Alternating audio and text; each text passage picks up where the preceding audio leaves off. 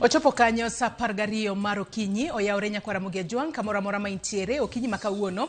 Ageno ni chieng' maber kendo en mor mara mar bedo kodi e chenro mar Opiny okinyi ma kawuono ma en chieng' tich ariyo tarik 17 dwe mar adek higa mar 2026. Kamoro amora ma intiere Nyakwaramogi Ajwang', chal mar kor lwasi chalo nade? Bore Nairobi kae wachiew makare kendo kaka pile wagone Ruoth Nyasaye erokamano ahinya kuom miyowa ngima manono. Nyakwaramogi Ajwang' okinyi ma kawuono bang' ma abobedo ka kelo ni weche manyien. Bang'e e nonro mar gazet mar Daily Nation kaachiel kod mano mar The Standard, weche magimiyo pek aneno ka opogore. Daily Nation ondike kae ni 2.1 billion schools bursary scandal.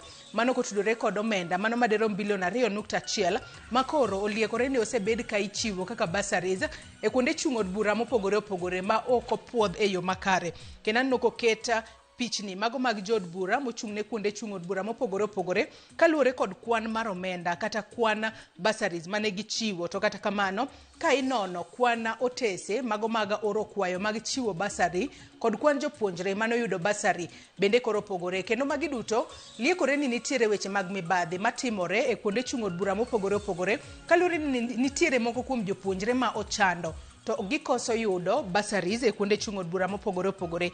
Mana no ka gazet mano ma Daily Nation omiyo pek it gazet mar 4 kaachiel kod mar 5.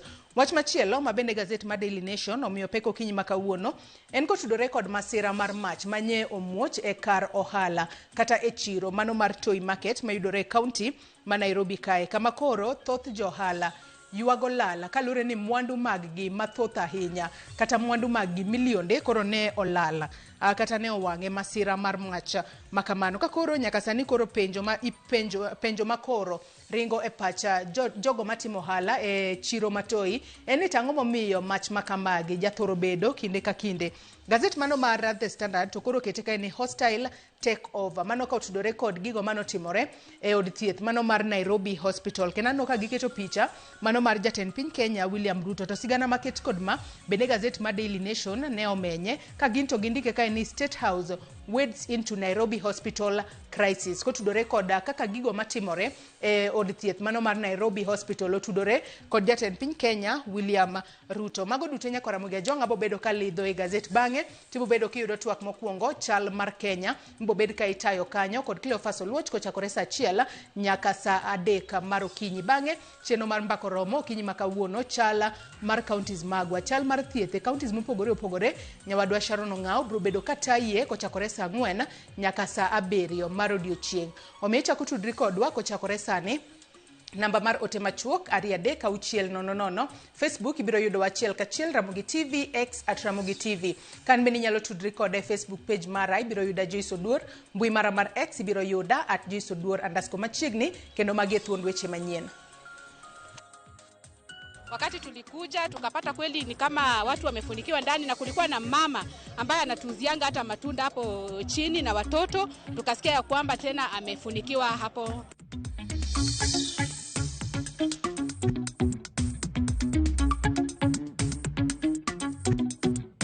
There is need for the Kenya Hospital Association to have credible elections so that persons of integrity,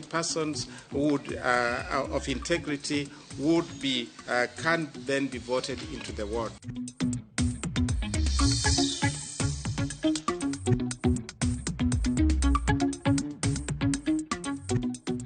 There's no need for any more public participation there. It's just to do what is right, to restore the path of the water.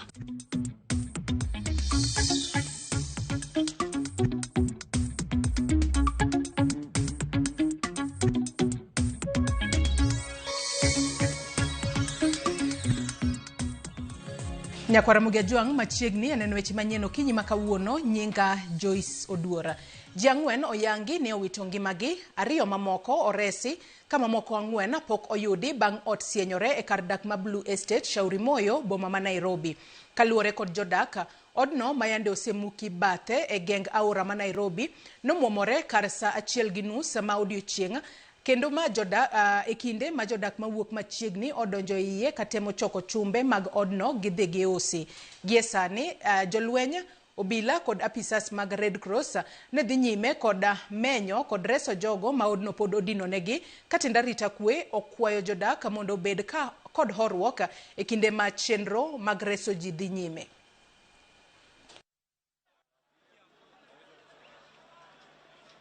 Tulisikia kuna poromoka, wakati tulisikia tunaporomoka tukakimbia tukakuja.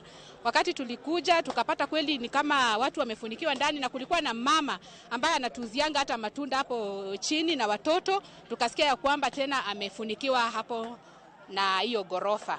Kwa hivyo tunaomba serikali ikaweze kutusaidia hao watu wakaweze kutoka ndani, na tunashukuru kwa yule ambaye ametoka ndani akiwa mzima. Wale ambao wako ndani tunaomba serikali ikaweze kuwasaidia wakaweze kutoka ndani vizuri. Tumekaa hapa tangu saa 12 tulikuwa tunafanya hapa. Mimi kazi yangu ilikuwa ni ya mawe hapa, naweka mawe hapa. Hao vijana wengine walikuwa hapa, wengine walikuwa hapa. Vijana wengi wamekufa hapa kusema ukweli. Wengi hapa tu ndio umetolea. Kuna mama mwingine hapa kwa chini hapa na mtoto, na alikuwa anauza matunda. Hiyo umetoka. Lakini vijana wengi wako hapa hii wameenda yote, na hapa katikati kuna vijana. Na vijana walikuwa wengi, na hii kitu ilikuwa ya mbogi. Na sasa hii tunaomba tu serikali au vijana watoke. Wenye watatoka watoke. Wenye wamekufa tunaombea tu Mungu. Lakini hii walete tu serikali watoe hii nyumba kwanza, watu waisingie ndani.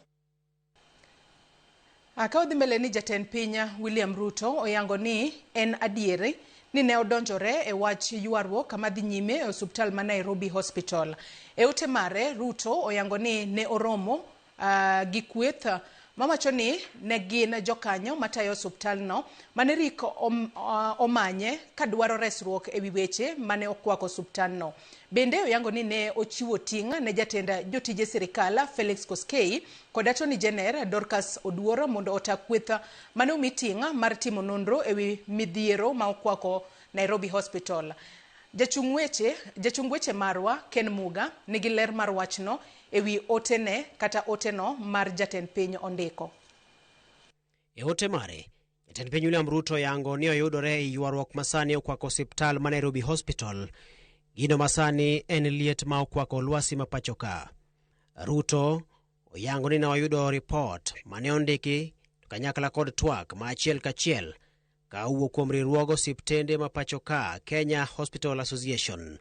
Kanyo ne oriwo jokanyo mag riwruogno magin nyaka lakteche. Weche mane opedhi e nyime ne gin mago ma oriwo koda ka ywaruok e wi jokanyo mag riwruogno e osiptal onogo ma Nairobi Hospital, yiero mag board mar osiptalno kod weche mamulo romo ma higa ka higa mag riwruogno. Bende weche mane opedhi e nyime ne oriwo ywaruok e wi telo kod buche ma kinde ka kinde mane pod ok otiek yalo. E oteno ma wuok e kar jot mar Jatend Piny, Ruto wacho ni ne oyie gi gwelo mare kaka patron mar Kenya Hospital Association kaluwore gi ratiro ma chik omiye katiba mar riwruogno. E thuolo mare bende kaka Jatend Piny, Ruto yango ni ne ochwalne report e wi ywaruok ma okwako osiptalno kendo ochako okenge mag manyo yore mag thego lwenyno. Ruto wacho ni ne ochiwo ting' ne jatend jotije sirikal Felix Koskei mar tayo buche mag lalruok kendo rekod ne nitie manyiso ni buche maromo 14 ne obagi mar timo thek. Buchego ne ochuo kelo lokruok mar tend board mar osiptalno ma Nairobi Hospital. Ripot Jatend Piny medo lero ni nitie winjruok mag loko pend chike moko 5 ka okalo winjruok e kind apisa mag sirikal kod jokanyo mag osiptalno. Ma owacho ni en okang' mar duoko ngadho mar osiptalno kendo mondo mi kete motegno.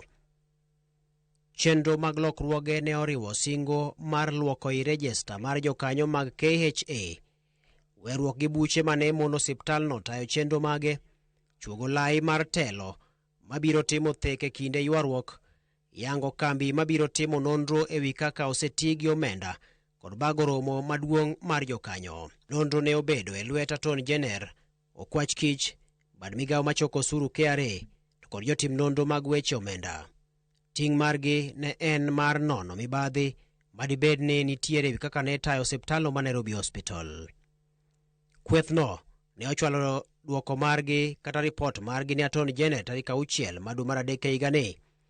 Report mar ute fwambo bende yango ni ndalo 3 bang' ripodno romo ne obedo kendo jakom board mar osiptal ma Nairobi Hospital Dr. Basley Onyambu ne onyisi ni otim lokruoge mamoko e telo kata thiche oko kendo make. Kata kamano, jatend piny oyango ni ripot mane ochwal na Attorney General ne ok mar chiwo kum, to ne en mar dewo dongruok mar osiptal ma Nairobi kod ngima oganda. Jotim nonro ne oyango ni osiptal ma Nairobi itayo kendo ochung'ne e bwo chik gi riwruok mar Kenya Hospital Association, ma en kambi mane gi lesen mane ochapi higa mar 2015. Ken Muga, Ramogi TV. Laktar Job Obwaka kod apisas mamoko adek mag riwruog lakteche pachoka owe kod rambuna bang' makgi kendo ma ochwalgi e doho kitudogi gi mibadhi motenore gi telo mar osiptal ma Nairobi Hospital. Giduto gikwedo ketho duto matudogi kod kawo asoya kod rem chwalo oboke mag omenda ne jandik riwruogno. Cynthia Onyango nigi ler.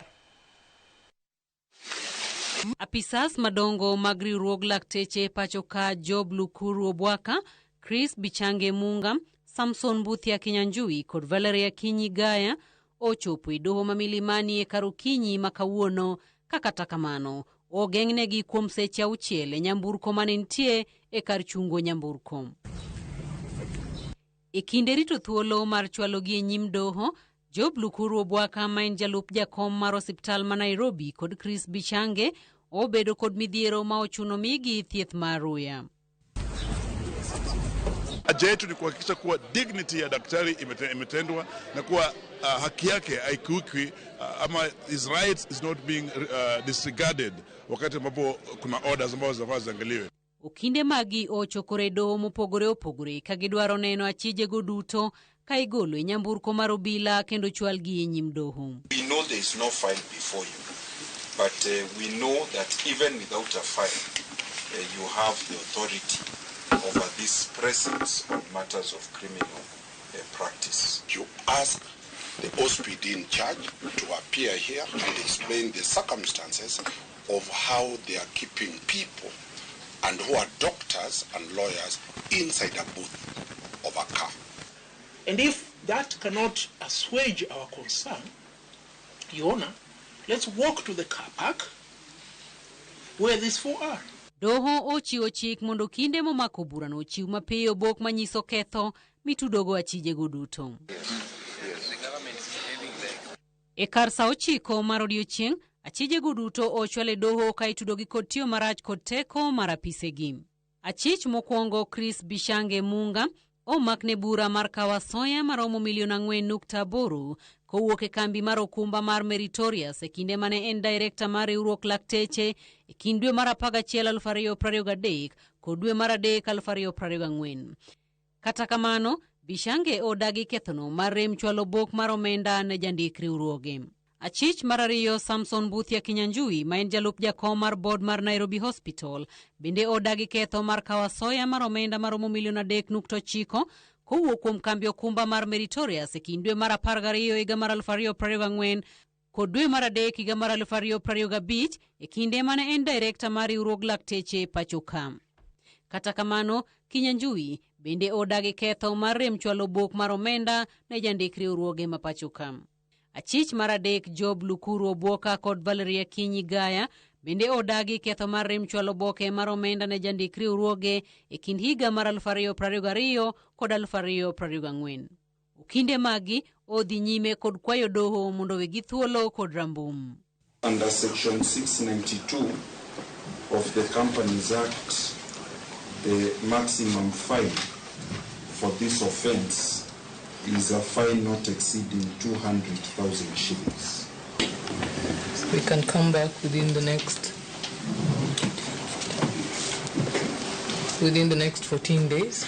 For those reasons, I have allowed personal bond of Kenya shillings 5 million with the 2 contact persons, and that the accused should attend court without fail when required. Cynthia Onyango, Ramogi TV, Nairobi.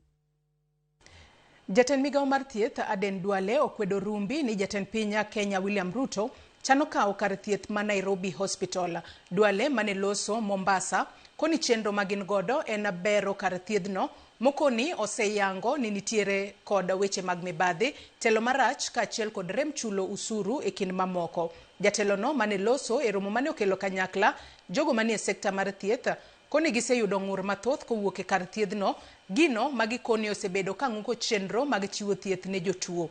Ne bende okoni osegolo chik ne riwruoga jochiw thieth mar KMPDU mondo tim nonro matut ewi kaka itayo chenro mag thieth ei Nairobi Hospital. Mokoni oseyangi kendo oketie rang'iny mag ute mag thieth ma ok ta chenro mekgi kaka owinjore. Hospital First is facing serious financial mismanagement and bad governance. That is the reality. Let us not bring politics, let us not bring other issues. And again, it is facing very serious clinical governance. And I have directed Kenya Medical Practitioners and Dentists Council this morning to go and do an audit of its clinical infrastructure. So we are protecting Nairobi Hospital, whatever people will see. Around December, the private medical insurance in our country blacklisted Nairobi Hospital because of this bad governance. Very long-serving doctors, I can name them, who operate in Nairobi Hospital, have sought the president's intervention. They have sought my intervention as a minister. They have sought the intervention of the president on a number of times, including last week. And the government directed investigation authorities to probe the ongoings at that hospital, from bad governance to tax evasion to corruption and many, many things. So neither the president nor the Minister for Health nor any government official has any interest. Our interest is only one. How do we preserve the first-class national and regional health facility that is in our country? Jatend piny William Ruto owuok tung' mosuo kod mane en jalupne Rigathi Gachagua koseye kendo koni ne othiche oko e apisi nikech timbene maricho kod mibadhi kanyakla kod timbe mag nyayo akweda. Ruto mane otelo e sidho dongruok imbo mar Kenya okoni obiro yombo kweth makwedo sirikal e yiero maduong'. Walter Nyambaga nigi mathoth. En mende siasa mane ochuo chieng' e kinde limbe jatend piny William Ruto imbo mar Kenya kochake kar chung' od bura ma Matayos. Busia hoye! Ka ema Ruto obara gwate wi mane en jalupne Rigathi Gachagua kose ni ne oriembi kum timbene maricho mochido kendo magalagala. Sasa mimi nataka niwaulize watu wa Busia, mkipima wale watu yule mwingine tulifukuza yeye kwa sababu ni muizi, kwa sababu aliibia, hata akaibia mandugu zake. Mtu ambaye ameua mpaka ameua wasichana sijui wako na nini. Watu kama hawa watashindana na sisi? Jatend piny osoko kulundengi kombe konyiero kweth maketo sirikal tesre. Ruto oko ni joditogo ni moko kuomgi ni kod chilo mamienogi kata bang' wuok e apisi. Wale wengine walijaza watu Rivayala, saa hii wanatuletea Kisirani. Hawa watu si tutawamalizia asubuhi. Wakiendelea vile wanaendelea, tutawamalizia na breakfast. Hata hawawezi kufika lunch. Ninyi mnanielewa jameni? Ruto onyiso nyadhi e tijene e kinde osidho gedo mag ute manengogi ogonyore na sewa e kod chirni manyasani e Budalangi, Ikolomani, Matayos, Mahala e kinde mamoko. Wale majamaa, wale wanajifanya wanashindana na sisi, si mumewasikiza? Mambo yao ni matatu: Kasongo, must go, one term. Mimi nakuuliza wewe, hiyo mambo matatu wamesema inaweza kujenga barabara? Wako na mpango ya stima? Wako na mpango ya ajira ya vijana? Wako na mpango ya maendeleo? Agenda hawana, sera hawana, mpango hawana. Ama mmesikia wako nayo? Wako nayo kweli? Sirikal bende otengo menda ne yore kaka Mamudere Okando, Siopot, Nangima, Malinya Eregi kod Chavakali. Vihiga hoye! Na Musira e kindu mamoko. Serikali ya Kenya tumetoa pesa shilingi bilioni 2 ya kutengeneza hii barabara zenu, ipite mpaka ifike Malinya. Hiyo barabara tunaanzisha leo, tumewapatia bilioni 1. Ndani ya mwaka moja hii barabara itakuwa ya lami. Walter Nyambaga, Ramogi TV. Kweth josiasa maketo sirikal tesre omedo seyo jatend piny William Ruto kendo wacho ni biro kwere e wi okenge mag uso kembe sirikal kagiloso e kaunti ma Kiambu. Kwethno ma otelnegi Kalonzo Musyoka, Rigathi Gachagua kod Eugene Wamalwa gimako chung ni gibiro medo miyo jo Kenya wacha mar nyisogi nyao mar sirikal. Just how much is enough? Unataka pesa ngapi? Lakini uzuri hapa akiwa na hiyo pesa yote halali. Na watu tutawacha halale. We'll make sure William Ruto you are not going to sleep for the next 15 months. Utalala ukifika Sokoi. Tutakuanika na hivi vijana wangu hawa. Port zetu ya Mombasa, port ya Lamu, we see him in the transport sector. Bato anaendelea kunyakua huko. Energy sector, hata mafuta kule Turkana. Stima yetu Ketraco. He is everywhere, we see his footsteps. We cannot for a minute, for a day, for the next remaining few months Ruto is president, we will not shift our focus from you, Bwana Kasongo, because you are the problem of Kenya. We want to see prosecution of those officers so that you can then complete accountability. But not to say before June utakuwa umepeana 2 billion shillings. It's like that is the price of a Kenyan child. Even 10 billion is too far little for one Kenyan son or daughter. Report jaga budget mapachoka Margaret Nyakango oyango kaka counties osetiyogi omenda edweche auchiel mokwongo mar hikomenda mar 2025-2026 korka tiyogi omenda e dongruok e counties makaluo. Report no yango ni county ma Homa Bay ema otelo nyime gi kwan omenda ma oseketi e dongruok kamano en $773 ma en atamalo 34 mar ageta mar county no ka county ma Siaya oseketo $320 e nus hikomenda ni ma en atamalo 20 mar ageta margi. Report no bende nyiso ni pod pok madhi e dongruok nok ka counties bende ijiwo mar medo kaso choko mar usuru. En report majaga budget ogolo kalero chal mar kaka budget mag county osetie nus ikomenda ni magana 2025-2026. Report no manyo chenro mag kaka ne otigi omenda e kind dwe mar 7 higa mokalo nyaka dwe mar 12. Report no yango ni enus ikomenda ni counties osetiyo gi omenda maromo $32.4 e chenro mag dongruok kamano na tamalo maromo 14 mar omenda mar $228 ma owinjore odhine chendogo e hikomenda ne. E counties makaluo, county ma Homa Bay ema otelo e kwan omenda ma osetige dongruok e nus hikomenda ne. Kamano en $773 ma en atamalo 34 mar omenda mar ageta marge. Kisumu osetiyo gi $451 ma en atamalo 23 mar omenda mar ageta margi. Migori osetiyo gi $393 ma en atamalo 34. Siaya to osetiyo gi $320 ma en atamalo 20. Report no yango kaka counties osegoyo kang e choko mar osuru ka okale mise ma sirikende ma counties oketo.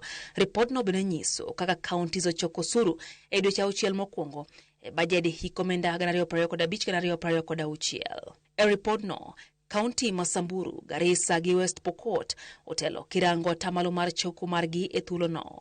E counties makaluo, county ma Homa Bay ema oyangi ni osegoyo kang malaria e choko mar osuru e thuolo no gi atamalo 40 kipimo gi lek mare. E thuolo no Homa Bay yande osechoko maromo $652. County ya Migori luwegi atamalo 35 bang' choko $261 e nus hikomenda 2025-2026. County ma Kisumu yangini ne osechoko $383 e thuolo no kamano na tamalo 10 mar ageta marge. Siaya ema report no yango ni e thuolo no ne osechoko osuru matin ma en atamalo 10 mar ageta marge. Mamano en siling maromo $302. E ote mare, jaga budget Margaret Nyakango omedo kwa sirikal mamalo mondo mi ochwal ne counties omenda maromo kendo e wangsa mar chopo kare dwaro mar budget maggi. Nyakwara Mugia Jwang report makamano ne olosnwa ko jafombo marwa Lydia Okeyo. Kawadhi mbele ni kuonde daka, kuonde ohala kod udi duto ma ogerie kuonde ma winjo obedio ma Pioula ichan muki kochakore jumani e aluora mar kaunti ma Nairobi duto. Ma oyangi kod Governor Johnson Sakaja mane twak bang' romo kod aput mane olosi bang' winjruok e kind sirikal mamalo kod ten kaunti ma Nairobi ma ogolo chika mondo mi kura, kera kaachiel kod kenha e kind riwruoge mamoko oroma kendo ogol report ma adundo e seche 48 report madhi menyo chal mar Nairobi bang' oula mapeka. Kaka Judith Omondi lero, mabiro e kinde ma johala ahinya to mag Rogon ywak ni ok okaw pachgi e wi darogi kawuoke aluorano.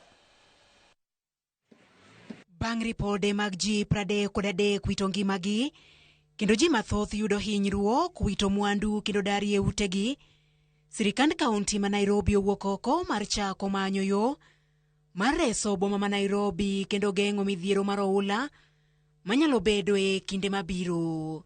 E twak ma Governor Johnson Sakaja obedogo kod jofwambo, ogolo chik mabiro bang' bedo kod romo gi aput mane olosi bang' winjruok e kind sirikal mamalo kod tend kaunti ma Nairobi, romo ma ogolo chik mondo mi riwruoge kaka kura, kera kaachiel kod kenha e kind riwruoge mamoko rom kendo ogol report ma adundo e seche 48 report madhi menyo chal mar Nairobi bang' oula mapek kendo neno ni omukudi duto manie yor oula. So this multi-agency team is looking at what we call the choke points. Yeah, so these choke points will have to be cleared.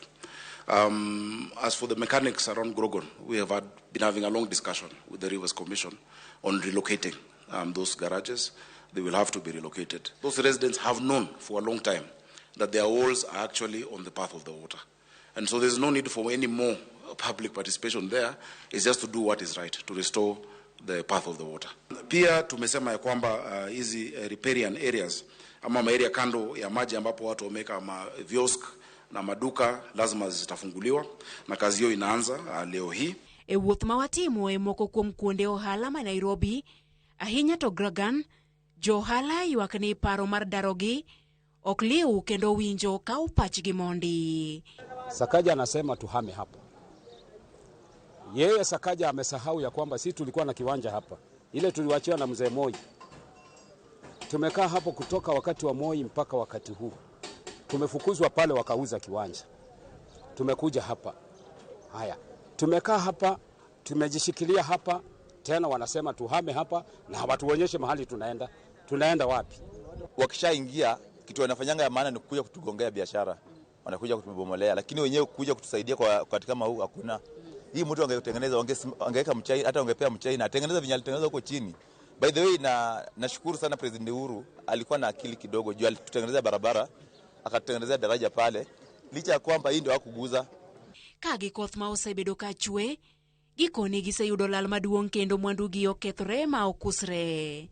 Kae kurango building ni nitie go down ye kanyo mikete geche mek dhano. Kwa tiyo to geche dhano wakano kanyo. Sema wasetiyo bwakano gari ma ng'ato kanyo kendo pio dhie asara en kuom mechanic. Nwachi wadhi lose koro gu peswa. Ng'acha ong'e ni gachi oket kama safe. Sani kaka gini tero waga asara in a lot of money and billions and millions of money because engines money ye kagi give us a lot of money. To oken go down nikende. Kichago kanya ka piny. Koro piny to ging'eny koni tinyalo na chiel nikende. Koro go down ging'eny kech pini biro ga botur nyaka gate bodonji e kuro. Ketho engines mang'eny ma in a lot of millions ma wadhi asara kae higa chiel. Kalore kod rameny mar chal kor lwasi, koth pod biro medo chwe juma ni aluora ma Nairobi, kendo ma owinjoru tich mar sirikand kaunti ma Nairobi mondo dinne ji manyalo medo wito ngimagi nikech oula. Judith Omondi, Ramogi TV. Jodak mahao 300 Sangorota e sub-county Manyakach e county ma Kisumu odongi midhiero bang' oula mapeka mokel gi koth mosebedo ka chwe pachoka ywero kuondegi mag dak kendo ketho mwandugi mathotha. Riwruok mar Kenya Red Cross to kod chenro ma osir gi jalendo Trevor Umbija ochwalo negi kony e kinde mapek podi nitie. Carolina Tieno leronwa mathoth. Kuom thuolo maromo juma achiel gi nus, jodagi ma Sangorota osekadhi achiedh nade miwuoro. Tok wito mwandu kendo udi bende oula oseywero. kaluwore gi koth mapek ma osekelo midhiero. An gi shida maduong' kabisa nikech watuo sani malaria nie piny omako ji nikech pi mang'ich. Sikul mane ji odhi ojotie onge. Kanisa ma ji odhi ojotie ni kanisa ni tin kabisa ting'o dhano malara 10. To jomodong' gi te nie kor gweng'. Kwa kanisa yetu kwa watu 20, kwa kanisa ingine pia watu wako.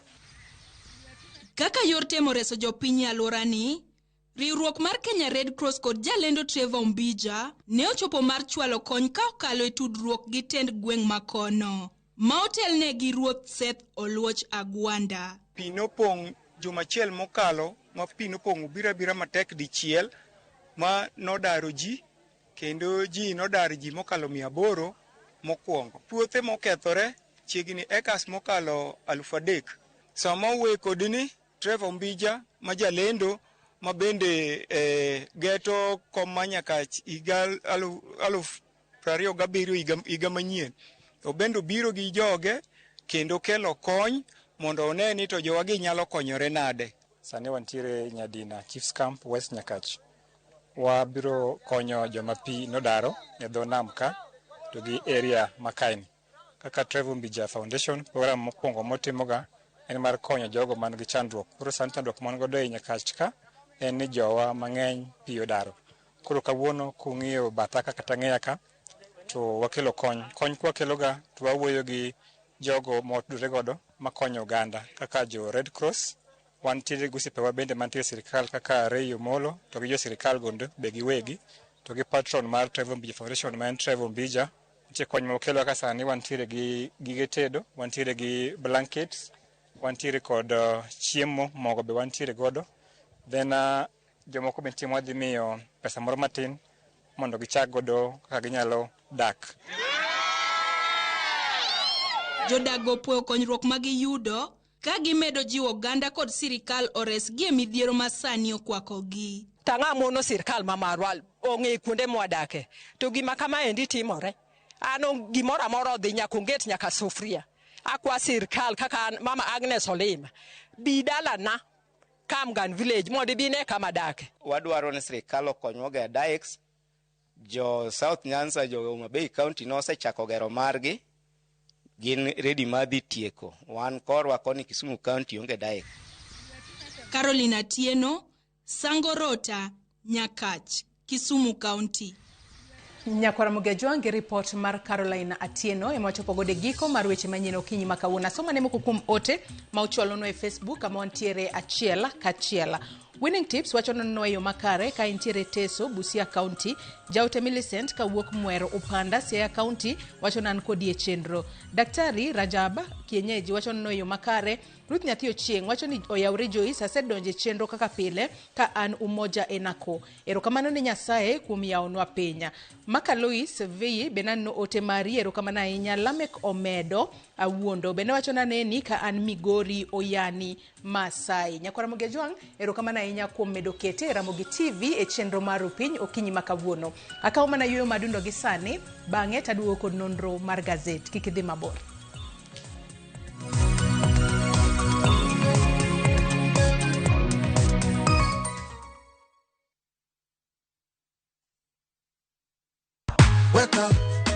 Wake up, bling bling, tears on the sky. Wake up, bling bling, wake up, bling bling, tears on the sky. Wake up, bling bling, wake up, bling bling, tears on the sky. Wake up, bling bling, wake up, bling bling, tears on the sky. Kupata skiza tune ya Penguin, your favorite song manze. Unaenda pale kwa *812 *784 hash. Kumbuka skiza na Citizen ndio nyumbani kwa wasanii. Bim! Aha!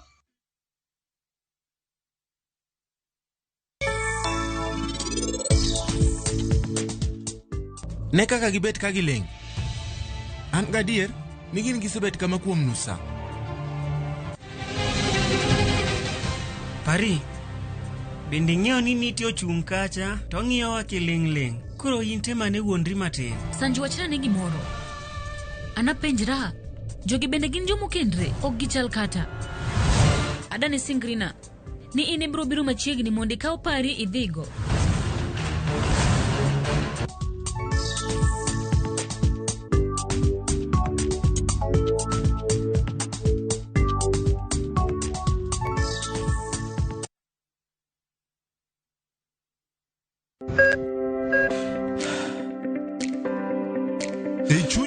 kiawa.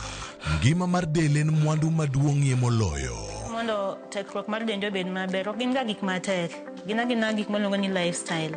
Manyiso ga jotuo ni gigi ok gin gik minyiewo, gin na gik mitimo. We bedo gi kiawa, kendo chak bedo gi ng'eyo. Nachako chemotherapy.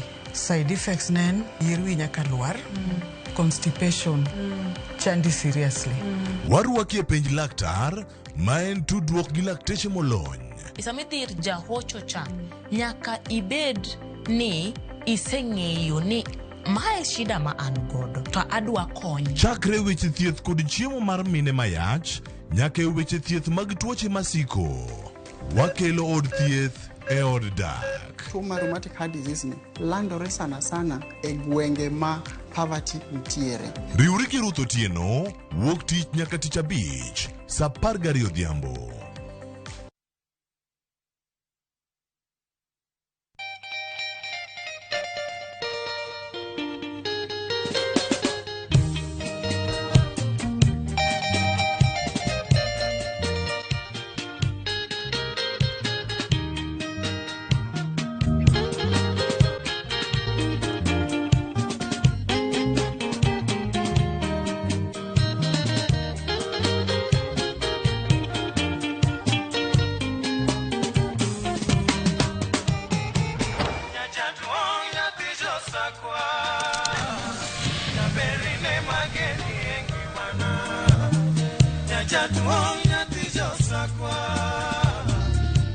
Radio Ramogi, Cartoon Jaluo. Radio Ramogi.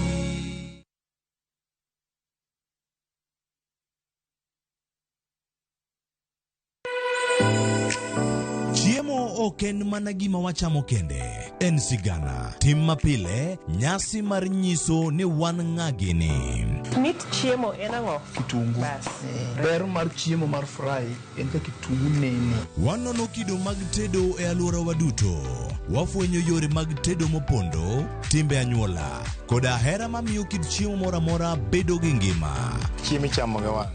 Koro nyaka ikete maler, koka obedo gimoro ma wang'i nyalo kelo miluma mar chak.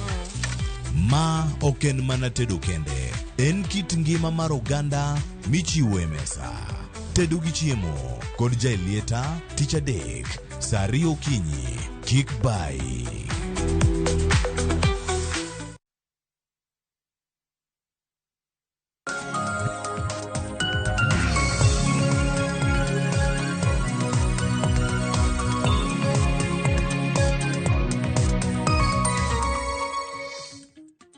Nyakwara Mugiajuang dakika en 38 tok saa 12 mar okinyi. Machiegni e nonro mar gazeta antiere kae kod jafwambo wadwa Hansel Oyango mar mondo mi wami siso mar ng'eyo gigo manitiere gazet. Kae to bang'e ibodhi nyiewo gazet ibedo piny isomo e yo makare. Oyawre Hansel, ichiew nade? Yara ina Joyce chiema ber, goto osetaya masechopo ka. Mana kaka kawaida wadwa lidho na nyikwara Mogi. Weche manie gazet, achiel ariyo manie gazet. Gazet ariyo gi durra en ko yango mana weche mag mibadhi gi kaka itiyo go omenda, kaka institutions mopogore opogore tayo weche mag omenda Kenya ka. Daily Nation okete ka ni bilion madhi mana 2.1 manie weche mag basari sani koro jaga budget owacho ni nitiere kaka neno ka gima nitiere mibadhi moko sample mana constituency ma kata jaga budget manen report mano mar auditor general. Yes. Haya mane gazet mabenda dwan wachak godo achiel kachiel e pachoka nikech wang'eyo ni wechego mago mag basari e pachoka osebed kiwacho ni otudore kod wechego mago mag siasa. Jomoko bende wacho ni ka ikia ja siasa mora mora to seche moko kinyal kata yudo basari makamano. Kakoro nyaka sani ondike kae ni 2.1 billion schools basari scandal. Kendo wach ni nitiere mogo kuoma jod bura kuonde chung od bura mopogore opogore makoro mibadhi makamae mieno nikech wacho ni nitiere kuonde chung od bura mamoko makoro nyaka sani ok nyal yango ni omenda maderom bilion 2.1 mane ochiw kaka basari e thuolo mar higa achiel ni nochiw e yo machalo nade. Mano en kotudore kod wechego mag mibadhi. Kendo king'iyo anno ka gazet ni mano mar Daily Nation otemo yango moko kuom mago kuonde chung od bura mopogore opogore ka achiel kod kaka kit mibadhi makamae miene. Kwang'e it gazet mokwongo kae kapok wadhi it gazet mar 4 kachiel kod mar 5 Hansel. King'e it gazet mokwongo kae wan no kuom ranyisi nitiere kanyo Armat Leman Ken mano jaod bura mano Narok East. Iwacho kanyo nitiere special bursary mane ochiwo ne jopuonjre ka jopuonjre makamago ne ok ojazo kata form mano mar bursary nikech wang'eyo ni kinde ka kinde kapok omiyi bursary to ber kikawo form kisekawo form makamano tijazo kendo kokitimo ni nonro kaponi iromo mar mondo omiyi bursary ni kata oyo kata kamano en nochiwo gi kama. Nitiere Benjamin Gadhiru ma Embakasi Central nitiere iwacho kanyo ni nitiere joma ne ochwalo kwayo margi kata applications ne gin 7,500 kata kamano jopuonjre 11,132 nomi basari e kar chung' od bura ma Embakasi Central. Matiende ni moko kuom gi nomi basari to noko jazo form kachiel kod jod bura mamoko ma bende waneno kanyo Hansel. Mana gisewacho no midhiero gi weche mag corruption, nepotism gi nyaki ng'e ng'ato eki yudo basari okwako constituencies kata mana od gwengewa mopogore opogore. Nyaka wabed clear ni magi mana samples manye Auditor General nyotimo. Poko donje constituency te magi mana samples, a few constituencies emanyo cheko to ema koro sayudo ka mibadhi chako gimo ochuo chieng' kaeri. Wan gi ka koro Joshua Kimili mano Kimili Kaiti iwacho ni nentiere Kimili sorry mawuok Kaiti mano iwacho ni nentiere political interference machine nentiere weche mag siasa ma nodonjore weche mag bursary allocation. Wan ka gi Julius Mawathe ma Embakasi South iwacho ni en nochiwo milion 62 mano miyo ji 3,131 mago rowere mano nego chulne godo weche mag driving gi somo weche mag cosmetology to gima lich en ni jogi ok no apply. Koro iwacho ni criteria mane mano tigo nitiere ka Innocent Obiri mawuok Bobasi. 20 students from High Coast Private Institution received between 30,000 gi 160 ng'ato ka ng'ato. John Kiarie mano ma Dagoretti South students 21 mano otimnegi overpayment. Overpayment ni range from 5,000 to 47,000. Mateni pesa mano nego bed allocated ne students go nokalo ma yudo ka ng'ato allocation mare nokalo gi up to 47,000. Mano koro en gima inono iwacho ni dibede ni mibadhi moro nitie. Nitiere kata mana kuonde moko mane multiple awarding notima tene nomi ng'ato achiel nomi basari nyadinwoya to nitie moro ma okoso yudo. Nikech magi duto timore kalore ni apisi mano mar Auditor General ma pacho kae giwacho ni nitiere kuonde chung' od bura 23 ma koro ne gitemo menyo kalure kod regional balance mago mawuok e counties ma Nairobi, Kirinyaga, Makueni, Kilifi, Kisii kachiel kod Narok. Mane momiyo ne giyiero counties makamago. Kata kamane wacho ni nitiere jopuonjre moko mochando to ok ginyal dhi e skul kalure kod onge mano mar omenda kalure kod wechegi mago mag dewo wang' e kinde mag chiwo basari makoro miyo jopuonjre mathoth rem mar dhi e skul kalni seche moko jogo ma nitiere gode mimiyo basari kose seche moko ing'eri kod jaod bura koro in imiyi basari to jal mochando to ok mi basari e yo makare. Ang'e ni sigana makamano Nyakwara Mugia nyalo somo matut e gazet mar 4 kachiel kod mano mar 5 mano mar gazet ni ma Daily Nation. Hansel adwa wadhi mbele mana mapiyo piyo adwa wadhi it gazet mano mar 2 mar gazet ni ma Daily Nation.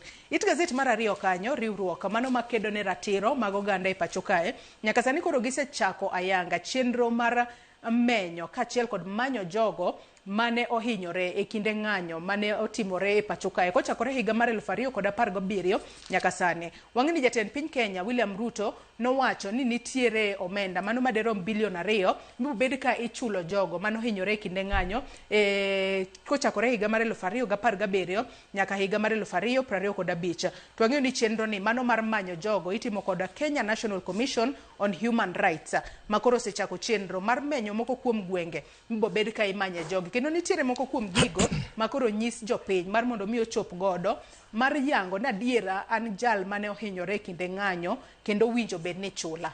Hansel Mano kise yango no, kanyalo medo en ni number 1, nyaka wa understand ni compensation mar victims ni en achiel kuom gik manie 10-point agenda. Ma jatend piny sani koro temo implement. Wang'e ni 10-point agenda no donjo higa achiel. No celebrate 1 year anniversary tarik 7 dwe ni. Ma koro sani koro waneno ka koro jatend piny osechako keto moko kuomgi e tim. Mano bang' kane gisebedo gi winjruok gi maneno gayo mar ODM Raila Odinga higa mokalo. Kata kamano to mondo compensation obedi nitie procedure ma nyaka lu. Nitiere kata mana chik moko mabe nyaka loki, nitie mondo gini otim within the confines of constitution. Kik bed ni ng'ato nochiewa to dhi to chako timo tijni nikech ne nitie komiti moro mano chuogi, but ne nitiere ywak ni komiti no tiyo tije Kenya National Commission on Human Rights. Makoro jo Kenya National Commission on Human Rights ani koro osekawo ng'ala manyime e wach ni ka koro gidwa neno nang'o ni compensation nyaka tim. To giwacho ni nitie gik ma gibro ng'iyo. Achiel kuom gi en police obi mane report otimre. P3 forms mane ng'ato odhi report godo ni nohinye gi weche mamoko. To seche makamano bende giwon ni kik ng'ato teme falsify information kata mana chiwo information mokoriere manigi rochni mopogore opogore.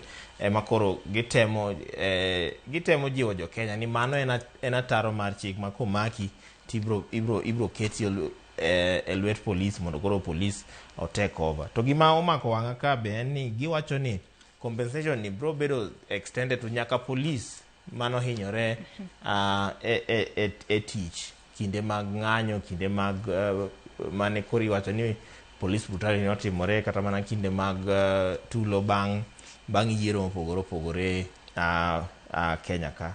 To of course jatend piny wacho ni 2 billion moseket tenge mar mondo ong'i ni jogo mawuok e gwenge machalo kaka Nairobi ka, Kitale, Kisumu, Mombasa, Nyahururu, Wajir, Kajiado, Isiolo gi Garissa, mange kuonde maneno ka giwacho ni gibro chako godo mondo gine ni jogo bedo compensated. Nyaka apani dialogue bendo nego bedie gi stakeholders mopogore opogore mondo winjruok obede ni ang'o ma compensation ni bro bedo ni en compensation ma fair, ma onge mibadhi, to onge ng'at ma pod bro neno nang'o ni pesa momiya cha ne tin gi weche mamoko. Apani deadline mane jatend piny noketo ni end of June, by end of dwe mar auchiel onego bed ni wach ni oselos. Kamoko kuom counties makoro ne owach ni jopiny nyalo chwale ng'ur magi kata victims nyalo chwale kwayo magi oriwo kanyo mano county ma Nairobi, Kitale, Kisumu, Mombasa, Nyahururu, Wajir, Kajiado, Isiolo kaachiel kod Garissa. Apise mag Kenya National Commission on Human Rights nitiere kuondego, kendo ng'ata mano yudo hinyruok e kinde ng'anyo mano kochakore higa mar 2017 nyaka 2025 nyalo dhi kacha kod gigo moyangi mar mondo mi ochak chenro mano mar nono kapo ni nyalo chuli kata winjo be ni chuli kata oyo. Ka bende mano jakoma mano mar Kenya National Commission on Human Rights Clarice Oganga bende ne giwacho ni gibro bedo ka gimanyo familia ma jogegi ne ondhi e kinde mag ng'anyo mano mar higa mar 2024 2025. Jogo manondhi to nyaka sani familia magi ok ong'eyo kuma gintiere mar mondo mi koro ginene kaka jogo bende inyalo konye e yo makare. It Gazette mar 2 nogo Nyakwara Mugiajwang' bende nyaka sani wacho ni mago johala sani koro giyuto makare ahinya e kinde ma koro oganda din jo Salam ikore ne Idil Fitr ma igeno ni bro bedo kanyo chieng' tarik 20 dwe mar 3 higani. Parno oganda dini jo Salam osebedo e dwe maler mano mar tweyo, kendo dwe mano mar tweyo mano mar Ramadhan igeno ni bro bedo karumo chieng' tarik 20. Inyalo somo mano It Gazette mar 2 bathe kanyo bende. Adona dhi It Gazette mar 3 ka Hansel weche makoro okwako kata midhiero makoro okwako od thieth mano mar Nairobi Hospital. Oneka ni Nairobi Hospital crisis, arrests, raids and letter to the president. Odiochieng' manyoro jatend migawo mochung' ne wechego mag thieth e pacho kae Aden Duale ne owuok oko ka koro okwedo josiasa makoro wacho ni jatend piny Kenya William Ruto nitiere kod gombo mano mar kawo kar thieth mano mar Nairobi Hospital. Kata kamano yangore kata iseyo moko kuom jokanyo mag board mag Nairobi Hospital ni gisebedo ka gimiyo omenda mathoth bilionde lal kowuok osiptal no, gino mabende sani koro thiro chenro mag thieth e od thieth ma Nairobi Hospital kendo koro miyo jotuo moko kale matek ahinya. Hansel. Jatend piny to nyose wuok oko ka wacho ni mano through State House spokesman wuok oko ko wacho ni adiere ni osebedo approach talk dichiel a few times gi dakteche ntiere riwruok ma dakteche auchiel manyo wuok oko ema no approach ni mondo ores osiptal no. To of course siasa to nitiere iye kama jomoko wacho ni jatend piny olap dhoge ndong ne osiptal no dwa take over osiptal no, but gima muhimu kae ni osiptal no en osiptal members, ok en osiptal ma shareholding kata gango nyaki ber jakanyo. Osiptal no members mag Kenya Hospital Association emo own osiptal no. Chalo kaka koro sako moro oamua invest e business mar osiptal, koro members mag sako no ema own osiptal no. Koro mane ma koro miyo abedo gi doubt kata gi jogo ma seyo jatend piny ni giwacho ni jatend piny dwaro kawo osiptal no. Gilerno ni odwa kawe nade to gi procedure mane. Ginyiso ni odwa kawe, ginyiso ni ang'o miyo giwacho ni odwa kawe to ere ranyisi manyiso ni odwa kawe. Nikech an nyatemo losi gana no. Of course tie weche kuma pod akia, but so far pok aneno kuma anyalo wacho ni jatend piny ne dwaro kawo osiptal no. Kata kamano to mibadhi to chalo gima osechuo wang' chieng' e osiptal no. Nitiere pesni mabe osebedo kalal, nitiere losses moko ma osiptal no osebedo ka nigodo. Iwacho ni higa mar 2024 kende ne gin gi deficit mar 2 billion. Over time accumulatively gisebedo gi deficit mar billion adek. Nitiere pesni moko mane giketo tenge madhi mana billion 91 miwacho ni nitiere kako selal ma jogo ma tayo osiptal no pok osebedo ka nyiso members nango ni obedo na pesni olal nango. Nitiere kata mana elections mane timo mane iseyo goro jotelo mane ran osiptal no kiwacho nango ni nitiere ji 300 moko mane gikelo magimede membership mano mar mondo konygi e gombulu mondo gine ka ginyalo yombo. Koro magi gik mi iseyo gi godo gi weche mamoko. To wachore ka ni nitiere kaka dakteche moko ntie kaka nodhi kuom Mr. Jatend Public Service mano Felix Kosgei higa mokalo, mano higa dwe mar adek higa mokalo, kendo bang'e no to ne gidhi ir Aden Duale be mondo oresgie. Tiwacho ni wachno noter nyaka ir Attorney General mane koro kalure gi chik ma Kenya ka nomanyo search warrant mano nego gidhi gi search godo offices gi udi mag jotelo mani kanyo. Wacho ni kane search no notim, documents moko mane jogo nosekwame chal ka gima noyude. Ywak benye nitie kaka noor jo investigators e ut jotelogo.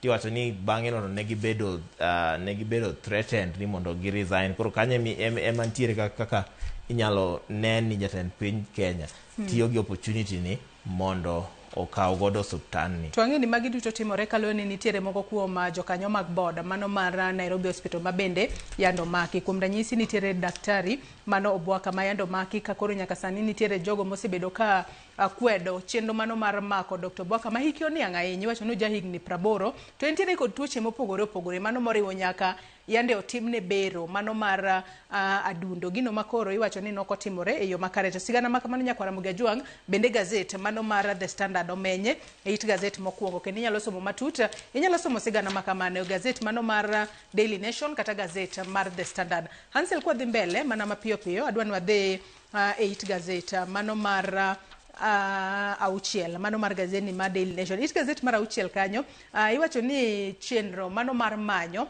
ng'ama bro bedo Vice Chancellor manyien mano e mbalariany mano mar University of Nairobi kata UON. Nyaka sani koro chenro makamano kwan mag jogo ma koro ibo bed ka idayo dhoggi owuok e 8 nyaka sani koro gichopo 6 nikech nyaka sani wacho ni nitiere jogo mane oyieri e list mokwongo ne gin ji 8 kata kamano sani koro gin ji 6 wacho ni jogo ma koro osebedo shortlisted oting'o kanyo Professor Bernard Odhiambo Aduda, wantiere kod Professor Isaiah Omolo Ndiege, Professor Stephen Onyango Odebero, Professor Mary Abukutsa Onyango, Professor Francis Jakim Mula kachiel kod Engineer Professor Ayub Njorege Gitau.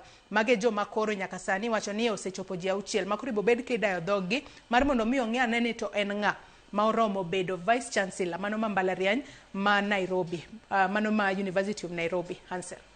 To gima koro mako wang' ka en ni Professor Margaret Jesang Hutchinson ma osebedo ka en VC kowuok acting VC rather kowuok August 2024 tiwacho ni ok no apply tijno ma koro ji penjore to en ok no apply nang'o.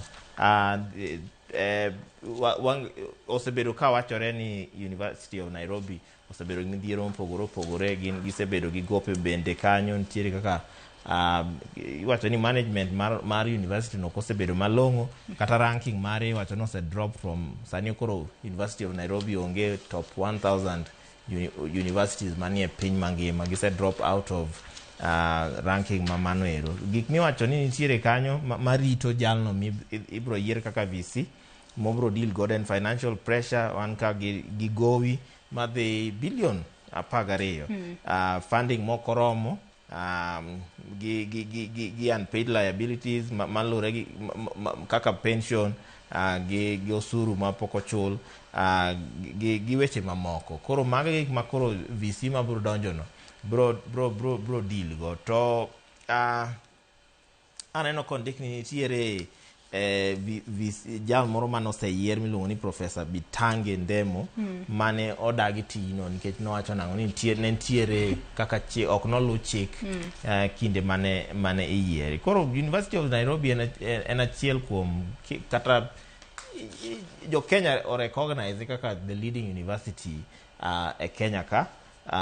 Ema koro nyaka sirikal gi kolure gi migawo mar somo nyaka neni university ni ochung. To gima neno ka universities ma Kenya ka kata ma kende ni god en ni kod kor komenda ka onge ga ler malong'o nikech kata mana reports moko ma kaka pes mitiyo godo university mondo iwinj kilose ok en gima yot ahinya. Koro nyaka magi procedures kata mana processes ma nyaka VC madonjo make sure not donjo malong'o nikech mane kaka ibro deal gi the financial issues manitiere gi weche mag duope manitie nikech koro universities waka koro University of Nairobi kende manigi gowi mar 12 billion to mano pok imedo universities mamoko to koro ipenjore to koro gidwara nang'o ka gin gi deficit. Niwacho ni new funding model bro reso weche gi to pok waneno ka change osebedo. Koro nyaka sirikal ne ni universities wa kaka institution it is ok en gima yot ahinya mondi item reconcile kata mane pachi ni university kaka University of Nairobi nyalo bedo gi gowi maromo 12 billion. Omenda ma giyudo dhi kanye mane penjo maduong', omenda ma sirikal chiwo dhi kure, funding ma giyudo dhi kure, ka nitiere shortage no akanye mage penjo ma ana nyalo penjora. Aya mago penjo makoro ringo e pacho piny kalo ni University of Nairobi na achiel kuom mbalariany mago mag piny owacho maduong' ahinya montiere godo e pacho kama winjo be ni iloso chenro mano mar telo mar yo makare mar mondo mi oduok nyadhi mare kaka ne nitiere e kinde mokalo chien. Nyakor Muge Jonge it gazet mar 10 nyalo somo weche mag siasa manitiere kanyo. Wang'e ni jatend piny Kenya William Ruto dichieng' manyoro ne ochako ayanga limbe mare mar ndalo abich e gwengego mago mag Imbo mar Kenya mano moting'o kanyo kaunti ma Busia, Bungoma, Kakamega ka achiel kod Vihiga kama bang'e juma manyien obobedo kodhi e limbe mar odiochienge 3 mano e gwengego mago mag Gusii region ma kama bende obobedo kuro kuom thuolo mano mar ndalo 3 kochakore chieng' tarik 29 dwe mar 3 mano ma higa ni. Ansel adwano wadhi mana mbele mapiyo piyo watiek nonro mar gazet. Adwano wadhi it gazet mar 12 it gazet mar 12 nitiere sigana moro makoro nyalo bedo ni nyalo mako wang' jo Kenya kale nyaka sani koro onge ja Kenya mora mora ma ibo bed ka iketo e listi mano mar jolweny mano mag Russia ma osebedo e ong'ala mambele mar bedo e lweny madhi mbele kind Russia kod pinyno mar Ukraine. Magi duto notimore kinde ma jatelo mochung'ne tudruok kod pinje maoko ma pacho kae Musalia Mudavadi ne oromo kod jatelo mochung'ne tudruok kod pinje maoko ma pinyno mar Russia mar yango ni onge jakenya moro amora ma kende biro bedo ka yudore e lweny madhi mbele kind Russia kod Ukraine. Hanse Foreign Affairs Minister ma Russia mano iluongo ni Sergey Lavrov nyowuok ka wacho nango ni adier makende ni jogo ma apply tije ma Russia ok ne non voluntary basis, ne ng'ato wuone machiwore to ok no otime e yo moro ni koro wa target jo Kenya kende. Giwacho ni nitie kata na jogo mawuok e pinje mamoko ma bende nie Russian army. En mani koro Kenya no neno bang public outcry ma koro ne wachno no biro. Koro nyegi wacho kanyo nango ni koro kochakore sani onge ja Kenya ma biro dhi e lweny ma Russia, to koro mano en gima koro piny ma Kenya gi piny ma Russia oseketo ni jal moro amora mawuok Kenya ok bi yiene mondo donje e lweny ma kind Russia gi Ukraine. Koro warito winjo mondo wane ni koro jogo mosedhi kucha to koro ibro kony nango mondo nikech families gi to osebedo ka ywak nango ni onego duok gi Kenya ka to ok oyot gi sirikal. Ngeni on one side ba temo neno kaka sirikal onego respond nikech ka ng'ato nodhi kucha mantie nyaka videos ma ogol ka ng'ato wacho nango ni understand risks mani kanyo. Teka hinya ne sirikal samoro ngeni samoro wa push sirikal but ok oyot ne sirikal. An owuon asewacho nango adhi lweny ma Russia ang'e risks mani kanyo, ang'e compensation, ayie kata ni ngimana nyalo lal e lweny no. Bang'e kasedhi to kendo koro joga ywak ne sirikal onego reswa. Koro I hope ni sirikal bro resogi but ok obi bedo mayot ne sirikal. Twang'e kinde ma magi duto timore bende jatelo mochung'ne tudruok kod pinje maoko mano Musalia Mudavadi emede koro nowacho ni nitiere recruitment agencies madirom 600 ma koro gin moko kuom mago ma koro chich nitiere ni gisebedo ka giwuondo jo Kenya ni tije nitiere pinje maoko kara tije ma kamago onge. Mago Nyakwera Mogajwang inyalo somo matute it gazet mar 12. It gazet mar 13 kae bende koro iwacho ni wechego mago mag oula kata geng'o mar mondo mi midhiero mar oula kik hiny jodak ma Nairobi. Iwacho ni mano e tem mokwongo makoro itemo godo riwruok mano ma sirikal mamalo kod mar tend county mano ma Nairobi. Ka bende nyaka sani iwacho ni nitiere omenda mano madirom bilion 33 ma oket tenge mar mondo mi one kaka inyalo yar godo sewerage network e county ma Nairobi. Kata kamano Ansel adwa watie kod machinglo manitiere it gazet mar 15. Machinglo makamano otudore kod wach mano mar jo Kenya mawuok e pachoka kadhi e pinyno mano mar Russia. King'iye kanyo anno ka nitiere picha machalo jotend migepe ma pachoka kachiel Keni manen marasha take gimomiyo joma moko to wiye gin mag nyanga. Ago crocodile tears. Kizungu dendo ni crocodile tears. Russia yuago crocodile tears ne jo Kenya. Ni midhiero mako jo Kenya koro chal giwuondore ni gin very concerned. To concern moro to malongo to ok nere. Koro barua moro giwuoko kanyo ma iwacho ni from Russia with love, no more Kenyans in Russia, Ukraine war. Koro giwuoko ka gima gichalo ka gima gin concerned. Jatend migao maweche mag tudruok gi pinje maoko to be ni kanyo embo receive gino to pache to pod nitie kaka ni tije ma Russia gin traps ma kwako jo Kenya.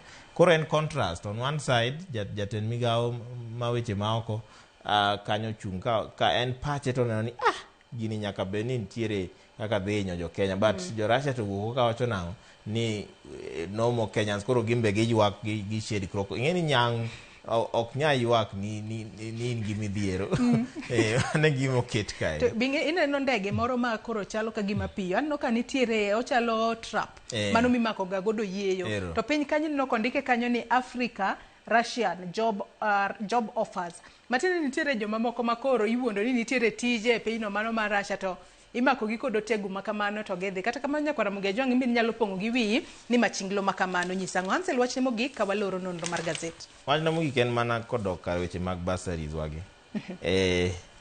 Achiel kuom gik manyomako wanga ka en ni review wacho nango ni 282 out of 290 constituencies process bursary application manually.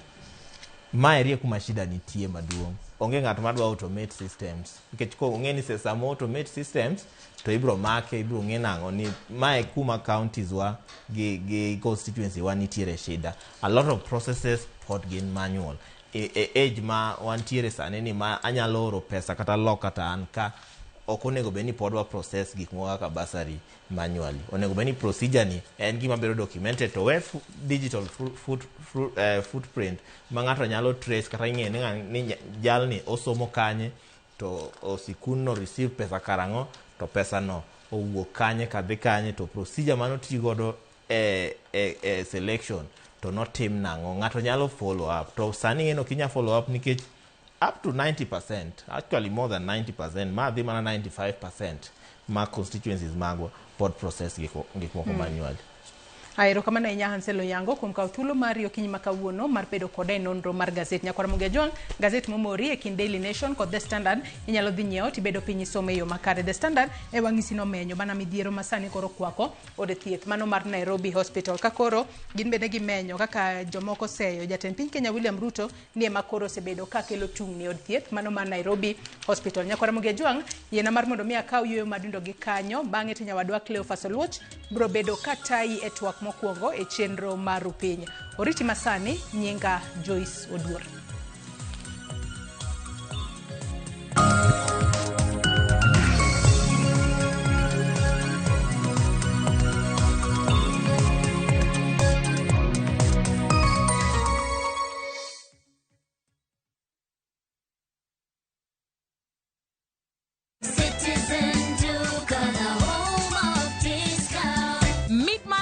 Have to mean cutting corners. Citizen Duca brings you affordable essentials and quality daily products you can trust. All you need to do is WhatsApp us your shopping list to 0710-487-487 and we deliver. Citizen Duca, your home of discounts. Citizen Duca, the home of discounts.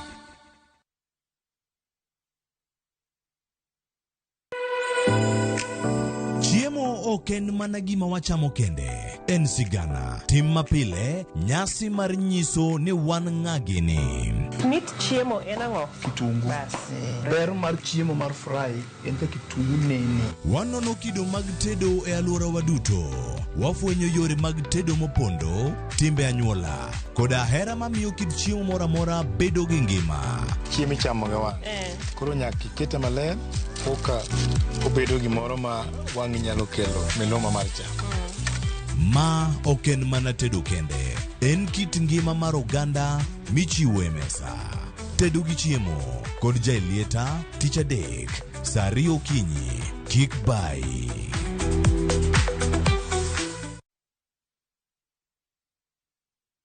Kaw thuolo mwachiwoni mondo inyiew mabedewa e nengo molwar. Ok mano kende, ibiro mabedewa e nengo molwar mokalo kanyo ka ibiro ikawe in iwuon e kambi maro mar Royal Mabati Factory Limited. Corrugated and box profile yudo nengo mar $353 kende kuom mita ka mita. Brick tile kod Roman tile yudo nengo mar $370 kende kuom mita ka mita. Chenro mar kelo mabete manyiew kodwa nyaka ma intie dono mongi chudo moro amora bende nitiere. To ka ibiro ikawe in iwuon tibo kugo omenda mathoth kendo ibiro yudo mabete manyiew kodwa e bus chariyo kende. You are told Saturday Namar 0722638383.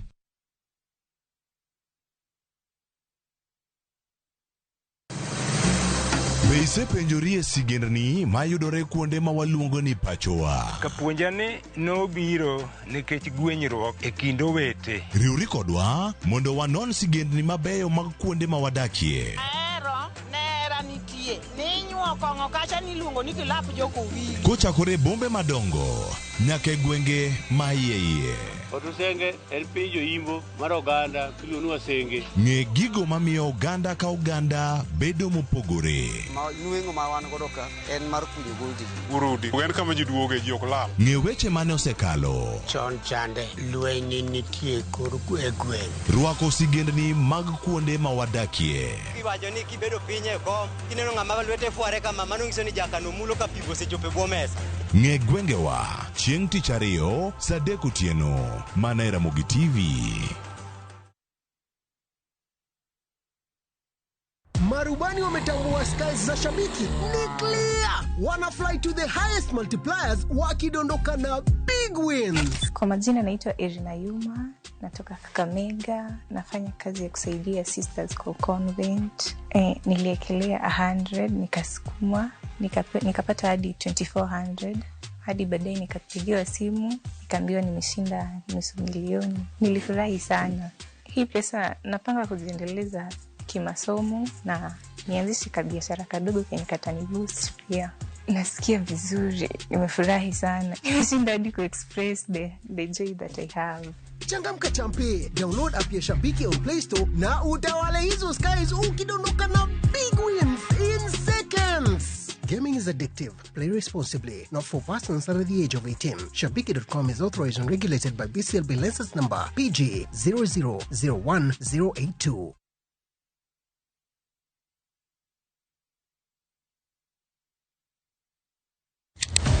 Tich ang'wen ka tich ang'wen, wafwenyo teko mar pok mari. Ochalo like gima nasomo.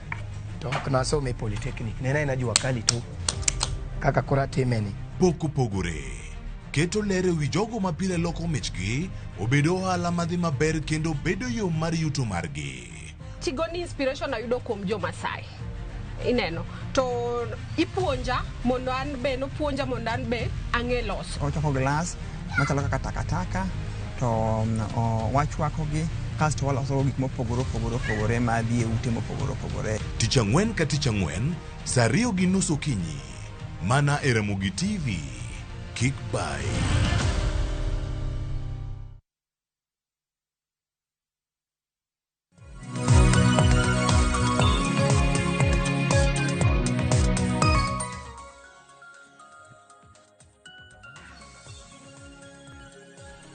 Nyakura moge jwango yawre kendo machiegni mantiere karka e chenro mar rupiny dhi nyime. Iseyudo gazet kod weche manyien mano mokeli kaka nyawadwa Joyce Odwar bedo katai e tieloni mar twak.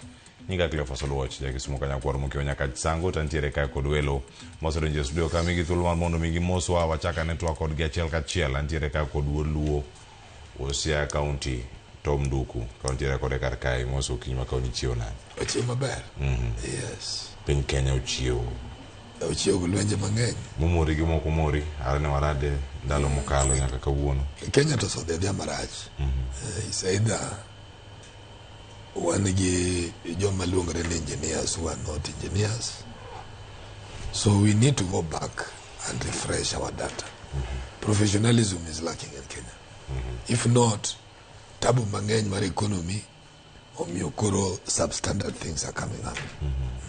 Kamano wacha ne mago achiel kuom biero mabende okwako piny Kenya nyakoro mjongo rango sani chal mar piny Kenya machalo antie kaka kod Robert Wuomo bende wan kod okinyi ma kawuono. Robert oyawre kendo machiegni. Oyawre Cleo. Mose oganda. Be amor kawuono mondo bi wapime weche piny kaka dhi. Wane kaka serikal bende dhi kodwa. To kaka jopiny bende kaka wadhi gi serikal. Kamano nyakura mogi jwang mana samo chaki kodi karkae nyakura mogi jwang gik mathoth enya bedo kae katimore kendo wabedo kae ka waluogi achiel kachiel ni to matimore kor gwenge mopogore opogore to gin mage kae kama wantie nyakura mogi jwang wayudo thuolo mano mar chako gi kaunti ma Nairobi kae kama ot machielo kanyo mane koro osedare oganda mano ne oruombore kendo yangore nyaka sani mano ji 4 osewito ngimagi. En report mabende oluodo chi manyoro adamana mondo mi waranga ne kachiel kachiel ni kanyo to oganda mane iye kae negi ma jok mochopo kata manyo scrap mano kalore gi wach mane ntiere to nitie jok moko mabende ntiere mane luo sigana ne achiel kachiel kendo chenro mag reso oganda ne dhi nyime. Ono luar Shauri Moyo kendo ji 4 go ne otho bang' ot makamano ne oruombore piny. En wach mabende koro medo mana penjo mathoth iwacho ni sani en menyo mapodhi nyime. Mwaka tukakimbia tukakuja, wakati tulikuja tukapata kweli ni kama watu wamefunikiwa ndani, na kulikuwa na mama ambaye anatuzianga hata matunda hapo chini na watoto, tukasikia ya kwamba tena amefunikiwa hapo na hiyo gorofa.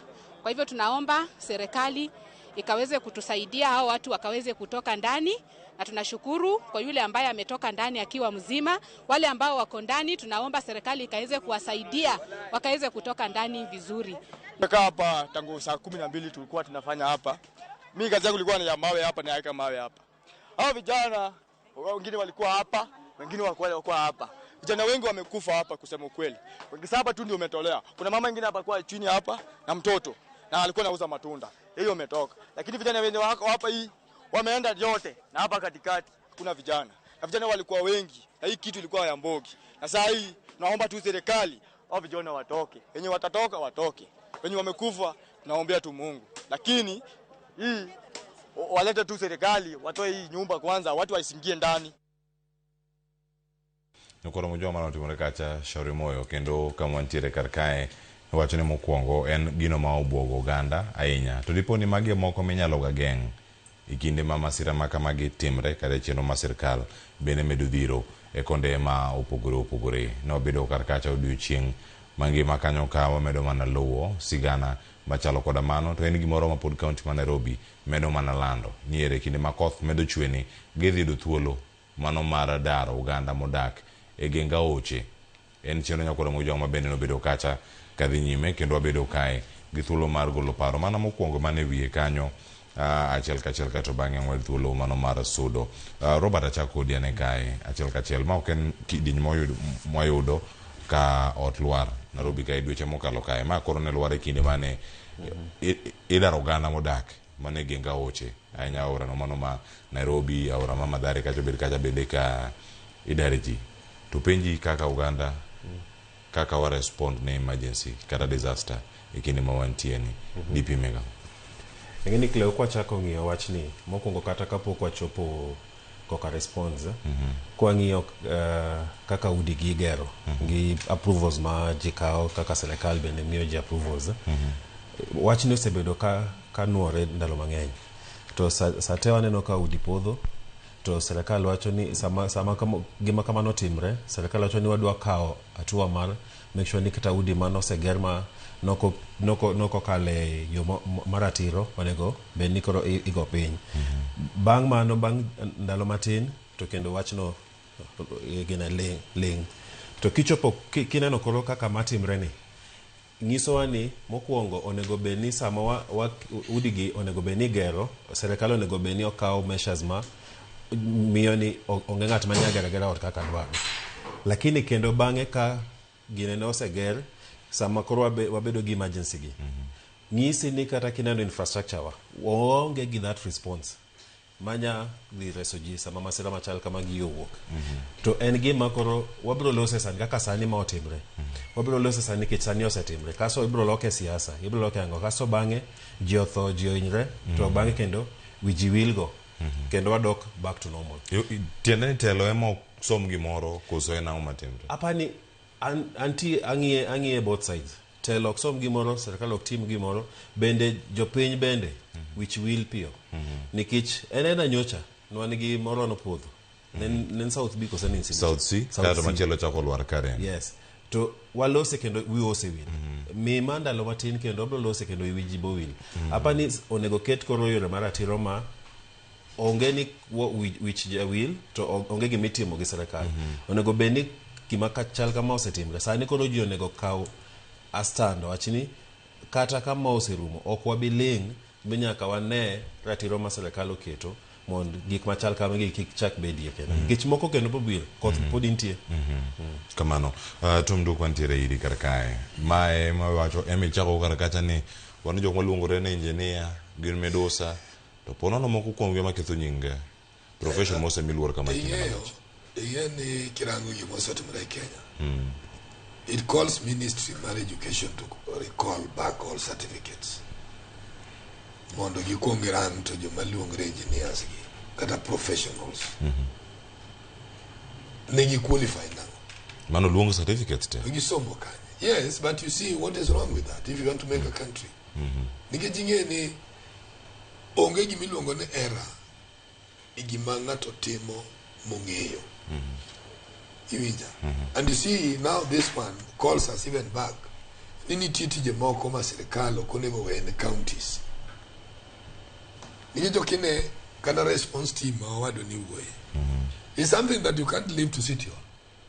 Magi kumonego bed jibe trend maka gima bila ni otimore to jolweny are on site. Wan go jolweny mo trend ma lying in Thika here. Mama ko retire mapoko de kitana tiyo gimoro. JSU should have JSU be ni jogo. But especially lweny called NYS. Magi are the first people monego bed ni kwanga de kai.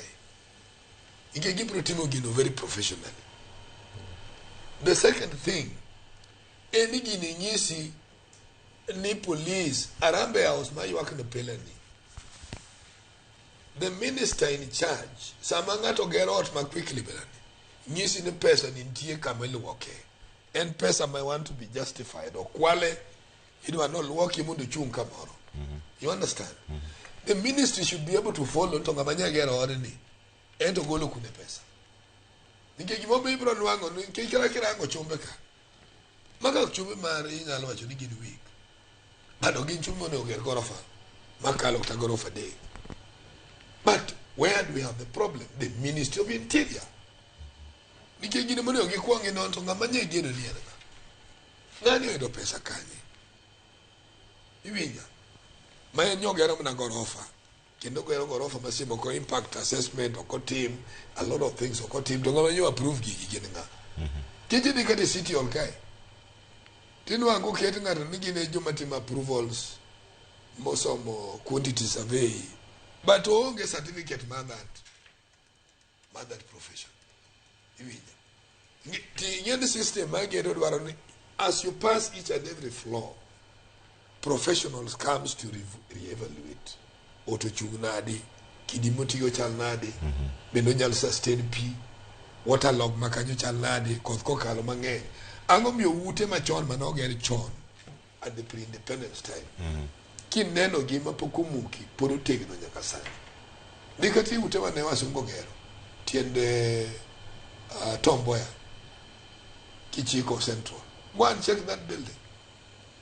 Go and check National Archives. Karanyoja Kawata logo Pungu Nairobi. In any company interfered with. You see, let us just be having leaders who think. And that's why I'm saying, I may disagree with the president, but president I think is doing well. Kamuka Narobika. Ka Okubi MCS Mungi Matemo. Then we better just bring professionals. We can't have a city that is being run by cartels. No one will hear you go Nikura, Kenin Waloki cartel, Mabede Kwaloa. Then there's no need. Ekinde magigi timre, Governor ma Nairobi Johnson Sakaja osebedo ka golo paro. Kendo wach mowacho mogik karkacha nowacho ni prosecution powers gi moga ina ngayud pachi bende e weche mag chike Robert Kagacho Puiri. Chaka winj pachi bende kentie karkae. Owacho ni en ting mabende no ma county to mi national government. Ma pod owacho ni approvals mathoth. Karoko temo ndie moko nyadhi mokadh.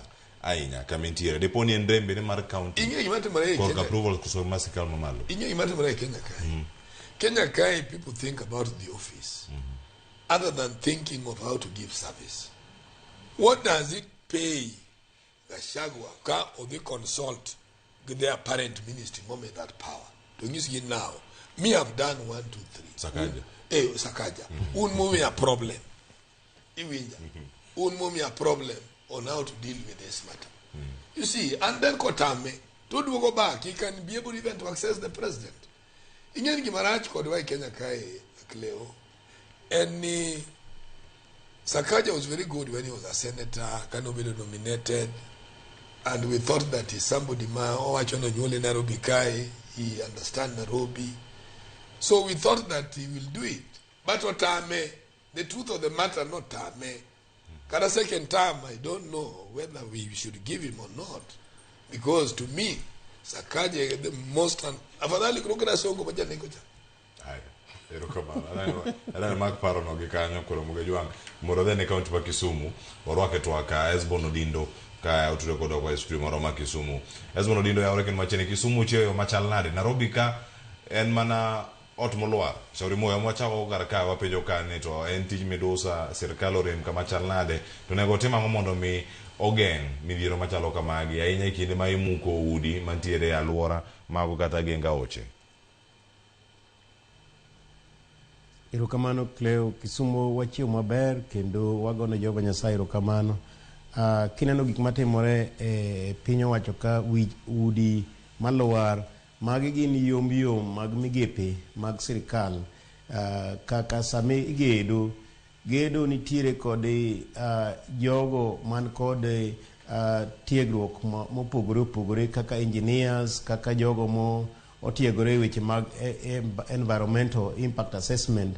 Koro sama ng'ato dwa gedo to ng'ama kungo timo jagoro ema kosegoro ot to odno itero ne migepe mochung' kaka magi county governments to kod mag national government wan kaka gi National Construction Authority. Kuonde gi duto te nitiere engineers macheko ni to be ogore maber, bende environmental impact assessment otim maber mondo sama koro imiye thuolo mondo koro ji ogedi to en gino moluwore kod chik manoketi magi kako onego ger ot. To Kenya ka pani gimiluongo ni miganga osedonjo kuom ji mang'eny ma chik ok luw kendo iyudo ka ng'ato chako gedo to chike moket mag piny manyalo miyo ot koger to odno nyalo bedo ot ma ka dhano dak e iye to onge kod ng'ikni mang'eny momiyo udi thogore agoya piny. Koro magi gin yom mag migepe moseketi kaka NEMA, kaka NCA to kod mag county governments. Omiyo apani kaka jo Kenya onego apar malong'o to moloyo piny owacho mar sirkal mamalo onego donjie wechegi nikech sirkal yiero en dhi orit ngima jopiny kendo gigo mitimo obed gigo mowinjore kendo moluwo chik nikech kok watimo mano to wawito ngima dhano. Kenya ka sani wawito ngima dhano e ndara nikech jogo mochung' e wechegi ok luw gigo nikech weche mag miganga kendo wawito ji kendo e udi magore piny nikech nokogeri kaka luwore kod chik kendo wawito ji kata matho e buche mikunyo mag maram mibugogo ndara nikech ng'ato kunya to chik owacho ni sami kunyo to nego ong'eni to obiro umo kanyo nade mondo nyathi moro kata ng'ama duong' kik dhi gore ka ndalo pi. Omiyo piny owacho mar sirkal maduong' onego par maber kendo mondo otim gik moko kaka owinjore to wan kaka jopiny bende nyaka wawuog oko kendo wawuog e duol motegno nikech piny ni en pinywa ka gik moko dhi marach to wan mwahinyore. Erokamano ahinya Esbon Odindo. Ada tieko twagni kaka penjo kae Robert gimoro achiel ka riembo jogi tich tek. Jok maninde tichgi. Riembo gi tich tek. Koso sirkal ong'eya gima timo ema ne osiepe makoro mako sirkal tich to nyaka ti. Ing'eni riembo ji tich ok tek nikech ibo yudo ni kuom ng'eny joma ochung' ne ginene licenses mag gero udi gik machal kamano gin joma koro bende ng'eny gi nie sirkal to sirkal won gin dhi ko tich gi ng'eruok.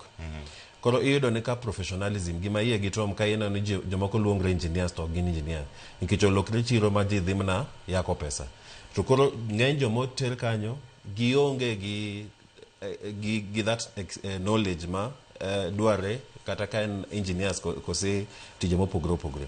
Emomiyo ndalo mang'eny wayudo ka udi igero to bang'e ka ot oseger kendo bang'e tubowinjo ni odni kata joma no approve chal ne kia gima ne gitimo lakini kidhi bang'e be nono joma ne approve udi machal kamagogo ibiro yudo ni ng'eny gionge gi lony e tije machal kamano.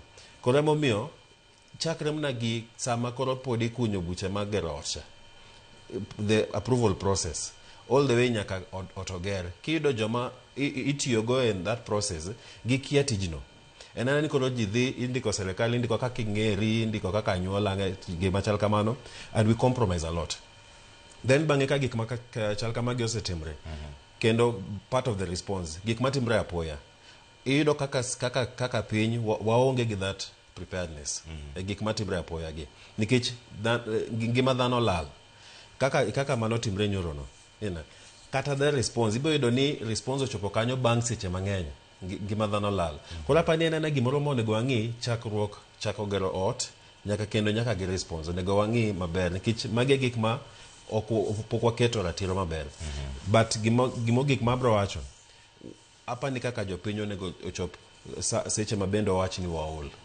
nikech mabende otimre kama bang' ndalo matin wijibo wil kendo moro bro timre wik mabiro wijibo wil apani koro jopiny onego bed ni gik machal kama gikosetimre waket gi e list kik waling wabed ka wanono gi seche te kamano en wach moro ma pod bedo kar kae ka wamedo rango kendo waboketo nyong'ong kar kanyo achiel kachiel nyakoro moga juang kasa ni ka wadaloko tanga matin to wadarango gin sigend adek tagini wadhi rango gi e twak achiel ma wantiere kar kae to mana twak achiel mano wi midhiero momako osiptal mano ma Nairobi nyakoro moga juang mano wach ma Nairobi Hospital jatend piny Kenya William Ruto ngena wacha kanyo kod sigana molos kanyo kod jachungu weche marwa mano wachagi mano mara Cynthia Onyango mabende olernwa kar kanyo niero jogo mabende itudo kod wacho ni tiyo marach kod apis mano mara hospital no mano ma Nairobi Hospital bende koro no chwal nyaka e doho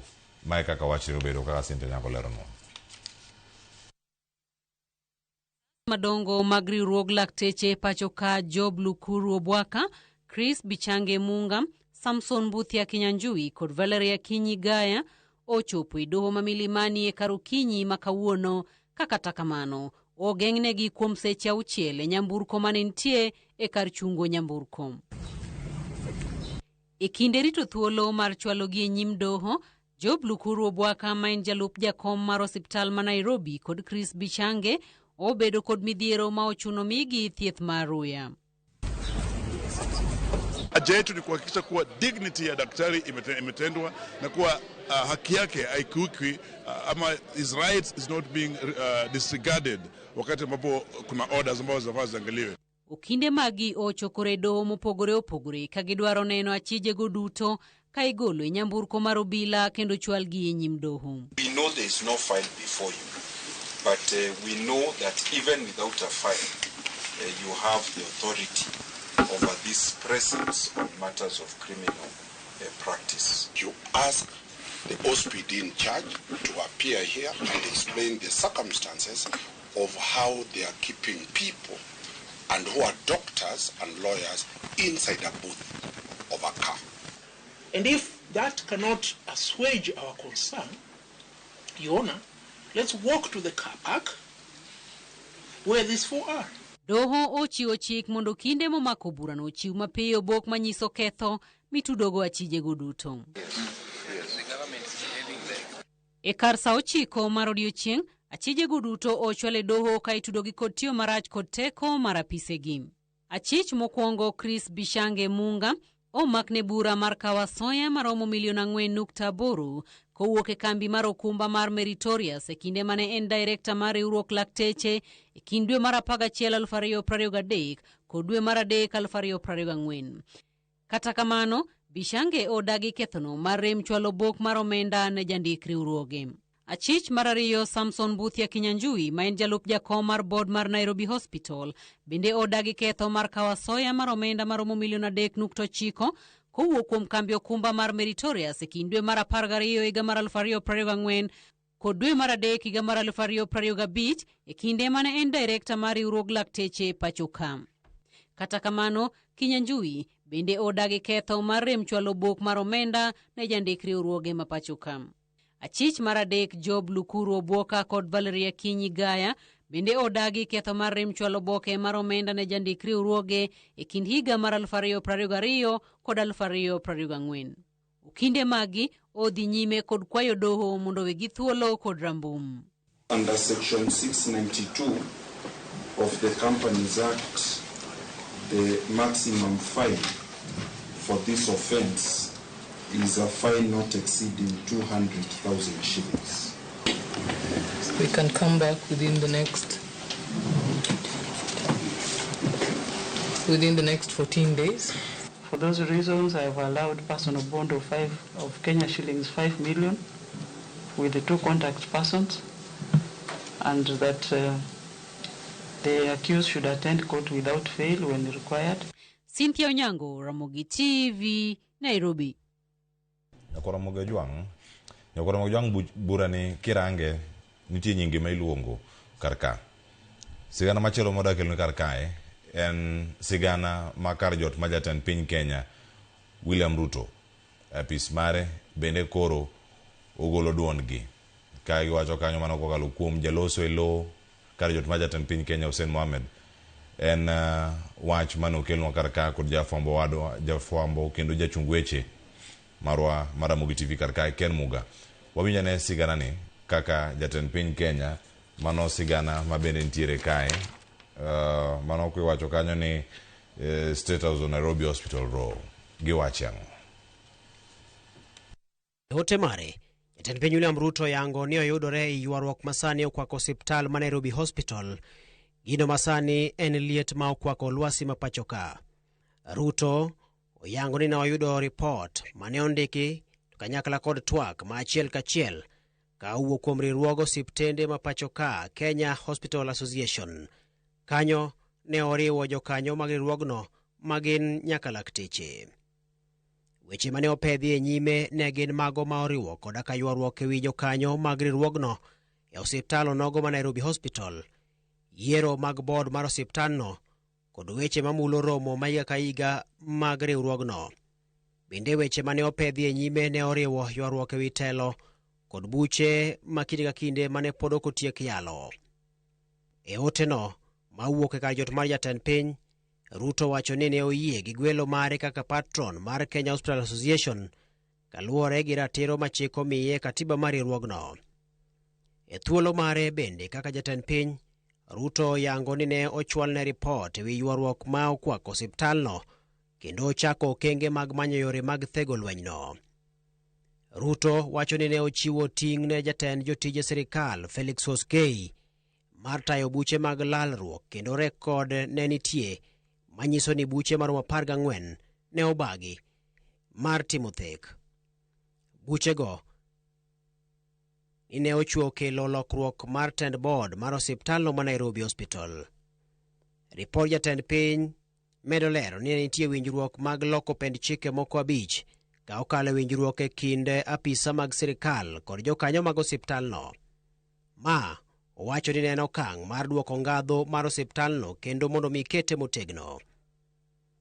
Chenro mag lokruoge ne oriwo singo mar luoko i rejesta mar jokanyo mag KHA, weruok gi buche mane mono osiptalno tayo chenro mage, chuogo lai mar telo mabiro timo thek e kinde ywaruok, yango kambi mabiro timo nonro ewi kaka oseti gi omenda kod bago romo maduong' mar jokanyo. Nonro ne obedo e lwet Attorney General Okwach Kich, bad migawo machoko osuru KRA to kod jotim nonro mag weche omenda. Ting' margi ne en mar nono mibadhi madibed ni nitiere ewi kaka ne tayo osiptalno ma Nairobi Hospital. Kwethno ne ochwalo duoko margi kata report margi ni Attorney General tarik 6 dwe mar adek higani. Report mar ute fwambo bende yango ni ndalo 3 bang' ripodno, romo ne obedo kendo jakom board mar osiptal ma Nairobi Hospital Dr. Basley Onyambu ne onyisi ni otim lokruoge mamoko e telo kata thiche oko kendo make. Kata kamano, jatend piny oyango ni report mane ochwal na Attorney General ne ok mar chiwo kum, to ne en mar dewo dongruok mar osiptal ma Nairobi kod ngima oganda. Jotim nonro ne oyango ni osiptal ma Nairobi itayo kendo ochung'ne e bwo chik gi riwruok mar Kenya Hospital Association, ma en kambi mane gi lesen mane ochapi higa mag 2015. Ken Muga, Ramogi TV. Kamano mano wach mugo kanyo kuom jachung weche marwa Ken Muga. Kendo kanya kama dano wachak godo en midhiero kae mamako weche ma omako bede migepe mopogore opogore man ka. Ageni kaka jatim nonro bende e weche mag chikegi iluwogi to nduku kendo irange matut nono mibadhi. Pesa mogwenyo lwedo kao riside kachelo koda ka obok mag omenda kendo ichwalo ne jogo mowinjore. Kin Nairobi Hospital kamoro matek gi sani. Gin apisas momaki, gin moko ma pod nonro dhi nyime, wijo kata kit bond momigi. En majo iko ni keep idhi edo kinde midwari kendo ionge thuolo mar ringo mar wuok oko mar Kenya. kentie mana kar ka kiluo bura makama nyaka sani jatend piny Kenya wacho ni ero en jares Nairobi Hospital e kind weche mamoko ma pod osebedo ka kiluoro ni entie gi lwete e lweny masani dhi nyime osiptal. Well, kilo history mar Nairobi Hospital to so bedo privilege ma jomo so tiyo piny ni kaka president also serve mak mana gima chanda en ni jo Kenya Hospital Association ondiko barua na president nono gi gima rach podi nono gima rach to meko bendo wuok kai ma sense ok donje nikech that one I think power mokidwa ket ma not okay wawinjire ni samitimo julo ni case analysis ma owen board kata the administration to handle kata ka police ni good knowledge they are still not invited to act. So Gimaraj ka and they were trying to solve a problem to make obe giliero kaka iratil ma in kokiye koro jogi chaljo manye bedo forced you either accept or not or the jail. I think the Indian team will only case management, and this is where I blame Joma Ngeny Manitian president. We must know ni at what juncture. Be momi ne loka korogi ni miano president. Kekirango the history to onge kamwa miano president. All serving leaders of this country have enjoyed that privilege. Indeed, Jogi Nenya Lobele no invoke a request Mare Mondo intervene. But intervention Mare okone go bedo scale to a very few people. One obene joka jo pi kanyo so neno gino to gialo. They ought even to have called the whole association to a boardroom and tell them, President Noah ino team gini wanono ma which we need to subject to criminal investigation. Wanono ma AG as a civil litigant in this country will look at it. Then now Gibiro no okay for us to move forward. This is now what we have decided. Nikejo subtandini chiedo jo Kenya ma president otelo ni. Then a resolve would have been good. To give me no koro lawyers breathe fire. Nikejo nwange lapse makoro gidi yogo nying president. To gidi nying president because jo ma president nyom you teach. O handle gicha kabunde gupingo ne mesa. You understand? And you see, let us also be respectful. Ngato engama age ngato kako back or Bwaka. He's worked hard bochoboka mochopeno. Nitiki moko magataka gina na mistake ma will now change again. My DPP will drop the case again. To give it shameful to the country. And that's why I'm calling on those who are managing affairs, Madam President. Please, let us have a big heart. Country, my leadership barrier, jibero a big heart. Onge kama mistake onge kama misunderstanding onge. And a good thing, nyaka misunderstanding bedie. So, members, kata the public, kata patients, kata your association, kata jo makuru family you better affected. Ginye ni jo manyomio gini odhi erroneously. Gini jo buch gi manondi kon president. No president, please help us. President be koso keto to dhi oketo nga pa mori wi ngat moro kacha ma en president owacho. It has to be done. Any jela or you comply. And that's why you see now a good thing my kama investigation failed go Cleophas. Because you fail to take confidence on what you are doing, you want to rush things to please somebody. Investigation kaji moro onge. Let us be accepting things. Kaja ku smart ka wono. Cleophas, I can tell you, me have done cases. Mamoko, that is too smart, you can now not even follow him. Iwe be doggy study no okay. Nyalo benanu kaka na chako ne raj. Why don't I go on another way? Okunyi songa no podo kebe mako.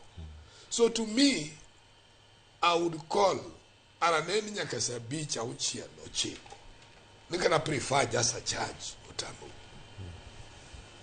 to jogi tumako on Friday ukano gi on Saturday ingeni gimoso konyo Kenya ni clever and you tell you niyo Kenya mang'eny gin ignorant koro gi pass yuga government koso mako gi butweyo gi bokano gi sel bokano gi ango emomiyo government nigi polisi opod maka mage joyai bedana nga muma kitabe ni mako kite maber masami ndi dwaro compensation ni koto obey site dojo gi be gi luor kamano adani makparo gi kanyo anga duogiri Robert iradhi na stream makisumu mondo winyane patch Esbon Odindo sani kama oganda ntie ageno ni wijo sigana mano ma gik motimore kae county ma Nairobi ikinde ma wijo kae gik ma ilieko makagi ka niero rombe moko noluongi nitie dwaro mano mar medo lemo moko e board ikin gik machalo kamagi ikinde ma sigana gi noka kabiro to jok mantiere kar ka onge maber jok mantiere e ute mag sirkal gi magi ok gin jopiny ma kawaida ma nyalo civilian jogi jo siasa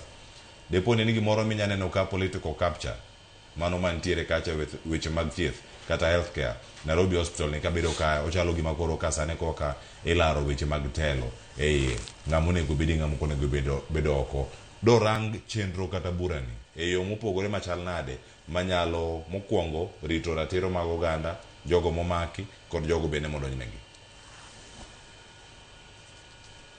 Erokamano Cleophas, kalo kod chike mag manyalo miyo ng'ato teri e doho e pinywa mar Kenya ka nitiere gima iluongo ni due process kata mondo kaw ng'ato teri e doho mokwongo nyaka gigo terne Attorney General korka Director of Prosecution be chako processes go to kata kapok ichope mago koluwore kod weche mag omenda ma koro omakne jogo monje chung'ne Nairobi Hospital.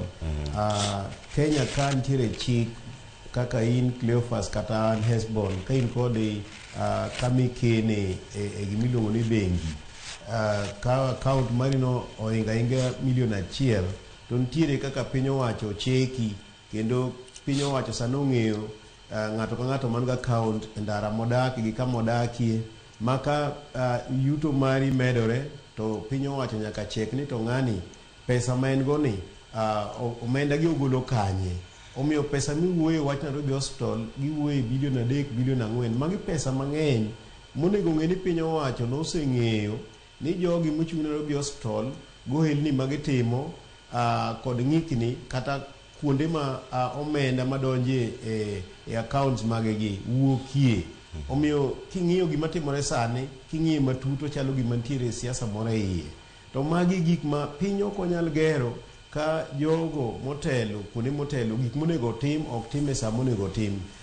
Ka koro wach wuok to chalo gima jogi duto nodhi wuoth mane ok ging'eyo gini ni gini timore nikech sami wuoye $3 billion, $4 billion ma ok gima piny owacho nyalo wacho ni opogi apoya ni gini ne timore to gine gikia nikech higa ka higa nitiere gimiluongo ni financial reports kaka chenro kaka omenda magi Nairobi Hospital otiyo gik mane ging'iewo gik mane gitiyo godo omenda go nitiere auditors ma bende chekogi magi duto gin gik ma piny owacho nego ong'e nikech Nairobi Hospital en a company by guarantee ma piny owacho onego bed ni ong'eyo gigi.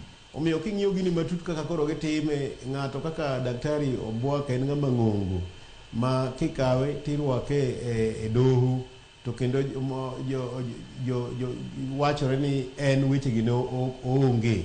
An kaka nene nitiere siasa moro e iye to wan kaka jo Kenya kendo kata jotelo mochung' ne migepe mopogore opogore onego bed ni kech Kenya wan kaka jo Kenya wan manyalo gero pinyni maka gimoro amora idwa ni okete siasa kata gima ne ji ong'eyo chon koro sani time ka jogi nodhi wuoth gin tinde ka gibiro manyien to ma wach ma piny owacho nong'e chon. Anano nitiere siasa moro iye adiera be nyalo bedo nitiere iye to chalo ni thothne en siasa mane iye ka. Erokamano ahinya kiwacho ni mana siasa mantiere ka Roba antiere iri kar kae achiel kachiel en paro mano mathoth ahinya ang'e ni sigana waseluwe ahinya to nitie jal moro ka miluongo nyinge to chal ka miluongo nyinge kuom gik mathoth ahinya ang'e mabende oonge to kodwa ka achiel kachiel to en ng'ama tiyo ne jopiny jatend jotije piny owacho mano Felix Kosgei itude kod buche mopogore opogore gilemo ma uting'o bende paro nego donje e riwruok mano ma omak gi members mage Kenya Hospital Association mano mogi members ma 3,000 kirange kar ka mar mondo mi odonjre e wechegi kata kod ni jatend piny Kenya nen patron ka kinde kapok obedo jatend piny Kenya pod entiere gi merit mane mar bedo e kind bura machalo kama jok manya wacho ni ero kan tiere lwet ng'at moro man gi veto powers manya wacho ni ero auro ng'ata winjuru ng'ata maketo ingeni king'eyo gima timre mokongo kachako gi penjo ni Kosgei ingeni Kosgei wacho ni jalwed president William Ruto to ka winjo twak manyoro kaka ne wacho president wacho ni en noluonge gi jomo chung'ne tel hospital to kamano kano luonge jogo ne dwani odhien owuon mondo kony gi oresgi to be fair anyang'iyo ni kano neno kamano wacho ni oket ng'ama chiegni kode machal na kaka en ting'eni Kosgei achiel kuom joge machiegni kabisa koro nya yudo ni honestly noketa keta Kosgei nikech koro en owuon ok onyal bet kanyo nikech ginene ditchmen go koro oketo ng'at mo man bute kabisa mondo dhi ochala kaka en to ngeni enani rachne ka riwo matin gima tomo wacho ni the intention nyabedo ni ne ber but e ka nitie jomoko mabende chal mabe ne gin gi weche gi mopogre gin gi take advantage ma gima timre Nairobi Hospital ke Nairobi Hospital en achiel kuom hospitande mose kwadhma e piny mangima ma bende ose ng'iye ka hospital ma loso pesa mang'eny to ng'ata nyadwani obide kanyo nikech bende okete lwete pesa mowuok Nairobi Hospital koro biro yudo ni nitie joma ng'eny bathe kama gin kacha ogidwa res hospital gin gineno ohala gineno biashara e hospital koro gidwani giyude kaka ginyaso wigi mondo gichiem kanyo to bende nyayudo nitie jomoko ng'eny gi mabende are honest gidwa konyo hospital koro kang'iye chal ma joma nodhi bo okwa jatelo konyruok resruok ni bi res no hospital maybe they were honest to jatelo bende kong'e maber ni en ok onyal dhi bet kanyo en owuon to lakini odwa bed en owuon koro okawo ng'at machiegni kode to keto kanyo to koro gima ketho ni ng'eni siasa wa ma Kenya mapa ni jatendo no bende koro sani bende onego bedie gi rieko no matin I wish ni kitado kawo ng'at moro mopogre kabisa nikech ng'eni magi jok ma faces gi ong'ere ma koro samatin ma ka ng'ato winjo Kosgei ng'eni winjo no Ruto to anything marach matimre gi Ruto kosa matimre gi serikal koro ng'eni kawo tiketo kanyo koro ng'eni jomoko to koro bro rengo gi gini to bro wacho ni neno koro ka Ruto molojo siasa ma koro pingo serikal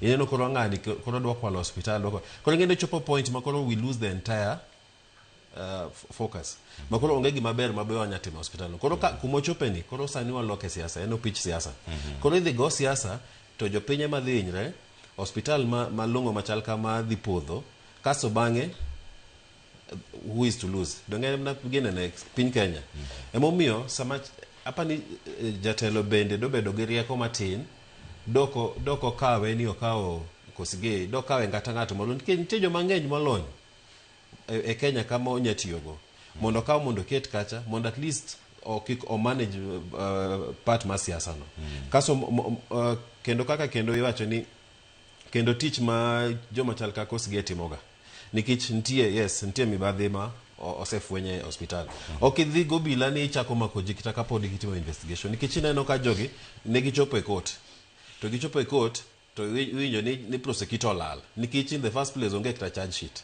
idhi mako nang'o kipenji ni kelo ng'ani okay kelo wagina na wayale ang'o mokoso onge koro dhi manyo gimokoso koro ng'eni chalo ka gima kondo bende watiyo go bila manda harassing nikech edhe ng'isi ni wuogi kose kokiwuog anwa maki to wadhi manyo gima notimre kene igni machal nadi ema koro ni ibiro tiketo ni ng'ani nobede corruption to mae pesa manokwalo koro apa ni it's unfortunate we lose focus on the whole thing ma debe ni jatelo an gima dang'ise ni okawa ka gini kendo afresh kikong'i siasa to nena kaka ginya konyo hospital Nairobi en gima tin ahinya ma ok nyal tamo jatelo gine rieyo wacho ni mano mondo mi orie gik mathoth ahinya mano bende kacha moro kirango kanya kura mo jogi penjre kacha Nairobi Hospital obedo kuku gima chalo nade hospital manya bedo kacha ni thuolo mari gachiel mano yudo omenda mano moheo kata bilion 10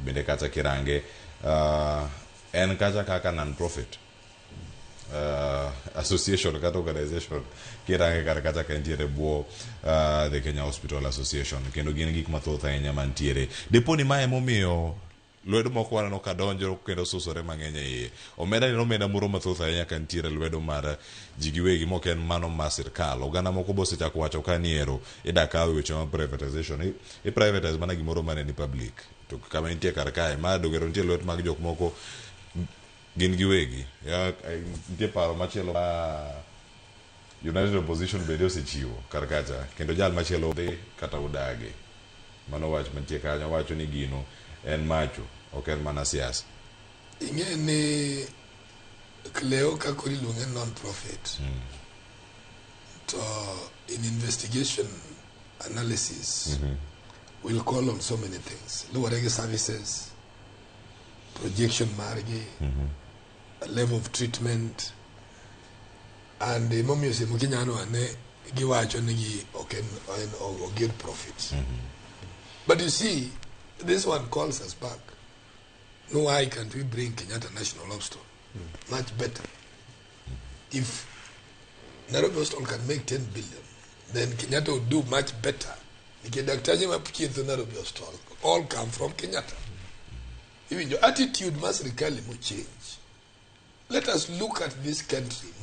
Your pain when they are healthy, there can be more of an economic source than any other thing. Ngato kangema, ngato chiemo yeng, ngato somo. Gikmina no mwayo wako mang'eny mapesa matino, you will not be there because people have knowledge on how money can come in. This is just a challenge to the government. I wish I was today advising the president. I would tell the president, invest in Kenyatta Hospital.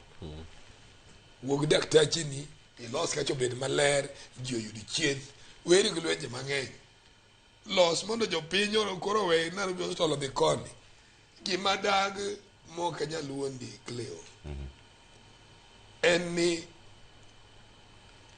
investigative agency ma this country gibed joma professionals. A professional en ngama timo gima winjire isa makare okinyal timo gimoro because somebody wanted kata ni pressure donjo. That one you will not achieve anything. Mano mina na wasoma kama kaji kadi corruption ka. Totamwaria nyakasani. You see, ask yourself gana nyocha. Waru wako former governor Makia Mbuvi ijana. Bobo though he was just playing games with us. One more play could game no can work. He's just going to enjoy his money. Nobody is going to follow him. This is where we go wrong as a country. The truth of the matter is, Guinea is built with interested people who have come together. They have a difference. Kagin the difference to clear their difference. Can it take and gioro now? One on pesa also lal kagin mange. Auditor manya nyakagier auditor. Nike police manya begago. Giving was report. There must be an audit or report that they are going to study. Otherwise, they are talking on rumor. Man and member to Korokado one in that one cannot happen. Yeah, man. So the process Manyotimbo Guinea. The association you approach President Maber. President Menyo Keto Joge more overreact. Police okay everything, no police law so. Ndiko professionals analyze things. Even the lawyers they can pick, even from law society. Konywa uruka. It does ongegi more by the president to request for an advisory opinion. Ongegi more time. Owe keto daram, owe keto jogegi as if jogegi in Malaika. They may jogi came here teach again they think about power. Kana mina no gini beka kuni tako nono. Gibo no ani gibende nyegi kwa jogi nyamet belie jogi koguno. Now you are facing jail. You know, you don't open yourself to so many rumors. A professional works with etiquette and line of thought. Makama no, just tell the person, take your job and go with it. Watu magima mantire karakanya duoga Robert kachel koda KS Bonodindo mapontire karakanya kura magjuang penjo thosa nya kanyo tangina ngwa idu thuolo mano mar donjo e tok mamoko duon joket sirkal tesre urogo karakae mar United Opposition mar mondo ngowinye ne kata to ginto giwacho e piny Kenya yo machal nade kato bange awwa idu thuolo mano mar rangoni weche mamoko mapodo tin recorder control of budget report mare county dongruok mag county gi on source revenue gi chalnade report molos wakaja kod Lydia Okeyo kod machielo bende ang'orango kae report molos kod Juang Barcelona mano kotenore kod Limbe Mudavadi mano jatend migawo mochung'ne tudruok pinje maoko masani nitiere piny Russia osewach ni ero jo Kenya mano kocha mano dhi lweny kendo onge duogo mano wach moduogo rango ka bende bang' yweyo ma okawo sani nyakora mag jwang' en sario mar okinyi chenro en mar openy kik idhi mabor.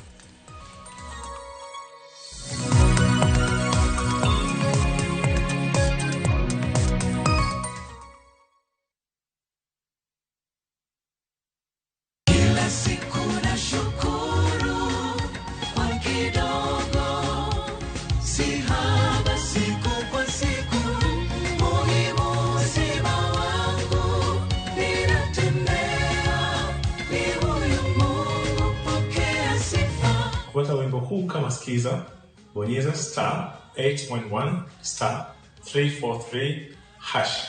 Kumbuka, skiza na Citizen nyumbani kwa wasanii wote.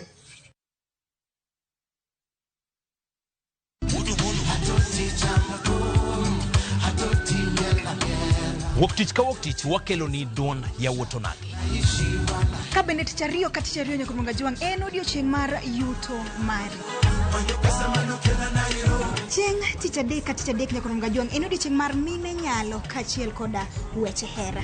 Awendo kachopo tich ang'wen nyakumunga juang wakelo ni kama nene, yani TBT kod thume mamit mokalo. Furahid edition and thum kaliech. Loso kapuoyo nyakumunga juang. Ka wakelo ni jo thumbe mopogore opogore. Kanyo ndio bende wakelo ni gimilongo ni be yawa.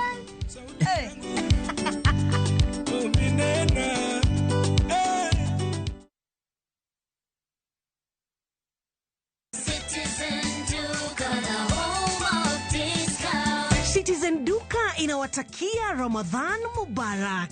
Tumia muda mchache sokoni na muda mwingi kwa mambo yenye umuhimu zaidi. Bidhaa muhimu na halisi tena za kuaminika kwa bei nafuu, zikiletwa hadi mlangoni mwako. Fanya oda sasa kupitia Citizen Duka app ama kwenye tovuti ya citizenduka.com au tuma agizo lako kwa WhatsApp kupitia nambari 0710 487 487. Citizen Duka, the home of discount.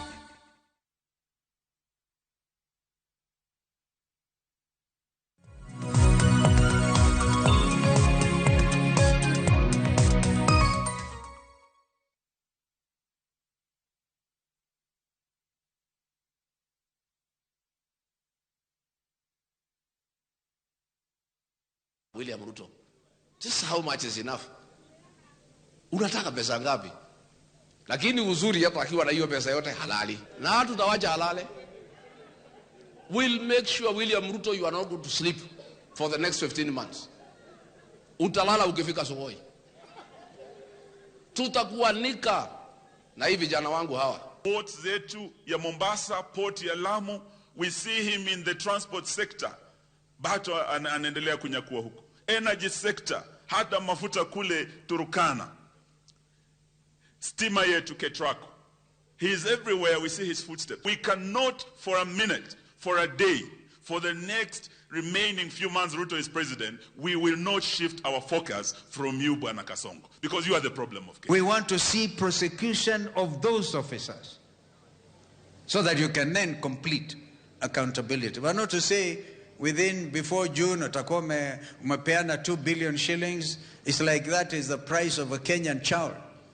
Even 10 billion is too far little for one Kenyan son or daughter. Weche githoth ahinya machiegni nyakuro mag jogo matielo mar ariyo warango duond joket sirkal tesre Esbon Odino in county ma Kisumu. My tij opposition, my tij united opposition, kendo my tich mar kelo sirkal tesre nyaka sani ada kwe mondo imi wasko kad gisetime yo machal nade be chalo ng'ama giluwo ni Kasongo ni winjogi koso ko chuno ni nyaka winjgi gidhi mbele wuoyo Cleophas okochuno nyaka winjgi to gin gi focus on gidwa ni jopiny winjgi kendo gidwa ni wach ma giwacho mondo nenre ni mane e thoro mar wach kata adiera mar pinyni. Chochni mantiere e pinywa ka maduong' ahinya ni ji mang'eny wacho weche ma ok gin kod adiera mare maler nikech kaka wach miwuoye kaka mar Nairobi Hospital en wach malich ahinya. To king'iyo kaka Nairobi Hospital osebedo higni nyaka ne chake higni mang'eny, adiera jok mosebedo ka bedo patron en ker mar piny kochakore mana Hayati Mzee Jomo Kenyatta gi ker moseluwe Moi obedo, Mwai Kibaki obedo, Uhuru obedo, koro sani William Ruto. Koro miyo bedo ker kaka patron mar Nairobi Hospital mano onge wach rach moro kanyo kata achiel, kata mondo oyier achiel kuom joge mohero kata mogeno mondo ochung'ie weche mag Nairobi Hospital mano onge rach kanyo kata achiel. To ng'iyo gima Honorable Gachagua gini wuoye macha iluongo ni siasa nikech gima duong' onego bed ni ka koro sani kes mochake ni gin be gioro ng'atgi kacha kod report margi kaka ging'eye molo weche miwacho awacha to onge report moro ma gin go maler. Omiyo thoro mar wach en piny owacho ong'eyo gima timore e Nairobi Hospital, to ma en hospital ma ya kifahari ma osebedo ka konyo ji moa kata pinje mopogore opogore. Piny owacho ni kod teko kendo gin kod ratiro matimo weche monego tim, gimonego tim mondo los hospital ma Nairobi. To gima timore sani to ng'iye matut to siasa nie iye nikech sami wuoye bilion 4 nokwal kata bilion 3 nokwal, okwal e thuolo machal nade. Tae kineno kaka timo gini time gi yo moro ma okase ma onge yueyo, nyisi ni nitiere weche moko e iye. To mae gimonego wan kaka jo Kenya onego watamre nikech gimoro amora molo kaka weche mag thieth gi ok onego ketie siasa. To kineno gima timo Nairobi Hospital no, wanyalo wacho gi dho ngere ni na tip of the iceberg nikech hospital duto ma Kenya ka thothgi kwaweyo mag private sector tibo nuang'o ni moloyo mag sirikal gi kata koro kaka kama ne nyawada machielo wuoye mar Kenyatta National Hospital ineno ka nitiere rem mang'eny kuonde ko kabisa.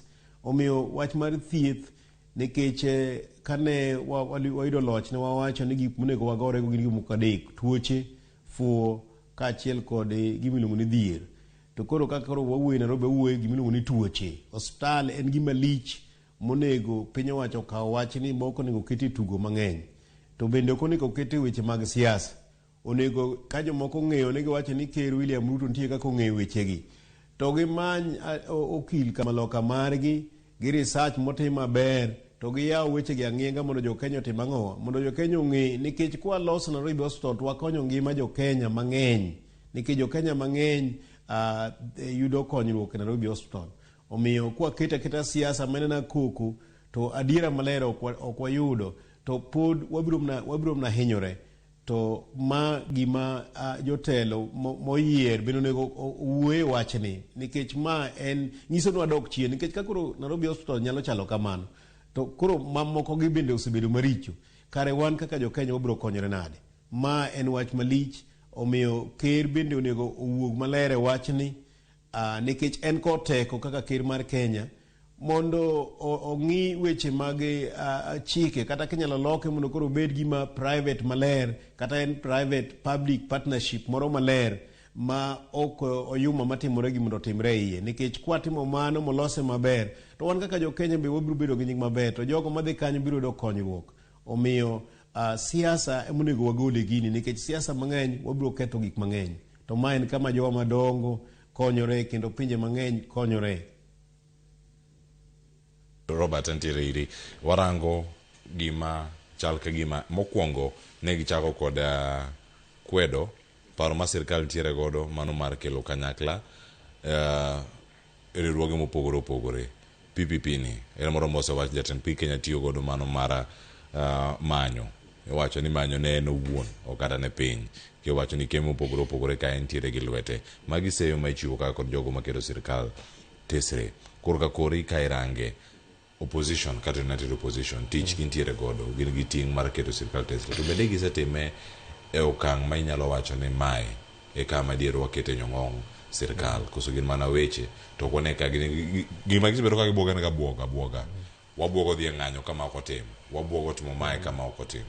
Ponono okang' machielo nego bende gikawo mar sudo nyime kod keto sirkal tesre. Ng'eni wach PPP ni gima ber. King'iye kuom ratiro kendo kuom adiera. PPP en gima ber nikech ng'eni seche te ka sirkal dwa timo dongruok chuno gi ni gidhi olo pesa oko. To pesa miolo oko ni ema kero biro to kelonwa chandruok e pinywa. To kidhi PPP nikech kata e Kenya ka nitie joma ng'eny man gi nyalo manya konyo sirkal e dongruok gi. Tengeni at the end of the day as long as ji okelo pesa gi together to keto dongruok konyo piny to gero piny. To kadoko ka josiasa nikech ng'eni samoro bende ng'eni bedo very funny kiyudo e gweng' jakuo ing'eyo ka kwedo jakuo wadgi. Ng'eni bedo matek sana kelo ler moro ni ang'o matimre nikech ng'eni josiasa gi nyocha ok ni nonyuolo nyocha ka gin sirkal to ne gitimo gima sani gitemo kwedo ni. Koro ng'eni kendo sani gikwedo. Koro ng'eni chal ka gima gini itiyogo ka opira moro ma gitugo mondo gine kaka ginyala ka otelo. Ineno? Lakini gin giwegi bende ok gikel any solution madikony nikech anena koro wito kite. But anapani PPP en gima ber. To josiasa makoro pigogi nikech ng'eni en ber ni nikech en mano bende tuk siasa. Onego be ni ipingo sirkal kose keto sirkal e ratil moma nyaka jopiny bende ng'e nikech ok onego be nolenga gik marach timre. Lakini ng'eni gima gionge gadiera. Nikech ng'eni kata sani king'iyo kuma diera e pinywa sani ma Kenya. Kata joma ni e siasa joma ni opposition onge solution moro ma gikelo nikech en na pingo. Damor ka winjo ni kiny giwacho ni marach to wanyatime kama. Marach wanyatime kama. Lakini king'iyo maber en na wito kite. Onge gima longo mabende gikele mesa giwacho ni gini sirkal timo marach lakini kuo mwaka kwa yudo telo kata ma emanego sirkal be ni timo. Ineno? Ok bi miyo ni koro ni ka jogi nikech ng'eni gima bende wiwa wilgo sama ng'eny siasa en ni kwa siko nwago sirkal to kwa gol those solutions Kenya dhi mana ka dok chien. Afadhali wabede kata ka wanjo siasa wagolo the solutions ma Kenya dongre ma kata kiny kuyudo telo at least uyude kumoro ma bende longo maber. Lakini ng'eni sani enana ni nyaka ng'ani wuog koro giwita kiti to onge ng'ama kelo an alternative. Emomiyo bende king'iyo kata wach PPP ni to mane samoro be acho gani jatendwa bende nyaka teme yudo joma nigi rieko ma bende di advice maber. Nikech ng'eni koro sani bende opira ni bende osewita e siasa. Onge kodgi. Githoth ahinya ma kata do osewacho ni jogi ng'eny onego chung, onego duok gi piny. Advisors gi ng'eny. Debe ni gitie, donge dwa neno gik matimre maratiro matimre maber. Depo ni gintie to lonye mok gichiw kata paro maleo ne mok gichiw. Ng'eni chal ma bende gintie lakini ng'eni chal ma bende samoro kisedonjo kanyo to pesa umo wang'i. Makoro gene bende wil koro ok itim gima dwara ni mondo itim. Koro in kacha idhi ni chiemo to bende ok obadhi. To ok ing'i kata ni mbele ni onego bende wakonyo piny.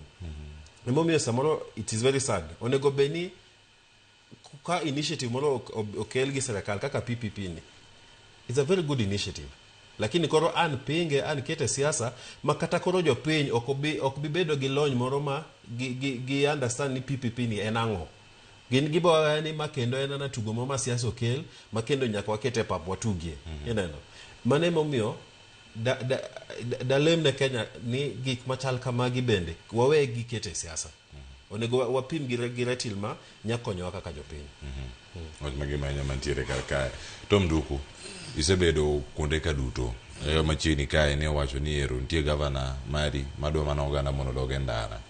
iwacho ni ndara emodwa ni mondo oganda odoge ka en gavana mago weche mantiere kar ka lakini wabukoni ka ni jonon siasa osebiro ka kinde mokalo gi sani ka mantiere kar ka kodi achiel kachiel to wach mantiere ma gavana ma Siaya James Orengo noko wacho kata nowacho ni gin to gin magi. Mokwongo mantiere ka en tich mano mar opposition. Ji nyaka bed mane trenches, ji nyaka go sirkal e yo machal nade kama gintiere kar ka United Opposition masani imiyo gi scorecard man. Ing'eyo no seche moko jakwenyo Orengo no wuoyo mana chieng' cha pok ochako wuoyo kendo. Chieng' cha nowacho ang'o? No mane wacho ne ibro dhi ndara but pok ochako wuoyo kendo. He realized ni jopiny ok dwa dhi ndara. Jopiny dwaro another mechanism. Koro ing'eyo kusi kodi adiama to koro lose value. Gima duong' ma nyaka wachi en ni yak Cleophas. Ing'eyo jogi neno opposition ne gipingo sirkal to gionge formula. Opposition ne Orengo gi jakom Raila. Those are the only people managing formula. And adwa kwano ni iwinjo Cleophas. Kane moyo dag ni o'clock change in this country. Ne wadi demonstration. Wanonge demonstration man wadhi mane kwa achieve any process. Ne wadi demonstration. Kane wa demonstrate IPPG no biro. Emo position ochako yiere gimiluongo ni Electoral Commission of Kenya. Wachako nominate. Kwa kanyo wabiro constitutional reform. My constitutional reform ka ideology mane jog jana mogino go ne jidhi opogore diere. Bora ilo chiegni Raila no don kende for formation of county government. Mabendi wacho no formation of county government ngama ne koro biro koine ne Rosemary Manyara. Kane jowa mang'eny dwaro majimbo jomoko dwaro ang'o and majimbo did not ne kodhi maber kodwa through pre-independence time.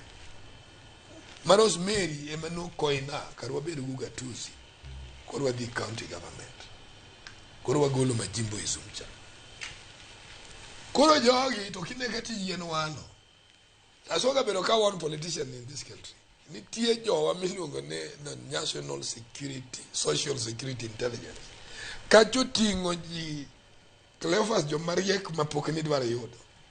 They analyze you to give one in hot air to give you away. Opposition gionge gima bro timo, that one I can assure you. Magi bro gaga koko bro they kanise bro timo everything.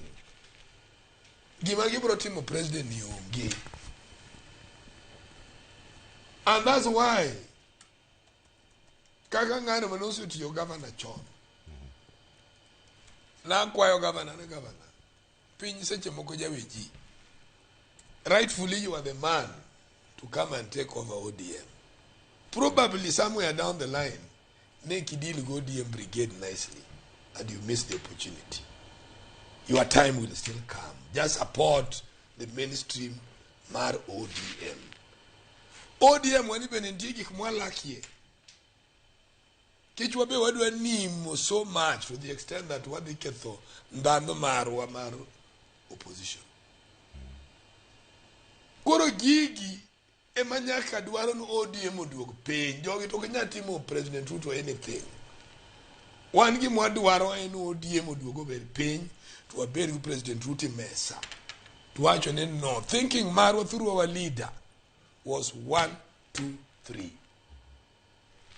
Iso fulfill ma poki fulfill mane the marriage mani onego. That one only made by ODM. They will become popular by making noise. No, Kenya is past that. Kenya saniburo rangi, tiburo nwangi ni kwalo CDF, idi himaki. Kori yuwakaga to maki. Enanjo Kenya moko gin voto mabeyo. Koro to me, ngashago ginto kuitimo Ruto anything. They can make noise. Nike gimi neno ma owadwa ni wacho wadwa man Kisumu. Kadiero ngo point. Ngani jakuo. Why can't you take it to court? Another me example. Kani wadhi Bomas of Kenya. Kani waneno kakoro kinyal to wadhi court Orange and Banana. That is our Orange Democratic Party. No better. It was a movement, then it became a party. Koro Cleo Gimado na ngisi 1-2 day, like now I'm happy. Ni yomochiko chiga kadi nyaka Mohoro ni contractors are on site. Gitiyo kama ginyalo mondo chulgi. We are thinking ni industrial park manera ilogore ni cha.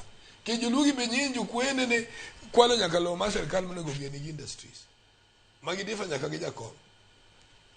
Let us now think on how to bring Ginene Kanyo, industries Kanyo. In fact, one of my person, Mailon Kameb, was telling me Nikata Coca-Cola, Karanugulo, Kanya, they have grown so big. Koro Ginya Bedo, I pipeline kucha. Gidu Aduogo, Gedo, Koni. Koro even Yogleo, Gikman, what do I look at really when you look at Chako, Ginyaza Duo Koni. To me, what I'm thinking, and this is what I would plead with the president. The president, Gikma, the Marachi Sirikalgi, a man on Kakidi, Omundu bed, my bear, Mono Kenyu bed, you malone. Tiendane uwinji gima jo opposition gikone. Nikech ka gin mago ka gin opposition gitu are making noise. Nikech noise ne majaten pinyo ne uwinji koso rangi machana. Let me tell you. One question Nairobi. Ma very dear to every Kenyan. Very dear to the members. My members of the boy invoke Nyaka, assistant my president. They are aware. And the president is an interested party. According to them. Koro diga chonjo moki kanisa maonge gimat bro konyo go. That is malice. Why can't he go to court with that evidence? To Korojo Kenya, your manager hospital could be defend. Mondogino work. Cleona believe on scale work. I don't believe in rumor. And that's why what we are saying, and if the president can listen, and bend or team geek moving Jerema or geek mokoma do a mere mokoma teach. Opposition geek, I am doing police. I must in the cow and be on the statement alone. Ereka Kenya locating you get a president mapping. Ling no bend the mioji when any gigi. Let him just be bold as an ordinary Kenyan of your neck. Na bend a kawana complain. Kashago so Yanaminga, Tonga noti your corda. Geek more chimu, you know any gina dear. Let him be bold. Yes. Actually, calling benene ke koche moro motemo rito. Kanisa mantie kura. Kanisa mantie kura. To siasa manyo kura. Nyakora mogejwang. Kura ni koro sani timanyo. Achiel kachil. Jatan piny Kenya chakulimbe mare Western angeni mathoth nitie waboyude kacha e weche manyien mabiro. Kasani odane mondo warangane sigana moloso kaka kod nyawadwa Lydia Ukeo. Nyaka sani nyakora mogejwang report mano mar jaga budget mopacho kan Margaret Nyakango yangu kaka counties osetiyo gi omenda mar dweche auchiel mano mokwongo marika omenda ni mar 2025 2020 kod auchiel korka tiyo gi omenda mag madongruok e counties makaluwo report ni oyango ni county mano ma Homa Bay ema otelo nyime gi kwan omenda mano ma osetigo de weche mag dongruok mano maromo milion 773 kod adek mano ka en atamalo 34 mano mara ageta margi mano maga county ka county ma Siaya bende oseketo kacha siling maromo milion 320 enus ikomenda ni nyakora mogejwang ma en atamalo 20 mano mara ageta margi bende mano keto kar kacha. Reportno bende nyiso ni pod nitiere kata pok madhi ne dongruok mago madhi ne counties bende pod nok ahinya ka bende pod ijiwo omenda kata mar mondo mi omed kaso choko mano mar osuru machal ni en rem. Lydia Ukeo nigi siganani. En report majaga budget ogolo kalero chal mar kaka budget mag county osetie nus ikomenda ni magana 225 kana 226. Report no manyo chenro mag kaka ne otigi omenda e kind dwe mar 7 higa mokalo nyaka dwe mar 12. Report no yango ni enus ikomenda ni counties osetio gi omenda maromo siling bilion 32.4 e chenro mag dongruok kamane na tamalo maromo 14 mar omenda mar siling bilion 228 ma owinjore odhi ne chenrogo e hik omenda ne. E counties makaluwo, county ma Homa Bay ema otelo e kwan omenda ma osetige dongruok e nus hik omenda ne. Kamano en siling milion 773 ma en tamalo 34 mar omenda mar ageta margi. Kisumu osetiyo gi siling milioni 451 ma en atamalo 23 mar omenda mar ageta margi. Migori osetiyo gi milioni 393 ma en atamalo 34. Ka Siaya to osetiyo gi milioni 320 ma en atamalo 20. Ripodno yango kaka counties osegoyo okang' e choko mar osuru ka okale mise ma sirikende mag counties oketo. Ripodno bende nyiso kaka counties ochoko osuru e dweche 6 mokwongo e bajed hik omenda 2025-2026. E ripodno, kaunti ma Samburu, Garissa gi West Pokot otelo kirango atamalo mar choko margi e thuolono. E counties ma Kaluo, kaunti ma Homa Bay ema oyangi ni osegoyo okang' mararieya e choko mar osuru e thuolono gi atamalo 40 kipimo gi lek mare. E thuolono, Homa Bay yande osechoko maromo siling milioni 652. Kaunti ya Migori luwe gi atamalo 35 bang' choko siling milioni 261 e nus hik omenda 2025-2026. Kaunti ma Kisumu yangi ni osechoko siling milioni 383 e thuolono kamano en atamalo 10 mar ageta margi. Siaya ema ripodno yango ni e thuolono ne osechoko osuru matin ma en atamalo 10 mar ageta margi. Mamano en siling maromo milioni 302. E ote mare, jaga budget Margaret Nyakango omedo kwa sirikal mamalo mondo mi ochwal ne counties omenda maromo kendo e wang' sa mar chopo kare dwaro mar budget maggi. Kamano nyakura mujwa mano sigana mukino kanyo kod Lydia Okeo kendo kanya dana chaka kod Esbon Odindo. En ang'o makelo rem ahinya mag choko mago onsos revenues e counties wa kirango kata duoko magintiere godo pod wantiere mane million kama wantiere kacha pok wachopo kata okang' mano mar billion to nyalo gi nitiere kata billion 1 wacho ni Homa Bay county ere motimo maber ahinya gi keto omenda bende weche mag dongruok. Bende ni gima japiny neno county tiyo koso en wach mana mantiere oboke. Ma en report mano mar jaga budget.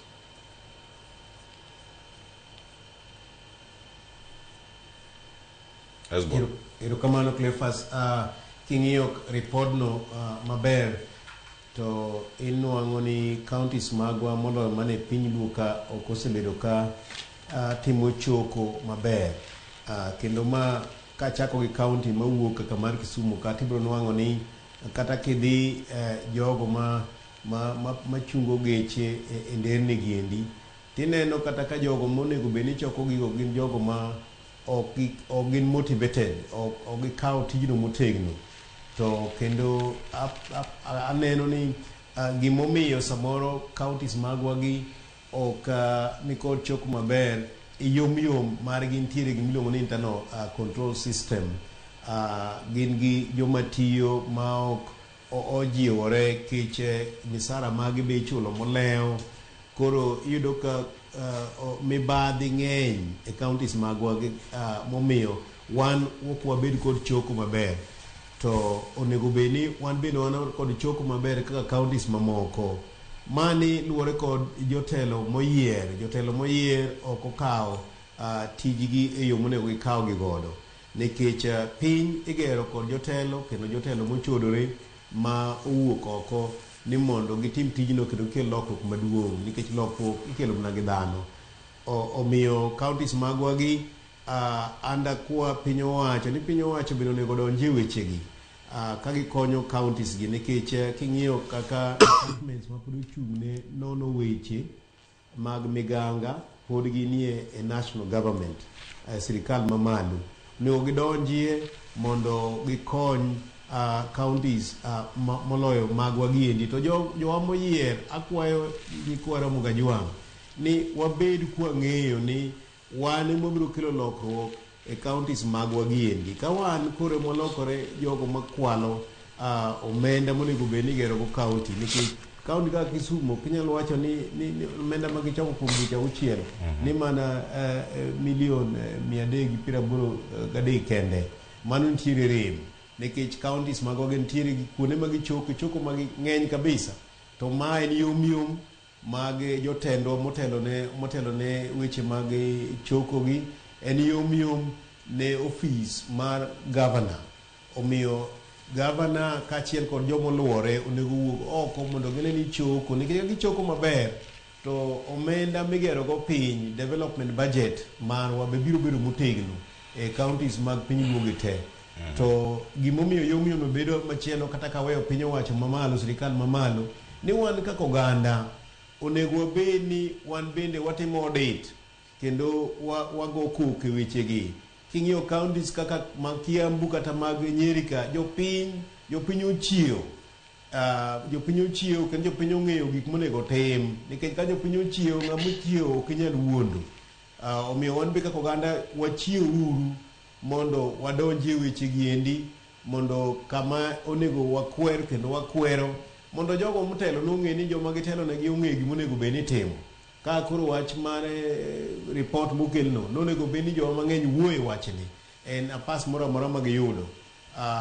Nikech kwatimo mano to jok mwayiero kata joma oyier bende biro miyowa ripode mowinjore gi miwa.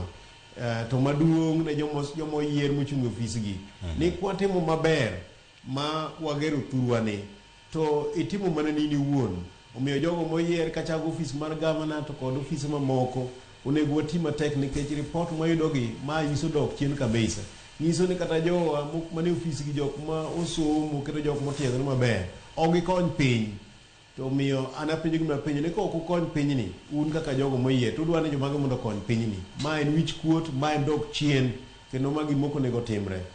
Esbon erokamano ahinya. Kapok awuok kendo kapok aweyi kata kanyo e kaunti ma Kisumu, duokna penjo ni bende omi kibaji ni Kisumu e boma achiel kuom bombe mantiere e piny Kenya kae, mantiere Nyanza, machoko mare mar osuru en nus mano ma ochoke kaunti ma Homa Bay. Boma ma Kisumu ochoko nus. Awach mana nus nikech ka choko ma Homa Bay en siling milion 653 to ma Kisumu en 383. En mana malo mar nus matin. Bano ma mochoke kaunti ma Homa Bay. Bomi kibaji ang'o mok tim kare kaunti ma Kisumu kosa ngwenya thong'o uchumi kuonde gi duto. Sangwenya gi odonjo nyaka chiro. Koso gin jok moko mantiere kar kacha bende maponono tamo osuru nendo.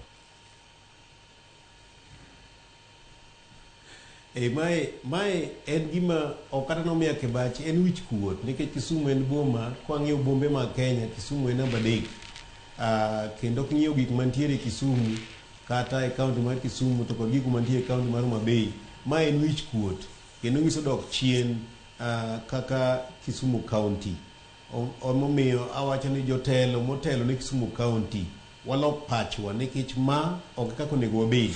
Kisumu County onego bed ni Homa Bay monyuol gi Kisumu, nikech Kisumu e min bombe mane piny luo ka te. Kisumu emane okwongo chakore ne moko gi te. Omiyo kaka jo Kisumu County, kaka jogo matiyo e county onego gilok pachgi kochakore mana ofis mar gavana, nikech ma kelo wich kuot, ma nyiso dok chien, ma nyiso ni nitiere mibadhi mathoth kabisa.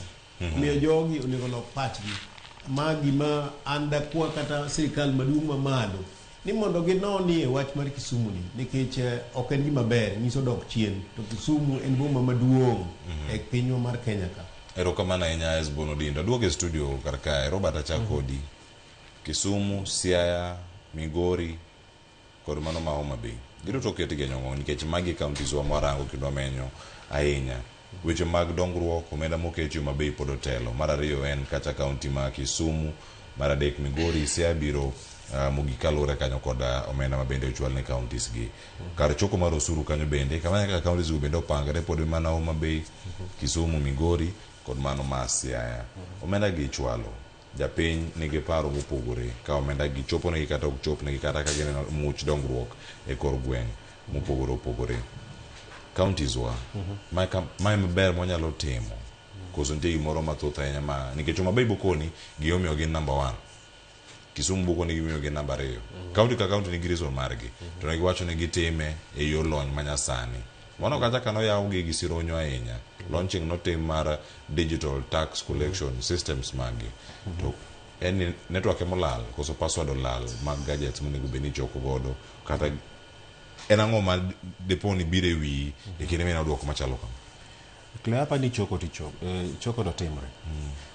Okapa ni nitie kuonde ma onego beni choke ma serikal kata county onge. En ani sami choko ni machopo e tao kose machopo nero. nyabedo ni en nus kose kata more than nus mochokno ineno nikech kidhi kata Kisumo bineno kata kidhi ginene mag serikal go itiyo gi Citizen gi these platform makoro ji timogo ginene technology mechoko go ni to ibro neno ka gichoko to inyang'iyo gichoko mang'eny ndi tapani milando makoro tin to nitie joma ng'eny manie ei diere ka kuom choko ni makao to kao matin te madhi gilando to moko gito ok timre king'iyo kata kaka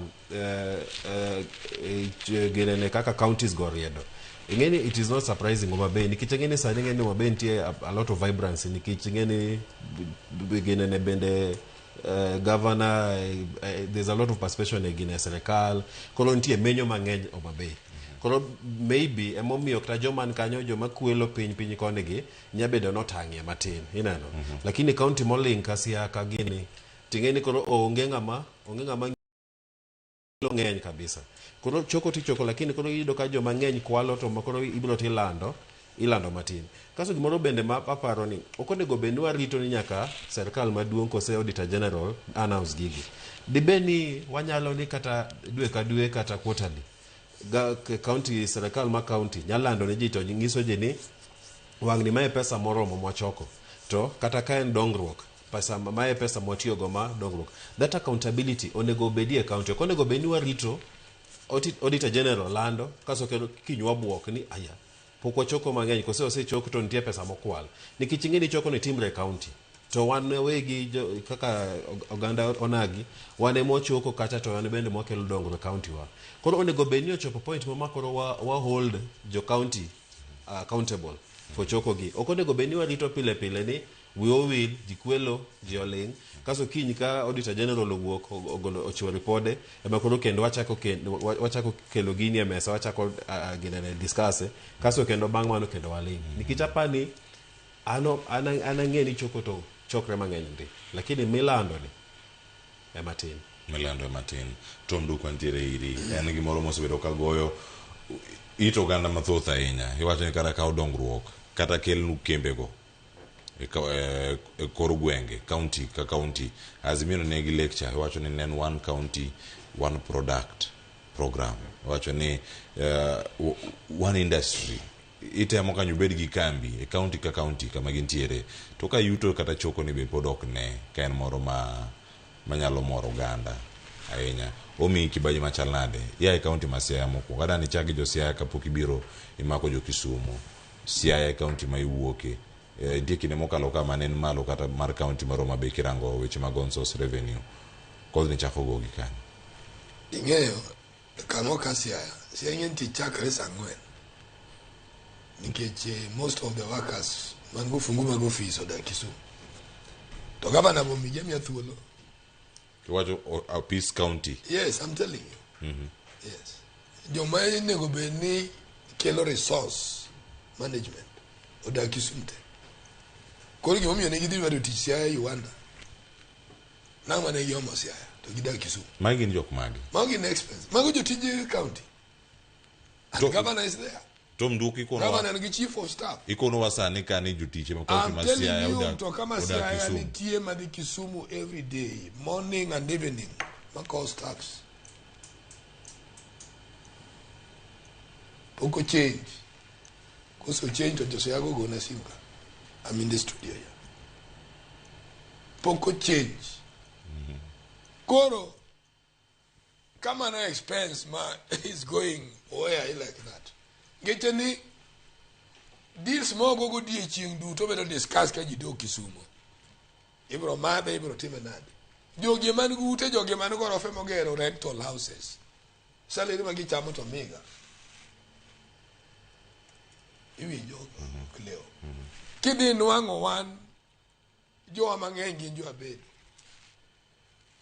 jo abedo gi en ng'ama nyalo chulo siling 20,000 ng'ani be pok ni chulo sara ng'ama choko suru obendo en jogi 10 kan ke nyithinde nyaka cham kuon gi ring'o godhiambo manya kolos 600 ka kana 700 kama nyithinde dhi chamo kuon gu mkate gokinyi kapok omiyo county iwinjo nikech siro pong Minyano anka siro no pong to jo Ugenya wegi to gin jo deal. Mangama no ngadu riside en mama moa kanthuru mo kelo lewni uso. Ja lango mo kelo kabicho biro uso mane ngame ngado. Ke mane minyalo ne. But jumudongi duto ke ngani poki chamos ochulo sara for 6 months. To chiemo. To chiembe maber. Kodi do penyen no ando ga resource revenue ka. So it's about leadership. Tai nyene MCS gi be no ado amegi phone ke jwancholo ge msara ge taxes mawa. Ngengi bende are part of that game. Ke choben ge kiosk mage mopango. Mopango kitakundi maricho. To kinyale mulo ge jen ma MCA. Yo enforcement ko kinyamulo. In ketie giri miketa ne nende ge sorengo. Kada kiosk miketi dalani. Mabede gi main man to private home. The law that prohibits them. You can only build a license. To gisore inguni keto gini kana. To MCA to nyalo pango gi to gna ngando uchul anything. So the truth of the matter is here, it is just worse. Say what way because we need a leader who understands it. Leadership must understand here. They breathe a lot of fire. To fire not go in again cage. Namido di nego kinyan ngizo na bro negi kama. Ke chobe honya ko hem. To the work that problem. Because you work that problem no go dogi. Bro ngizo ngi manyewe ya nyiyo ni mimado cha. Nyenyo ka kacha ngache menyo kele. Kama kori lauri yako. Ni bro doke na. Ni bro doke na kai. Udikara ndiyo chama thing. To kill ni maduong cha. Chwado. To ga jo ngani ngani gicha ngache menyo kele. In ngodi wanko. Ngaro te mako chula tax. Mane mo kuda bwe bisia. No, Angi is the truth of what is happening in management, taxation, mathurua. So, when you talk about Kisumu nyeni most of opinion industries most of opinion, which we need to think about on how to bring them back. Homa Bay case analysis more when you go is very clear. No, Homa Bay in the recent past also enjoy a lot of presidential visits. Koro gisobere ku functions marriage mwanye oslimia beach kori nya elofo jokobiro kori ngeni jobiro mang'eny nya elofo pesa nitie kori nyalo timo gik mang'eny leo. Migori should be doing better actually. Migori is more agriculture and has got a lot of vast land. That's a border county. Yes. Eno ni go temie better maloka barabara. Karnasia ni actually do man gana kacha. Inyani Gleo kidwa ngene si anon go pesa tirango ke juye. Kuno ngisi na pesa ni amoko donyo na serikali ba digital yode. Ino ke juye ngisama jicha ki chiemo gisa kaka ji mer gutieno. Tino wango nenti yesa mani nike Gleo ingara ga ikoponi chamu ga gicha to ngene plane. Kichas gutona budget. Tie magi entertainment makuru mutirito mna misudu. Jogi tingeni yuwa mepele. To pong nitie kuonde wasia kanyo mag kan ngono me go etho maber you will imagine to joma ni kuno be kirango gi to gin joma koni obed go pesa but they are the ones with money. Aya wache yo bakare mane jo kuko ne go bed gi pesa gi kani gi jomage tienga wastrago mone go pidh nyithinde wabedo ka tene man go pesa monyalo mar mondo mi warange sani tiere wach matie kaka mathoth ahinya ma pod warango kanya koro moge jwang kiyudogi iwacho ni jok ma yalo injili mar tutam koro waborango Martin Odero duogo ka wacho ni wach choko osuru ma Kisumu County no kik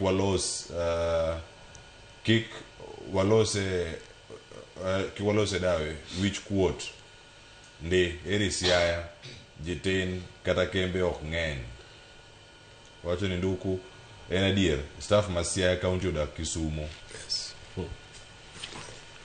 Odhi mbele kanyo kwa wacho ni orengo ne waeri tok ne wang'eyo ni man nyalo loko bed failure Martin Odero ja Ugenya. Ero kamano mano ote mag jo Ugenya. Jo mabe wacho nade wi county ugi choko gi jo Migori kama untiere kacha achiel kachiel. Ada loko tana kena donje kama wada tieko godo to kachiel sani. Jo Kenya moko no donjo e lweny. Gini Kenya kaka untiere lweny moko chako iwacho ni ma ok lwenjwa ma ok marwa. Lweny ni ok en mar Kenya, en lweny mar Russia kod Ukraine. Reso jo Kenya man Russia nyakora moge jwang tinende jatend migao mochung'ne limbe kata tudruok pinje maoko Musalia Mudavadi nitie Russia. Ojwang' Barcelona loso sigana machalo kama, jafwambo wadwa wawinjane kato bang' waduogo ka e twak. Osekono kacha ni uto ka koro un kendo wawinjane. Tok romo mane otimore e kind jatend migao mar weche ma oko Musalia Mudavadi kod mano ma piny Russia Sergei Lavrov, wuodh jo Kenya dhi e piny mar Russia kendo dhi bedo jolweny pinyno koro ochungi. Mae biro tok ywak mane jo piny Kenya ogolo e wi jo Kenya dhi e piny Russia e lweny kendo irwakogi e lweny no madhi nyime e kind Russia kod Ukraine. We have now agreed that Kenyans shall not be enlisted through the Department of Defense or Ministry of Defense here. They'll no longer be eligible for enlisting in the special operations, and we want to appreciate that. All Kenyans, as well as many citizens of other states who signed contracts in order to participate in the special military operation, they did it on a voluntary basis. Kata kamano, sirikand Russia oweyo ting'ne sirikand Kenya ni omany kaka duogo jo Kenya mane osedhi e lweny madhi nyime no, ni mar onge winjruok mar sirikal kane gidhi kono. Contracts provide that as soon as the contract terminates, no repatriation is needed. This person is no longer bound by any contract, and they may do whatever they want. What is more, when the contract is effective, a Kenyan citizen or any other citizen, they can terminate. Betre mar Kenya e piny Russia koro igeno ni dhi chako chenro mar duogo jo Kenya e pacho ka. Ripod migao mar weche maoko oyango ni jo Kenya 252 osendiki kaka jolweny e lweny no. The Defense Ministry, the consular services will also be arraigned so that the Kenyans who may be requiring assistance or visitation in hospitals can be facilitated through the proper diplomatic channels. Jo Kenya moinga par bende oseyangore ni osenege lweny no ka ng'eny gi ringre gi pok oyudi. Ojwang' Barcelona, Ramogi TV. Wechegi thoth kendo wacho ni ma omako ngima jo Kenya ahinya mantiere e pinjegi maoko. Tom Duka chako kodi kaka jalony bende weche mag arita ka warango gi kachiel gin weche mag tudruok bende momako pinje maoko. Kama jo piny Kenya noyudore kar ka gi kama jogi bende rakruok ma kama bende koro sechope.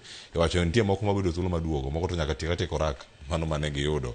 Orage ma kamage make donjo bende. Robert Ainkono kaka jalony bende weche mag ndiko ji tich kata weche mag HR. Ni inya chunge chama chal nade e pinje ariyo modonjo ka diponi onge nonro moro malong'o motime igi. Acha kodi Tom Duka. Okang'eni Mudavadi nyodhi anda otango. Nikech joining war, international laws nitie guide kopo ni dhi join lweny. And the UN is very instrumental in this. Gini, at the end of the day, kata kokele jogi are still liable for punishment. Nikech Kenya donje lonyo lweny mekia.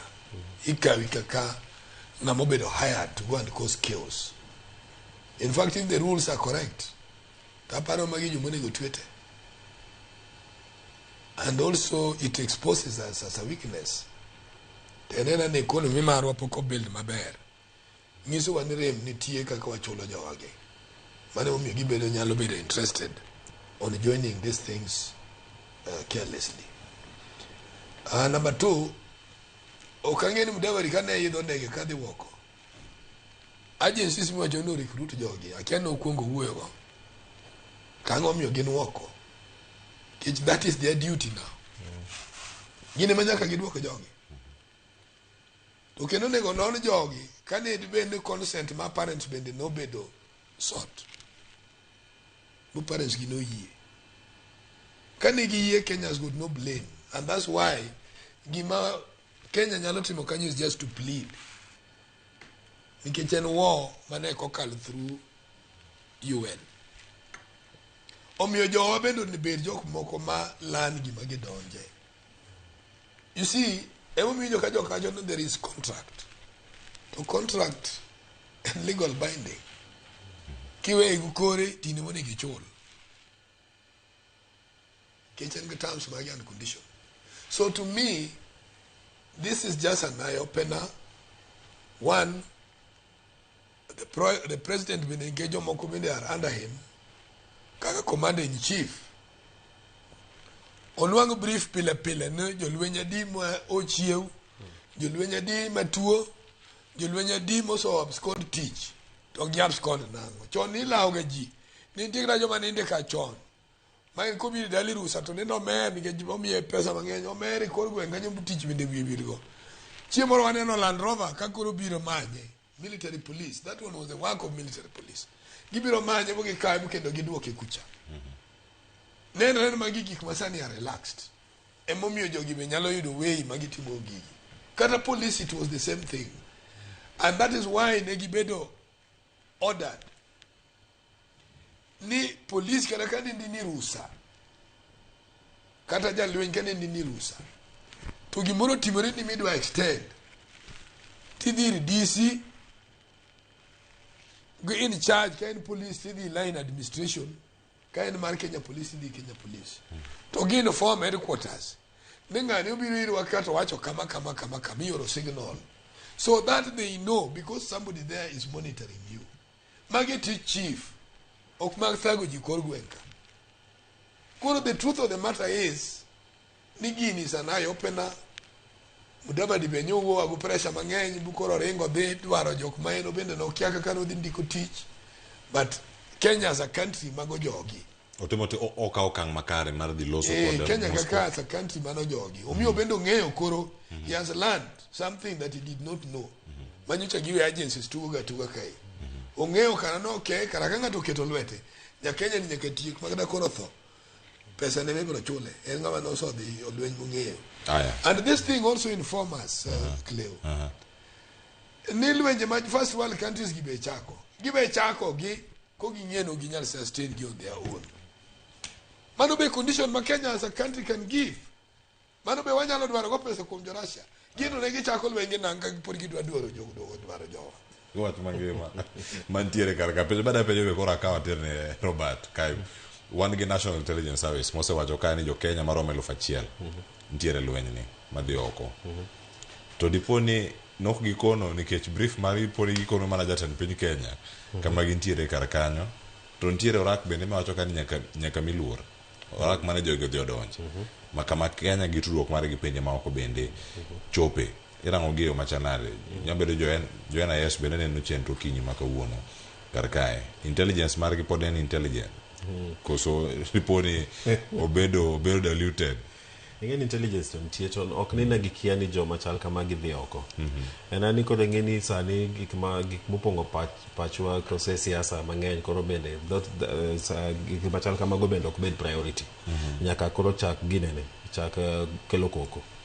Ti kang'iyo kendo kochopo ni korak ma kokandiko tich. Ingeni samoro kidhi nikech ingeni ma bende it's a loophole, it's a very big loophole ma serikal bende ose nyisre ni they were not capable of solving. Emomiyo sani eno ka joka Mudavadi koro temo dhi umo nikech ingeni magi mano onego beni ne giseneno nikech in the first place agencies mat ndiko ji tich to tije machal kama gimedhi gore elwenyi neno they also against these international laws ma okonego beni gimachal kama ni notimre. Koro meno ka Mudavadi temo dhi umo nikech koro ngeni nitie koro wichkuot moro mowuok. Lakini koro kendo kabiro kuom jopiny Kenya ingeni kochopo korak mandiko tich iniwegi ni wuon ingeni igene go lwede orak moro ma isingre ni maege madhi timo ineno to ngacho sacho inabro chuli kama inani tim kama koro kochopo sama koro wecho kethre koro ichako ywak ni serikal to ingeni mana makudho michuore ni wuon sama koro sechako remo ni ema koro rengo ni dhi serikal. It is an illegality in the first place. Lakini kata kamano nikichengene responsibility chako mana kaka wan jopiny as an individual kaka iniwegi ng'ata chiel in a mid side idwa dhi kao tij lweny idho gore piny moro ma oko. Kochopo kanyo ngeni at times is also asking too much from the government. Nikichengene iteri ni wuon koro osechopo koro sama osechopo ni ema koro chako ywak. Lakini serikal bende loopholes gi these are very glaring loopholes ma nyiso ani serikal bende is not actually keeping to their priorities. No konego timre in the first place. Koro en lesson, koro gimo en puonj ma koro wayudo kaka jo Kenya, ma kata kaka ndalo dhi onego beni wang'e ni samoro kaka ang'e ni tich tek Kenya ka. Tang'e ni bende sa joma ng'enyo inyre nitie dhier mang'eny ineno. Lakini kik wayie kaka jo Kenya, kaka jo piny ni kata kan tie dhier moro to koro ikawo iwuodi kose yie ni kose ni ng'ata iniwegi iwuok idhi manyo tije moko ma a very risky oko kuro kaso bange kose ka gik mose muoje makoro kata choko ywak. Papa ni responsible chakre gi wana we ngato as an individual kapok wadhi koro dacho ywak ne serikal, but gima datiek ni magi somo maduong' kabisa mangiso exposures kata intelligence kata ango kata priorities ma government wanigo. Magi somo maduong' monego bendi wang'iyo mondo kik chak timre kama nikech it's a very big embarrassment. Kama na yenye wich kuot ahinya mokel piny Kenya kod jogo ma osiepe piny Kenya. Ayudo ne wach kawuok kuom Esbon Odindo kuom midhiero momako jo Kenya e piny no mano ma Russia manyaka sani ten migao mano mochung'ne tudruok pinje maoko osetimo limbe Moscow kendo Moscow bende osegolo chung' margi. Esbon inene machal nade ka ngidwoko mana ngibeda mano gi wach mar mugi ka watieko. Erokamano Cleo, midhiero momako kaka piny jo Kenya manodhi e lweny mar Russia kod Ukraine en wich kuot. Gima wich kuot maduong' ne piny owacho kendo thurwa ka mar Kenya. Nikech jogi mondo ne giwuog e thurwa ka nyaka ne gibed kod gimiluongo ni passport, ne gikale airport, matiende ni jogo mochung' ne nono weche mag piny kaka NIS kod migepe mopogore opogore nong'eyo kaka jogi ne wuok. Omiyo sama koro CS wacho weche mowachogo to miyo koro ineno piny mar Kenya kaka wan joma odok chien. Nikech ng'ato kaka CS obet e ofisno mondo girit ratiro mar jo Kenya.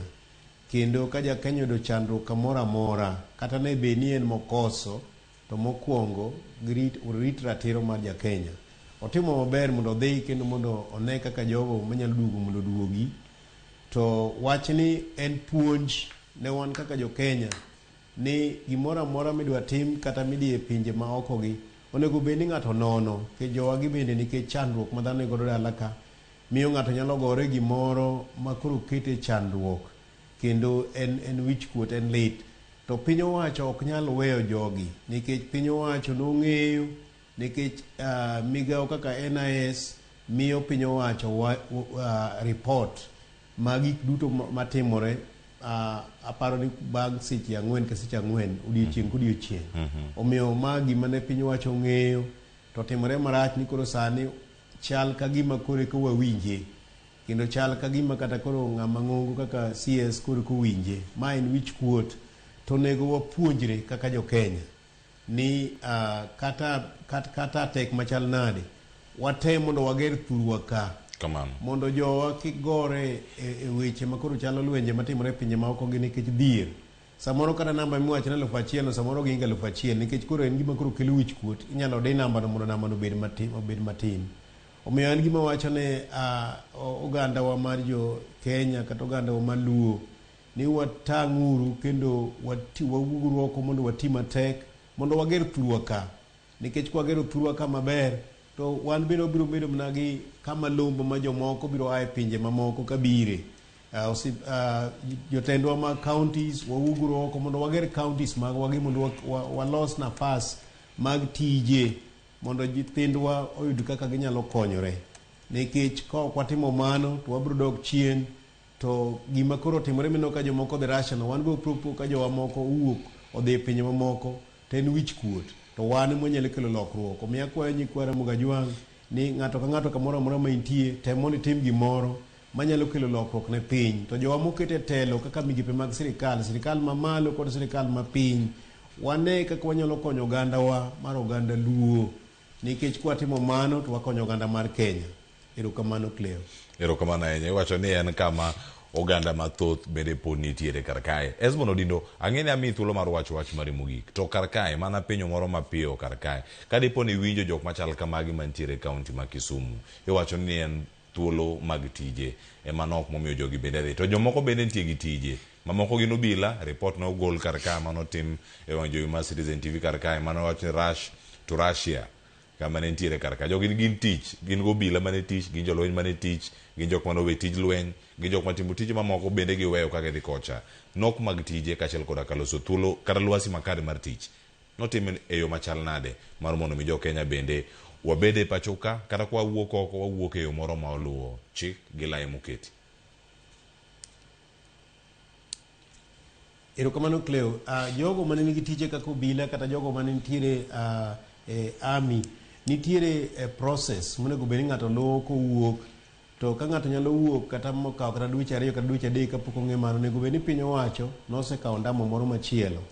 To gimomiyo ng'ato nyalo we tich mochako dhi omany tich kamoro machielo gin mana weche 2 kende. Wach mokwongo en ni samoro chudo ne piny to dwaro mar dhano ni malo, omiyo doher mondo manye kamoro manyalo miyo dwache gi bende dipok oloyogi.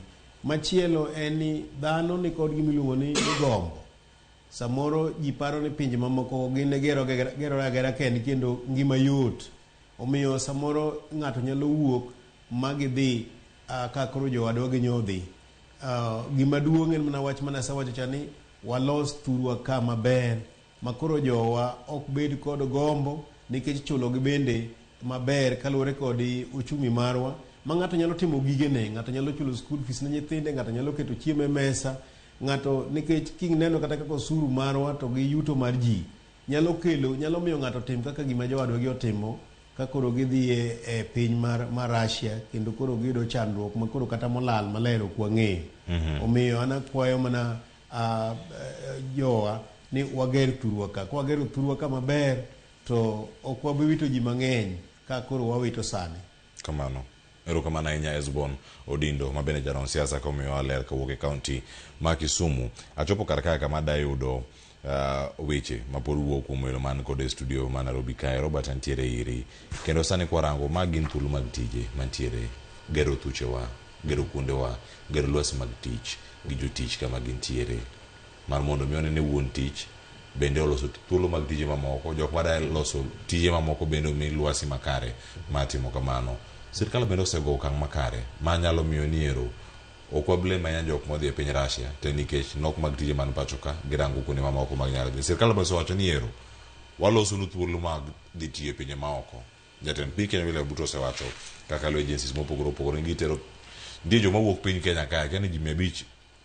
Inawacho ni juma ka juma nitie jok mawuok juma ka juma 500 ka wuok dhi tiyo tije e pinje maoko. Mar Russia ne mana ok kale lwetgi, to tie moko mawuok lwasi mar tich oselosi koso ndig mathoth mondo bende ber. Ng'eni bende daher wacho ni serikal bende ok onego bed ni rikni ko ji ok ni dhi tiyo e pinje maoko go. Nikech kata e pinywa ma Kenya ka wan gi tije mang'eny monego bed ni timre. Serikal onego bed ni yawo thuologi, nikech kata kineno kata chike migolo koka kambe mag tichgi gin chike moko madhi pile ka rido negi ma iyudo ka kambe mang'eny bende iloro.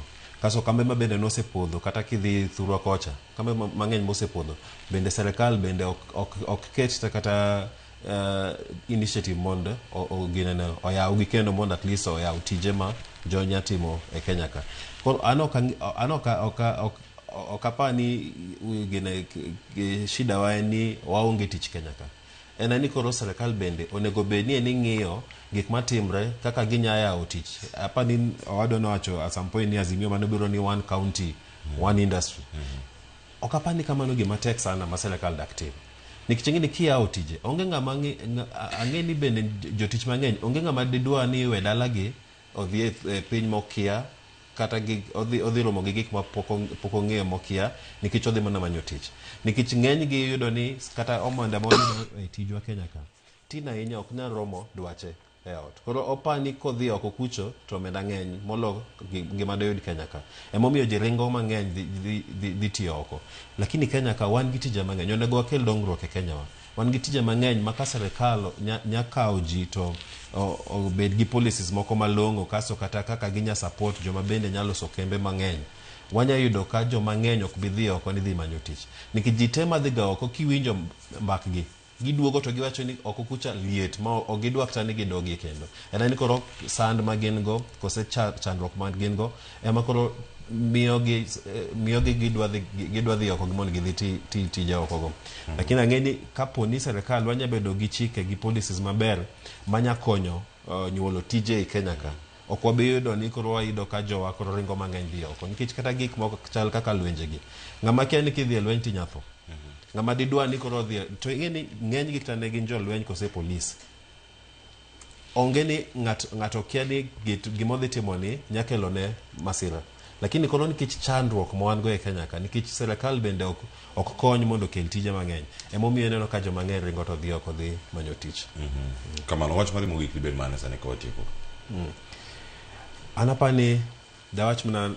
nanyuolawa kaka oganda wa majoluo wasebede klas ndalo mang'eny wasesomo kata tuok mobedo go kawuono gik matimre gite osebedo kanuore wasebede klas ni to wasiko kwaremo penj onego wakaw thuolo ni to wagirene wang'adre kaka piny anyuola ni kik wabed ni waling'aling'a ni sachete ni wayuak onego kata giwacho ni kata gik moko kaka choko usurugi onego bed ni kik wabed ni wan warieke mwatimena na yuakruok sate onego wabed piny kaka wakel nikech joluo joma riek ahinya wakel pachwa kamoro achiel to wach ni aya wasesomo moromo dwatime ang'o mondo at least wakel ratiro moko madikonywa kaka jopiny kaka janyuola mondo wagerie kuondewa nikech kuondewa kata abe augenyo osiko en chien to ok onego bed ni wasiko mna koywak onego bed ni wasiko wakele kamoro achiel to wariwo paro to wacho ni watimie kama mondo at least wadongre wawe mna ywage siasa sate wadongruok wakele dongruok e pinywa kik wabed ni sate waywak mane gima dalam ni wabie together kaka anyuola to ane gima dotim ne pinywa erokamano ahinya mi Tom Nduku bende thuolo mar wacho wach mari mogik kaka watieko weche ma piny Kenya ka geno mane ma in godo mbele ka ng'eni juma ni ka ntiere gedo mano mar SGR mano ma Naivasha kadhi Kisumu ma Kisumu section bende nitie kata koro ka wasumo ochako koro kochoni kubiro koni ntie ma tarik 19 mano odiochieng' mabiro mbele ka gi tarik 21 mago gedo ariyo machako kuonde mopogore koro gima an anyalo wacho ni jowa nyaka chiw respect nikech nawacho ni nitie gik mane mama Ida nong'eyo mopogore gi jotelo moko mag ODM tanyalo nyisi ni kata sani ndara ma achiel kende mabondo maridho nam uyawi bende awinjo ni bendo relaunched again in a few months to come mano be president nchowacho kan kucha koro wan gima wanyalo timo gi sani en mondo wayud mwanyalo yudo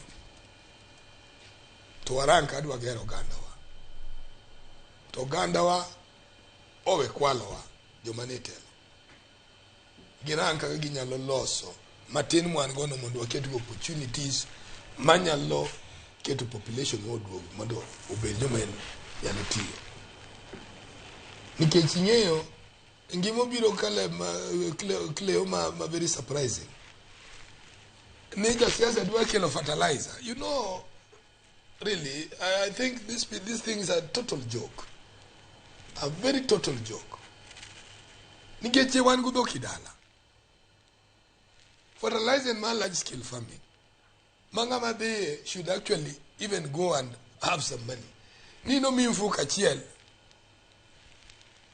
go fertilizer bendo fuka chiel to no mano koro ngano lich saidi gino to pith kana dala chiel bupo it cannot onge value mangano adi ni so tugo mar jo siasa dwa tugo kodwa ni gi ai kana county government gi ai gino completely let them plan well for how we can get good agriculture giminyalo tim en gima ginyalo tim en to agiu kada fadhali ana gichok pesa no te to giteri store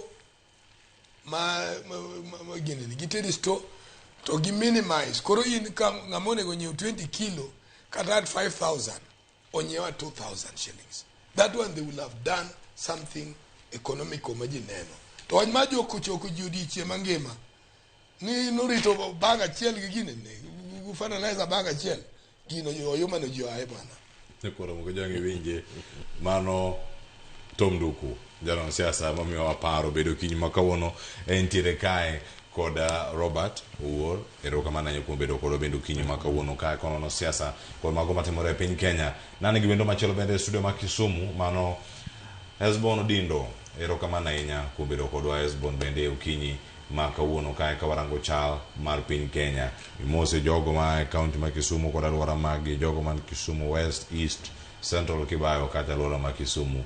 Mane makelo giko mar chenro Nyakoro Mogejwang' dakika osekalo 9 tok saa 3 mar okinyi makawuono karka ang'ena dhi weyi ka kirango chenro mano mar rameny piny kaeto bang'e Sharon Ong'aw dhi bedo ka donjo kae kod chal mar thieth e counties. An akelo ni chal mar Kenya okinyi makawuono ka nyinga Cleophas Oluoch ja Kisumu Kanyakwar Mokeo nyaka Sango to weche thoth ahinya mapod tiere karka med neno Ramogi TV orit masani.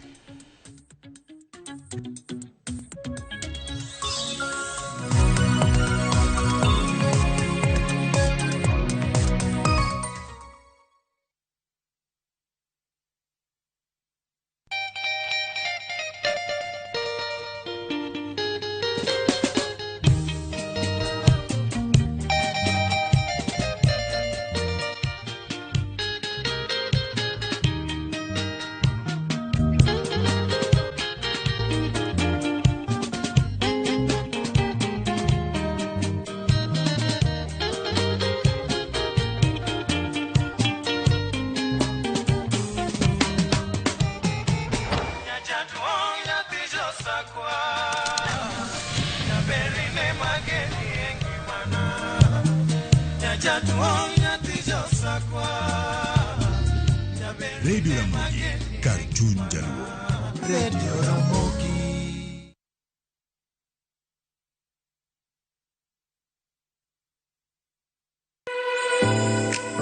Chiemo oken mana gima wachamo kende. En sigana, tim mapile, nyasi mar nyiso ni wan ng'agini. Mit chiemo en ang'o? Kitungu. Ber mar chiemo mar fry en ka kitungu nene. Wanono kido mag tedo e alwora waduto. Wafwenyo yore mag tedo mopondo, timbe anyuola, koda hera mamiyo kit chiemo mora mora bedo gi ngima. Chiemo ichamo ga wang'. Koro nyaka ikete maler oka obedo gimoro ma wang'i nyalo kelo miloma mar chak. Ma oken mana tedo kende. En kit ngima mar oganda michiwo e mesa. Tedo gi chiemo kod jailieta tich adek saa 2 okinyi kik bai.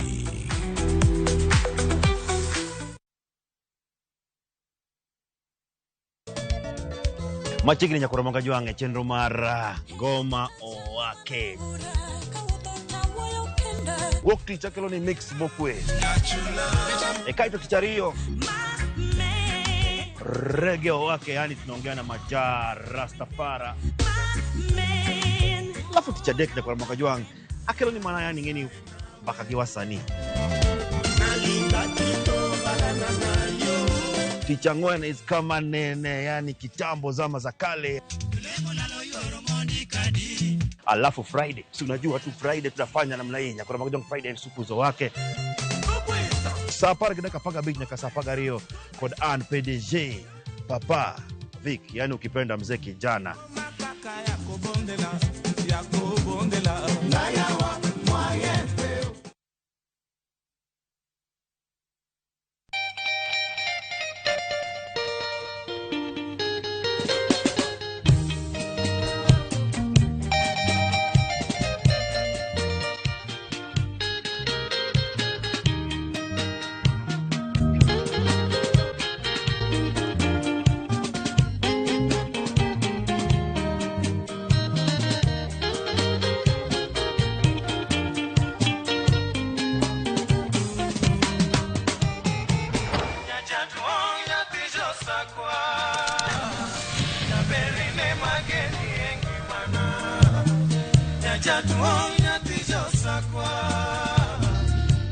Radio Ramogi, Karchun Jaluo.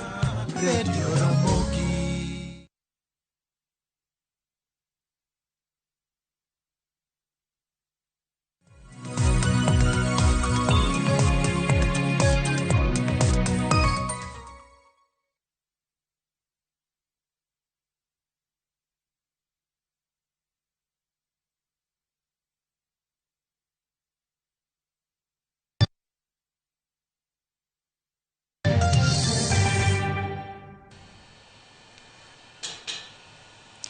Machiegni kendo nyakoro mgajwang' wadonje kidieny mar ariyo mar chenro mar amany piny kawuono wamenyo sekta ma thieth.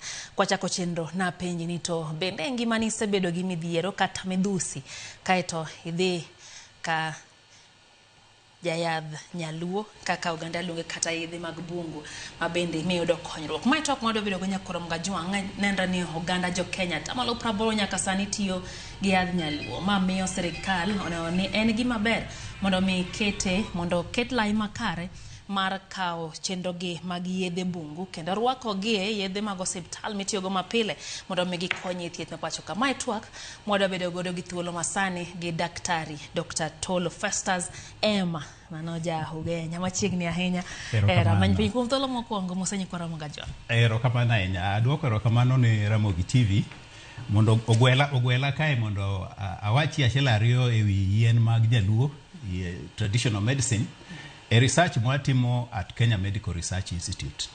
An kaka research officer kuro ma iluonga ni chief research officer e area ma natural products research to watimo research mupogore e yiendwa mag nyaluo gi kwang'iyo gimiluongo ni safety kod wang'iyo ka yien go be tiyo bende wang'iyo ni iloso gi maber quality gi sawa mondo wane kwanyalo tiyo kod yiendwa gi e osiptandewa kaka serikal dwaro. Daktari setiyo Kemri kuom higni adi? Asetiyo Kemri kuom higni 35. Higni 35. To mae en mbaka mabiro mana sani. Nyiswa ni to kinde gi duto pok nofwenyo ni yadh nyaluo nyalo konyo oganda mondo mi ukete lai odonje e yedhe mag serikal. Erokamano. Kata mag osiptal. Erokamano. Yiendwa gi kana donjo Kemri higni 35 mokalogo to nayudo ni research mane timore ndalono ne en research mar miyo ji mondo ong'e kendo understand gima yadh nyaluo en. Nikech ji mang'eny sana joma mohero Kristo malemo ne paro ni yadh nyaluo en gimoro ma satan mar ajuoga. Koro gima ne timore ahinya ndalono was nen mondo wang'in to wanyalo nyiso jowa mondo ong'e ni yien gi gina yien kaka moramora ma inyalo los mar kaka maramuonya. Yani yien muonyo tinde ng'eny gi wuok e yiend nyaluo ma kosolose koro obedo gimo kaka tablet koro obedo kata gimo kaka capsule mineno cha koro ochalni ni opogre kod yiend nyaluo lakini en yien nyaluo cha magi process. Koro mane watimo ni luongo ni to make mondo lose mondo onere yani mondo traditional medicine obed gimo ma bedo appreciated. Bang' mano kane waluo kod research bang' mano ne wang'iyo to koro yien gi gin mage machiedho gi gin yien mage to gin yien mwanyalo ng'iyo mbwayudo ni gin gi safety dhulgo tek kanyo. Koro safety no kod gimiluongo ni to nyalo chieth efficacy ne en gik ma very important mwasobedo kwang'iyo kuom higni mang'eny nikech en research machakre ewi mesa iluongo ni kizungu ni in vitro tidhi e le iluongo ni in vivo tiduogo idonji dhano miluongo ni human. Koro mondo itim research tieng' adego kao muda mabor. Wasotieko mano. Koro wanie stage mwawacho ni koro wadwa loso yien gi mondo jowa ochopie osiptal mondo jowa obed kod kony mag yien gi. Koro giyud gi osiptal. Yud gi osiptal. Ma sirkal marwa kanyocha wanie conference maduong' manyocha yaw kod minister marwa ma health jatelo jaduong'wa miluongo ni Mr. Duale, Honorable Duale, nyocha no wacho ni serikal osong'iyo boneno ni yien gi gin yien monego bed ni tie osiptandewa. Koro nyocha ne omiyo ohwarowa ni watim research malong'o maber mondo kachopo higa mar 2028 gibed yien mineno kore e osiptandewa mondo ka ng'ato dhi e osiptal tinyalo wacho ni miya ma nyaluo cha mondo odhi ochiedha nikech en yath machiedho mana kaka moro cha. Daktari ang'eyo ni sekta ma thieth en sekta malach kendo samoro wathoro nyaka yudo kony koya pinje maoko kuom thuolo malach. Nyalo paro kinde mane nitiere nok mag yedhe moko e pacho ka ne yudo ka nochuno mondo ne lit nikech ne ok wanyalo yudo koya pinje maoko. Ndalo koloni jarachar nobiro to ousonwa puonj moro ni gige jo Afrika ne richo jok moko ma bende pok oyie kata kuom Nyasaye nyaka kawuono pod wacho ne gikelnwa Nyasach jo rachere ka gin ne ging'eyo Nyasaye mane gilame got. Bende nitiere paro mopogore opogore kotenre kod yedhe. Nyalo yudo ni magi yedhe manitiyo godo chon, kata kamano ere kaka tiyo machiegni gi World Health Organization man ng'iyo ne gin bende giwinjore tich mudwa timo ni bende usego kodgi mbaka to nyaka gipuodhe koso wanyama na tiyo kodgi kaka oganda jo Kenya kendwa mondo mi thieth odhi mbele. Penjo maber kabisa. World Health Organization or WHO en institution en joma ng'iyo yien machiedho kod chieth bende. Chieth kod yien opogore matin, chieth opogore, yien be opogore, to ging'iyo gigi te. To WHO thibitisha wacho ni yien mag nyaluo gin yien mabeyo ma kolose yo makare to nyalo chiedho mana kaka moko gi be chiedho. Koro WHO gin kod gimiluongo ni yo ma gidwaro mondo yien gi olosgi. Yani kata research watimo go guidelines mag WHO manyisowa kaka onego bed ni wang'iyo research gine yien gi research marwa mondo obedi yien ma inyalo yiego pinje duto mondo oti ka chiedho dhano. Gima iwacho kendo maber ahinya en yien gi gin yien mane chietho chakre chon. Ma kata kinde mane jo wazunge or jarachar kane bire pinywani ne giyudo kane wachiedhrega. Kendo yiendwa ne beyo, ne wan gi ngima maber, lakini kane gikelo yien margi kane gibiro gi yiendgi to ne gitemo nyiso ni yiendgi beyo moingo marwa. Ae kendo kane gibiro kod Ukristo to ne gitemo mondo koro gigeng' joma donje kanisa kik ti gi yien gi ka giwuondogi ka ginyiso gin yien ma satani manie iye. Koro nomiyo ji ne bedo gi paro ni yiendwa gin yien ma ok beyo, gin yien ma samoro ki itiyogo tin Nyasaye to koro Nyasaye nyalo weyi. Mano ne en mriasa ok ne en adier. Wan joma timo research mag yien gi wang'eyo ni yien gi tiyo nikech research marwa bedo ka nyisowa ni yien gi ni yien matiyo kolose yo maber. Kendo kong'iye yo maber, kong'iye science maber, kendo ka otimne research malong'o ma ing'eyo gi micheko gi, yani kidwa cheko ka onyalo treat, onyalo chiedho, ting'e gi micheko no tiyudo ka yien gi tiyo adier. Gitiyo. Ang'eyo ni kaluo kocha nitiere jok mong'ere ahinya ne thieth ma kamagi daktari. Kendo kidhi e gweng' moro to nyisi ni dhi ka ng'ane manyalo konyi mamiyi yadhe tuo machari no. Tadieri yudo ka thuthgi konyo oganda. Nyiswa ni to ere kama udhi bede machiegni ahinya gi jo thieth mantiere pacho bende utiyo kod kanyakla, to ere kama gidhi bede nikech moko ntiere kod yath ma giluongo ni siri othiedhi to kotang'ni go konya nyisi ni en mane. Kaeto bende sirikal dhi tiyo kod ginang'o mane ni giyudo ma gineno ni siri ne mondo kony jopiny okawe matere osiptal. Ere kaka udhi convince gi kata udhi loyo gi wach ma giyie mondo giti kod kanyakla? Watiyo kod jochieth mag yien nyaluo, to watiyo kod jochieth moyie tiyo kodwa. Gima me wacho kamano en ok inyal chuno ng'ato mondo onyisi kako chiedho ji kod yiende mochiedho go ji. Koro jomoyie mondo ti kodwa watiyo go yo maler, kendo ging'eny jomoyie. Makata thurwa kaluo kucha nitie jochieth ma ong'e Kemri mabiro nyaka Kemri kakelo yiendgi mondo wapim, mondo wang'i ka tiyo kendo ka gin safe.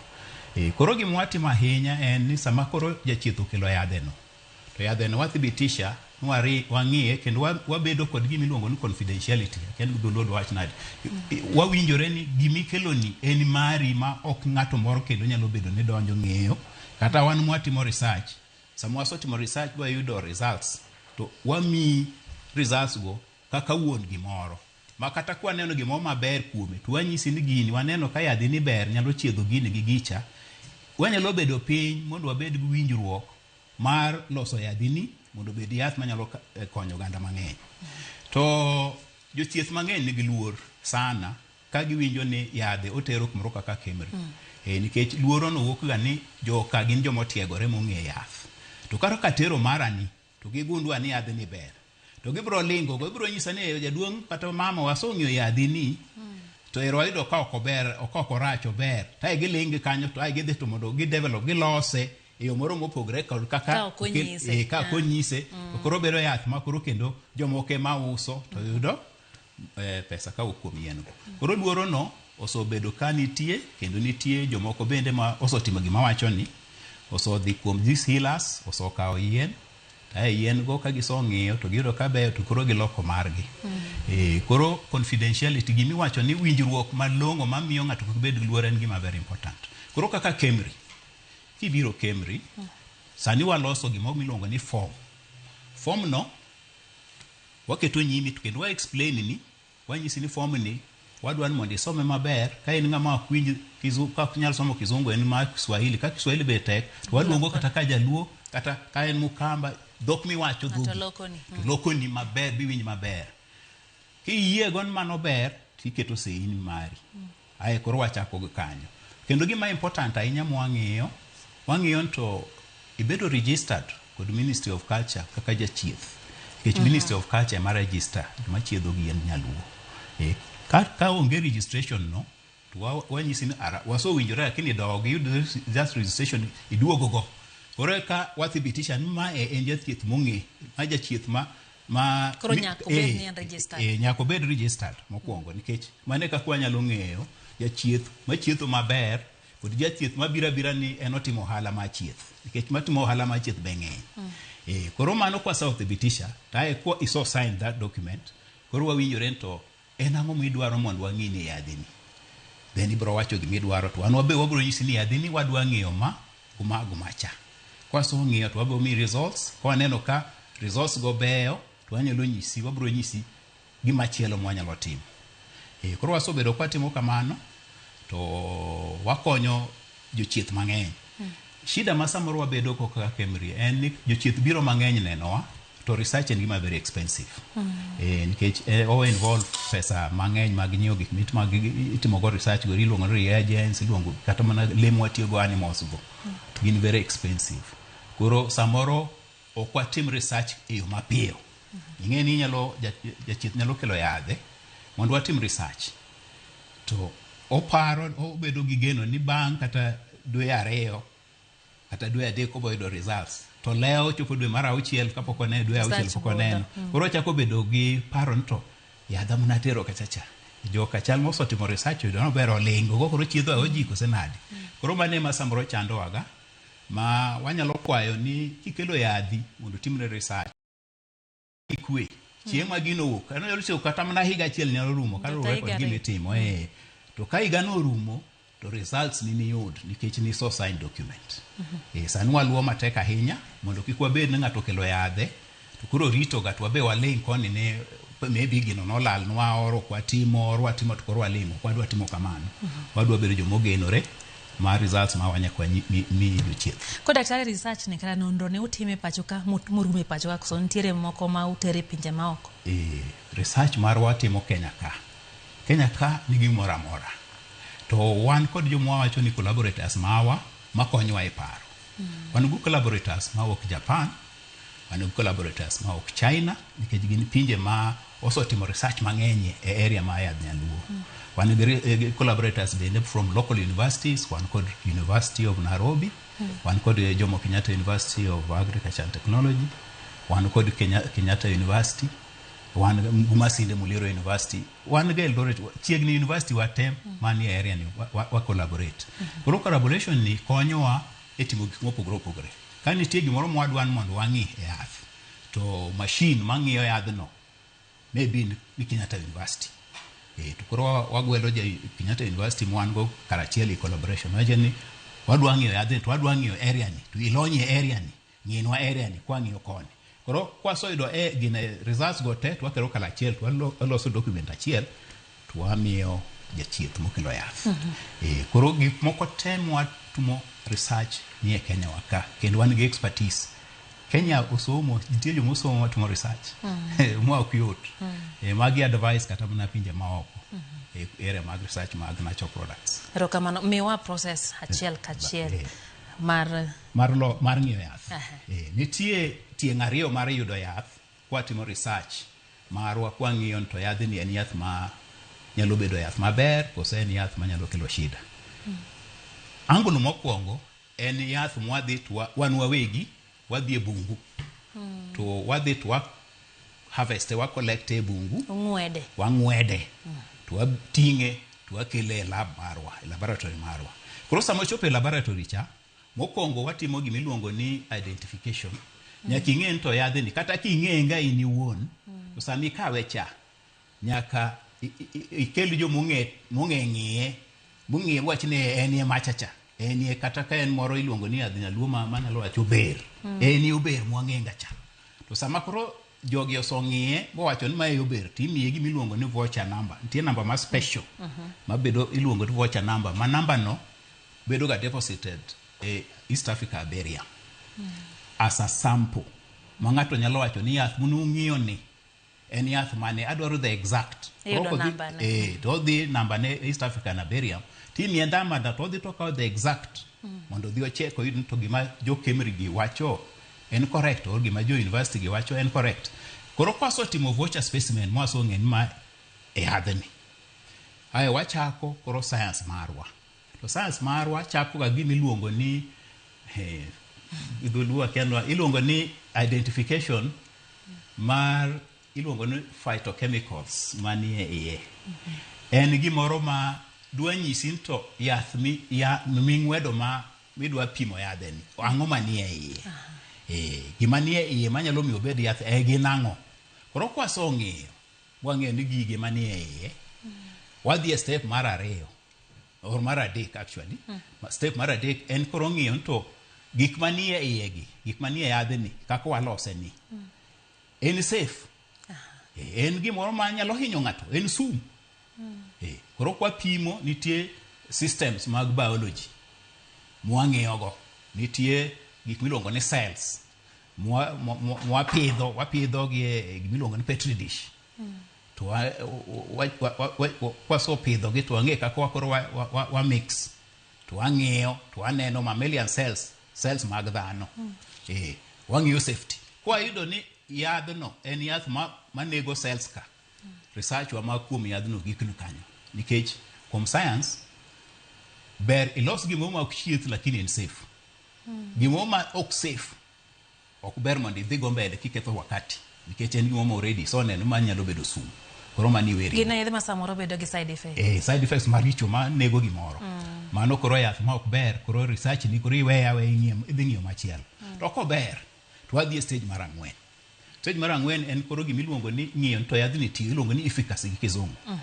Ma koro kanyo nitie bende kaka watime e lab ma nitie cells bende ma wang'iyogo tae kwa tieko mar cells wadhi e cells mag dhano lakini ok dhano owuon watiyo kod mammalian iluongo ni mammalian cells. Nado penjini gologi kuom bas wagologi nitie mag dhano be watiyogo ti mag dhano ok tek yudo kata sani kijwero dwedo kata igolo cells to idhi to koro kipidhogi kigrogi ok en ng'ato ok ngima da inyalo igologi kata kuom ng'ama ngima kata mana remo ing'e remo be gin ga cells koro kidhi to ipidhogi igrogi to koro gibedo mang'eny kiso gibedo mang'eny to koro igolo matin timogo research igolo matin timo research or inyalo tiyo kod cells minyiewo. Nitie cells minyiewo ma nitie iluongo ni African type culture collection ma idhi tiwacho mana nana dwaro ilani to mane ma giuso ni koro cells go nitie. Koro kwaso timo kuom cells kwa neno ni yadhni ero utiyo kachande wakawo cells bo wamiyo tuocha wa infect gi tuocha to koro wamiyo yadhwa ni mondo wane ka cells go bedo change to waneno ka chango chan basi yath ero ber. Koro wadhi e le animal wachako matincha wachako kod encha mouse okeno yeyo yeyo ni maduong'ni fuko yeyo nitie moro matin miluongo ni mouse tae nitie moro miluongo ni rat to kene fuko personal jo South Nyanza luongo ni fuko en matin kabisa nyalo neno ni atiyo yeyo to lakini en matin luongo ni mouse. Koro ichake gi mouse.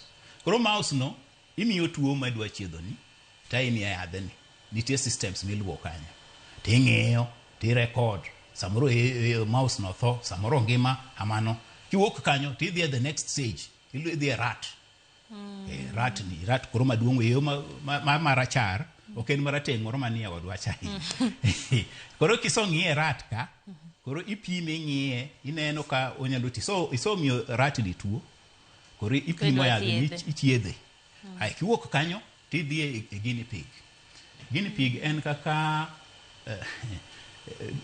pig kod anguro matin nitie anguro matin kod anguro maduong anguro ma jayuth nitie anguro ma iluongo ni guinea pig ma lab en otin to be ichame ichame obende lakini en otin koro idhi e guinea pig no koro kanyo ing'e ni guinea pig koro ichako luwo trend ma dhi ka dhano nikech chomo ka dhano guinea pig ing'e ni king'iyo physiology mare king'iyo kaka rembe chal chwech mare chomo ka dhano koro ing'iye kanyo kober koro kiwuok ka guinea pig to koro inyalo dhi gimiluongo ni kata inyalo dhi e monkey ong'er or inyalo dhi koro sudo machiegni koro kisong'iye ong'er koro ing'iye gorilla bim bineno ni yath ber koro bim fine koro idonjo idhi wacho ni clinical trial stage 1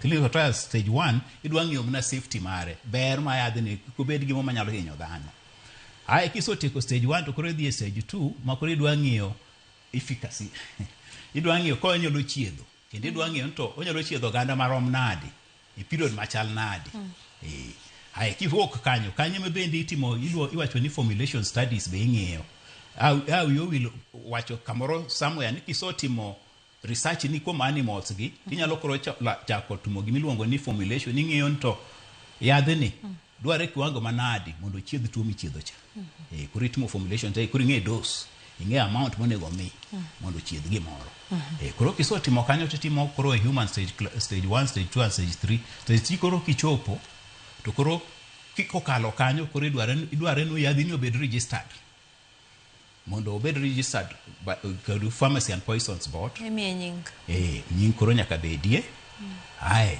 gik moko kaka quality wan kad Kenya Bureau of Standards monego bed ni ng'iyo quality magini nitie processes manyaka gi check sama iloso yadh cha kapok idhi tere for these studies maso wachogi nitie good laboratory practices jo dholuo wacho nade mana nyaka process ni kadh through kokadho through nitie KEBS Kenya Bureau of Standards mabiro ga to inspect stages gi to give me stamp margi ma KEBS Kenya Bureau of Standards manyisi ni gini en good quality then obedo registered by the Pharmacy and Poisons Board koso obedo registered ai koro ibedo gi thuolo mar koro invention mar yadhi misoyo losoni nyalo wuoyo kod any pharmaceutical company mondo lose in big scale to obedo available in the hospital koro mago stages atemo ruyo atemo kawacho in detail lakini mago steps ma yath nyaka kal mondo bed yath manyalo bed e hospital koro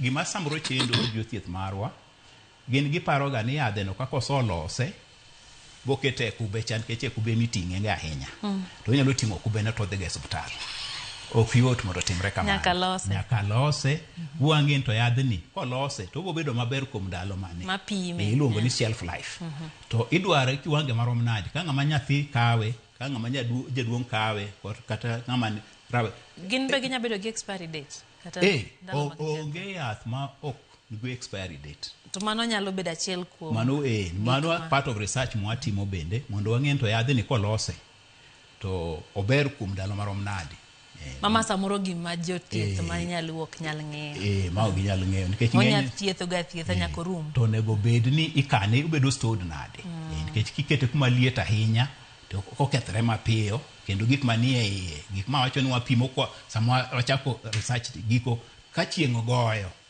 to gikethore gilokre gibedo gimoro something else koro mane kaka watimo then bang'e koro kwasotimo mano to wanyalo kata nyiso jathieth mono kelo yadhno in fact report marwa en gan each stage kwatimo mokwongo mar timo ng'iyo berne safety to report nyakwa mi jathieth ni yadhicha ne wayudo this particular problem or ne wayudo results machal kama koro tieng' mar ariyo ma wacho ni wayudogo yien en yien ma ukum traditional healers ma yadhni chopo ni kosolose obiro samore chupa obiro samore kube koro kobiro kamano to wadwaro historia mare ma brief wadwaro to ilose nadi samoro ok wadwa ng'e ahinya ni to process ma lose nikech process ma lose en intellectual right ma jachiedhno koro en ma pi osilose kongo ilose nade mondo koro samwatimo research mara to ang'e ni gini en gima chal kama nikech ka gimoro kaka alcohol kongo nie iye to gikete e cells ka kongo ema dhi nego cells to kata yadhni samoro ok neg cells koro gima mano ber kwa ng'eyo mondo wabed kod away mwanyalo timogo research malong'o ma ok bed ni wawacho ni yath rach to kara yath gima olose gacha ema kelo shida koro kwasoyudo kaka kuom jachieth wasoyudo that extract to the yadhno to process chal en mana step ma koro wachikore wadhi en koro ok wadhi mar identification wacho ni imiye voucher specimen cha koro mano ok watim koro wakalo wadhi stage mar timo biology mar ng'iyo safety mare kod wang'iyo ka onyalo tiyo efficacy then koro watimo a bit of studies mag ng'iyo to onyalo bedo formulated nadi sama watimo results experiments or research mar le mwang'iyo to chiedho e le kose nadi ai gik moko tat koro chal erokamano ng'ato penjo kae ni to ere kamugore lai e kind jathieth mano mar nyaluo kata jathieth mag yedhe bungu gi ajuoga koro nitie pogruok maduong' kuom jachieth machiedho kod yien bungu kod ajuoga ing'ena wan joma timo research wanyalo timo research kuom yien mag bungu to ok wanyalo timo research kuom yien mowuok kuom ajuoga nikech ajuoga en ng'ama awacho no otimo gimiluongo ni remote science yani science ne kata sama koro idhi ire cha to onyalo kata chako pimo ni tuoni kapok iwuoyo or onyalo diagnose onyalo pimi kowito gik moko yani en kod yiende moko mondo koro ong'e ni to ang'o machiedhi to seche moko yath momi en kako oloso ni nitie gik moko ma samo loso kodi to owacho koro mano mi chieth koro gima mano en tek ahinya mondo i understand mondo tim research mare mondo i understand malong'o koro nitie pogruok mar ajuoga samoro kata joma chietho kod yien nyalo iluongo na ajuoga lakini ajuoga ma traditional cha ma ok ti gi yiende nyaluo opogre kod ng'ama tiyo gi yien nyaluo koro wan research wa ng'enyne en kuom joma timo chietho kod yiende nyaluo herbalist ng'ama dhi to chokao yiend bungu to tien bungu to loso ma chieth mage joma watiyogo ahinya lakini spirituals joma timo yien mag remote kaka ajuoga go to pod ok wayudo science mwanyalo ng'iyo gigo maber mondo wang'e to tijgi no giringo nade wantie gi community health providers ma bende kuom thuolo malach osebedo katiyo e kor gwenge kendo yudo kachiel kuom ywak magisebedo go en ni onge yedhe yudo ka samoro dentiere kit masira moro motimore kata e gwenge to yudo kata mask kata gloves onge yedhe ma bende kelo magonya osiptal gi bende onge king'iyo malong'o bende paro ni yedhe nyaluo gi kotiyo kanyakla gi osiptende to dhi konyo e pong'o fuok modong' mar onge mar yedhe e kor gwenge kendo dhi konyo maduong' kabisa ni kaluwore kod WHO ma wawache mokwongo cha research margi osonyiso ni e Africa ka yien matiyo up to 100% ma population not 80% ma population gini yiende nyaluo ng'enyne thuchwa ma kadala kucha yien ma the first line ma ng'ato yudo mokwongo gin ga yien mag nyaluo iyudo ni ng'enyne ni gatie jochieth man machiegni ma sama shida moro wuok emergency moro wuok to gin ema iringo kuomgi koro ka yien nyaluo gi ka wanyalo ng'iyo gi ai wa facilitate wami nyalo jok man ung'e chieth kaki wacho traditional health providers nyamrerwa mondo wami gi nyalo mar miyo chiwo chieth kendo kod yien mwasong'ie mbwa wacho ni yien gi beyo nyalo miyo health marwa ma jowa bed maber kabisa at that level ma pinyno nikech yien gi they are there gitiyogo lakini rachne ni samoro gitiyo gi yien ma ok kare kendo samoro gitiyo gi yien ma ochiw kod jok moko ng'e yien koro ka serikal marwa bende gisong'ie gin interested mondo gilos mondo ging'i kanyalo facilitate kendo uchiu way namna mar ng'iyo yien gi mondo obed yien mabeyo mondo jogi kachiwo yien gi obed yien mabeyo manyalo konyo nyalo bedo maber kabisa. Rokamana ahinya gin tuoche mage ma ahinya oseyudo ka ithor thiedh gi yiend nyaluo ka ung'iyo research kata nonro mosebedo ka utimo gin kit tuoche mage ang'eni nitie tuoche moko ma samoro tek gin tuoche mobiro kisani tuoche machalo ma samoro keli kaka ji odak gi kit chiemo ma ji chamo mane onge e oganda chon gin kit tuoche mage moseneno ka yedhe nyaluo gi thiedho daktari. Tuoche ma yien nyaluo ji manyo mar chieth ahinya gin tuoche ma iluongo kizungu ni non communicable diseases. To that group wan kod tuo kaka ma cancer, wan kod tuo kaka ma asthma, wan gi tuo kaka ma diabetes sukar, wan gi tuo ma iluongo ni hypertension ringo mar remo matek akelo gudu hypertension muomruok mar remo. Tuoche gi tuoche ma yudo ng'eny ne ji ng'iyo kanyalo yudo chieth ma nyaluo nikech chieth ma nyaluo ka yudore nitie yien manyalo gayo manyalo konyo chieth gi. Sana king'iyo kansa nitie chieth ma kizungu ma konyo to yien ma kizungu gi gin side effects gi samoro bedo ga yani marach sana. Iyudo ni ka ng'ato tiyo gi yien gi samoro ineno ka yie wich ne ma olwaro duto or nitie ineno ka ngimane samo tiyo gi yien gi ngimane ok yot. Lakini kuom yiendwa mag nyaluo gi iyudo ka nitie moko mabeyo makata kitiyogo to dendi na kaka pile. Koro yien gi konyo kendo area ma wa focus ahinya e research marwa kaka kuom sani wa focus ahinya e cancer nikech pinywa ka nitie joma nigi cancer mang'eny sana mopogore ma nitie ma breast, nitie ma prostate, doluwa kento nitie mar lokro throat cancer gintie cancers mopogore mang'eny. To yien manyalo manage gi maber ok nitie machiegni kech gin tuoche mane onge chon. Ne onge chon. To gin tuoche ma kata chieth gi pesa gin malo sana mondo yud chieth en gimo ma very expensive. Koro areas go kwanyalo yudo yien mawa manyaluo manyalo konyo to kendo bo bedo yien ma yot yudo. Ok adwa wacho ni cheap nikech samoro inyalo yudo ni yendo mag nyaluo jo ma uso gi mamiyo gi ji samoro pesa gi charge pesa malo sana. Lakini wan gi geno ni ka gibedo ni ging'eny to koro gibo bedo cheap. Nyalo konyo kabisa.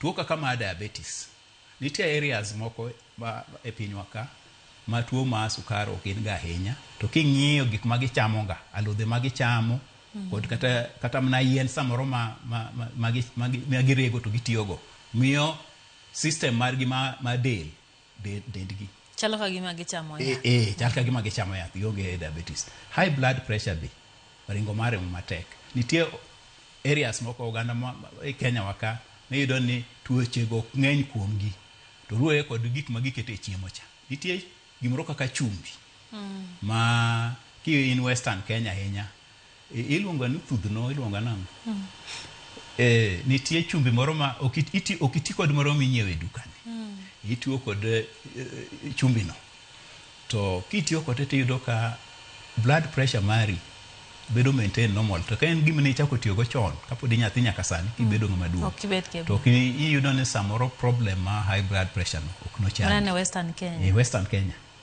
sana ng'eny areas ma Kakamega, Bungoma areas kata Kaluo antiego en gimo kaka thudho iluonge ni thudha paro ma en gimoro ma inyalo kawo oboke mag kaka mag rabolo kipayo rabolo kidwa tedo to igolo gine ka to itwoyo tai iwang'o to bedo kaka buru aito nitie iolo pi to kale burugo to ka i-collect ikawo pige cha pige cho nitie chumbe moro ichunge to pige no en yath maduong' sana makonyo. Koro yien ilago watemo ng'iyo research margi mondo wathibitisha mondo wanyis jowa mondo kar dhi nyiewo chumbi mar duka cha tigi chumbi ni nikech obe en chumbi maber ma king'iyogo to en chumbi makoro ichamo chiemo kama nigi chumbi cha mondo kony mondo kik ibed kod problem kaka ma high blood pressure.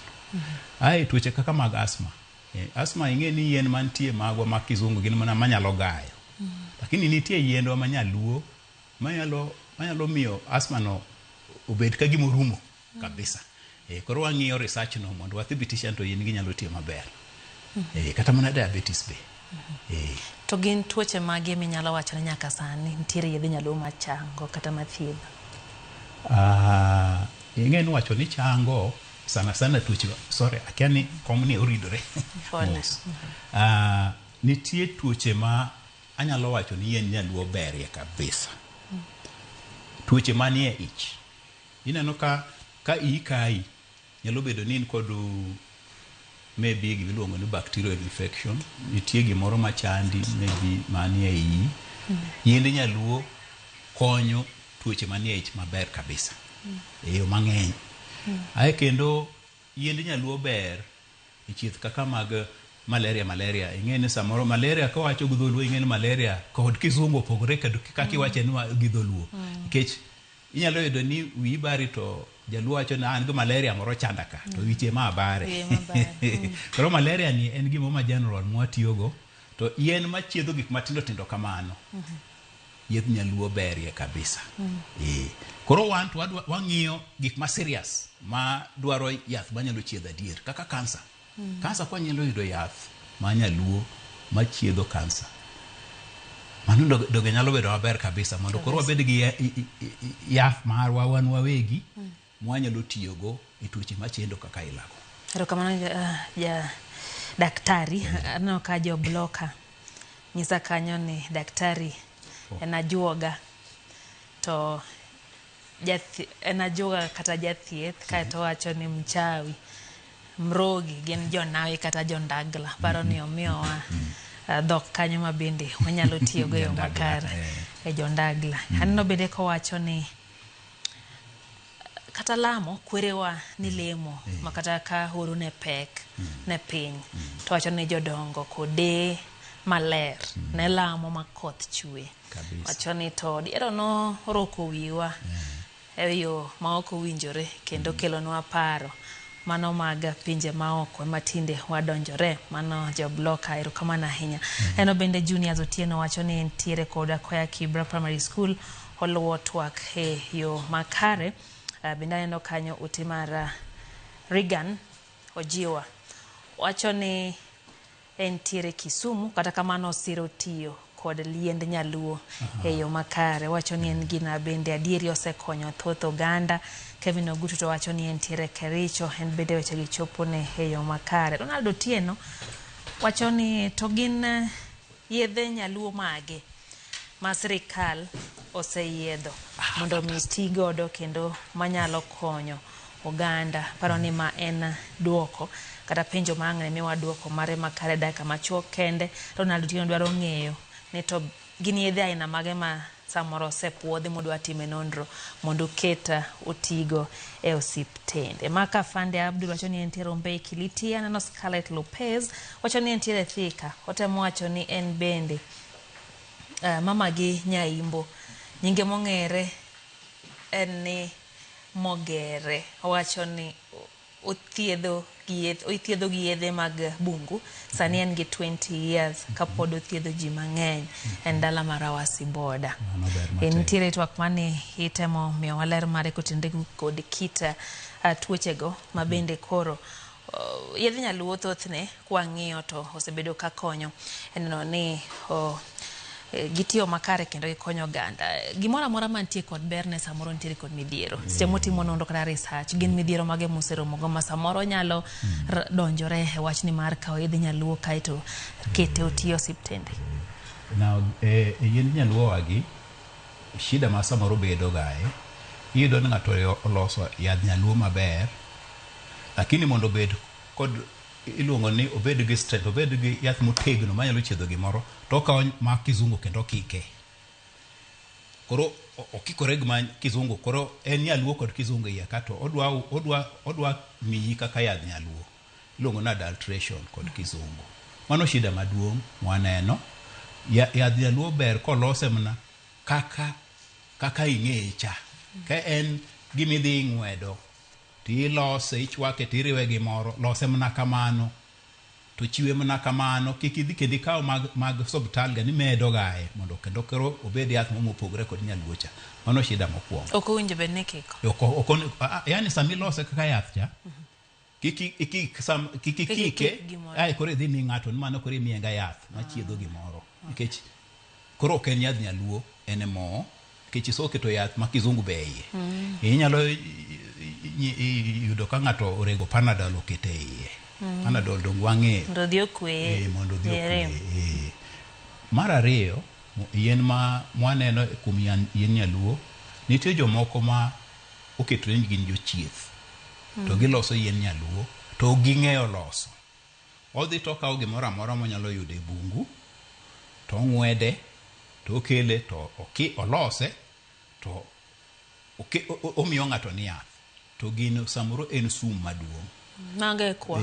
Ma seche moko kaka Kemri kachande waso yudo kwayo ma koa ka sirikal joma chung' ni sirikal ka kelo yien moko kuomwa ng'iene yadhni ochopo kuomwa ne ng'ato notiyogo to chal mokelo asara kuom ringre kuom dhano. Ng'iye uru tang'o manie i gini to kwa ng'iye seche moko ayudo ni okike kod gima sum e iye. Koro mane shida ma kero mar ariyo ng'ama loso yadhni en ng'ama lose to kian losa ang'o en loso ne en timo business. Mar adek yadhni koso lose tiyudo ni samoro ikete gimo ok ler. Okaw kube okaw chupa ma ok ler to los go yadhni ogini oketi yadhni. Koro yadhni onober kilose lakini koro packing mare omiyo koro kendo okelo gimiluongo ni contamination. Koro kethe. Koro sama kata koro wapime cha to yudo ka en gi gik mang'eny ma ok beyo kuome. Mago shida adek ma very major mwaneno. Nitie moko matindo tindo bende mantie mwaneno lakini adego gin very key ma ka inyalo ng'i yo maber mondo yien gi kata kiloso gi oloso gi ng'ama ong'eyo. Mong'eyo lose kendo ong'eyo ng'wedo yath ma sawa makare cha. Ai sama koro kendo opake gi maber nyalo bedo maber. Matindo tindo matindo tindo ma bende wang'iyo seche moko pi ma ng'ato tiyogo kuom loso yath nikech ng'eny iloso go pi. Pi gini samoro en pi mogol kumochido, pi mochido or oke area ma nitie ga gik miluongo ni chembe madini moko ma poisonous. Inyalo yudo ni en gi mercury en gi lead pigni nikech oke source ma ok ber, pigno ok ler. Koro odhi olos kode yath. Koro yadhno ing'eno ok nyal bedo yath maber nikech gin sum. Koro kaka pi milose go onego bed ni igolo kuma ler kendo kata kuma miloso go yath obed kuma maler moluok maler mitede yath chande sufiche mitede go yath obed gik maler maber. Mondo yadhni kata sama koro osotiek lose koro en yath maber. Mago gik matindo tindo ma bende nyaka donjie iye. Ai research be nyaka tim mondo thibitisha ne en yath maber. Erokamano. Wadonge dakika moro achiel kae, dakika achiel gi nus ka dwaro ni iwachie ni to nitie seche ma inyisi ni kik yath. Samoro idhi osiptal, pod imuonyo mag osiptal kaeto ng'ato be obiro mi mag nyaluo. Ere pachu ewi wachni kopo ni tiyo gi mag osiptal ikete mana ni mar osiptal koso kitiyo gi mag nyaluo bedo koso nyakike? Yath ok ber kikiko. Kidhi e osiptal to nyichi tiyo gi yiend nyaluo ber kinyiso daktar ne an tuo nani asobedo ka chiedhra gi yien makama be kata kanyalore iting'e mo matin nyiso daktar ni gini ema asobedo ka tiyogo. To daktar biro nyisi biro huari maber koro we ma ti kod madhi mini. Yatha matiyo machietho bende en ga sum bende kendo kokike. Kikawo yath ma kizungu to kiko kod yath ma nyaluo nyalo mi shida nikech gigi kosoriwre i del kachacha to koro golo gimopogore gi mikawo cha. The mix no miyo golo gimopogore. Koro gima ber ni iso amua ni idwa tiyo gi yien nyaluo to timna gi mano. To koro ineno na yien nyaluo asotiyogo koro ok konya maber to idhi ma kizungu timna mag kizungu no. To sama idhi e osiptal cha nyis daktari kik ipand daktari da mondo daktari ong'e nichitiyo gi yien nyaluo to koro ibiro idwa tiyo kod mag osiptal gi ma conventional. Ok ber riwo. Wach mogik daktari kwa tieko. Bas wach mogik manyalo wacho ni yien nyaluo tiyo to mondo ti ni kaka mondo chiedhi omi chieth maber ber kiyude kuom ng'amo ng'eyo lose kendo ng'amo ng'eyo pimo tuoni. Nitie traditional healers mawa mabeyo ma kidhi to odhi pimi maber kendo odhi miyi yath maber manyalo konyi. To kidhi biyudo yath ma kuom ng'ama ok ong'eyo to ibo yudo yath ma ok nyal konyi, koro ibo bedo gi paro ni yien nyaluo ok ti. Koro message mogik madwa na nyisu ne yien nyaluo temo stress tiyo but yude kuom ng'ama ong'e yien mag nyaluo maber. Erokamano. Dr. Festus M. Tolo, mano en Chief Research Scientist KEMRI, kata apisa ma KEMRI Nyakorom Gajwang' kotenre kod wechego mag yedhe mag nyaluo iwinjo gi ite kik yath en twak marariya kendo gin mara en ni wabro medo bedo dhi mbele kod twak makamagi chendo mana ma piny Nyakorom Gajwang' nomenyo sekta mathieth orom kendo wuok tich manyien wamenyo sekta mopogore opogore kod wechego mahinyo kendo mulo gandawa.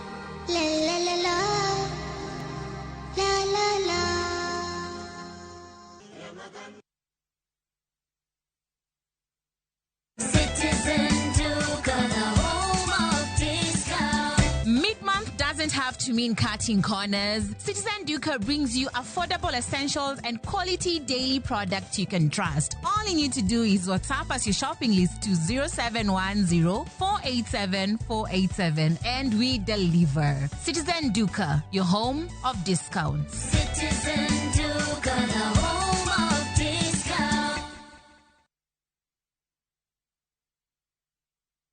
Marubani wametambua skies za shabiki, wana fly to the highest multipliers wakidondoka na big wins. Kwa majina naitwa Abel Kiprotich Mayo, natoka Trans Nzoia County. Nilipanda ndege na shilingi 100 hadi nikatoa shilingi 1,300. Hii pesa napanga kukamilisha karo yangu ya shule. Nina ndugu yangu mdogo na dada yangu mdogo ambaye nafaa kualipia pia fee na pia kuanzisha mradi ambaye itanisaidia kupata pesa zingine.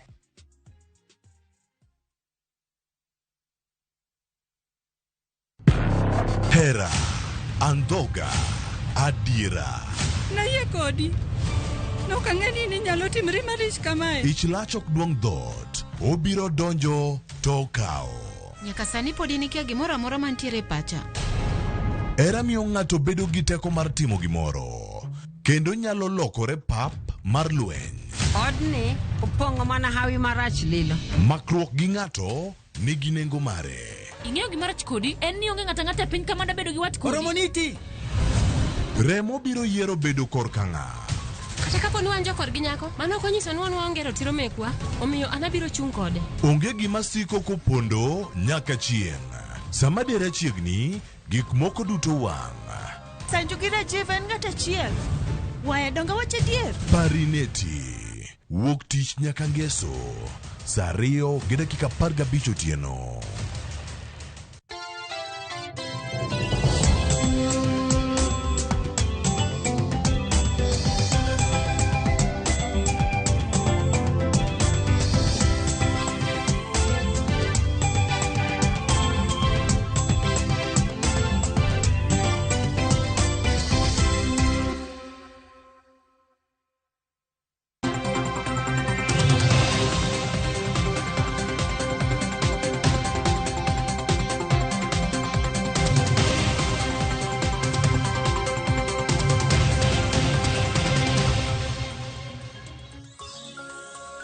Nyakorom Gajwang' kamoro mintiere dakika host kada dek tok sang'wen mar okinyi machiegni chenro mar mbaka oromo chenro chako sani nyaka rom kanyo saa 7 mar odiochieng' matayo okinyi makawuono nyinga Sharon Ngao kawuono chinti charo Nyakoronga Juang manyiso ni watimore amenya mago mag counties magwa weche mopogore opogore mabedo sibedo katimore county. Mokwongo Nyakoronga Juang kapile habro bedo kachako gi weche manyien bed gi ng'eyo ni gweng' ma intiere gin weche mage mabende timore. Kono dhi nyime Nyakoronga Juang kono romo kanyo saa 4:30 adhi bedo kod welo tadhi bedo gi welo tieng' diriyo Nyakoronga Juang. Ko bende obro bedo kwa ng'iyo chala mago mag thieth e counties magwa mopogore opogore. Mokwongo Nyakoronga Juang adhi bedo kod Caleb Opondi mabende en jatend migawo mochung' weche mag thieth e county mano ma Migori. Obro bedo kotudre kodwa e yor lony manyasani mano mar Zoom. E sido marwa e county ma Kisumo adhi bedo gi Dr. Don Ogola mabende en director mar thieth e county ma Kisumo. Wadhi bedo kwa loso kotende kod chal mar thieth e counties magwa nikech wang'e ni chal mar thieth kata na weche motende kod thieth nitiere e lwet counties. Kopogore gi manya Nyakoronga Juang bende adhi bedo kod jotend riwruoge mopogore opogore mago mag thieth moriwo kanyo KMPDU wantiere kanyo gi Kuko kanyakla kod Namlo. Adhi bedo gi Dr. Steve Ndonga mabende en jakoma mano mar KMPDU mani county ma Kisumo. Adhi bedo kode e county e sido mar county mano ma Kisumo. Osino duor Nyakoronga Juang en jalup jagoro maduong' mano mar riwruok mar Kuko. En bende biro bedo kwa tudre kode yor lony mar Zoom kentiere e piny mar Ethiopia. Nicholas Odipo jakoma mano mar Namlo bende dhi bedo goda achiel kachiel e sido marwa e county mano ma Nairobi. Okiny makawuono kaponono ni intiere koda ote moramora kotende kod thieth county ma intiere chal mano mar thieth e ute mago mag piny owacho chal nade. Yoronwa ote lai mago ote machoka rede kauchiel nono mbui mago oganda bende yudowa achiel kachiel. Wantiere achiel kachiel e mbui mar YouTube, Facebook, Citizen Digital kanyakla kod mbui mano mar X. An wuon tudri koda e mbui mago oganda gi nying mar Sharon Ngao. Gisani Nyakoronga Juang obiro bedo kwa chako gi weche manyiena. Rumbi mar lit kod kuyo ne okwako pap Mama Sinde Muliro Webuye e kinda lam ne ringre ji 14 manowito ngimagi e masira mar apaya manotimore e gweng' ma Malaha. Masira no ne otimore wuok tich mar juma mokadho e wang' apaya ma Webuye kochomo Kitale kama trela moro ne otuomo joma ne rik rango masira machielo manotimore mabene nojuko apiko. E kin jogo manowito ngimagi e masira no gin ji 6 mawuok e familia achiel ka familia go nyiso lit mar lalo johera magi. Jotelo manochopo e alamno kwayo jod bura mondo non chike magayo riembe e peini mapachoka kaka yor kedo gi masiche magapaya.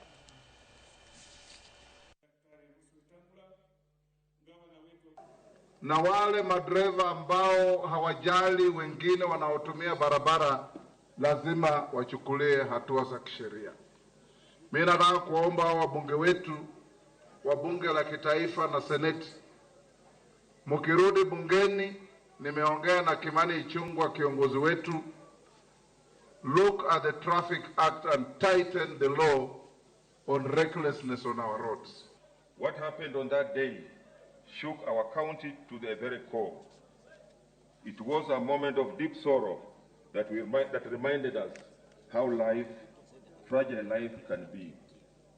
Today's memorial service is not only a time of mourning, it is a time of reflection, prayer, and solidarity with the families and loved ones who continue to carry the immense pain of this loss.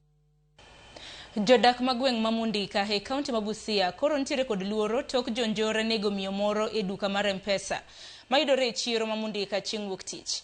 Miyono ma jahigni 25 jonjore nochelo gi magina oko mar duka mare kar saa achiel mar odiechieng' kendo kwalo omenda madirom siling 800.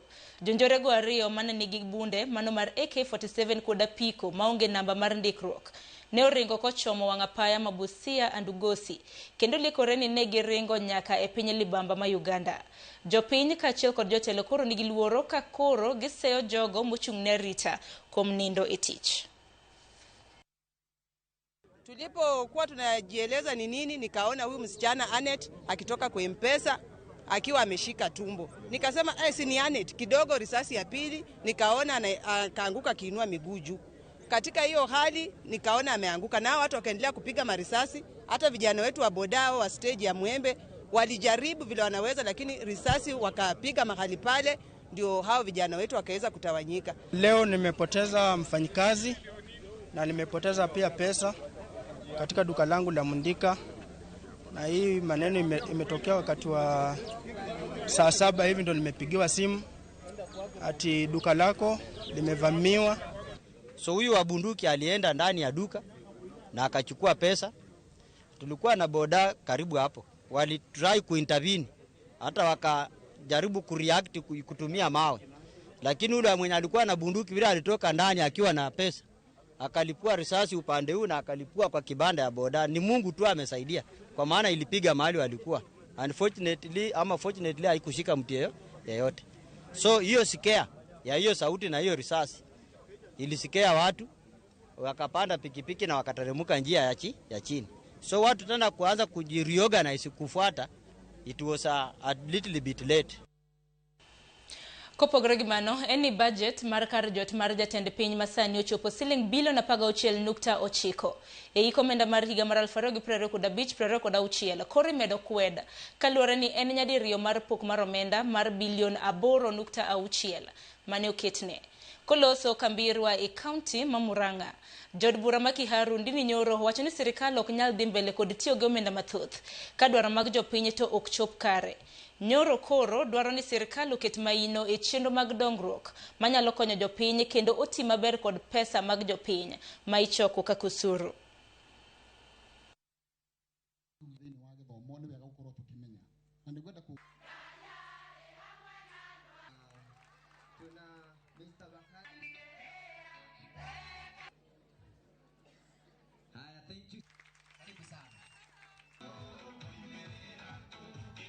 We cannot have one office being allocated 17 billion Kenya shillings.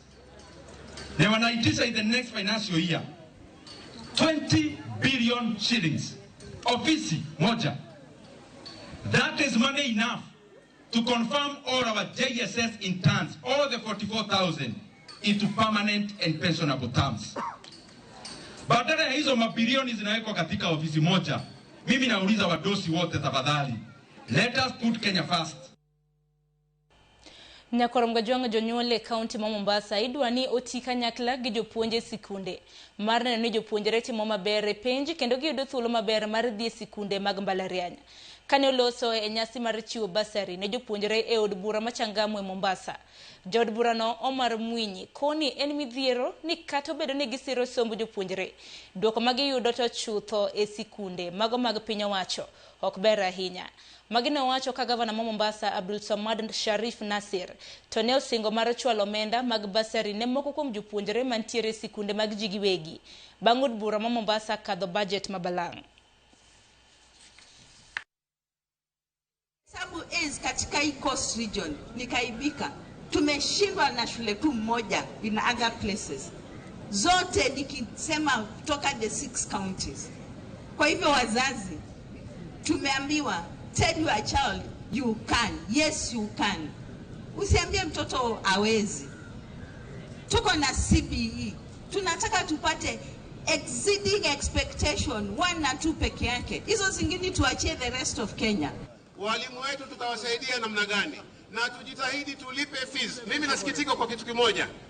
Asubuhi ukitembea unakuta watoto wanarejeshwa nyumbani, sijui ni tuition fee, sijui ni nini. This thing must stop. Assembly imepitisha supplementary. Pesa zao zile ambao kwamba ni deni tutakuwa tunalimaliza hii wiki ambayo kwamba inaokuja, ikizidi sana wiki hiyo nyingine. Wale wa boarding ambao kwamba tulikuwa tumetoa fomu lakini wafisadi wengine wakaenda kotini kusema serikali ya kaunti isisaidie, tumemalizana na haya maneno na supplementary hawa waungwana hapa wamepitisha. Kwa hivyo ikizidi wiki ijayo hiyo nyingine tuwe tumemaliza deni la wale watoto wa boarding na wale wengine.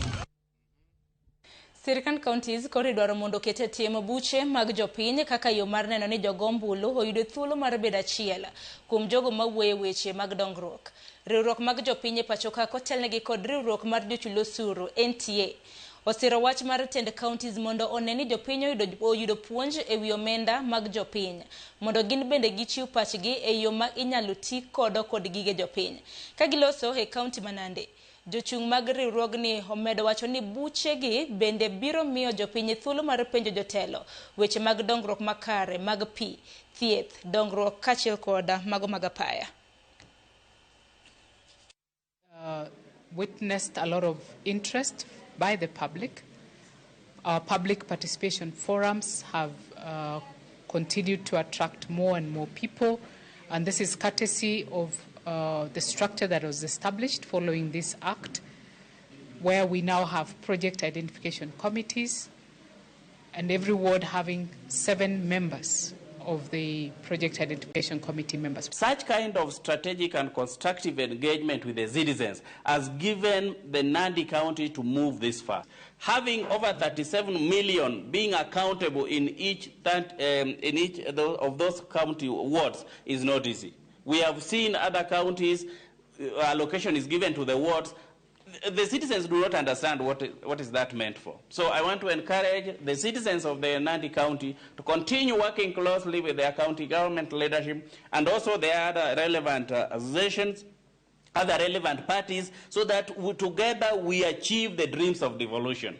That journey that we walked together into ensuring accountability, transparency, and ensuring the citizens are fully involved in the management of public finance has now led the county to be scored very highly in terms of the Auditor General report. Jokedera ticho ganda he county ma Isiolo okwedo chenro mar golo ya apis Auditor General ma Isiolo kendo tere na nyuki e county ma Laikipia. Kalure kod jagoro mar jokedera ticho ganda ma Isiolo Abdi Adan Shabu. Apisno makonyo jodak magwenge ma North Eastern ok owinjo tere na nyuki kaluore ni ma biro miyo jodak mawuok mabor tich matek. Apisno mosebedo Isiolo kuom thuolo mar higni 2 ichano daru dichieng' makiny mano mar chieng' tarik 18 mar dweni. Chenro makoro onyuolo penjo mathoth kuom jokede ne ratich oganda ewi gimomiyo idaro apis makamano. Established here to offer service to the people of Upper Eastern and some part of Northern Kenya. People from as far as Loyangalani, Moyale in Marsabit County, because Isiolo is centrally located and strategic, was established here to offer service to these people. But surprisingly, in a very secret and silent way, the Office of Auditor General has decided, without the knowledge of the citizen of Isiolo and these counties, relocate the office to Nanyuki. Kama wanaharakati wa Isiolo hatukubaliani na hiyo kazi ya kuhamisha hiyo ofisi, na tuko kwa umoja kwa sababu there was no any participation, there were no public participation ya wananchi. We categorically and strongly condemn that kind of misuses that we see the CEOs in offices, big offices and commission misusing public resources in terms. Hii ofisi ni ile ofisi yenye ilikuwa na stahili kuchunga rasilimali ya umma, na leo hii ndio ofisi ambayo inatumika kudhulumu na kuvuja umma pesa yake. Kwa hivyo we need a quick answer to this. Jopith jamni e county ma Kajiado ywagodok chien e ohala mar jamni. Magi wacho ni okel kod lweny madhi nyime e kind piny Amerika kod Iran morocho chich ringo e pinje mago mag Middle East. Jopith jamni ma pod temo tego ohandegi ma bende ne orochore nikech oro mane oneno e pacho kae. Koro chako yudo buok mar ohala bang' ohala mar tero ringo Middle East koro chungi. E chiro ma Il Bisil medruok mar jamni ma iuso medore ka jonyiewo to tin, gino ma omiyo nengo nyiewo odok piny, wach makoro ohinyo jo ohala hinya to jogo mano nyiewo jamni kawuok e piny Tanzania. Jo ohala gi dwaro ni sirkal odwok chien kata chenro mano mar nyiewo jamni kokalo riwruok mar Kenya Meat Commission KMC mondo okonygi kedo kod lal magiyudo. Sana na hatuoni faida ya KMC kama sisi wafugaji wa ng'ombe wa huko Masaini ama Kajiado County. Hii ni soko kubwa sana katika Kajiado County, ndio integemeo. Ng'ombe saa hizi imejaa, lakini watu wa kununua hakuna. Soko letu ni hii ambayo sisi tunakimbilia hapa, tunanunua ng'ombe Tanzania na tunauza hapa, lakini tunaona hii vita iliyotoka sasa hivi imeadhiri sana. Lakini ombi langu mimi, naombea serikali wa nchi zote aende kuomba msamaha, waachane kwa vile vita. kwa sababu sasa hivi sisi wote tumeumia. Tunanunua ng'ombe mingi, tunafanya biashara mpaka saa 11 na tunanunua ng'ombe mingi na tunaiuza, na wanunuzi wale wanachinja ng'ombe na kupeleka huko Middle East walikuwa wakinunua ng'ombe mingi. Saa hii tunaanza soko saa 3 na saa 6 soko imeisha na hakuna ng'ombe imeuzwa. So tunaona hata pia sisi tunaathirika kwa sababu ya hiyo vita ya Middle East. Ne korongo jong miche mag jodak macherenganya hinya to jodongo dhi mbele kod yudo thieth machiegni kodgi. E nengo moyweyo gino mosebedo lek kuom kinde mathoth kaluwore kod bor mar ute thieth e gwengego. Chenro mar ndalo 2 mobag kod riwruok mar piny owacho mar KTDA e riwruok kod jokanyo mopogore opogore mag thieth omenyo remo mantiere gwengego e konyo jodongo moti mabende ntiere kod tuoche modhuro. Kata kamano mabende onge kod nyalo mar chulo nengo mag thieth bende biro bed kichonegi thieth makama. Nyaka sani koro bende ikwayo jodongo mondo omanyo kumba mag thieth manyalo konyogi yudo thieth e nengo moyweyo. Mimi binafsi sijawahi enda check up, lakini kwa leo nimekuja check up na nikapatikana niko na pressure na nikapewa madawa. Kwa hivyo nimeshukuru sana na nimejua sasa afya yangu. Tuko na furaha sana kama health promoters, maana wakitibu wagonjwa wetu hivyo tunakuwa na furaha. Tukiwatembelea huko kwa vijiji tunasikia tuko na amani. Maana tukitembea huko wagonjwa wengi wako chini bila mambo ya pesa, hawana chochote, upungufu ya mambo mengi. Kuangalia pressure, kuangalia sukari na hali yao pia, hata hali ya kujua kama wako na cancer. So tumahimiza kila wakati waweze kuvisit hospitali yeyote iliyo karibu. Umuhimu ya hii camp ni kuweza kusaidia hasa wakulima wa Cherengani, lakini haijakuwa camp na wakulima peke yake. Hata wakaaji wote wa Cherengani iweze kuwasaidia. Juu unajua wakulima ni watu wanaamka asubuhi sana, wanaingia kwa majani, wanachuna na majani iko na maji, na at one point hawapati time ya kwenda kufanya health status, kuangalia status yao. So tumeonelea tuwalete nyumbani. Juu kutoka hapa medical camp yenye iko hapa maybe hawana facility ya kuweza kupima. So tumeileta karibu na nyumbani ndio waweze kuhusishwa na kuweza kupimwa. Kopogore gi manatiri weche matimre county Makilifi kama en fungruok na jodak mabaricho e county Makilifi. Tok sirikal tieko gedo mar ulalo mabaricho momonyo omenda mar siling bilion 2.3. Kaluwore kod jodak, alwora no osebedo kod masiche kinde ka kinde kama le mag bungu osebedo ka monjo jopiny seche mago mabende ging'ado aora, ka jomoko to pia aora magalano osebedo ka ywero. Tieko chenro mar gero lalo no koro omiyo jodak fungruok maduong' ni mar koro gibiro bedo ka giting'o mwandu magegi e yo mayot.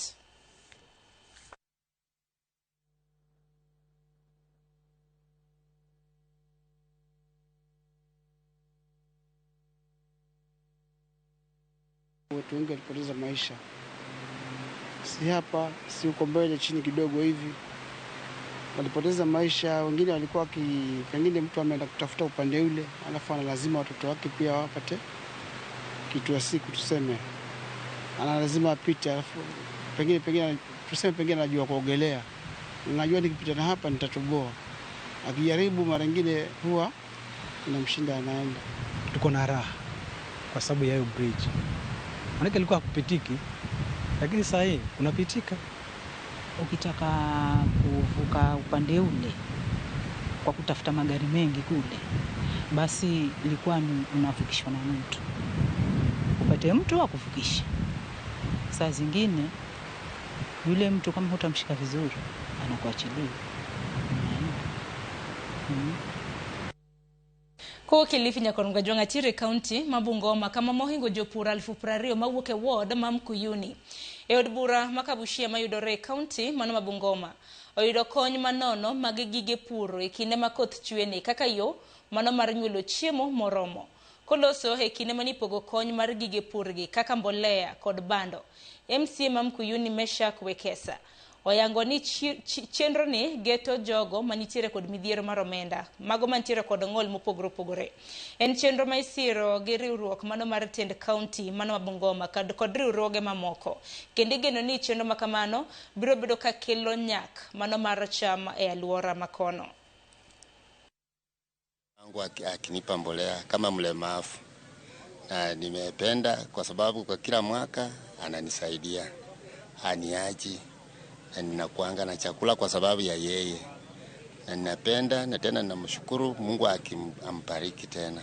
Nataka nishukuru serikali yetu hii tukumbuka sisi walemavu. Kila mara wanatukumbuka vizuri sana. Tunaona kaunti zingine hata wanapeana mahindi peke yake, lakini sisi mkulima anapata 50 kg planting, 50 kg top dressing, 10 kg planting. Like for this time round we have gotten a hybrid 520, ambapo each and every farmer is going to get 5 packets, that's 10 kg. So we really thank our governor for the initiative. Tumedhibitisha ya kwamba mchanga wetu unaendana sana na mbolea hii, na pia mahindi ambayo tumepewa ni Kenya Seed 520 ambayo ni variety nzuri upande wetu, na tumeweza kufanya udhabiti ya kwamba inafanya vyema.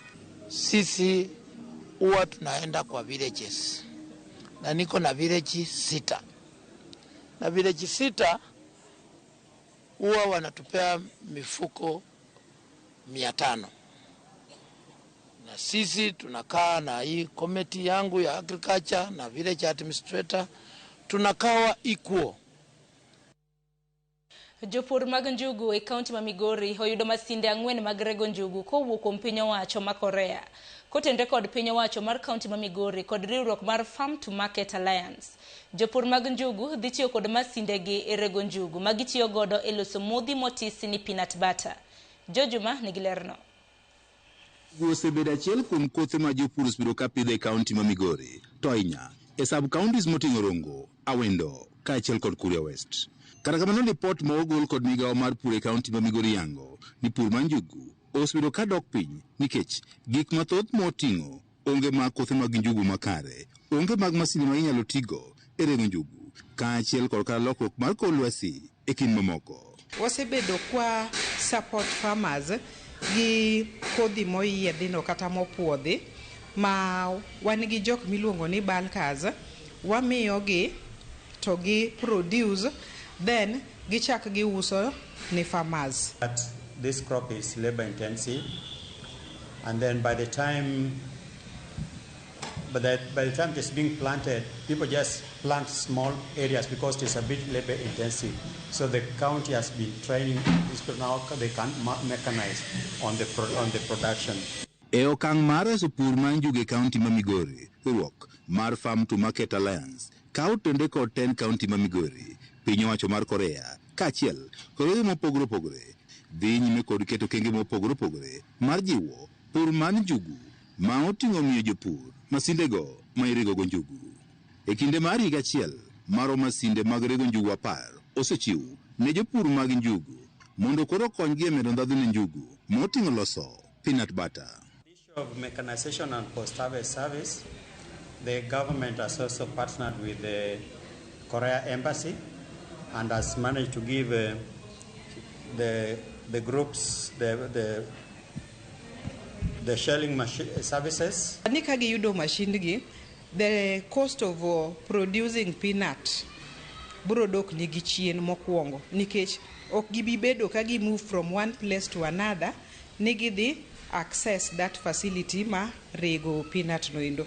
Janet Omolo materogno mar Market of Farm Alliance mane wuoyi kinde mane chiwo masinde mag rego njugu 4 ne jopur mag njugu, wach ni masindegi dhi konyo jopur njugu e medo ndhadhu mag njugu mondo giyudi nweng'o maber.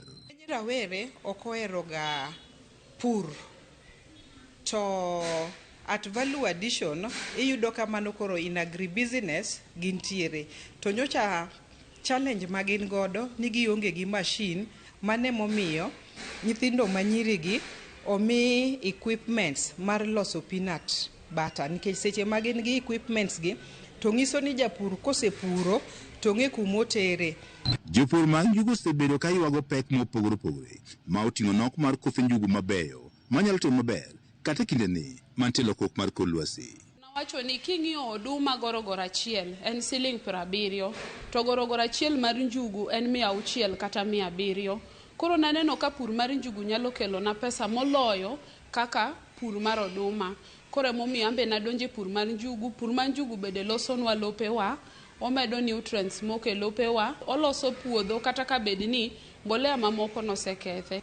King'iyo njugu, bech njugu sani kate chiro, ibo yudo ni bech njugu ni malo.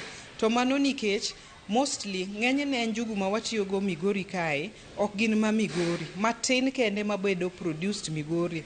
Wayudo njugu kowuok e piny libamba Tanzania donjo kae mang'eny. En migawo mar pur e kaunti ma Migori nigi jiwo okenge mopogore opogore mar jolipur mag njugu e kaunti ma Migori. Sub-county, Kuria West and also Awendo. They did some bulking and this was on Ndovu variety. Because we realized that we don't have certified seeds, so that one was bulked. Nyaka sente ji giwegi koroge mopogore opogore. Wabende nyaka sani koloso peanut butter katiyo kod njugu. Wabende pidhe kaunti ma Migori kod maginyiewo e piny libamba ma Tanzania. George Juma, Ramogi TV, Migori. Jotend din e kaunti mano ma Mombasa koro dwaro ni josiasa owepuso weche manyalo kelo athuwe e kind jo-Kenya e seche ma koro yiero ma higa manyien okayo machiegni ni. Ka giloso makande e boma Mombasa bang' yango riwruok mano mar joma chwo mano mar kanisa mar AIPCA ginyiso buok margi e wi medruok mar liet mar siasa e pacho ka. Magi wacho nyalo duoko chien weche mag dongruok e thurka. Bende gidwaro ni josiasa owe tiyo kod kanise kaka kuonde goyo siasa.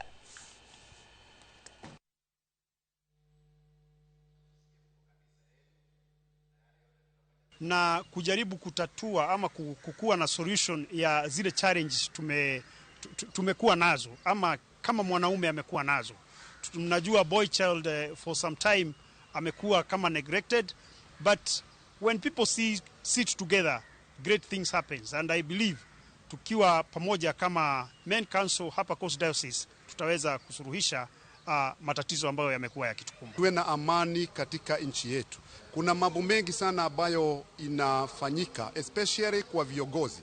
Na ningeomba sana hawa viongozi ambao wanatamuka maneno ambayo hawajali wajiangalie sana, kwa sababu wakati mwingine wanataja maneno ambayo si sawa. Kwa hivyo wito wangu kama askofu, ningeomba tu kiongozi yote mahali yako awe na aweke amani. Nekoronga jonko ke kaunti ma Mombasa biro bedo kwati kweche manyien gi kaunti mano ma Migori kama jogo mochung' ne rito aluora he kaunti ma Homa Bay dwaro mar mondo mi chenro mar puro ochele masani serikal no dhigo do nyime e aluora mano mar Thidhia ma Ondago e kar chung' od bura makarachuonyo ta e yo makare mondo donjore gi kar Thidhia no manyalo miyo winyo mosebedo ka ojote dar chuth. Ali Beach nigilerno. Kar thidhna ma Ondago mayudore ka chud bura ma Karachuonyo ne sirikal oyango higa mag 1997 kaka kar rito winy kendo e kinde machon winy mag flamingo nosebedo ka jote kar thidhna no. Sirikal mamalo kokalo duol mochung'ne dongruok e alwora mar Nam Lolwe Lake Basin Development Authority gisani dhi nyime gi jiwo motegno pith mar ochele puothe mokiyo kod Ondago gidwaro mating'o malo pur mar ochele e bwo chenro mar kepi puothe mar Kimera Oloch. Jogo mochung'ne rito alwora e kaunti ma Homa Bay ka otelegi ijakom alwora makare CBO Willis Omulo jiwo sirikal ni doko ni chenro mar pur dhi nyime alwora mar Ondago to kar thidhna no kik donjruok go manyalo miyo winy mosebedo ka bworo kanyo dar chuth. Nwa biro mondo identify gaps, alafu gaps gi wang'e kaka onego bed ni wadino gi mondo walosi a healthy coexistence mar development gi environment. Communities okopuro wetland, communities opuro puothe gi giwegi. Kenya en achiel kuom pinje mane ne odonje wach mar rito kuonde thidhna under Ramsar Convention. Kendo under Ramsar Convention wacho ni kwa rito thidhna gi to waduoko atamalo mek hinyruok me kor lwasi piny. Koro mane momiyo nwa bedo piny kod jopur kod stakeholders mondo ng'ato ka ng'ato gi lonyne wabi mondo wakonja piny mondo ging'e ni to kata kobedo ni wachako timo pur ei puothegi motenore kod Ondago wetland to gin gund pur mage mondo bed ni gitimo to ere kaka onego bed ni gitimo gi mondo kik gikel hinyruok e kindgi kod alwora. E romo margi manokelo kanyakla jopur me alwora no wacho ni kar thidhna no onego med riti kaga jiwo jopur mane omi thuolo mar timo puro ochele alwora ma Ondago mondo kik donjre e thidhna no ne gipuro. Conservation is not a single person's work, but it requires a collaborative engagement and each and every person has a role to play. Cranes are important in the ecosystem. They are keystone species and they are indicator species of wetland health. So whenever we see them in our wetlands, it indicates that that environment is good, and so that is why we need to conserve them. Ruoth magweng'o no kaachiel kod mokum jopur mano yoro e kinde romo makamano ne ok ne dwaro nitie mondo mi jopur tiegruok makende ewi kaka ginyalo rito winy mabiro thedhnano e kinde ma gidhi nyime kod pur e alworano. Gima timore nikech kaluwore kod winy, nikech pod ng'eyo mang'eny onge kuom winy, pod ibiro med puonj jopiny mang'eny kuom winy mondo koro gibed gi ng'eyo na kato gi ng'eyo kaka irito winy, at the same time bende gipuro, koro gipuro to winy bende nitiere. Kendo gipuonjowa matut gima onego watim gi gima ok onego watim mondo ngima gigo dhi nyime to agriculture wabedo dhi nyime. Puonjowa kaka wanyalo dak kod gigo sama koro pur gini, omiyo tich makanyo to dhi nyime, koro wawinjore kendo gibiro duogo mondo kaka maendeleo makanyo dhi nyime obiro bedo ka gibe ging'iyo kendo gimiyowa advice mondo gik manyocha nitiere kuonde chon kik wawitgi kendo kik gilal, to kata kwa pod wan kodgi kar site mar tich kanyo to wadhi mana kodgi maber. Ali Beach, Ramogi TV, Homa Bay. Ne koronga jwang dakika oskadho 34 tok saa 4 mar okinyi. Wamake gi kanyo kotende kod weche manyien. Ka yo matin ka duogo to koro donjo gi twake chenro mano mar mbaka oromo. Kiny maka wuono wabro bedo kwa ng'iyo chala mano mar thieth e counties magwa. Gi sani ha ka yo matin welo bende sechopo kik dhi mabora.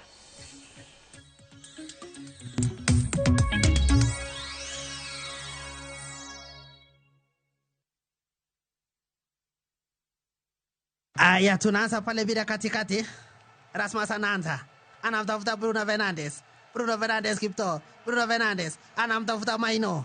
Maino Kipto. Kijana kutoka Marakwet. Maino anamtafuta kule, huyu ni Marcus Rashford. Marcus Rashford kibet. Anakwenda. Marcus Rashford kibet. Anapiga kule crossing. Ndani. Anajiita Rasmus Olam Kiptonoi.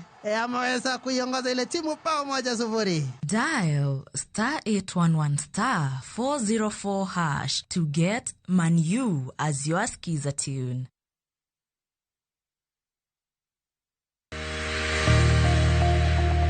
Ng'ato ka ng'ato nigi gima ber mohero. En mich. Gima wadhi gi art. Onge ng'at mabobiro to yudi kuma intiere to kawi gi kanyo. En tije madhi ming'eri. Mae en chenro ma ji nigi nyalo mar timo gik moko e yore mopogore opogore. An ma design tani ma arango quality mar gino kapoko wuok. Moro ka moro kuom gik matimore e ngima ng'ato en gima duong'. Tije lwedogi nigi pesa sana, kikutegemea tije andika. Nikech duong' ok en gima iwacho gi duol maduong' seche moko, to en gima itimo gi lwedo. Mipokni no teko. Time seche te. Pok opogore. Tich Ang'wen, saa 2 okinyi.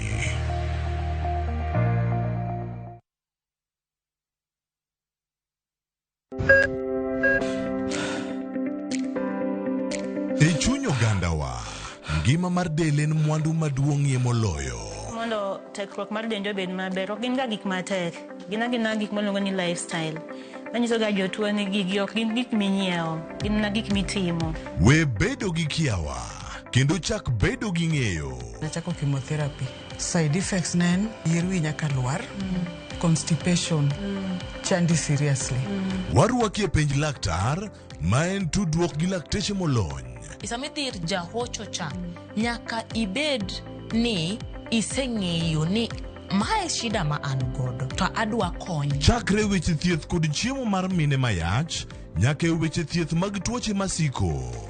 Wakelo od thieth e od dak. Tuo mar rheumatic heart disease ni landore sana e gwenge ma poverty nitiere. Riwri gi Ruth Otieno, wuok tich nyaka tich abich, saa 12 odhiambo.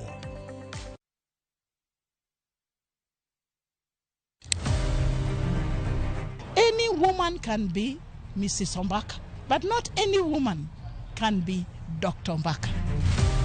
Gin mine ma bende osebero ngima magi ka bende gijiwo joma moko otim kamano. Wadwani mondo wajol joma mine, watieg joma mine, mondo kwan joma mine mantie telo obed mang'eny. gichiwore mar mako lwet jogo mawuok tokgi. Sa ochopo manyaka wan mon ok wanyal timo demonstration to wanyalo timo sit in. Watemo wacho ne nyithindo manyiri ni kaber to konego bene oringa kende ka wiye bare ni to tina chom kanye ka nitie gima thage to yudo ng'ama miyo mosewuotho yor nieri to penjo wach mantiere. E chenro ni mar mine wacho wakelo mine mantiere gi lony mopogore opogore. Tudi koda juma ka juma tich ang'wen e chenro ni sa 3 mar otieno.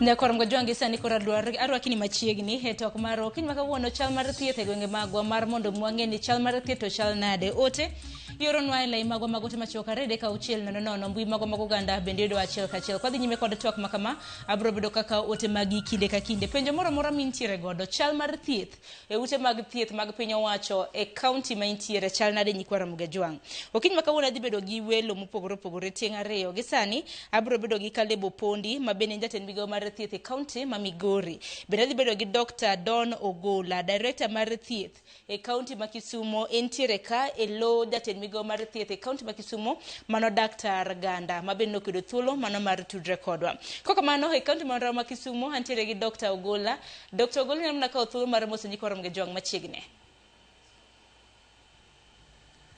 Erokamano ahinya. Nyinga en Dr. Ogola Don Sunday ma an director medical services e county Kisumu kora rwako e chenro makawuono. Erokamano ahinya Nyakorom Mugajwang ka no sedudre kodwa bendo bro bedo kwa tudre gi Kaleba Opondi ma bende en jatend migawo mar thieth e county mano ma Migoro bro bedo kwa tudre kodwa e yor lony manyasani mano mar Zoom. In mona chako di daktari kintiere e county mano ma Kisumo gisan duto te Oganda ong'eyo ni health is devolved manyiso ni ting' mar thieth e counties nitiere e lwet counties magwa. Kanyalo mona chako kodi higni na 13 chakre ni devolution sirikande mag loch gwenge chakre pachoka County ma Kisumu tani wach ni usegoyo ndamo machal nade? Erokamano ahinya. Adwa chako goyo erokamano ne jatendwa mar county manongire Peter Nyang'nyong'o moseketo sinani mondo waket thieth ma Kisumu bed maber. Gi jalupne kendo jatendwa mar health Gregory Ganda. Thieth ma Kisumu osego ndamo mang'eny emane penjo kendo adwa wacho ni mokwongo waseketo ni Kisumu ka endi onge ng'ama wuotho moingo kilomita 5. World Health Organization dwaro ni hospital onego bed ni onge ng'ama wuotho moingo kilo 5 mondo ng'ato dhi oyud hospital. Koro Kisumu ka wasegik mano ng'ama wuotho mabor ahinya Kisumu ka en kilomita 4.6 mano wayudo Muhoroni sub county mabe osuptende moko be gerore sani. Mar ariyo health ma Kisumu waseketo gimiluongo ni Primary Health Care Network PCN. Health Care Network ni en gima miyo ni ng'ato ka ng'ato onego bedni ithiedhi e county e sub county u kata constituency u moko onego bedni ji te bedo bedo referred ni biro e town ma in ma boma ma Kisumu. Omiyo Kisumu oseketo sinani kendo wase loso Primary Care Network moloyo e counties te Kenya ka ma Kisumu ema ji thieth sani onego bedni matin kende ema bedo referred to level 6 ma wan go miluongo ni Russia. Modongo sani sub county ka sub county onego bedni thiedho atamar 80 mar joma tuo e hospital e county no. Mani luongo ni Primary Care Network. Mar adek county ma Kisumu oseketo sinani mar timo gimiluongo ni digitalization. Koro sani onego bedni kibiro hospital to book mani miyo ji chon ka onego bedni koro waweyo wani atamar 80 mar neno ni idonjo hospital ithiedhi kendo idok ma onge paper mora motigo kendo document kata history kata gik ma onenigo dong hospital kendo wanyalo nenogi. Ma konyo wa gik mang'eny nikech koro bedo ni data obedo rit maber. Mar ang'wen, Tend Health ma Kisumo oseneno ni ward ka ward waloso gimiluongo ni wellness center. Waneno wagolo ji neno osuptal ka gir kama ji donje mondo othiedhi ka tuo. To waketo no osuptal ben kama inyalo dhi kata okituo mondo neni mondo ng'iyane ni in okituo tichal nade mondo wageng' tuoche moko mabiro machalo kaka cancer kata pressure kata diabetes. Mano ward ka ward waseketo kendo dhi nyime mondo waber geng'o tuo moloyo thiedho tuo. Mar ang'wen, Kisumu ka osetemo kabisa mondo ne ni jothieth be ngimagi one maber. Ang'eyo ni moko to nitiere ma pod wanyalo wacho, to wasetemo ni higa mar 2 years ago, higni 2 mokalo, ne wandiko mondo wamed jok ma konyo thieth. Kendo higni 2 mokalo be wamiyo ji gimiluongo ni promotion mondo jo health matiyo health gi bobeni tiyo ka sinano gi bongi. Tang'eyo ni pok wagi kamoro nikech higani be wasetimo gimoro amora mondo wamedi nikech ji tho, ji weyo tich kendo moko be yudo tije moko mabeyo moloyo iluongo ni greener pastures. Koro giwewa, omiyo wan gi sinani mwasetimo mondo wamed bero dhano matiyo iluongo ni healthcare workers mondo gibed namba modwaro gimiluongo ni World Health Organization. Erokamano ahinya gino mar Kisumu County ka osetimo gimiluongo ni EOC, Operating Emergency Operation Center, masani ng'ato ka ng'ato man gi gimoro amora, accident kata tuo moro amora, igo simo kendo imi referral nono ma onge chudo.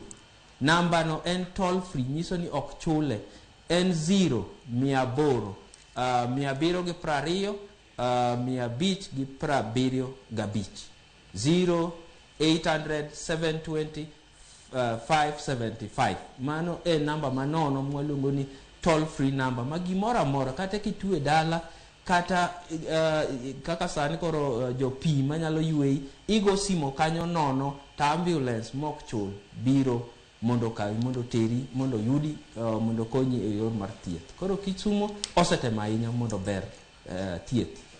Erokamano ahinya daktari. Gino maro ni oganda e kaunti ma Kisumo bende winjo twak makama kapo nono ni daktari wacha dir kata oyo une jopiny un modhi osiptende kata mna ute thieth makamage ubro bedo kunyisowa kaka chala mano mar thieth e kaunti ma Kisumo chalo. To daktari ilaro kanyo ni e kaunti ma Kisumo iwacho ni onge jal manyalo wuotho ondamo maheo kilomita 5 kapok oyudo ute mag thieth. To bende wacho ni ute thieth mamoko bende idhi mbele koda gero e kaunti ma Kisumo. Nyiso ni ute thieth me idhi godo nyime gedo magi e kaunti ma Kisumo yudore aluora mage to nek beniti ko giki thuolo maromo nade? Erokamano, ute mag thieth go yudore aluora te ma Kisumo. Ing'eni inyalo wacho ni kilomita 5 to kilomita 5 ni nitiere gik moluongo ni geographical. Ng'ato nyalo bedo ni en kilomita 3 to gike kilomita 3 ni en got ma tek mondo ng'ato gigi. Omiyo koro magerore gi wagero mondo waduok kilometers go matin moloyo kaluwore gi geographical distribution kaka wantiere. Ma thoth gi sani asewacho ni thothne wadhi mbele Muhoroni sub county to kata sub counties mamoko nyaka Seme nitiere osiptende magerore.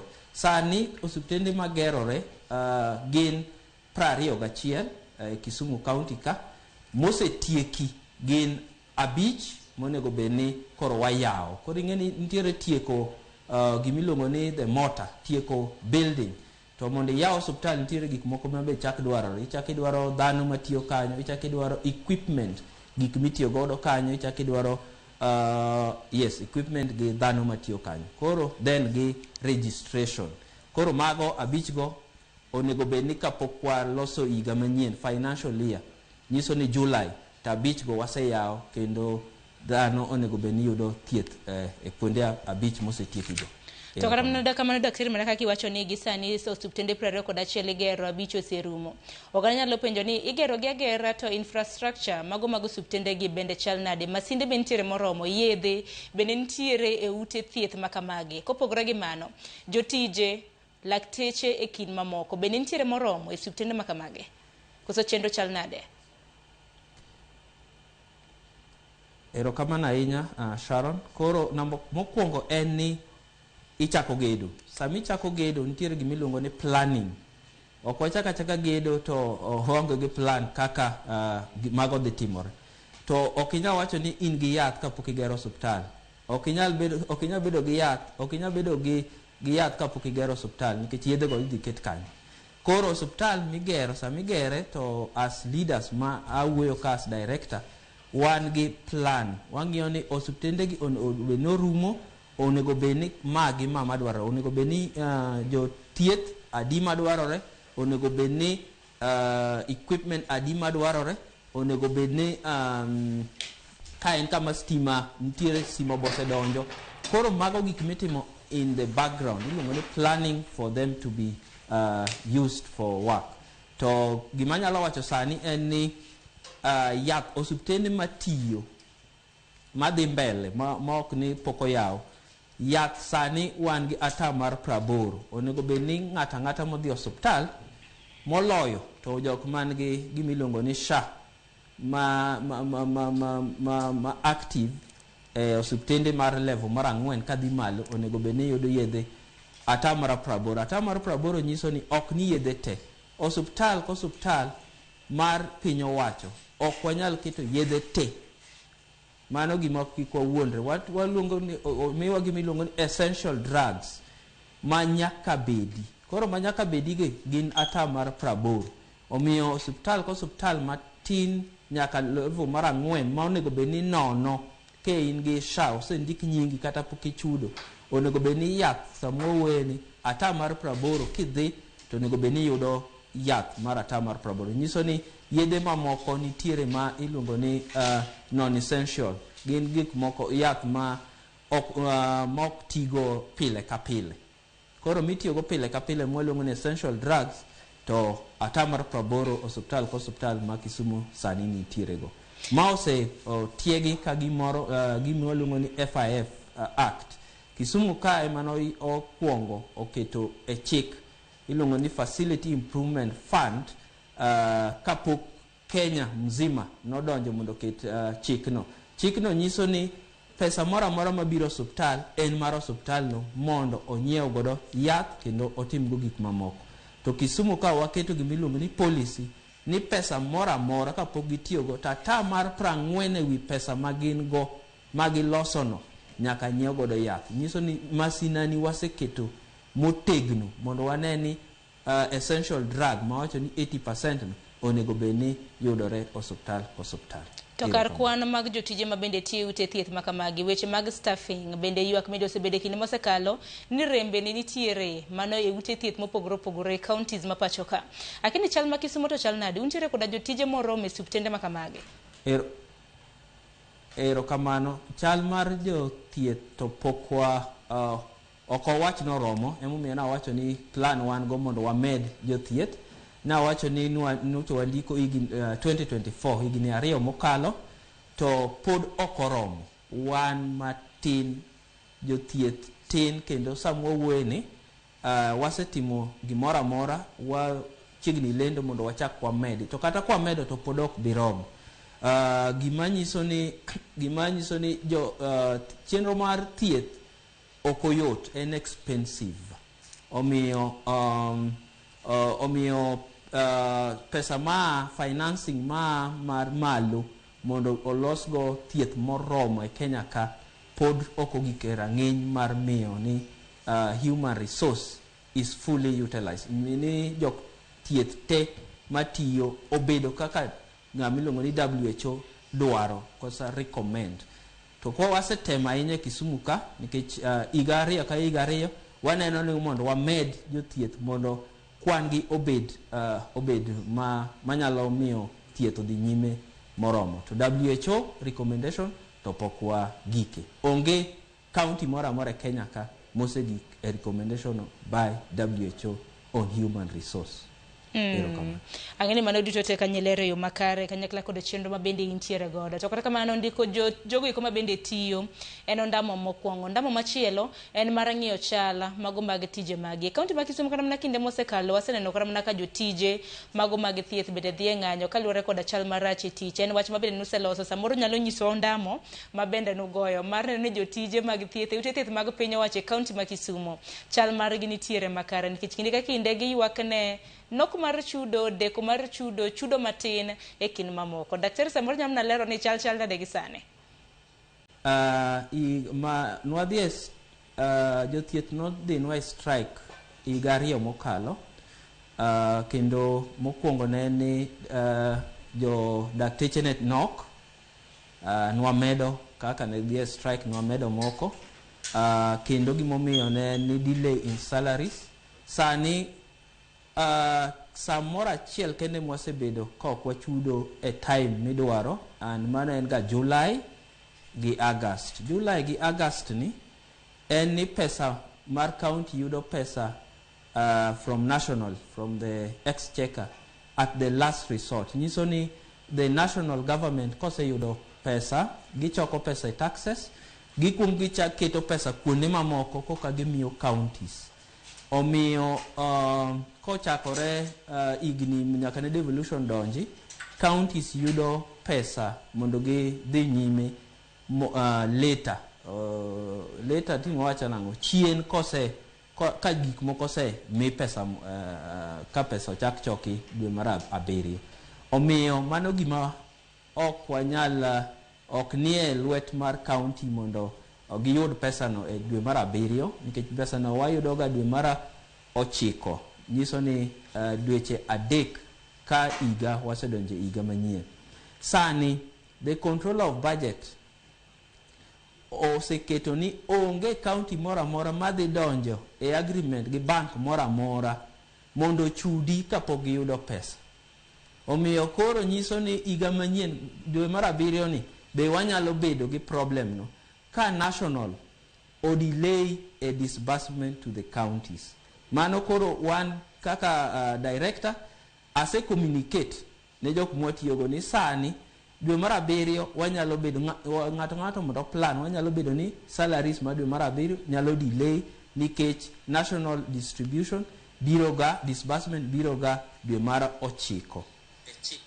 Mar ariyo, mar adek en promotion momiyo ne gidhi strike.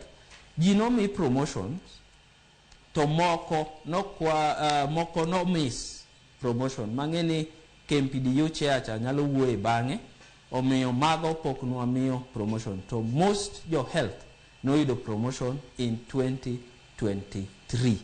Promotions yudoga ok onego bed ni ng'ato yudo promotion kapok otiko 3 years. At least onego bed 3 years koka i progress. Mane kaka manual mar human resource wacho.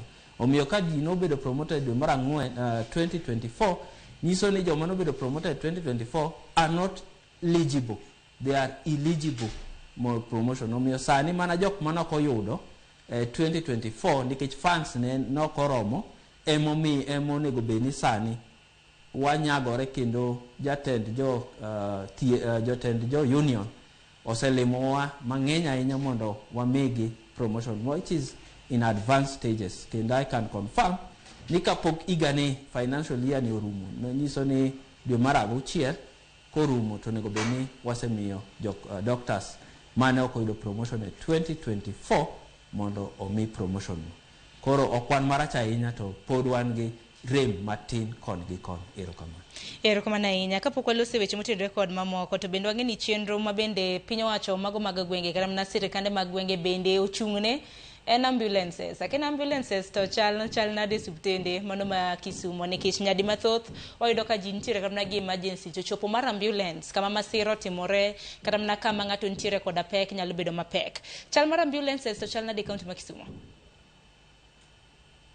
Erokamano ahinya. Ambulances ma Kisumo na wacho ni wan gi EOC, Emergency Operating Center, Operation Center. So ambulances ma Kisumo ok sani ok en mar osuptal ni ma ambulance mar osuptal kata mar Ahero kata mar Nyakach osuptende go ambulance go oket gi kanyo mana mondo gibed maber mondo oritgi nikech kiwe ambulance oko to jakuo nyalo kwalo koro osuptende go oket gi kanyo mondo gibed ni gin kama chiegni gi tijgi monego bed ni gitiyo. Ambulance ma Kisumu bedo rand kata bedo control gi EOC masewacho no kendo ng'ata man gi problem madwar ambulance ambulance go gin nono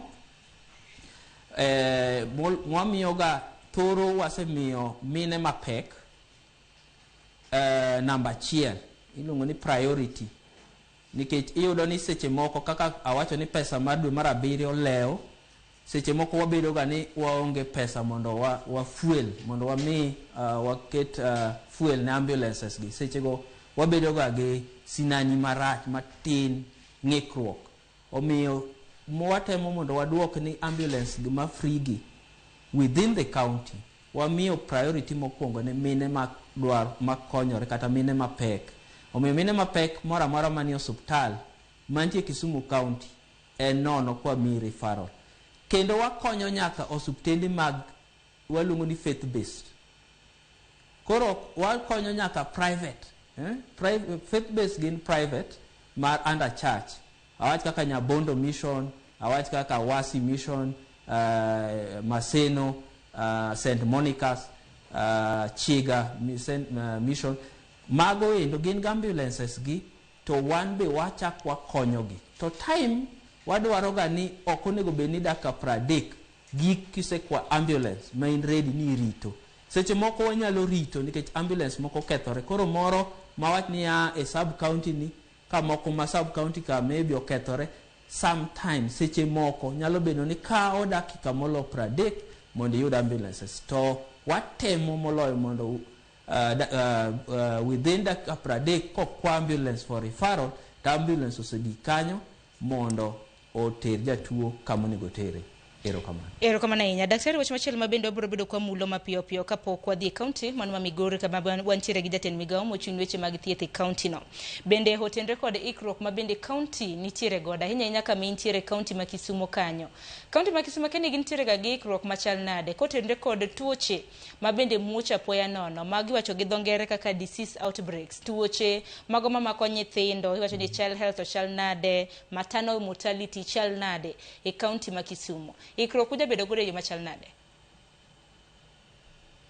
Erokamano ahinya Sharon. Ikruok wasebedo go mani luongo ni emergency preparedness for outbreaks wasebedo go gi chenro no ma bido led kata bedo mitelo ne gi EOC momiyo waketo EOC ni ok en ambulance kende en emergency kendo director public health iluongo ne Frederick Oluoch en motelo ne samora mara mantiere outbreak so samora mara mantiere outbreak we confirm kwase confirm ni there is an outbreak then we give a communication channel miluogo timore mondo all jok mora mantiere ma dwa konyo nyaka jo partners biro kaka Red Cross konyowa mondo wakony migawo mar thieth ka gimoro timore miluongo ni emergencies tuoche machalo kaka nyaldiema tuoche machalo kaka nyaldiema COVID-19 gimamoko go makelo ga outbreak mago te wantie gi migawo miluongo ni emergency preparedness mako timore to kwadwa no timore to wan gi kaka wachake mondo gimoro kamoro midwa no timre mondo wang'e ni watieko kendo wathiedho outbreak machal kamano. Anyalo wacho kendo ni migawo mar emergency no aluongo ni en very robust. Didoluwa kene robust ni dwaluong nango to en sinani moseket motegno ma nyaka governor ong'eyo samora mara mon gi outbreak to jatendwa mar thieth miluongo ni Dr. Gregory Ganda wache ayanga. Kose wache ayanga to ogik ne governor, to ogik ne ng'ata, ogik ne partners ma wan go mondo konywa mondo watiek migawno. To king'iyo gima koro wang'iyo gimiluongo ni gik mi ing'iyo godo thieth kaka dhi mbele, waluongo ni indicators mi penjo no. Mine ma konyore, mine ma tho kata ka konyore kata nyithindo matindo. Kisumu watemo ahinya. Sani Kenya mine ma tho ka konyore ratio ni iluongo ni en around 445 per 100,000, 345 per 100,000. To Kisumu wan gi 342. Koro wan matin ne Kenya matin. Watemo matek mondo waduok mine ma pek mondo kikonyre, mondo kik tho sama gikonyore. Mine ma yudo clinic ka pek, Kisumu wan gi atamar 87, mano watimo maber. Nyithindo matindo ma yudo gimiluongo ni vaccines, kasa vaccination, wan gi atamar 86. Gima wadoke piny sani en mine ma konyore, iluongo ni skilled birth attendants, ma wan gi 69 kan wawuok from 82, atamar 82. Waseng'iyo chenro ni ji te ma Kenya osedok e piny skilled birth attendants, kendo waparo ni en a problem, ni problem en data. Wachal ni lose data kata wach mar mancho biro manyien mwaluongo ni shani be nyalo bedo ni omomiyo o counties te mine ma konyore facilities chalni odok piny. Asa wacho ni Kisumu nwawuok e 82 to wadoke atamar 69. Koro mago indicators manyalo wacho sani ming'iyogo ni chal kata utiyo nang'o e health. To daktari kamna kang'iyo kwan atamalo mabendi wacho kwacho nuwuoki kwan atamalo 82 sani untiere kwan atamalo 69. Kalure kod in kaka director mar thieth e kaunti ma Kisumu. Bende no ka kwan makama pod nitiere malo e kinde masani ok nego bed ni mine kadhi konyore osuptal owito ngimane kata mana ngima nyathi. Bende no ka kwan mar atamalo 99 e kaunti ma Kisumu pod nitiere malo. Takene gin okenge mage mung'iyo mar neno ni kwan makama odok chien. Erokamano ahinya. Okenge makama kwan mar mine king'iyo ma wacho statistics ma Kenya KHIS manyiso ni mine 69 kende masani wamiyo thieth e osuptal ka konyore ne piny. Emomiyo na wacho ni kaka director wasebedo piny mondo wang'e ni mine gi kok ginyuol osuptal to nyiso ni ginyuol kanyo, nyiso ni ginyuol dala. To king'iyo data mar dala to be ok nyisi, nikech data mar jomonyuol dala detnigo chief ndiko ni barua mondo gidhi giyud gimiluongo ni birth certificate. Koro mano be national government nigi okenge ma giketo mondo ginyiswa ni ji adi mine adi manyuol dala. King'iyo mine manyuol dala ok onyis adieri gi data ma wan go mwanyiso ni wan gi 69 kende manyuol osuptal. Nyiso ni kare nitie gimoro manyiso ni nyiso ni data nitie kama wawite e data. Ok en adier ni mine 69 kende emanyuol e osuptal Kisumu. Nikech ka mine 69 kende manyuol e osuptal Kisumu nyiso ni onego bed ni kare mine 31 nyuol dala. To king'iyo data madalano to tin en mana mine maromo atamar 10 emanyuol ema pod nyuol e gweng'. To waseketo gik mang'eny. Nitiere joma niluongo ni traditional birth attendants, nyamrerwa mane konyo mine nyuol. Gine mwasekawgi mondo waketgi gimiluongo ni CHPs, community health promoters kata nyamrerwa makonyowa mondo koro ka miyo dwa nyuol dala to kawo miyono otero mondo konyre osuptal. Mano migawo achiel mano waketo mondo waduok mine mondo kik nyuol dala, nikech joma nyuol konyo gi nyuol dala gi ema koro wakawo watiyogo kaka health workers, community health promoters. Kendo mar ariyo waseketo ni osuptal mag mine konyore Kisumu ka mokwongo en nono. Mar ariyo imiyi gimiluongo ni mama and baby pack. Waketo negi ni pi maliet inyalo luokorigo kanyo. Nitiere gik ma osuptende masani ok gite, to osuptende masani miyo mine slippers, champat, miyo gi gik moko waluongo ni mama baby pack mondo omigi sinani ni ber mondo nyuol osuptal moloyo mondo inyuol dala. Mar adek waseketo ni osuptende mag osuptende matindo ma iluongo ni level 2 dispensary te ma Kisumu County nyalo konyo mine ka gibiro ka gichiegni konyore, iluongo ni second stage mar ariyo ok ginyal duok gi dala nikech osuptende mag dispensary ok onego bedni mine konyore. Mine onego bedni konyore osuptende mar health center osuptende mar level 3 kabiro malo. Omiyo osuptende te mag dispensary mag Kisumu ka nigi preparedness, gin gi kitanda, gin gi gik ma idwaro mondo konyo mine sama gikonyore no.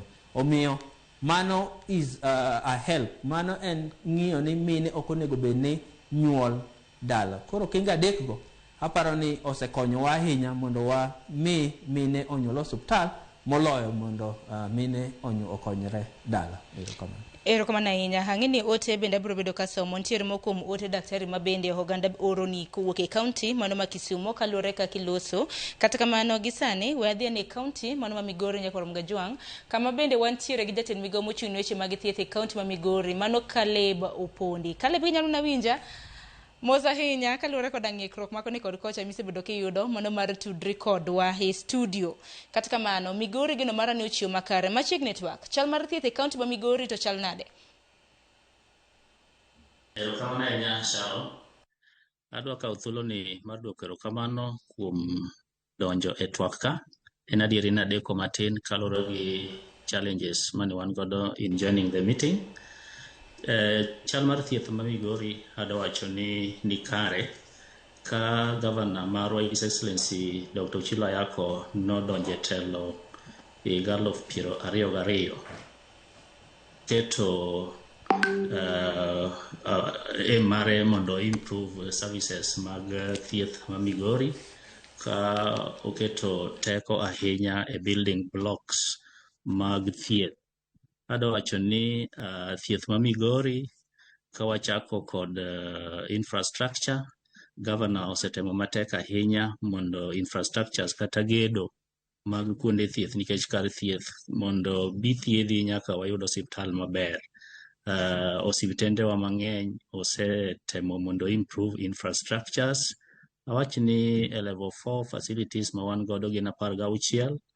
Ose improve kuonde ma inene jotuo outpatients, ose improve kuonde ma mon nyuole magin maternity, ose improve laboratory services, waseneno improvement kata mana e kuonde manyien kwa neno kaka Migori level 4 hospital. Kanwa chako to outpatient department nen mana kamoro matin sani osebedo improved. Kar casualty ne wan mana gi beds 4 sani osebedo improved, wan gi beds 12. Adawacho ni generally kuonde mag thieth wasetemo ma kwa improve. Osiptende nitie mwaseyawo dispensaries nyaka ne Governor donji, waseyawo dispensaries 18. Wasetemo mondo wandik jotich mondo provide services. Koro generally adawacho ni mar Governor en ni jo Migori ng'ato oyud thieth makare mondo wa meet the universal health coverage kaluwore gi the national goal kaachiel gi manifesto manoketo e kar Migori ka kanodonje telo. Koro aparo ni obro neno specifics mipenjo to wabro duoko. Erokamano ahinya Sharon. Bende inyalo mana leronwa kaunti ma Kisumu Daktari Don Ogola ma bende en director mochung' weche mag thieth nonyiso ni kaunti ma Kisumu oganda kuoth moheo kilomita 5 kapok oromo kod ute mag thieth. Akeni chal nade kaunti mano ma Migori bende kotenre kod staffing ndiko jotije ute thieth makamage chal nade? Tudruok mar ruos chopo kanye? Adawacho ni kuonde mag thieth watemo mondo jotuowa kik wuoth mabor ka gidwaro mondo giyud thieth. Emomiyo wan kod sub county hospitals 16 ma nyocha wachako wameda mara 17 ka wa upgrade Dede Health Center mondo beda sub county hospital mano yudore Awendo. Then in all these sub counties wan kod dispensaries. Awacho ni kuonde mag thieth total wan kod 177 kaeto 160 gin level 2 magin dispensaries gi level 3 magin health centers. Ok wadwa ni jotuo wuoth madhi mabor kuondewa mag thieth. Omiyo watemo kabisa mondo wayaw kata kuonde mag thieth manyien. Emomiyo nyaka ne gavana donji waseyaw kuonde mag thieth dispensaries 18 kendo financial year ni wadhi medo kuonde mag thieth bende malaro kendo 10 nitie mi nwayudo kane igero kendo wasetieko gi. Emomiyo agombo ni mondo thieth obed machiegni ne kuonde ma ji nyalo yude konyruok. Korka human resource adawacho ni currently wan kod jotich mag sirikal malaro 1,100 kendo nyaka ne wadonje tich higa 2022 wasendiko jotich 153 mano healthcare workers wasendiko, kendo kata mana sani nitiere ndiko madhi nyime ma wadhi medo jotich kendo mondo kuonde mag thiethgi ka jotuo obiro mondo yud konyruok to giyudo dakteche manyalo konyogi mapiyo piyo mondo kik wayud ng'ikruok moro amora. But adawacho ni wasebedo kod ng'ikruok ma bende osebedo ka hinyowa kaka jo Kenya kendo osebedo kata e Migori ka kaluwore gi the stop work order mane president ma US ochiwo. Ne wan gi partners mane konyowa kata mana ndiko jothieth mamoko to moko osechung tije. Watemo mondo wa integrate gi kaeto wakawgi mondo wandikgi. Koro emomiyo wawacho ni sechegi wamedo through the Public Service Board ndiko jotije mano wasendiko 153 nyaka ne wadonje tich 2022 kendo sani nitie kata ongoing recruitment mang'eni in the next 1 month gidhi bedo interviewed kendo gidhi bedo absorbed mondo gikonywa kuonde mag thieth mondo jotuo oyud konyruok e yo makare. Erokamano ahinya nikech kale bintiere kodwa ka bendo gande county man ma Migori bende obiro bedo kwa winjo kaka gilose vox pops mage mago mag county ma Migori ka bende gibiro bedo ka gilosi biro bedo kiduoko moko kuom penjo ma bende gintiere godo. Kata kamano e county ma Migori nikech nosebedo kwa lose gi Dr. Donna thuolo molandore ahinya. Samoro Caleb binyalo bedo kinyiswa ni county ma Migori keni ikrok mane ma untiere ga godo mano mar kedo koda tuoche ma bende biro apoya. Iwacho ni outbreak of disease weche mag maternal health, child health ekin mamoko. Akenu kedo kodgi e yo machal nade. Koro nyaka nan communicable diseases mago moriwo TB, diabetes, hypertension ekin mamoko. Erokamano ahinya. Adwacho ni wan kaka jo Migori wan e border motenore kod Tanzania. Kendo wan kaka jo Migori wasebedo ka wayudo hinyruok ahinya sama koth chwe mang'eny. Iyudo ka wan gi outbreak mag tuoche mopogore opogore. Abro wacho kaka tuo mar kolera ma dholuo luongo ni nyaldiema, achiel kuom tuoche go eko. Ikruok ma wan godo en ni wan gi emergency preparedness kata ikruok mar gik manyalo timore apoya nono. Mana kaka ne daktari owacho, wan kaka jo Migori ikruogni endi otelne gi director mar public health ma en Clement Ayungo. Wabedo ga gi meetings juma ka juma kwa evaluate preparedness marwa kendo wariwore kod partners machalo Red Cross. Ibro yudo ka Migori ka along the border nikech joma loka kocha donjo ka samoro wayudo tuo mar nyaldiema. Sama wayude to wariwore kod other partners machalo Red Cross ma wadhi higani ne wabedo kod dichiel no lose mana 1 person dwe mar 2 kane wan gi tuo mar nyaldiema kendo jowa notemo matek ka wa make contact tracings man watieke ma onge landruok moro amora. Then ibro yudo ka ndalo ma koth chwe kaka ne koth chwe sani wan go ula mang'eny mane odaro ji utegi, wan kod chope manokethore to wayudo ka jowagi dhi nyaka kuondego eko ma chiw kata mana water treatment chemicals, kaachiel gi yore manyalo konyogi provision of nets, miyogi nets ma nyithindo nyalo umore godo kageng'o malaria, kaachiel gi miyogi nyaka ongede, kaachiel gi other necessities mag konyogi mondo kik giyud ng'ikruok korka ngimagi. Then korka maternal mortality, adwacho ni wan kaka Migori wasebedo kwa temo matek kabisa mondo mine mayach kik konyre dala to ningo gikonyre osiptal. Achiel kuom gik mwasetemo matek kabisa en ni kwatiyo kod nyamrerwa magwa mwaluongo gi dongere ni CHPs magin 3,444 e community units gi identify mine mayach gi eki, kendo ng'ato ng'eyo ni e gweng'a an gi miyo mayach machalo kama, ka en high risk ma onyalo hinyore to obedo monitored kendo obedo assigned to one health facility. Kaeto mine mayach gi wang'iyo ni ndalo monego nyuole en mane, to onego nyuol public health facility. Kendo kinde mokadho ne wan gi 412 live births per 100,000 e Migori kaendi. Kendo adwacho ni wasetemo kabisa mondo mortalities mag mine mayach madwa nyuol odog piny kabisa. Every week, every Thursday in the morning, wabedoga gi MPDSR meeting kwa review any mortality manyalo bedo, tho moro amora manyalo bedo ni miyo mayach.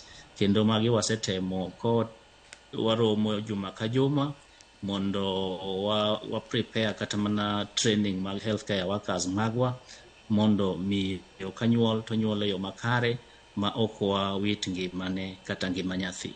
Kendo mara adek adwacho ni wasebedo kwa provide trainings ne healthcare workers magwa kwaluore kod other partners. And then joge wagi bende watemo mondo sama miyo senyuol kata mana health care center kata dispensary wawave negi, they don't pay anything mondo encourage gi. Ne wan gi traditional birth attendants ma wase incorporate kaka jo CHP masani onge miyo ma nyuol dala to watemo mondo ginyuol e osiptende wa kata kuonde mag thieth. Erokamano ahinya. Gisani Nyakoronga Jwanga dwaro mar mondo mi wawinjana kaka Uganda e kaunti ma Migori no loso kotende kod chal mano mar thieth e kaunti mano ma Migori. Bang'e kale ibiro bedo kiduoko bende ibiro bedo ka dhi e studio kaunti ma Kisumu bende bende awinjane na patch down kotende gi mano. Man mibadhi otime nduoko. An mokwongo an victim. Anyalo wacho ni nitiere chien kata min oda noyudo ajali. Ka min oda noyudo ajali to naonge jok managone gi simu mondo dhi okony ja oda. Osiptal kidonjo mar county referral hospital ma Migori kapok iwacho gimoro amora gimikwongo timo en $200. $200 no kisechule kore ka process chakore gi kanyo. Itimo processes gi temi tieki to mi jatuo kodhi e room gi daktari makoro gini gi daktari ji ariyo monego bed ni kuoye to daktari koni ni ni tiendi ni anyalo mana kuoyo kimiya $1,000 kionge $1,000 to dhiyo kalungu ng'ama chielo. Imagine yudo accident isetimo all the requirements to udong gi daktari e room achiel mondo mi okonyi. Koro kanyi neno ni koro mane nyasachi mar ariyo to koni ni an ma ok anyal mulo ka $1,000 onge. Koro iyudo ka bedo matek chuno japiny ni onge kaka ang'no tim ang'no many $1,000 no makata odhi mana ole loan to thiedhi. The same ichaki golo mino di tok ndalo mano wach ni mondo iduoke mondo dhi ogony ne usi.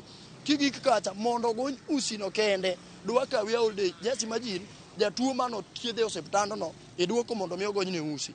No gik makoro min oda mano yudo accident no gony ne usi gi student. Ka inyisa ni ok nyal gony na usi ka onge $1,000 gonyo usi.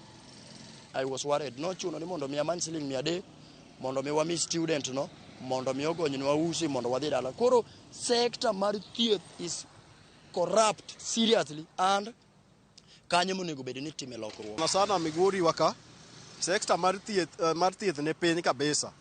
Nikech iyudo ka kidhi osiptal dakteche samoro yudo ka onge osiptal yath onge osiptal. Koro kwang'e ni tang'o matimore nikech iyudo ka samoro kidhi osiptal sirikal nolando ni thieth en nono. Osiptal ka idwa tiye gi pesa kopogore gi SHA ma bende SHA no iyudo ka en gi delay mang'eny kabisa. Omiyo dakteche go kawo kode advantage. Iyudo ka inyisi ni SHA nigi delay, koro chula pesa cash.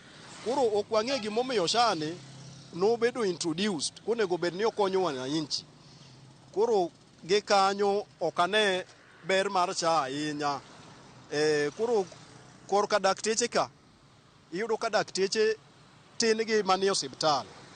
Takwayo sirikal mamalo koterore gi sirikandwa ma Migori ka. Gima hinyowa e sekta mar thieth ka sana Migori ka. Iyudo ka dakteche thothgi ok concentrate tijgi mondikgi gi sirikal. Dakteche owegi okworo chemistry everywhere. Iyudo ka daktari achiel ni kata gi chemistry 10. Koro ng'ane thuolo mare mar dhi hudumia jopiny osiptal kucho onge nikech o concentrate e gige ne moyawo ka. Dang' awach ni SHA gikelonwa mane madang' awach ni gikele yo moro madang' mopogore gi NHIF. Koro gi SHA ni dang' awach ni SHA no ema bet koro miyo jowa bet koro tegne matin nikech kata ka in gi janyuol miyo man gi ich inyalo dhi kacha to SHA ni tiyo. Mane madang' awach ni gitimo na maber. An ok ane gima jogo timo maber gi SHA ni. Gimanya ni kaka ginyalo konyowa mondo mi gikony jopiny ywak kabisa. Kidhi osiptal ing'isi ni bisa register SHA to SHA kikwongo kikwongo idonjo tiyori kamoro idhi ng'ad receipt no nyaka ichul. Ichak ing'isi ni idhi e lab kidhiye nyaka idhi chul e lab no. Koro tok lab ne kokang' ichako non ni to kar in gi SHA kosi onge. Mano yudo ka nisetiyo gi pesa ni. Ma osiptal onge dhi gi lwedo nono nyaka idhi gi pesa. Kidhi ema koro gweng' yath onge, dakteche to nitie. Koro yath ne mwakia ni olal gi koro yo ka kiwinjo Nairobi ni osegol pesa yath ma yath osang'iew. Koro kuma yath no lalnwago e koro yo ka e mwakia. Mane momiyo wayiero sirikal ni mondo orit. Nga en Julius Omondi kata Pastor Julius Omondi ka e dala mar Migori ka. Koro ka thieth no osemiyowa sida. Adiri man kende ni kidhi gi jatuo dakteche ok richo te to moko to richo. Moko be beyo. Mostly kidhi to giywak ni gionge gik moko vifaa onge osiptal. Even kata gloves mag lwedo mag irwako e lwedgi onge. Iyudo ka daktari moro oyie tiyo gi pesa ne komanyo mage moro akiba. Asaneno ka nyawadgi kwaye ni konya gi magi mondo arwaki. Koro mage gik ma timore e sekta wa mar osiptandwa maduong' mar Migori Referral Hospital. Caleb mago gin moko kuom jodak e kaunti ma Migori maloso kotende kod wach mano mar thieth. Akeni siyo makamago di wach yango kapok amere konga. Erokamano ahinya. Adwa wacho ni sekta marwa mar thieth watemo kabisa mondo wa offer services ne jowa ma jo Migori ahinya joma biro seek services. Levels wate chakre level 2, level 3 kachiel gi County Referral Hospital. Kendo adwa wacho ni in regards to korka yedhe level 2 and 3 magin dispensaries kachiel gi health centers mokwor e gwenge mopogore yath wan godo. To wan gi tuo moro achiel ma jo piny wacho ni yath onge. Samoro ka ng'ato dhi osiptal to daktari ondiko ne yath malure gi tuo mare, samoro ne wan kata gi Panadol ma en painkiller kata mana Brufen to pain mare oyeyo mano to ndikne no dhi ong'iew mano. Koro perception mobedo go ni yedhe onge. Tadwa wacho gi chir ni commodities wan godo and ng'ato wacho ni kidonje County Referral Hospital tichulo $200 kata kapok otimni gimoro amora. Watemo encourage jowa mondo register SHA. Kendo adwa wacho ni ibed outpatient kata inpatient mabiro yudo thieth. Ka in kod SHA tise register kata pok ichudo to wathietho nono. Mano anyalo confirm kaka jatend migawo mar thieth ma Migori, obede dispensary, obede kata mana health centers magwa. To jogo maonge kod SHA, it is true ni nitiere registration michulo kaeto the process mar thieth chakore. to wach moro ma Migori owacho ni ichulo daktari pesa mondo kata kogo nyusi kata kuoyi, aparo ni mano to is very much illegal kendo ken gima dieri. Kopo ni daktari otimo kamano to time tok chik, kibire county referral hospital maro Migori ibiro yudo kwa ndiko kamora mora ni kik ichul pesa, kendo pesa ichulo e pay bill mondik kamora mora. Omiyo wagombo ni ka wayudo daktari machalo kamano, nitie mwaseriembo e tich, mwaseketo kata mana e disciplinary process, mwayudo kaka opes ma ok owinjore kuom jotuo. Koro joma corrupt kamano to wagombo ni mondo wayud report kaeto wabiro kawo negi disciplinary action. Seche moko SHA bedo gi downtime mare. Kata mana juma mokadho cha 2 weeks ago no bedo affected Kenya mangima mane okoti. Koro downtimes mag SHA nyalo cause delays, but ado wacho ni jogo ma osebedo ka biro thieth to register SHA to yudo thieth e makare kendo ok gichul pesa mora mora. Then ado wacho ni in regards to commodities me wacho ni are not available, kibiro siptandwa ma Migori watemo kabisa mondo provide commodities. I don't think ni county referral hospital maduong' machalo kama nyalo bedo ni kata gloves minyiewo gi pesa matin nyalo koso. Erokamano ahinya Sharon. Erokamano ahinya. Gino mara ni ibiro bedo kigoyo durbin e county mano ma Migori ahinya referral hospital kama bende sio mopogore opogore osewuok kanyo mano motenore kod mibadhi e kind mamoko. Gisani ang'ini nego bende adonjo gi welo mamoko, adwaro kawo yo matin kaduogo taduogo iru mar mondo mi duok bende penjo motenore kod SHA e kind mamoko kapok adonjo gi welo mamoko. Koro kon waduogo bende kintiere county ma Kisumo Dr. Gola, in bende ibiro bedo ka inywando pachi kotenore kod paro mopogore opogore mago mag Uganda. Kik udhi mabor.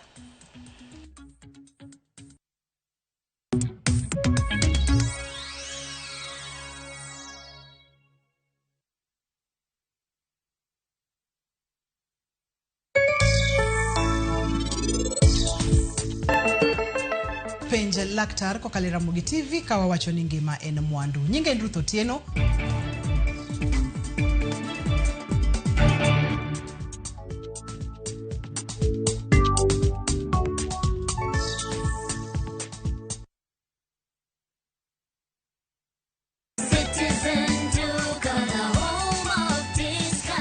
Citizen Duka inawatakia Ramadhan Mubarak.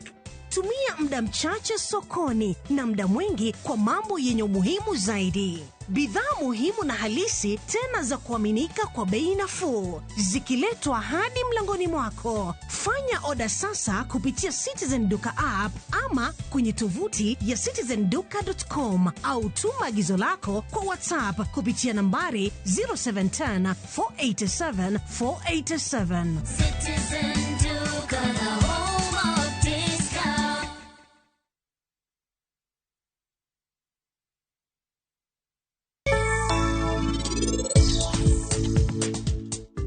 Ne kaka gibet ka giling. An gadier ni gin gisebet kama kuom nusa. Pari, bende ng'eyo ni nitie ochung' kacha to ng'iyowa kiling'. Koro in tema ne wuondri matin. Sanju wachna ni gimoro. Anapenjra, jogi bende gin jomokendre, ok gichal kata. Adane singrina, ni in ibiro biro machiegni mondo ikaw pari idhigo.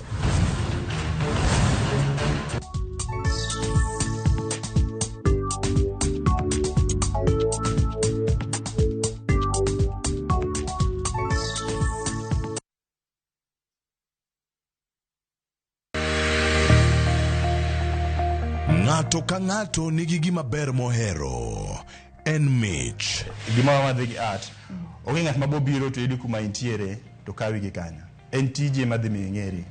Mae en chenro ma ji nigi nyalo mar timo gik moko e yore mopogore opogore. An ma design tani ma arango quality mar gino kapok owuok. Moro ka moro kuom gik matimore e ngima ng'ato en gima duong'.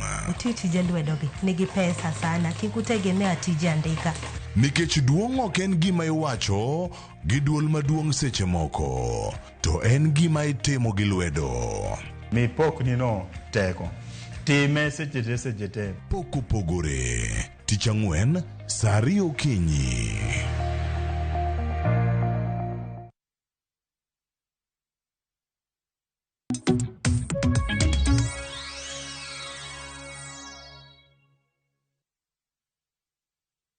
Nyakorongo John dakika 33 tok saa 5 mar onyango kapok awe wenda mar mondo mi odhi adwaro mar mondo mi asomo kuom ote mabende sibedo ka yoro ote ni yoro lai mago machoka rede ka uchiel nono mbi mago Uganda bende ni yoro nwa ote makamago kinyalo ketna okte mar mondo mi asom biro bedo ka ng'imbui mago magwa mag Uganda nitiere ote ka mano mar Ogutu David iwacho ni counties onge yedhe Ruth Nyathi Ochieng thieth malonge counties to onge ute thieth odhuro jotiu thieth nitiere lakini yath gi equipments onge sani ka in gi jatuo tionge pesa to jatuo ni yot mondo owit ngima wacho ni luoto akintiere e county ma Nairobi ka mage gwenge mago moja ote machielo habro bedo ka somo kanyo mar Ntie Wilberforce Otieno iwacho kanyo ni iwinjo chenro maber piny na kale bueche adek mokwongo Othoro Sub County Hospital in Uriri Sub County North Kanyamkago Ward Charles Slaughterhouse without daktari and drugs at all iwacho ni pango nade konyo wachni iwacho ni TV maramugi ne wanyiso sigana makama higa mokalo bende useng'yo chal mar wach makamano mar ariyo iwacho ni ang'o momiyo Migori Referral Hospital onge kata mna pine jotuo mar adek ere kaka Koduogo area with household of 1000 families onge kata dispensary wacho ni CPA Wilberforce Otieno ngeni kale bibiro bedo kidwoko mano kata kamane county ma Kisumo daktari Dono Gola nikech thuolo mabende ng'adowa ote mabende nyalo duoko kanyakla kod achiedh nade mabende luoro okumba mar thieth mano mar SHA to diwach nang'o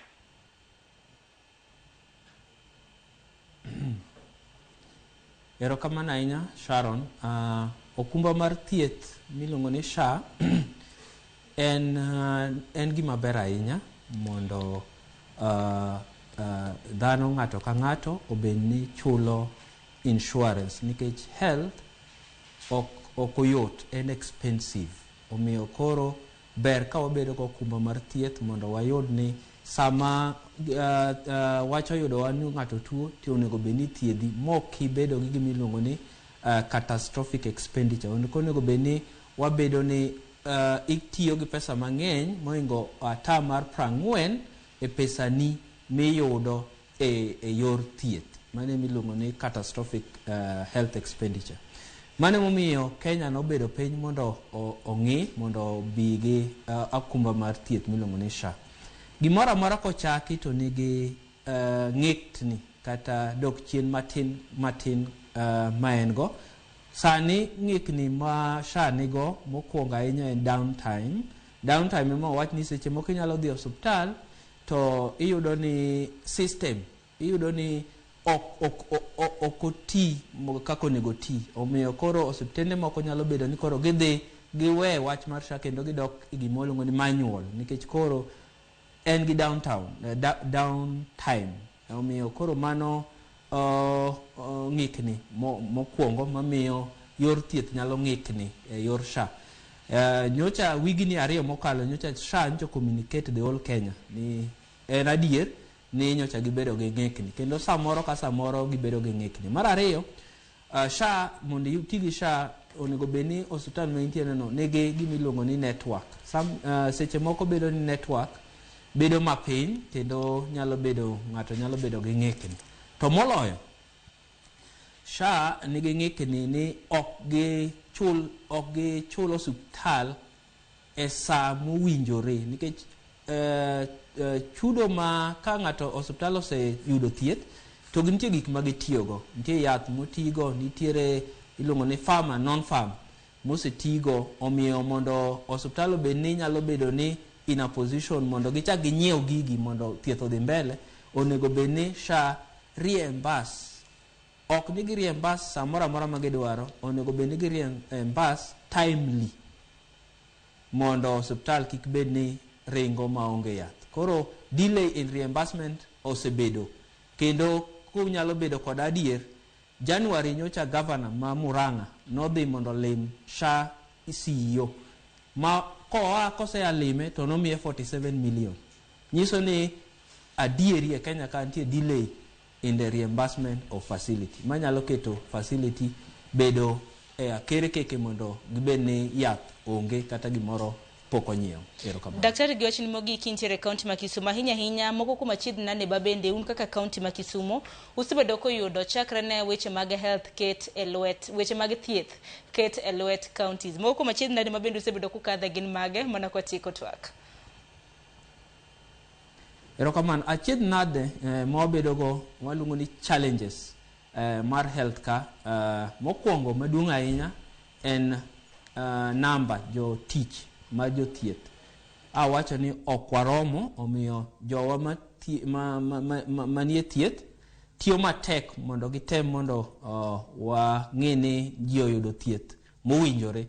To kata kamano namba no pok oromo kama onego bed ni koro ng'ato tiyo maber kendo yiyo maber mondo bed gi mijing'o kendo bed gi mor samotiyo. Koro mano pod wan gi ng'ikni matin kanyo. Mar ariyo, pod wan gi ng'ikni matin ahinya e wach mar digitization.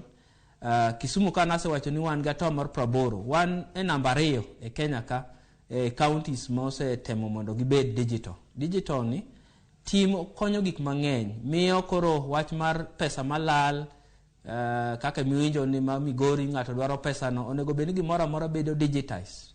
Onge gimoro amora ni pesa ng'ato wuotho go e lwete. Gimoro amora onego bed ni itimo online mondo waduok piny gik maricho richo matimore mamiyo thieth dok piny. Mogik, problem mogik ma wan go en ni kang'iyo notes ga en ni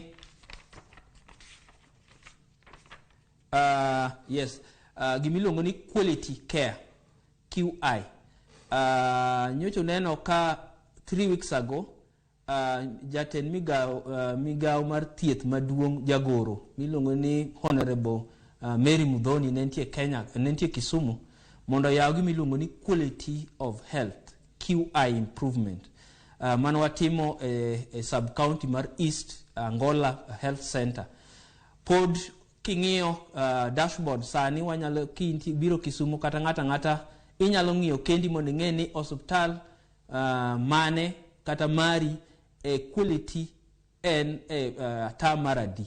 Sani wayudo ni Kisumu wan e county kende e Kenya ka minyalo ng'iyo facility moro amora ting'e ni quality care ene atamaradi. Emomiyo nomiyo ochuno jagoro maduong' e migao mar health, public health and standard iluongo ni Honorable Mary Mudhoni mondo bi Kisumu mondo launch it officially for the whole Kenya.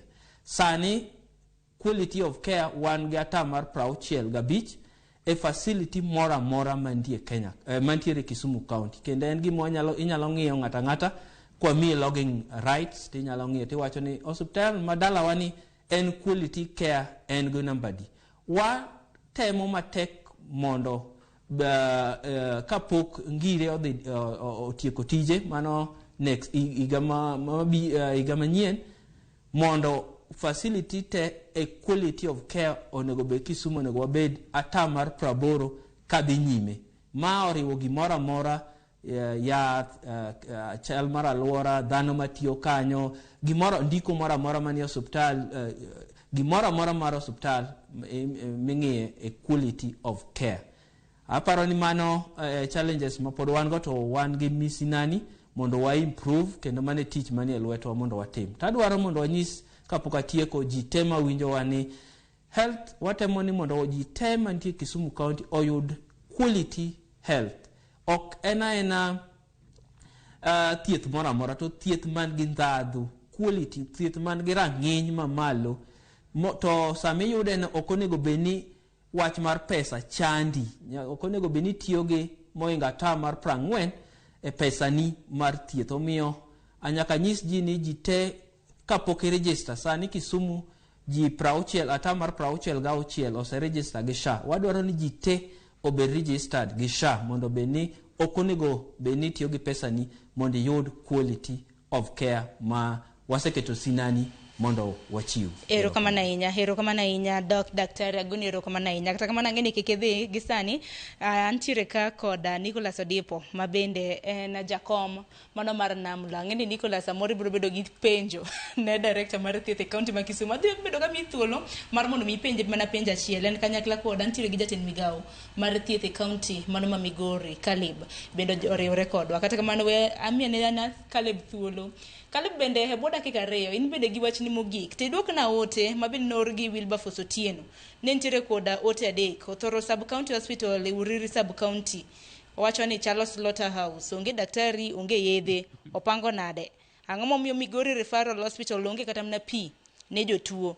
Mar adek, ere kaka Koduogo area with household mar ji familia Alfachiel onge kata dispensary. Mana mapiyo piyo Caleb. Twagni otimore maber nikech wayudo feedback ka e gwenge mopogore opogore. Othoro Sub County Hospital nitiere jothieth kendo awara ahinya ka Wilberforce nyalo wacho ni osiptal maduong' ma ni Uriri Sub County. Uriri Sub County wan gi osiptende 3 mag level 4, wan go Thoro, wan gi Uriri kendo wan go Yani. Kuonde go te wan gi jothieth kendo jothieth ok nyal bedo ni thiethe to yedhe onge. Koro kopo ni nitiere ng'ikruok kuom jothieth waburo nono. But ang'eyo ni ok wan kodgi moromo mana kaka osiptende te, but health staff to nitiere. Mar ariyo, Migori County Referral Hospital wan kod boreholes 2 kendo matiyo. Migori County Referral Hospital obedo connected gi Miwasco ma supply wa gi pi. Migori County Referral Hospital wan gi 10,000 liter tanks malaro 8 ma seche ma koth chweni wan gi reservoir tanks makanonwa pi. Omiyo ok ang'eyo ni jago mowacho kamani nobiro County Referral Hospital karang'o mane ok oyude pi.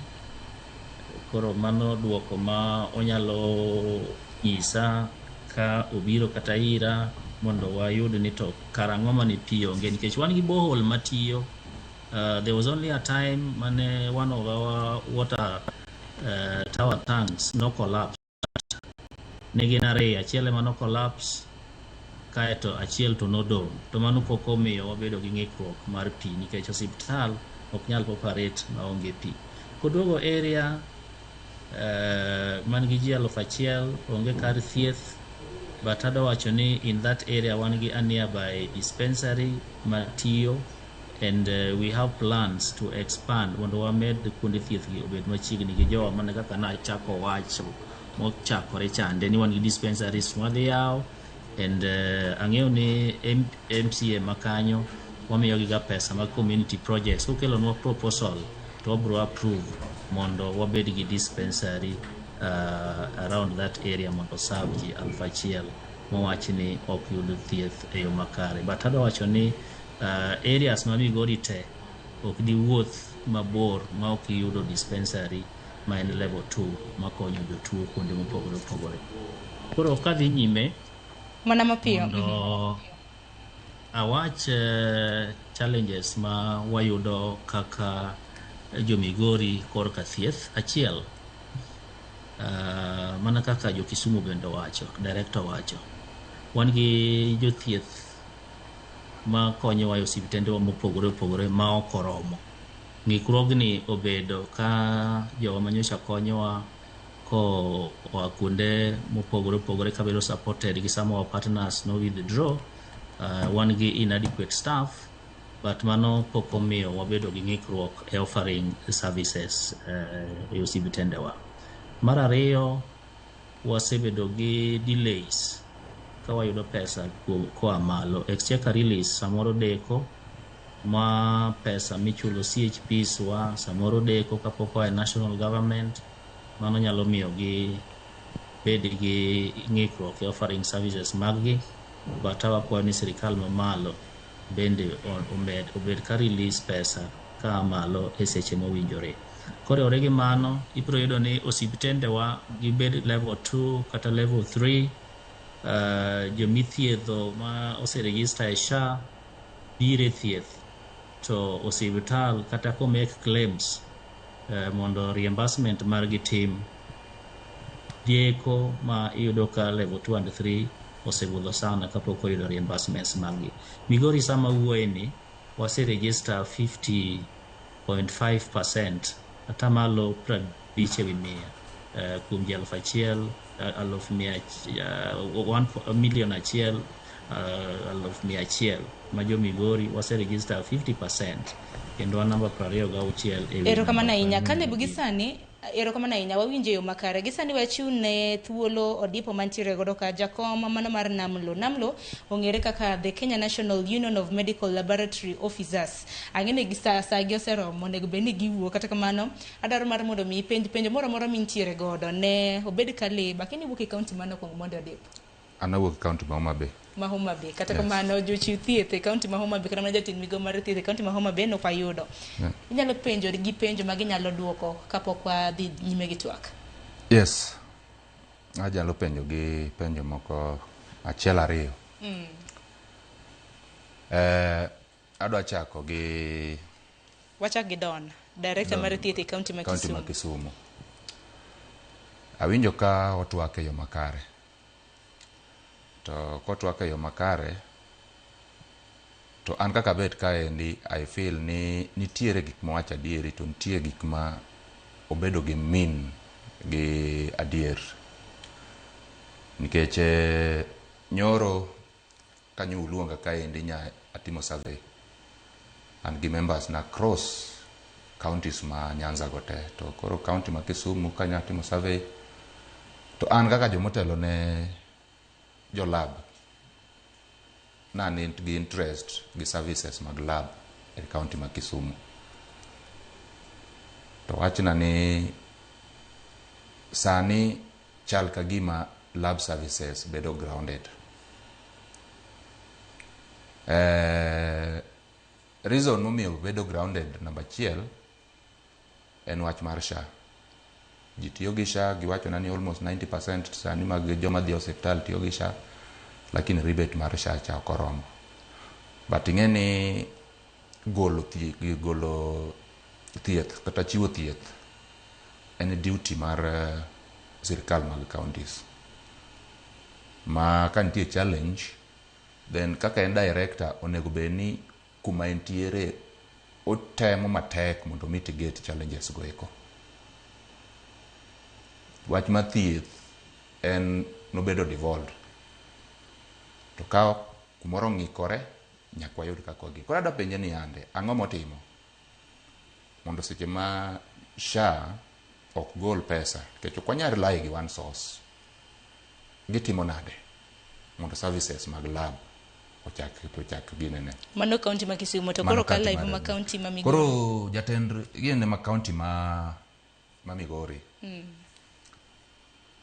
Migori especially kar lab en was nikech sani Migori ne gi rely sana e weche mag donors mondo ondikne gi jotich. Koro adwa penje ni e gini 15 mar devolution gisendiko jolab adi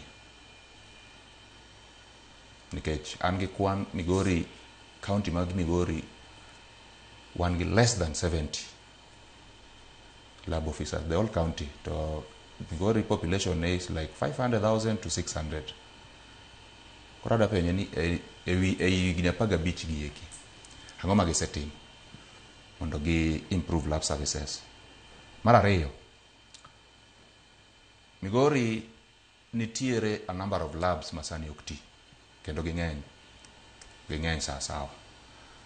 Adwa penje ni to en kaka en jatend migawo mar thieth ma Migori plan mane ma en godo mondo lab services go ochak tiyo mondo mi jog Migori county lab services.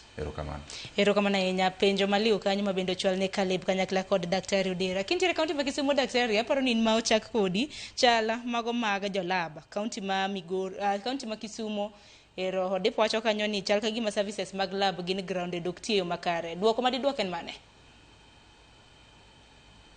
Erokamano ahinya. Kaduoko jatelo mar jo lab, adanyise ni namba 1 Kisumu wami gimiluongo ni credit where it deserve. Kisumu wan gi 2 labs, Ahero lab, KCRH lab, which are accredited by ISO certification. There are some of the few labs in Kenya, a public system mobile accredited by ISO certification. Yiso ni Kisumu wan malo wan mbele, ok wang'ia matin. Mar ariyo, owacho adier ni seche moko wanya bedo gi grounded ni lab dok piny nikech finances, mano is adieri. To gima neno ni gima wanyalo duoko en ni mokwongo system kaka wa finance health mokwongo maduong' ahinya en SHA, and through insurance. Kiro kise give service to imi reimbursement. To nikech delay and 1 or 2 of course wasebedo gi ng'ekni.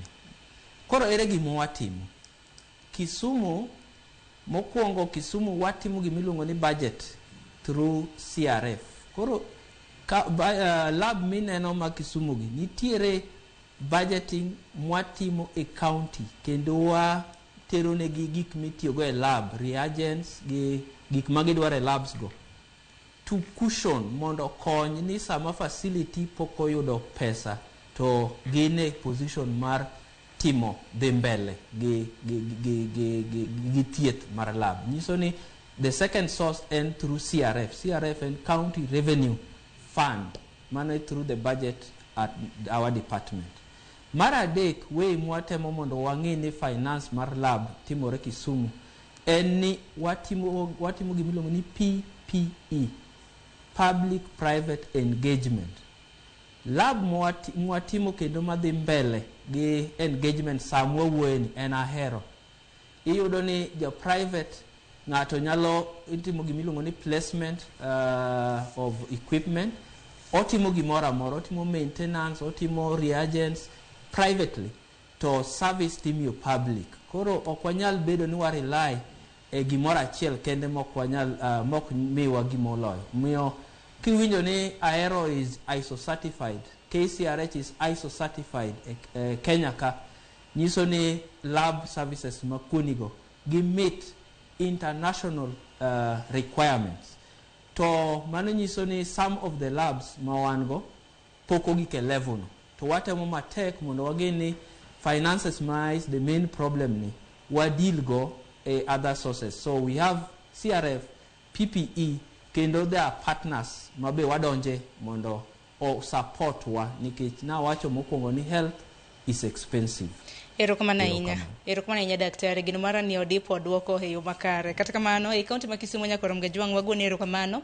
Dr. Dono Ogola, erokamano nyakwa kuom yudo thuolo mar twak kodwa. Ng'eni kaunti ma Kisumu bende gisani wabiro bedo kwariwore gi Dr. Steve Ndonga ma bende jakom mano mar riwruok mar KMPDU bade mano ma Nyanza. Kata kamano e kaunti ma Migori we watiekre kod Caleb Opondi. Caleb bende opondo Odipo moso, Odipo no penjo kanyo, jwala badimo sandike chakre devolution chake kaunti ma Migori higni 13.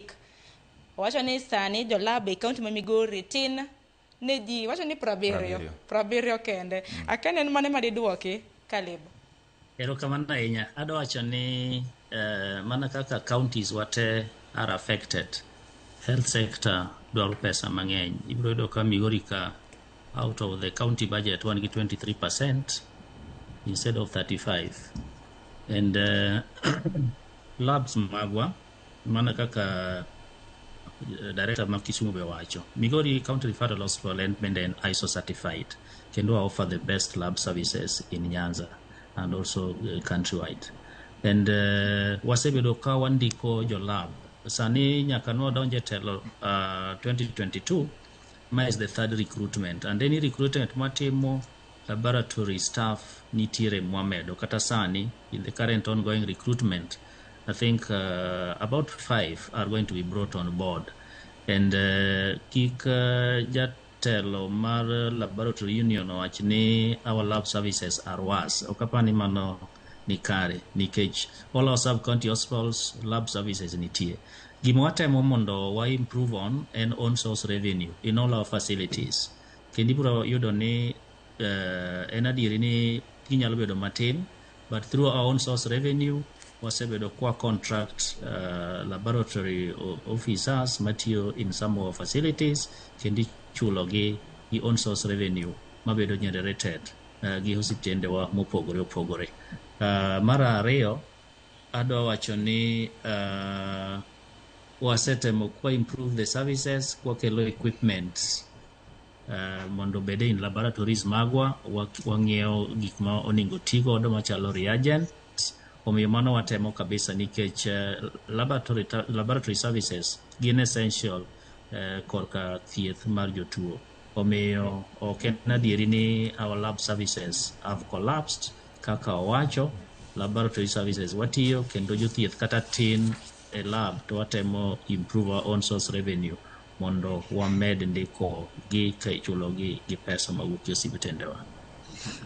Erokamano ahinya Kaleba winji heyo makare. Aparo ni thuolo koro mar Kaleba gi mano mar daktari Ogola bende koro serumo gisanya koro Mgajwang abro bedo kaka oyweyo matin. Ka duogo e okang' mar ariyo koro abro bedo kwa bilo mbaka gi jotelo mantiere e riwruoge mago mag thieth mopogore opogore. Antiere ka gi Dr. Steve Ndonga, jakom mano mar KMPDU Bade Manyanza. Antiere gi Otino Duor, jalup jagoro maduong' mano mar riwruok mar Kuko kanyakla kod Nicholas Odipo mabende antiere go e studio ka mabende jakom mano mar Namlo mano mar riwruoge mago mag jothieth mago mag laboratory.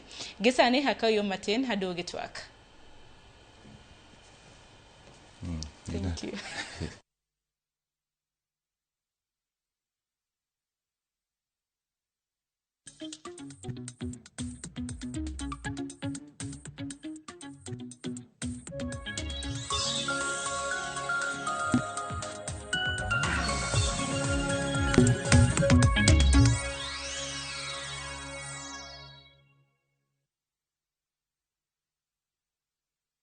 Marubani wametambua skies za shabiki, wana fly to the highest multipliers wakidondoka na big wins. Kwa majina ni Totalia Chen, mimi natoka Migori County na nafanya biashara ya kuuza curtains na bed sheets. Niliekelea 100, nilisukuma ndege mpaka odds ya 2600. Napanga kuexpand biashara yangu, kulipia watoto school fees, hata nyumba pia nisikuwa na nini nzuri niende nijenge. Naweza penda kuambia yani wale wenye wanacheza, waendelee kucheza usikufe moyo.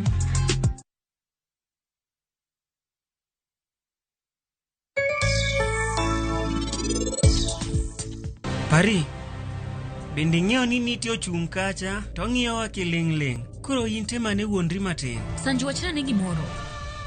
Anapenjra, jogi bende gin jomokendre, ok gichal kata.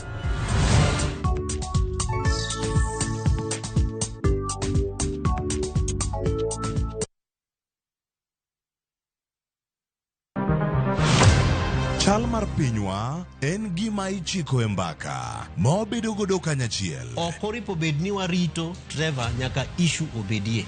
Nikech leadership is not just felt in a crisis. Chakre wach yuto nyaka somo, wach telo nyaka ngima mapile.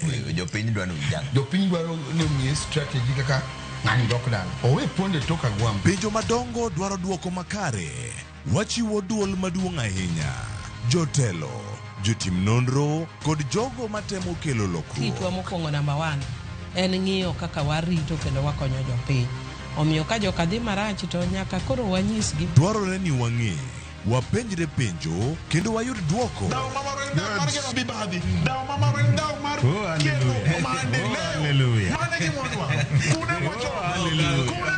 Riwri kod Trevor Ombija, Tich Adek, Saa 3 otieno mana e Ramogi TV.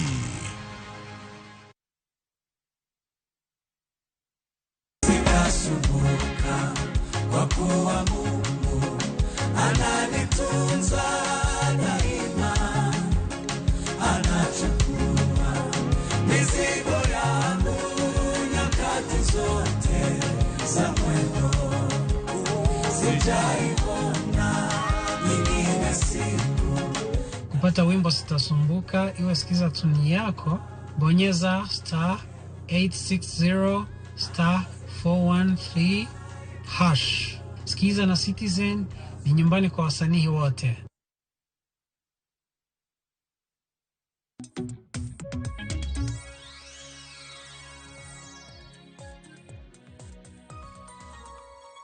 Nyakoronga juanga machiegni dakika skadario tok sa uchiel mar odiochieng' anno ka sa ariyo rekod wa gi sani koro donjo e okang' mar ariyo pod odhi nyime gi chal mar thieth e gwenge mago gi sani nitiere kod jotelo mago mag riwruoge mago mag thieth mopogore opogore nasenyisi kanyo ni antiere gi jo Namlo, antiere ka gi Kuko kanyakla kod KMPDU e county mano ma Kisumo. Yena mar mondo mi arwak Daktari Steve Ndonga. Steve Ndonga en jakom mar KMPDU bade ma Nyanza. Daktari, arwaki ni machiegni chal mar thieth geno mara ni luwo twak mana ntiere godo gi Caleb Apondi kanyakla kod Dr. Don Odera mano kotende kod chal mar thieth e counties. Nyaka sani chakre ne loch mag sirikande mag gwenge thieth osebede lwet counties. Ini neno ka counties tayo thieth yo machal nade kaka jakom mar KMPDU bade ma Nyanza?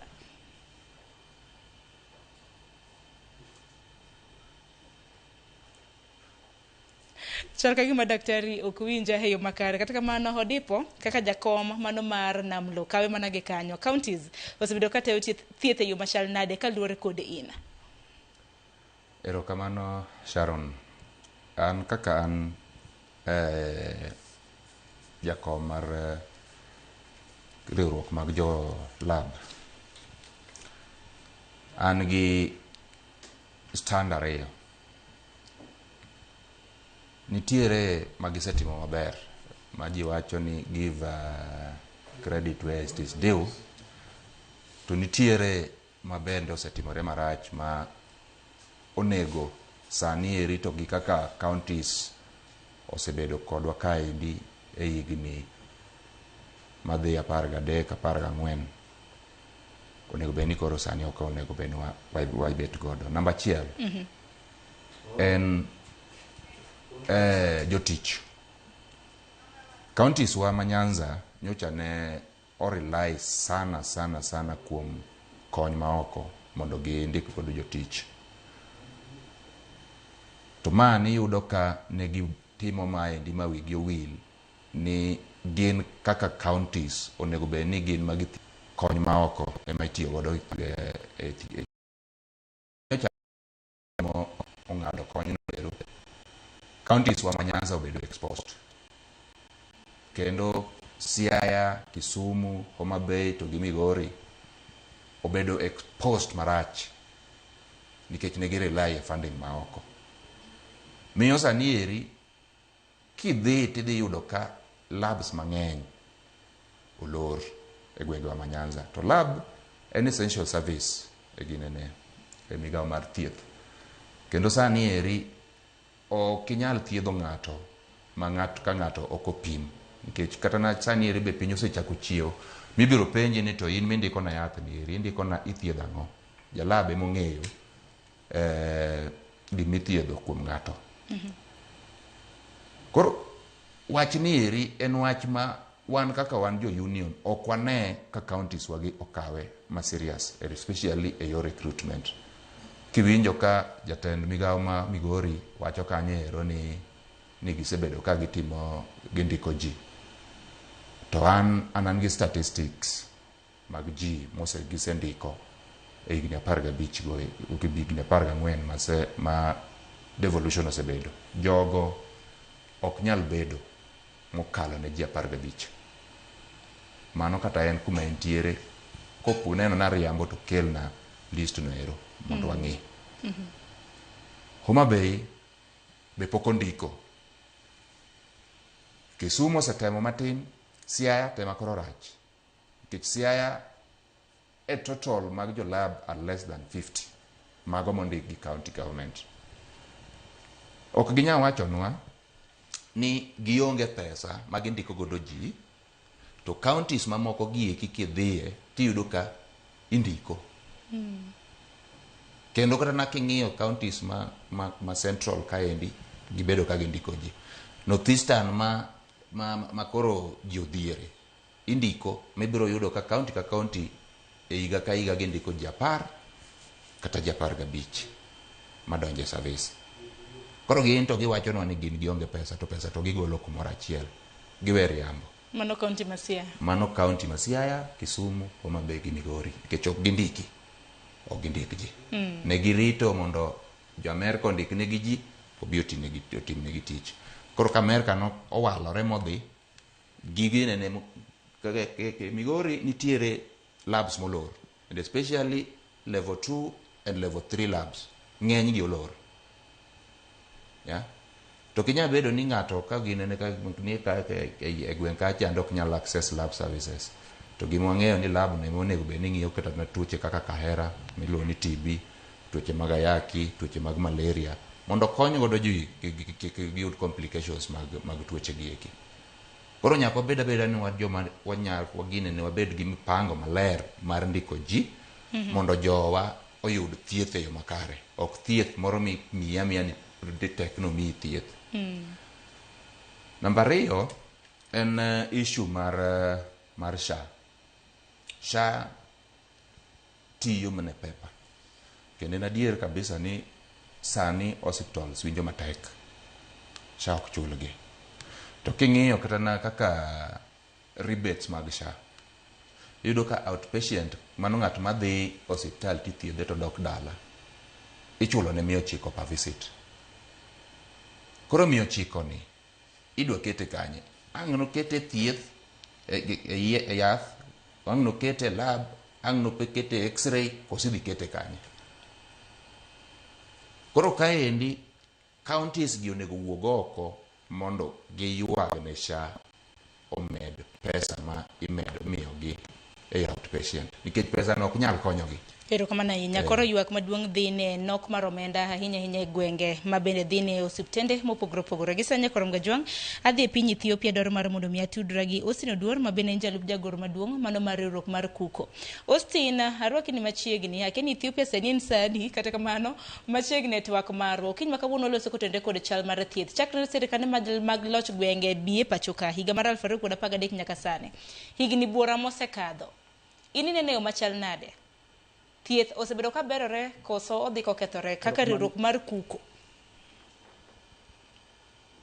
Erokamano Sharon ng'aw kuom rwakae chenro mar wach thieth ma e piny kae. Antie Ethiopia en saa 6:10, saa mar Ethiopia gi saa mar Kenya chal.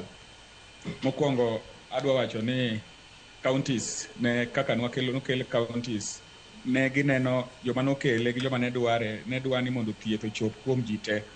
Emomiyo kata wach thieth ni nowach ni dong'e counties. Anyalo paro ndalo mane ji odhi Naivasha kane ji yware wach thieth obede counties kata odhi e piny sirikal mamalo. But gikone to nowach ni thieth bire counties. Kaka jok mosewuoyo mbele nowacho, thieth osebedo wach county osebedo katayo thieth. Wanyalo nyisogi ni nitiere kama gisetime maber kod kama bok gitime maber. Kendo nitie kama pod ka nitiere yo minyalo konygigo to ginyadhi mbele. Lakini nitiere gik mang'eny mok timre. Ahinya kendo nitiere gik moko miluongo ni mix up. Nitie kaka inywando nyaka gik monego bed ni sirikal mamalo timo ma county onego bed ni timo.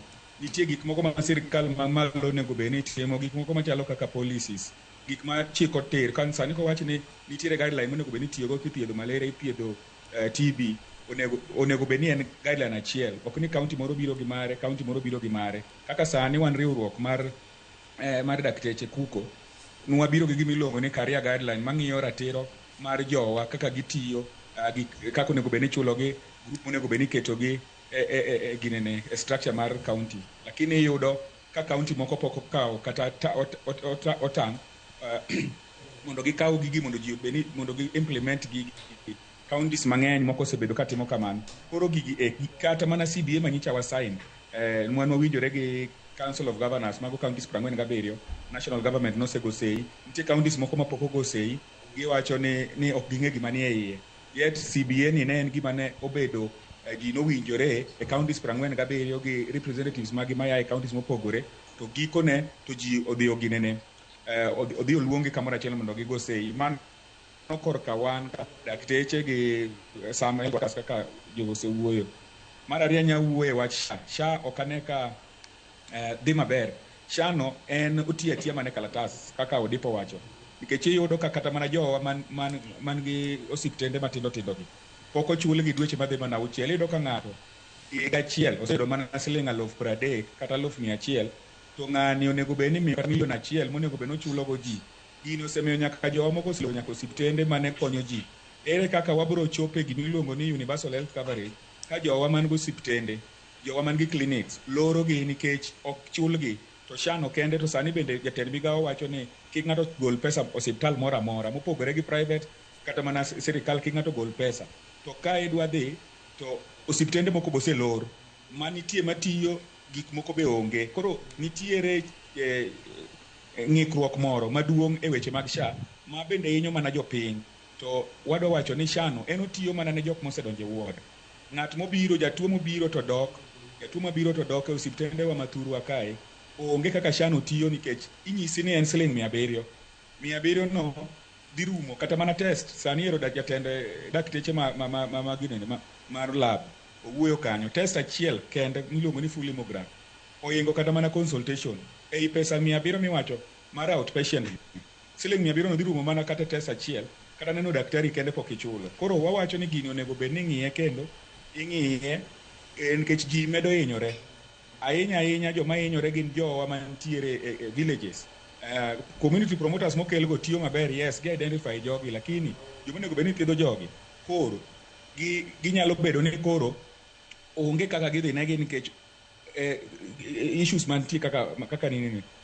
Moro kendo manya wuoye wach Mugomo ira neno kanye TV ka ji chikore kanyo manyiso ni mago gik changamoto mosebedo go. E higa mokadho kende wasebedo gi Mugomo mang'eny, ng'anyo wasebedo gi ng'anyo mang'eny. To king'iyo gimomiyo wang'anyo gin gik moko monego bed ni loso. Counties moko pok nondiko ga ji dhi mana higni 10, jomoko higni 5, jomoko be pok otimnegi promotion.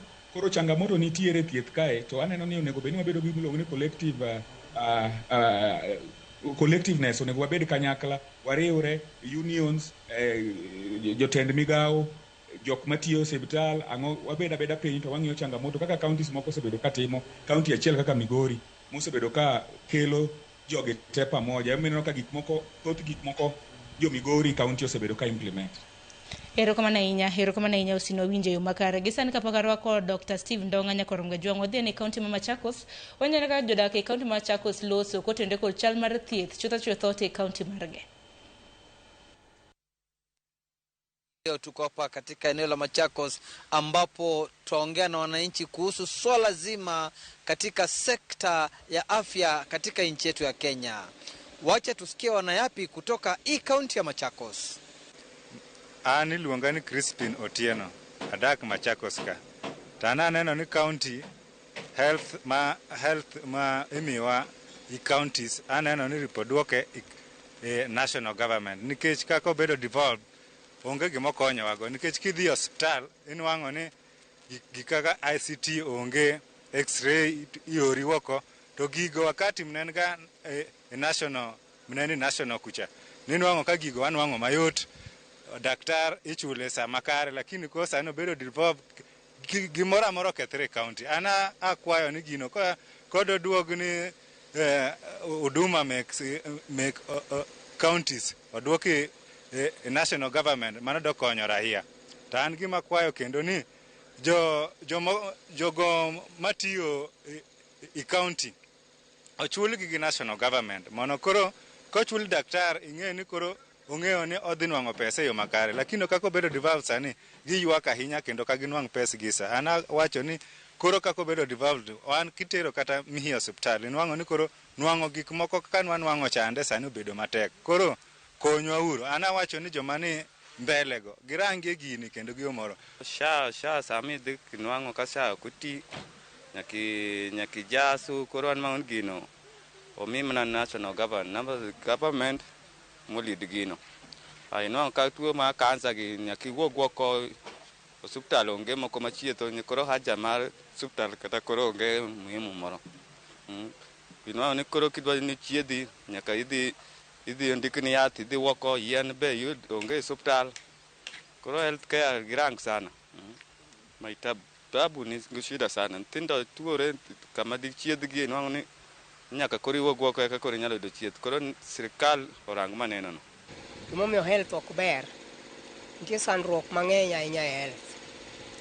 Iyudo ka idhi osiptal ionge pesa to ihinyiri to iwe ihinyiri ahinya.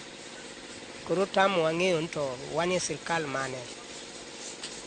Onego bed ni kata ka wachulo SHA to SHA onego thiedhi. In kidhi to ionge SHA kendo pod idwa ni igol pesa. Koro igolo pesa to pesa ne miongo go tituo. Koro ibiro konyri nade? No wakwayo ni kaber osiptal korka mashinde duto pod watiyo gi pesa. To idhi iori ikuma kama kani samo mashin ma wan go onge. Koro tami ng'eyo to mashin ma sirkal okelo ni en matimo ang'o.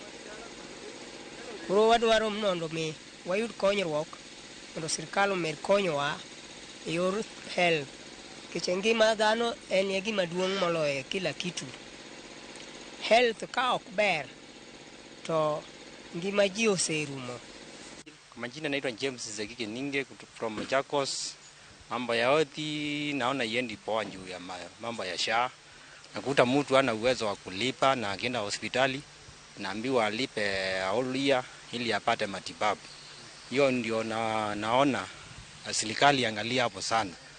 Naam, hizo ni semi tofauti kutoka kwa wananchi kutoka eneo la Machakos, ambapo wengi wao wasema huduma ya sekta ya afya ingebaki katika serikali kuu kwa sababu kaunti nyingi zimelemewa na kazi ya afya.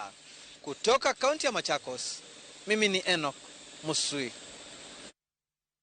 Manoja fombo marwa I kaunti ma Machakos Enoch Musui Nyakorom Gajwang moloso gi jodak mopogore kanyo. Daktari Kinchiri County mano ma Kisumo.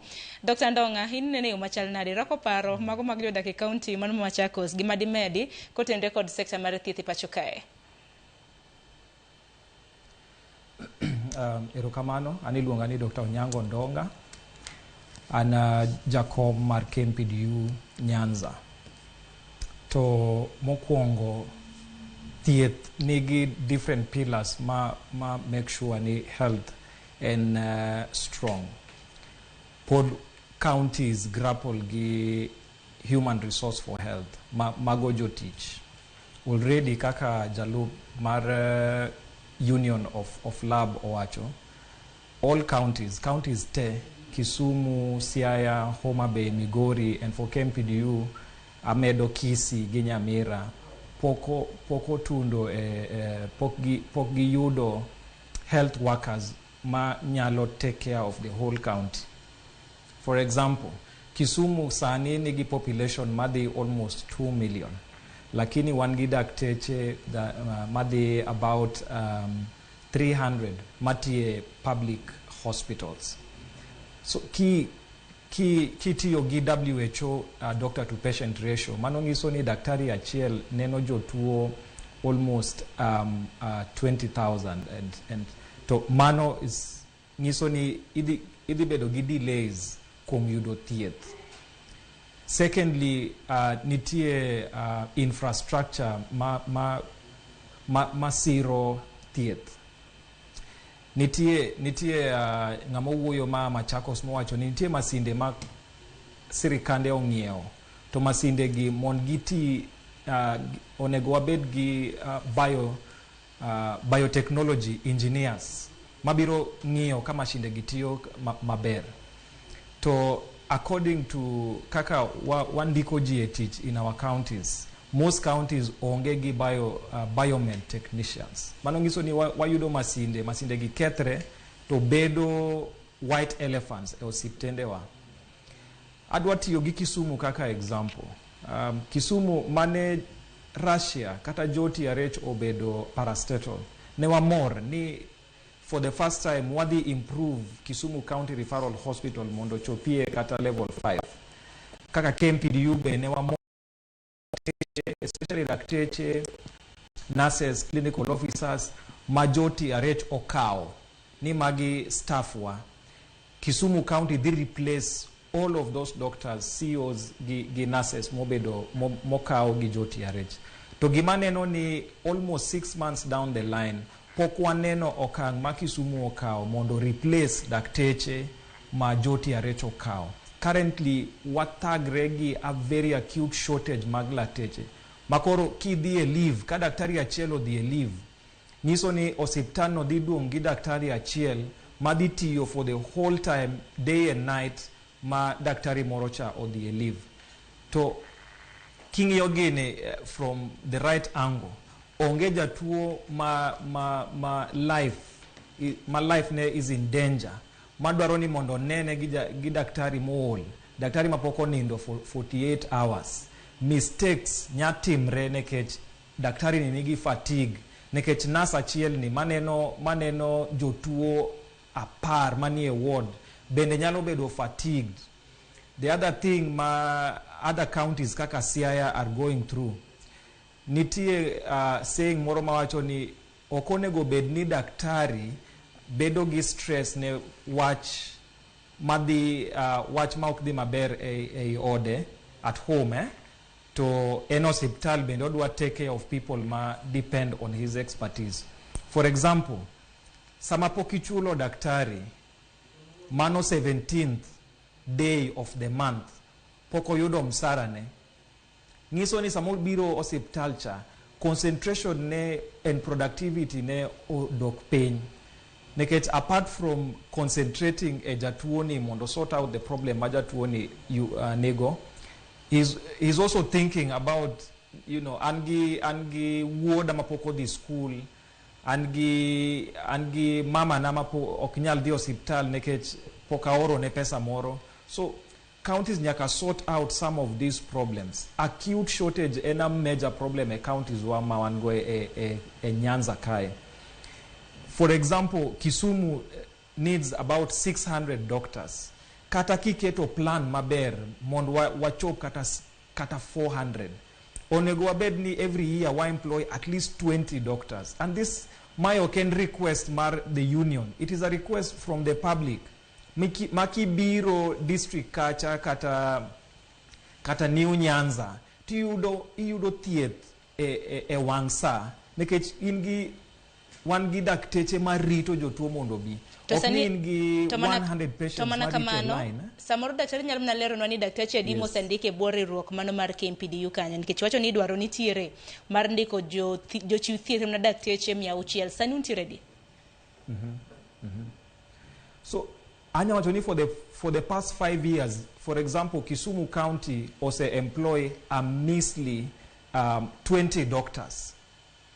Mano ngiso ni for the past 3 years, Kisumu County obedo ka employ at most 5 doctors or 7 doctors per year. Mano okang matin makidwaro ni mondo wachop at 600 ma wacho no, we are not making very good steps.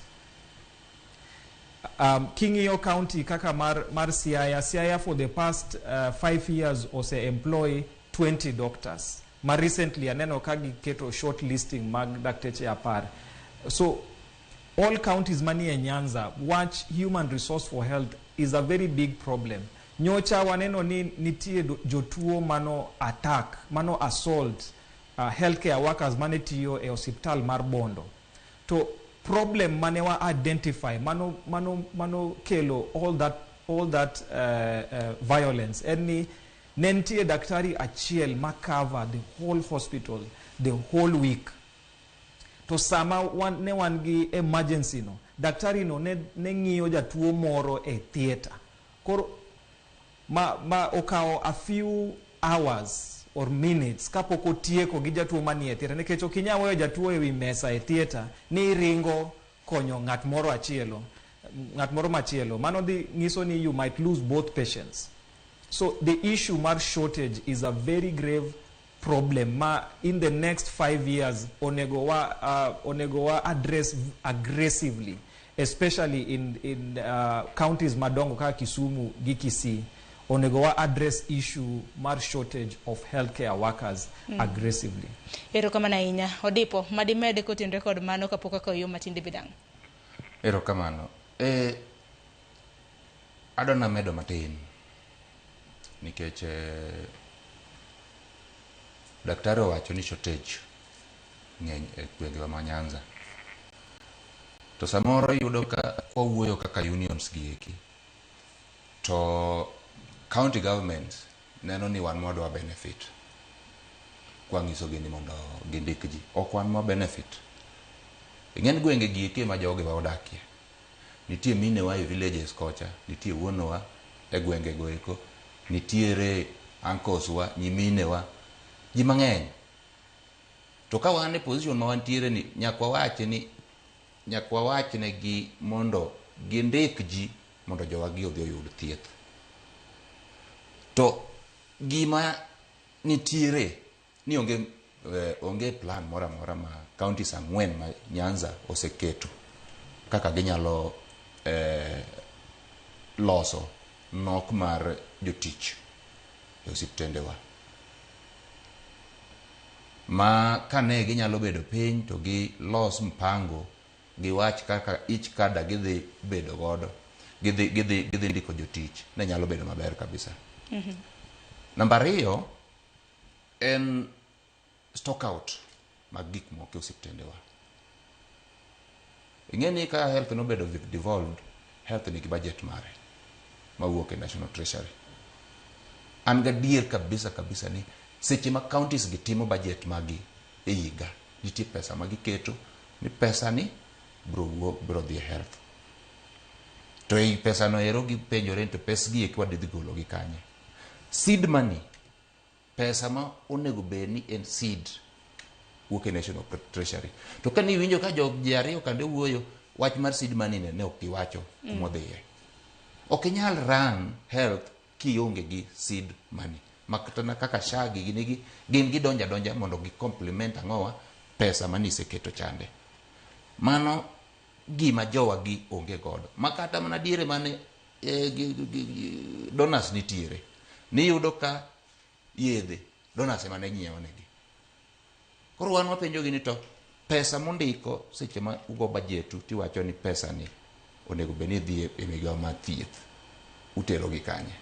Nikech ok undik jothieth joma chiwo thieth ok onyiew gik mitiyo go osiptal maka ji odhi tenani dhi e chemist oko dhi e lab ma oko kaya chando dhi opimi mondo ikelnwa gine ni kelnwa duoko gitero pesa gi kanye giwacho wan pesa onge nikech counties 47 gi te gigolo pesa seed money gi e National Treasury ka gidhi e on source revenue donor magi yudo grants ma wuok oko kamano lakini nitie seed money magigolo e migawo mar omenda national government kae. Mano pesa man onego bed ni gitiyo godo ka gindiko godo ji e tich to ka nitiere kata na seche ma SHA ok chudo no ero to ginyiewo godo gik moko ka SHA chudo ginyalo duoke kanyo kata ginyalo timo godo gimachielo. Erokamano ahinya makama kaparo ne gi kanyo Nyakorom Gajwanga nus dakika oskadho tok saa 6 mar odiochieng' adaro mar mondo miyo yo matin to koro ka ona duogo e okang' koro mogik ting' maru kaka riwruoge mag thieth e nang'o nikech jopiny samoro ni nuga nena ka utelo ne ng'anyo udwaro mar mondo mi CBA kata mana winjruoge maru mar mondo mi ochwe kogno koro ting' maru kaka KMPDU kaka kuko kaka namlo en mane konwa duogo bendo biro bedo kwa winjo pach oganda mawuok e county mana ma Siaya gi Nyamira ote magi benda neno kik dhi mabor.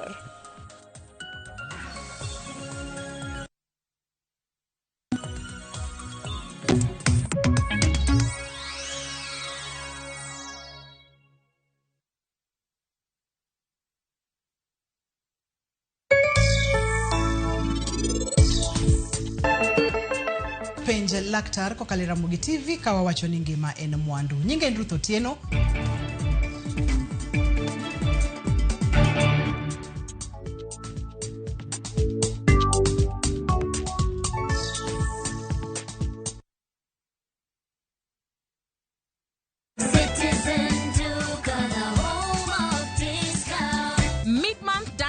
To mean cutting corners, Citizen Duca brings you affordable essentials and quality daily products you can trust. All you need to do is WhatsApp us your shopping list to 0710-487-487 and we deliver. Citizen Duca, your home of discounts. Citizen Duca, the home of discounts. Wake up, bing bing. Tears on the sky. Wake up, bing bing. Wake up, bing bing. Tears on the sky. Wake up, bing bing. Wake up, bing bing. Tears on the sky. pingin. Tena kupata skiza tune ya Penguin, your favorite song manze. Unaenda pale kwa *812 *784#. Kumbuka skiza na Citizen ndio nyumbani kwa wasanii. Pim! Aha!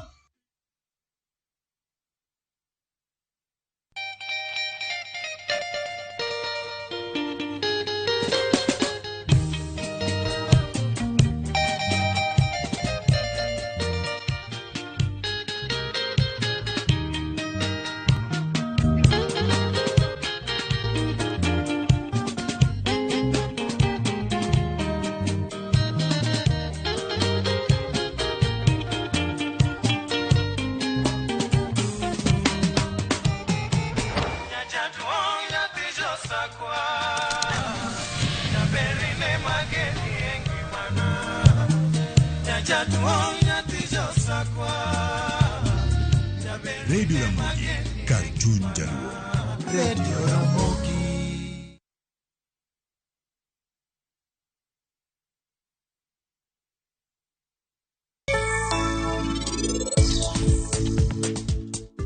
Ne kaka gibet ka gileng. An gadier ni gin gisebet kama kuom nusa. Pari, bende ng'eyo ni nitie ochung' kacha to ng'iyowa kiling'. Koro inte mane wuondri matin. Sanji wachna ne gimoro. Anapenjra, jogi bende gin jomokendre, ok gichal kata. Adane Singrina, ni ine bro biro machiegni mondo ikaw pari idhigo.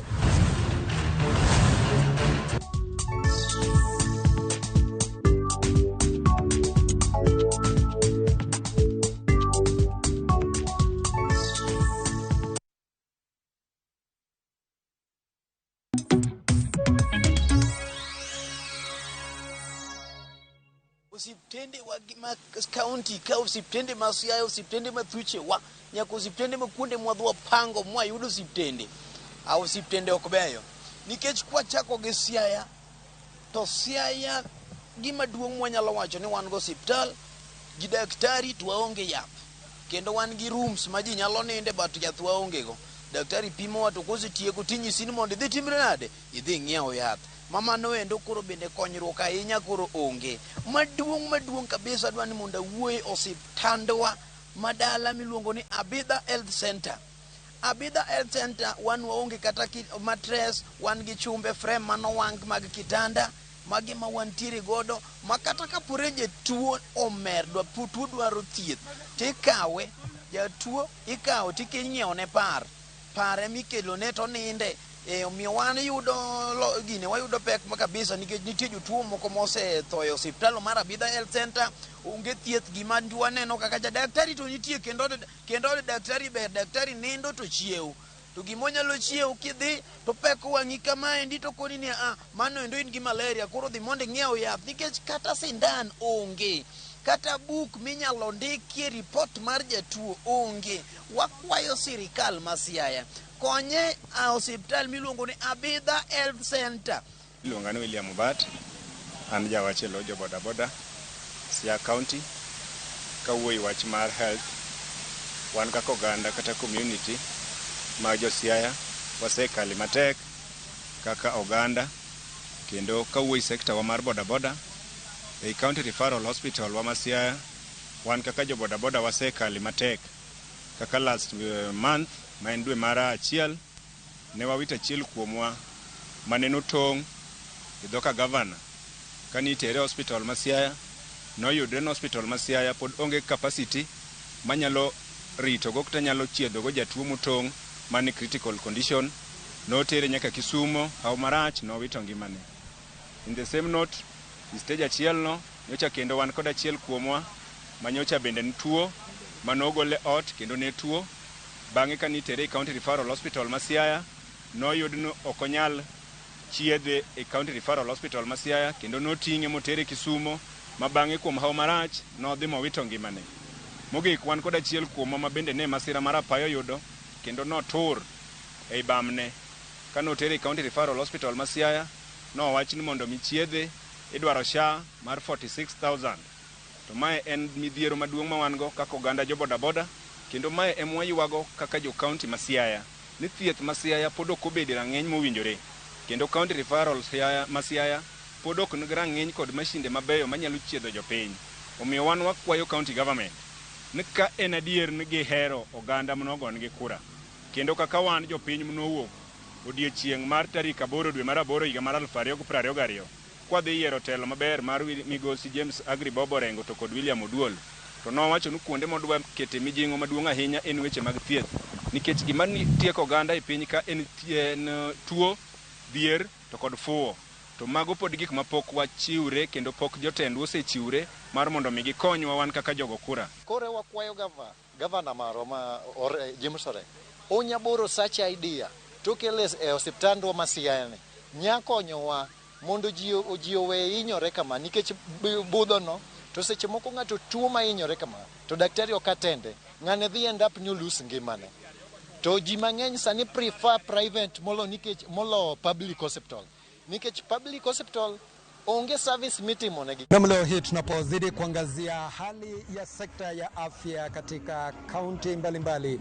Hapa katika kaunti hii ya Nyamira tunaungana na baadhi ya wakazi wa kaunti hii ili na watueleze, je, wameikumbana na changamoto zozote wanapotafuta huduma za afya katika vituo vya afya mbalimbali. Naitwa Evans Nyandieka. Mimi ni mwenyeji wa mji huu wa Nyamira, makaunti ya Nyamira, na nataka kushukuru kwa nafasi hii na swali hili, na nataka nijibu ifuatavyo mtangazaji. Jambo la kwanza, sekta ya afya imelemaa, na sio kulemaa tu, iko na ulemavu ambaye hatujui itakuja kupona lini. Na hiyo ulemavu sio ile natural, ni ulemavu ambaye ni artificial. Makosa kubwa iliyofanyika ni kuruhusu sekta ya afya ikakuwa devolved. Na hapa devolution ukiangalia tu vizuri ni wizi ulikuwa devolved from the national level to the county level. Madaktari hawapo. Ya pili, madawa hazipo. Okay, samauli mambo ya hygiene, kufagia na kuosha vitambara, hiyo tunaweza kuwapatia heko, lakini hiyo haitoshi. Madawa hasipo, madaktari hawapo, na jambo lingine nimeshuhudia sio mara moja, si mara mbili, pale mara nyingi. Mtangazaji, unapata mgonjwa amefika kwa hospitali, aswa hii yetu ya Nyamira hapa, mtu amelemewa kabisa na anawachwa kwa kiti kwa zaidi ya masaa mawili. Ningepewa fursa hii sekta ingerudi to national government. Bado kwa upande wa afya serikali ya Kenya iko chini kabisa. Kwa sasa hivi ningependa kuambia serikali ya juu, serikali ya kaunti kwamba ile kitu muhimu inafaa kuangaliwa ni afya ya binadamu. Juzi mimi mwenyewe nimefika pale hospitali, nilikuwa na mgonjwa ambaye ni mtoto wangu.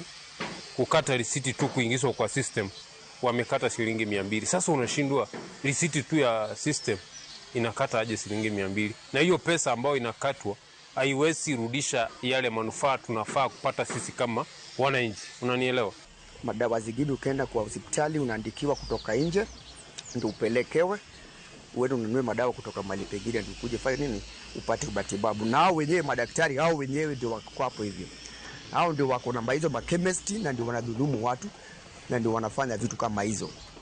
So tunaona national government Nyamira tuko chini kabisa kupanda matibabu. Kama mama juzi ameenda kuzaa hospitalini, naambiwa shilingi 10,000 kwenda kuzalisha mama. Linda mama ilikuwa hakuna kulipa pesa hospitalini. So saizi nao tunalipa pesa gharama mingi sana hospitali kwenda kama kumpeleka bibi yako hospitali. Ndio utapimwa, lakini unaandikiwa dawa uende kununua mle nje. Dawa ambazo unaweza pata hospitali ni hizi dawa ambazo unaweza afford. Zile ambazo huwezi afford ndizo unaambiwa uende kununua nje. So hiyo inakuanga changamoto kubwa sana. Jambo lingine, madaktari, unapata kwamba daktari mmoja anahudumia zaidi ya wagonjwa 100. Unapata ile ratio ya daktari kwa wagonjwa iko juu sana. So changamoto iko kubwa sana, na tungependa kuambia hawa viongozi wetu ambao tunachagua ili waache kufanya chochote kile ambacho wanaona ni cha muhimu kwao, kama hizi kujenga manyumba ambazo hata hatuoni faida zake, lakini wa invest katika hospitali. Na hao ni baadhi ya wakazi wa kaunti hii ya Nyamira, na wakizungumza na kulalamikia hali duni ya sekta ya afya katika kaunti hii ya Nyamira, wengi wakilalamikia ukosefu wa madaktari wa kutosha, matabibu wa kutosha, na vilevile ukosefu wa dawa hospitalini. Kutoka kaunti hii ya Nyamira, langu jina ni Duncan Pundi.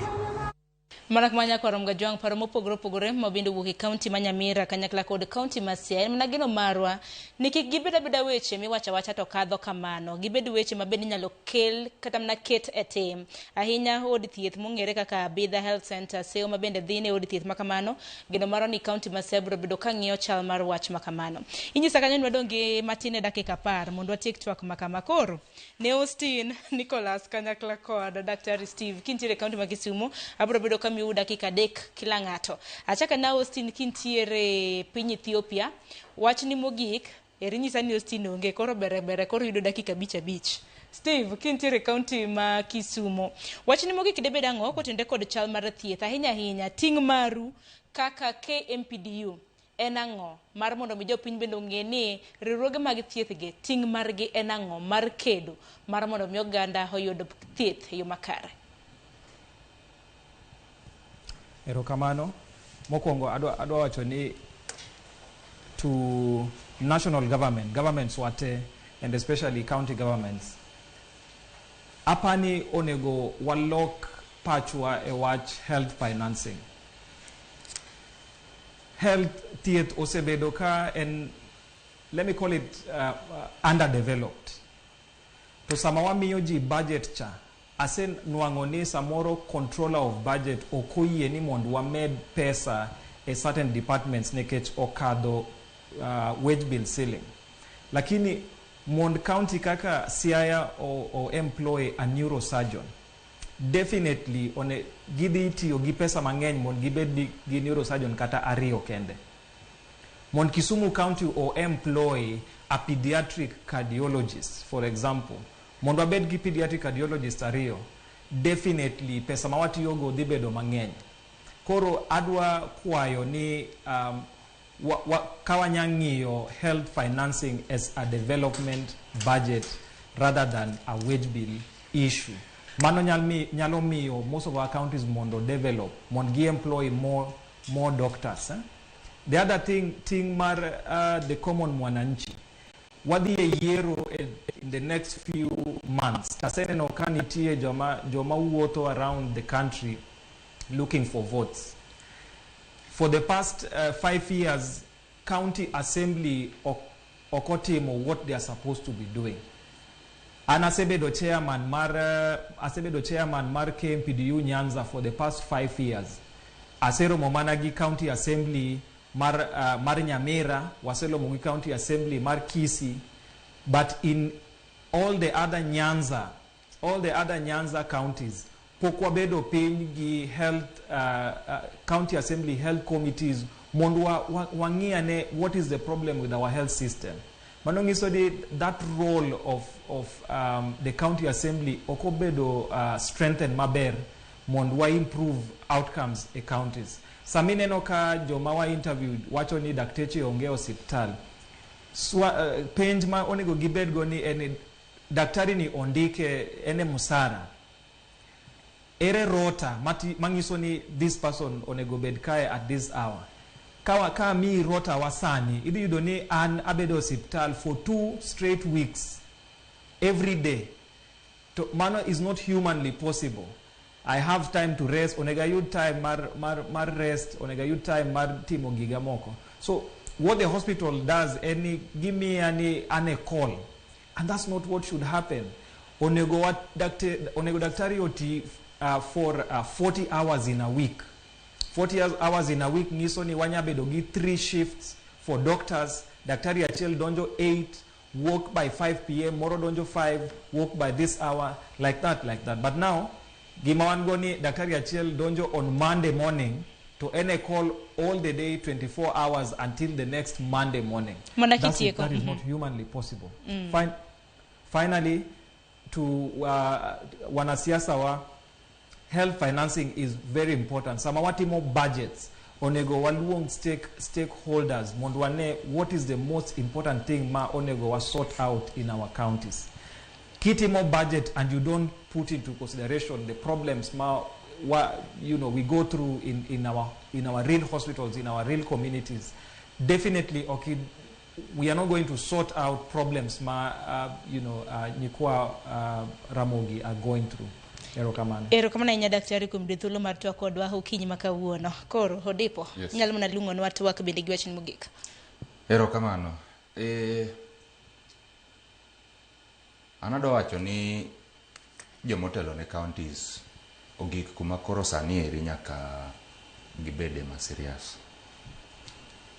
Nikech wach achiel be kinuoyo pile pile to okodonjre e yo makare. Iwinjo kaka ji wuoyo e gwenge. Samoro wan kaka wan jo union ko wuoyo to gineno ni wago kodgi siasa. Lakini ma to gima wuok e gwenge. Iwinjo ka ji wacho ni wach mar thieth, and especially thieth manie under county government, ok ber kata dichiel. Magi jopiny madhi kao services osiptendewa mag public ma governors ne ochung' godo, ochung' negi.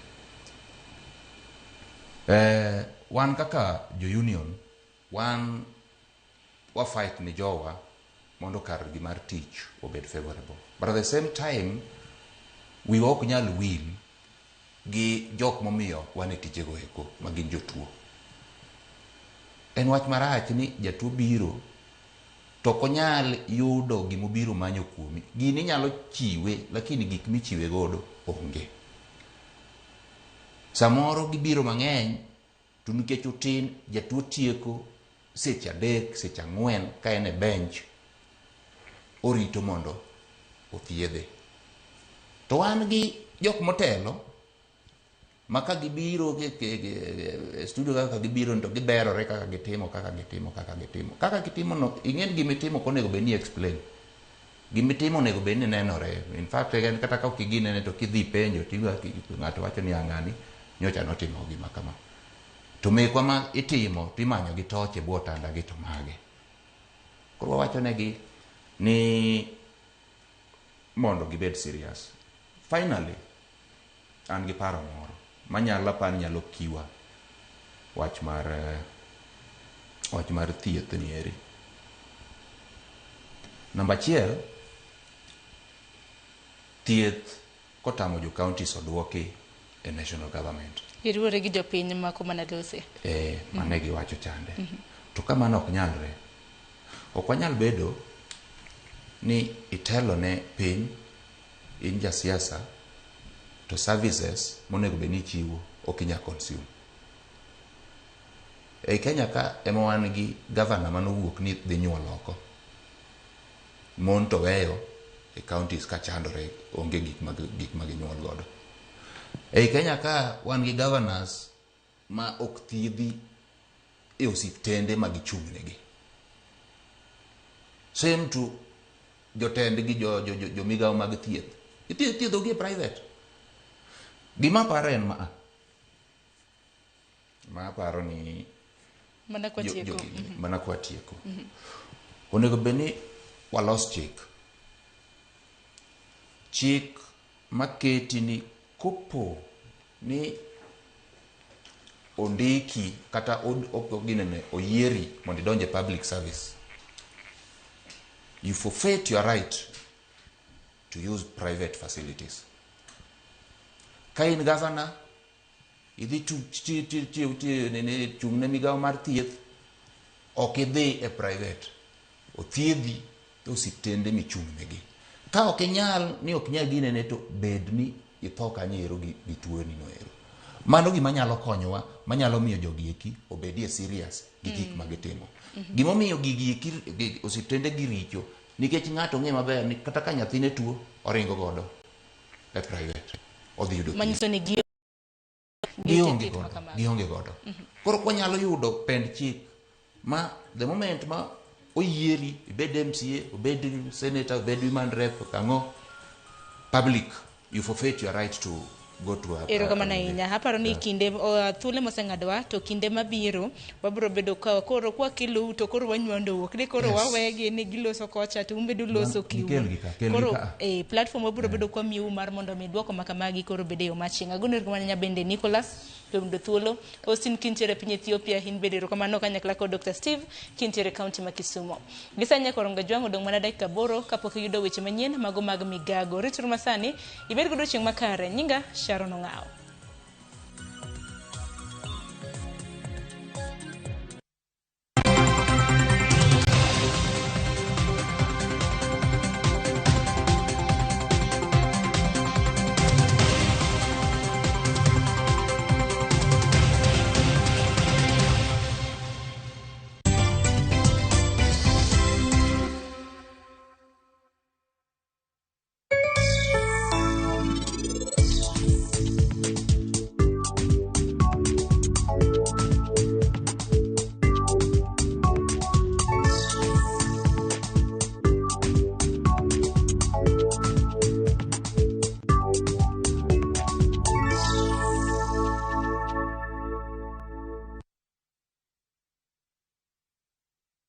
رمضان ده حياتي رمضان ده حياتي يا رب دعاتي تقبلها عطول لا لا لا لا لا لا لا لا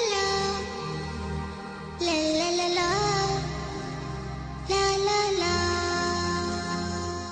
رمضان ده رحمة من ربنا نعمة.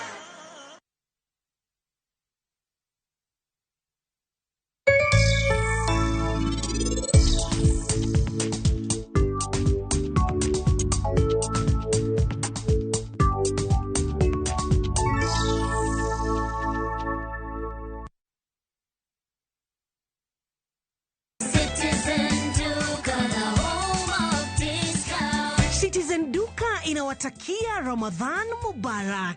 Tumia muda mchache sokoni na muda mwingi kwa mambo yenye umuhimu zaidi. Bidhaa muhimu na halisi tena za kuaminika kwa bei nafuu zikiletwa hadi mlangoni mwako. Fanya oda sasa kupitia Citizen Duka app ama kwenye tovuti ya citizenduka.com au tuma agizo lako kwa WhatsApp kupitia nambari 0710 487 487. Citizen Duka, the home of discount.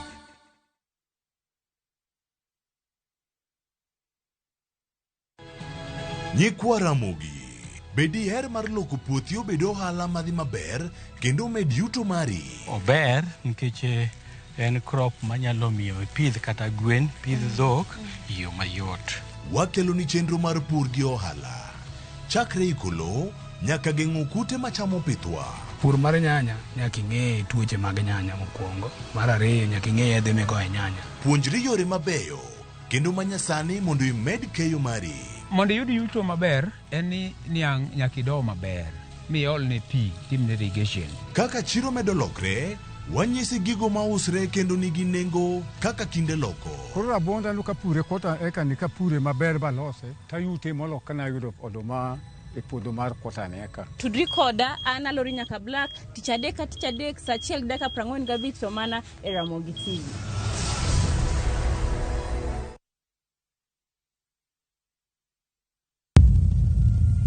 Kar chakruok wach ne nitie, to kata sani pod nitie weche machando ganda manyaka many duoko maggi. Kingli bimbe chando wa kabisa, chando wa okwa pur an mokwongo bim no lawa magora piny maidongi neno lwetani. In wacha nikech asewuok oko mar keloni joma ni kod duoko. Nam kanyo koro sani wan gi shida nikech rewa kethore kendo wause nengo mokethore nikech waonge gi kaka wanyalo preserve gi kwarito godo chiro. Tudri koda an George Bati e chenro mar Mbakoromo Iwacha tich adek saa 4 okinyi nyaka saa 7 odiechieng' mana e Ramogi TV.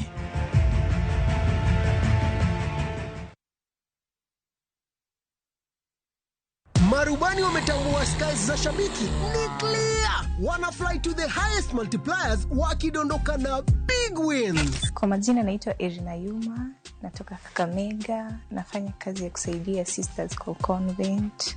Niliekelea 100, nikasukuma, nikapata hadi 2400. Hadi baadaye nikapigiwa simu, nikaambiwa nimeshinda nusu milioni. Nilifurahi sana. Hii pesa napanga kuziendeleza kimasomo na nianzishe kabiashara kadogo kwenye katani boost pia. Nasikia vizuri, nimefurahi sana. Nimeshinda hadi ku express the joy that I have. Changamka champe, download app ya Shabiki on Play Store na utawale hizo skies ukidondoka na big wins in seconds. Gaming is addictive. Play responsibly. Not for persons under the age of 18. Shabiki.com is authorized and regulated by BCLB license number PG 0001082.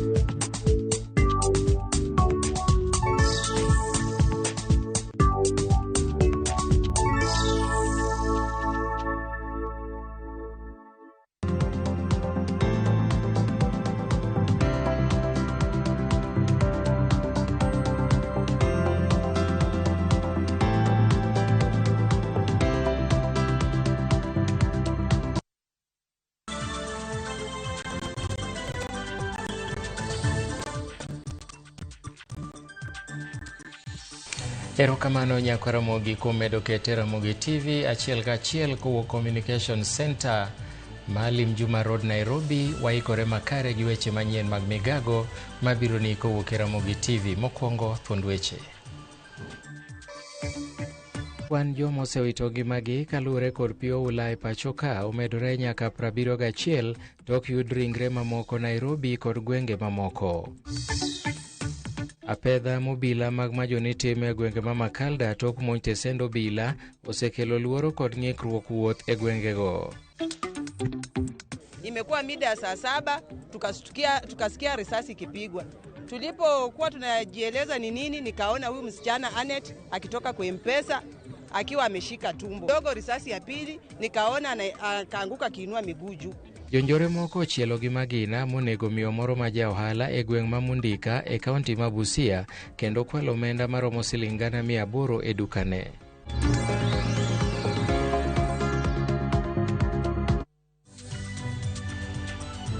Arwaki ni machiegni nyinga Milton Ochieng. Jatend piny William Ruto owuok okayanga kendo yango ni ok obi yie ne achudhe kod ongoke moko donjore kendo wuoyo osiptal maduong' ma Nairobi.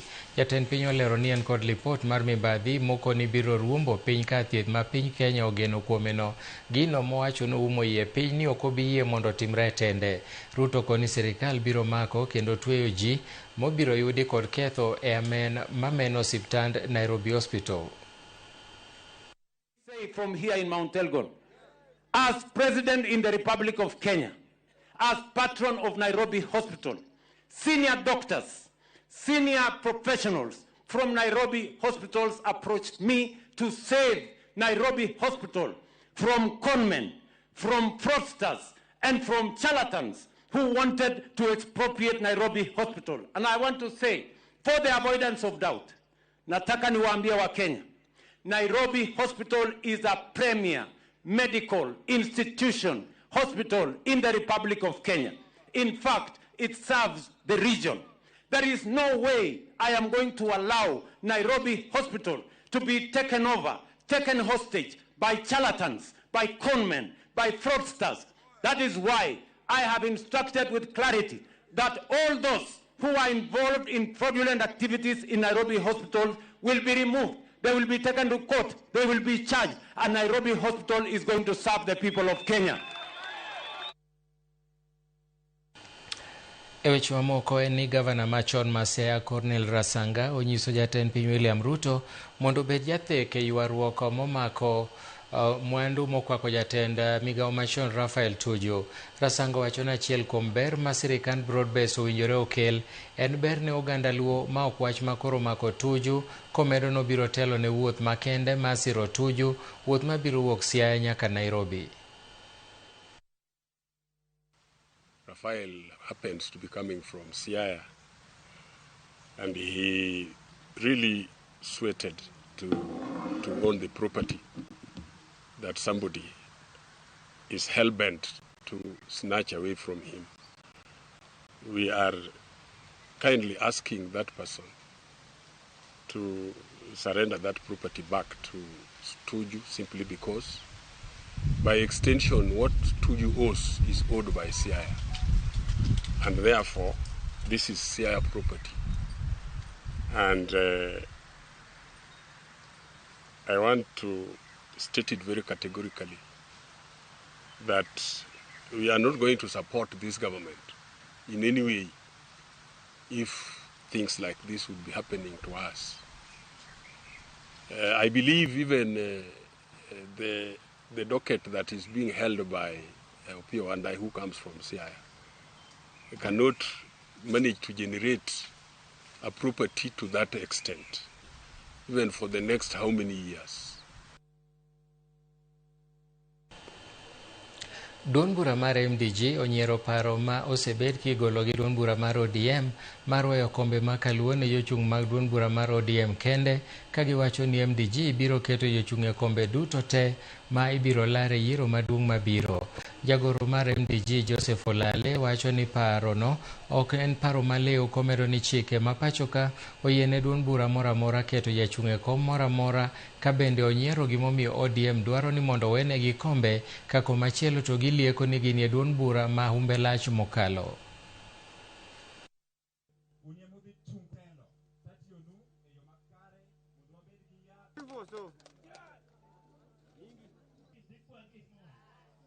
Chama mar MDG en achiel kuom chama manie Luo Nyanza, kendo en chama mar ariyo ma humbe lach e Nyanza kiweyo wetewa ma jo ODM. Adwa wacho ni paro ma ODM sani nigo UDA imbaka kaka gin. To mbaka ma gigoyo ma zoning en paro mofuwo kabisa mitimo gi joma riek modhi e skul.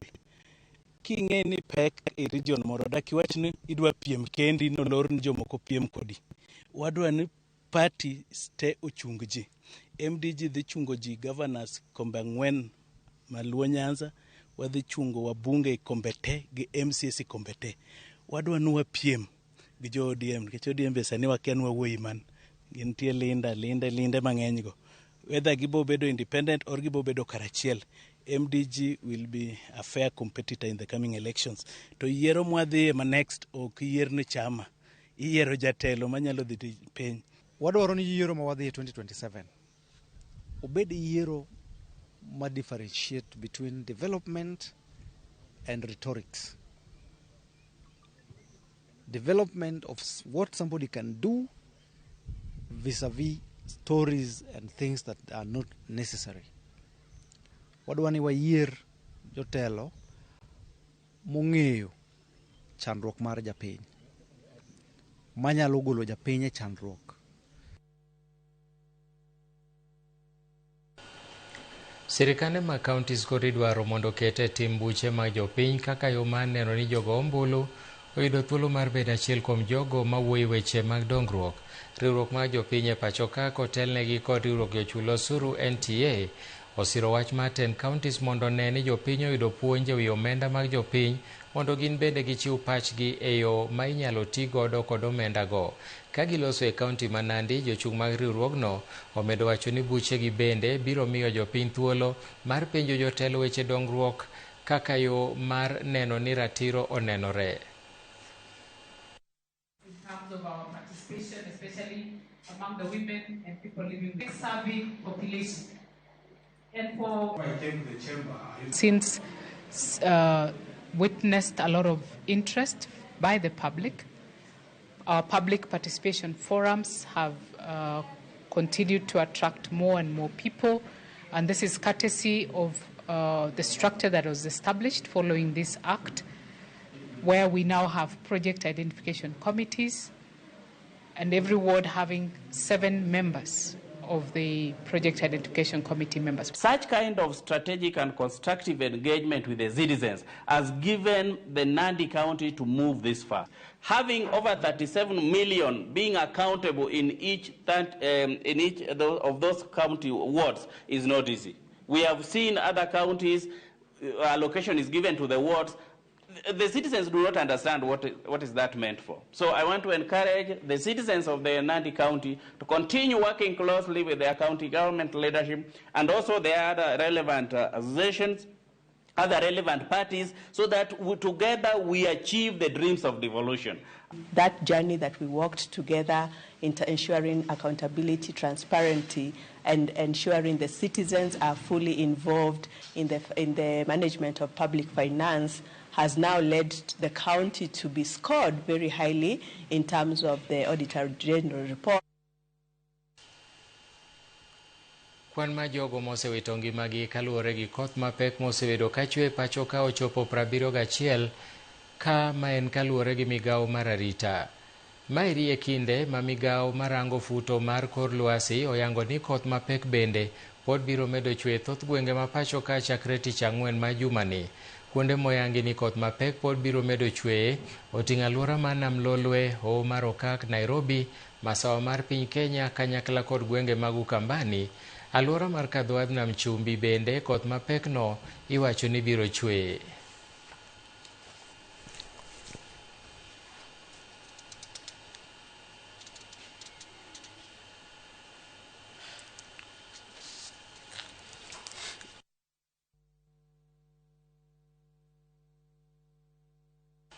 Jotend dini e kaunti ma Mombasa koro dwaro ni josiasa mondo wepuso weche manyalo kelo thuwe e kind jo-Kenya e seche ma koro yiero ma higa manyien ni okayo.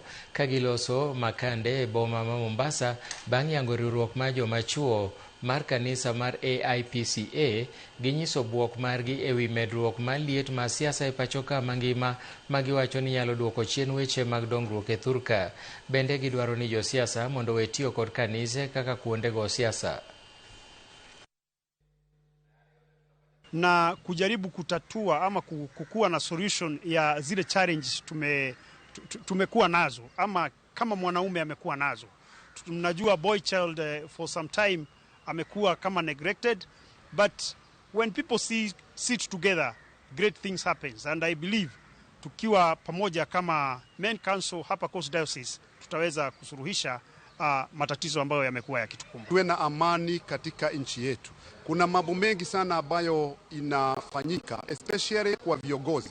Na nikiomba sana hawa viongozi ambao wanatamka maneno ambayo hawajali wajiangalie sana, kwa sababu wakati mwingine wanataja maneno ambayo si sawa. Kwa hivyo wito wangu kama askofu, nikiomba tu kiongozi yote mahali yako awe na aweke amani.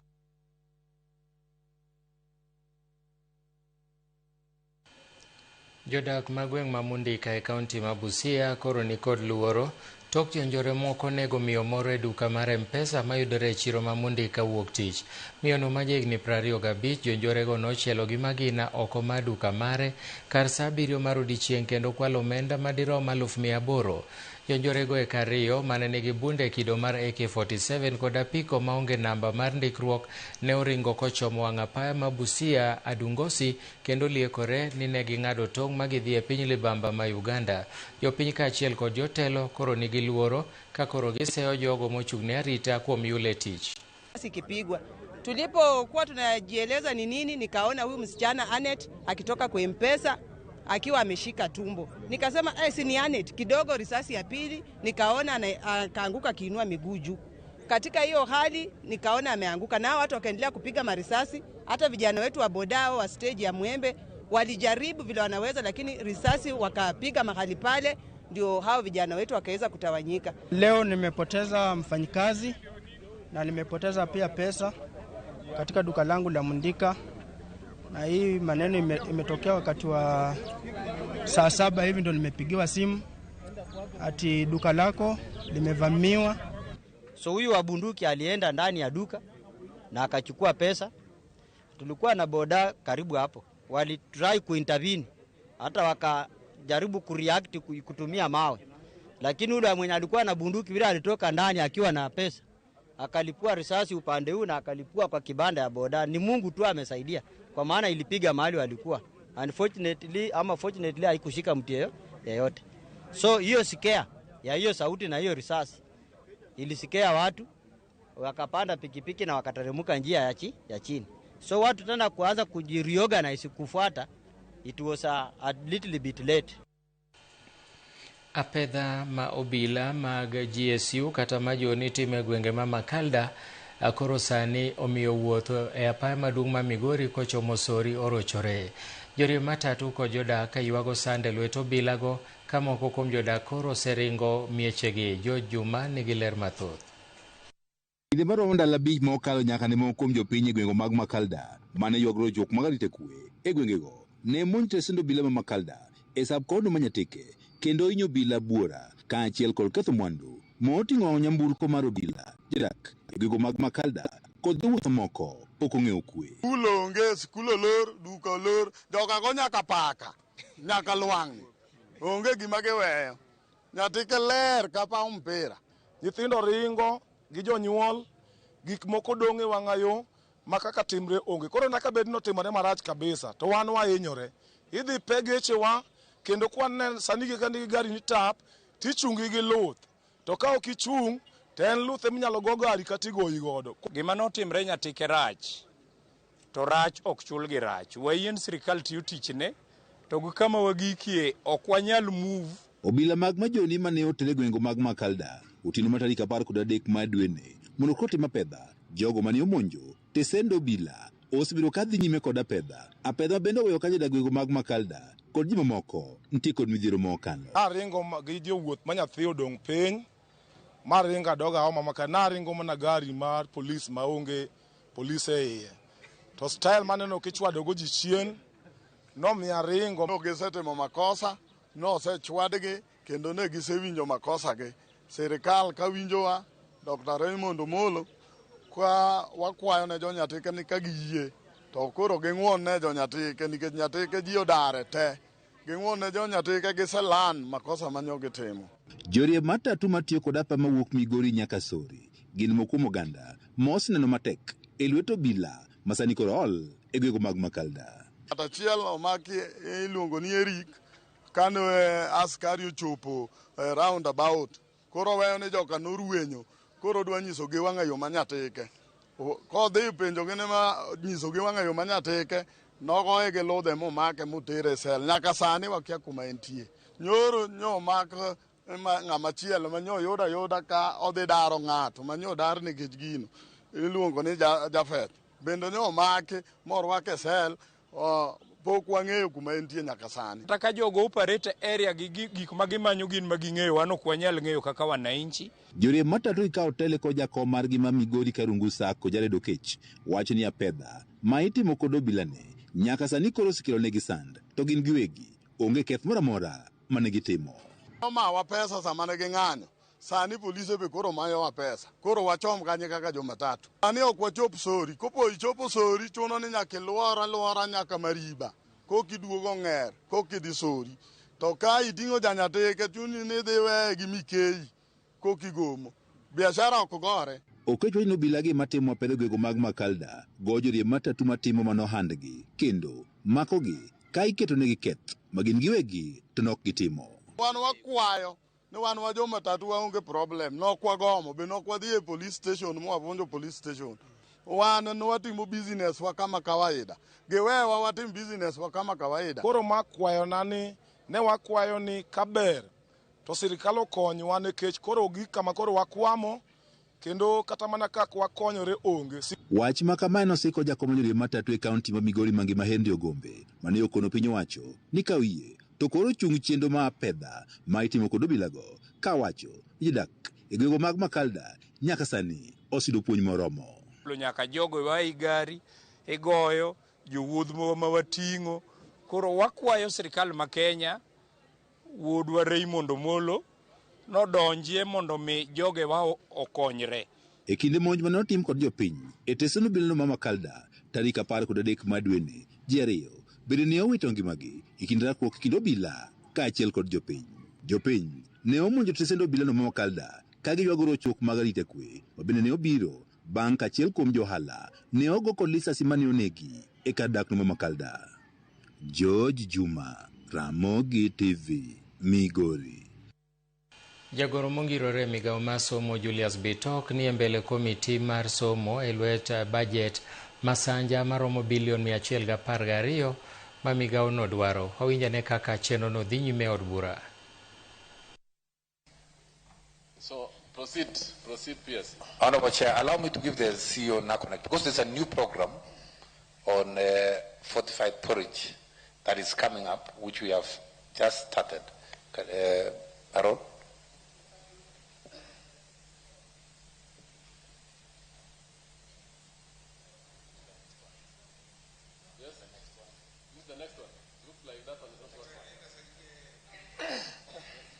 Is working now. The next one.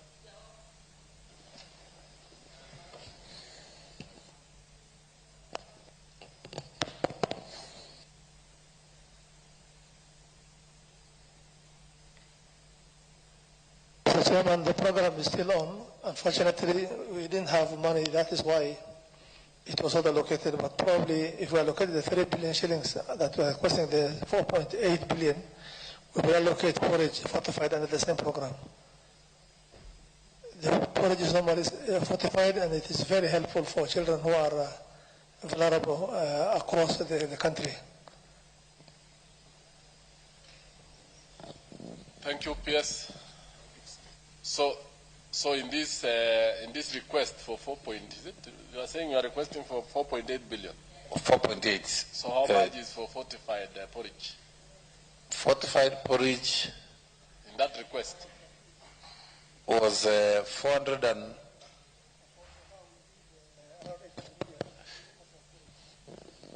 million for fortified porridge, Honorable Chair, is what is required. Within this request? Within this request. Thank you. Proceed.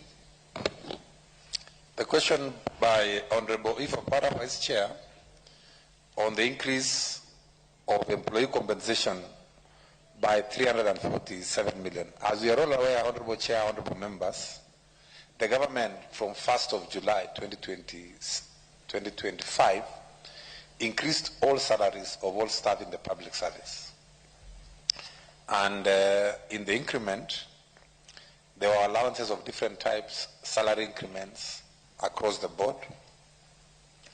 And the National Treasury, working very closely with SRC, made proposals which we have captured in this supplementary one budget. So that is largely an issue which we have captured from the recommendations of SRC and the National Treasury. On the question of the TTCs,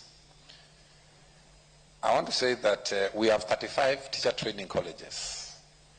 And in our proposal, Tambat TTC College has been proposed for an upgrade to be a university. And that is why we are able to capture it, because Tambat Teachers College is very old, and the government plans to upgrade it into a university, and that is why we have allocated that money. For Solai TTC, it is a new teacher training college in Nakuru County.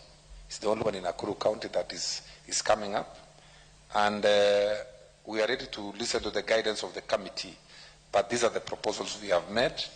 And we know, of course, that also there are a number of teachers' colleges around the country, including in the last financial year, we allocated 100 million to upgrade Migori Teachers College, which is underway. And we also have upgraded Seme Teachers College also in the last financial year. So we've been going systematically and slowly. Is it upgrading or renovation? Renovating. Upgrading the infrastructure facilities. Thank you, Honourable Chair, for that. Chair, I wanted to know if it is upgrading to TTC to a university, then should it be under basic or higher education? Honorable Chair, since the institution is still under basic education, and we are working very closely with my colleague, we've just done the inspection.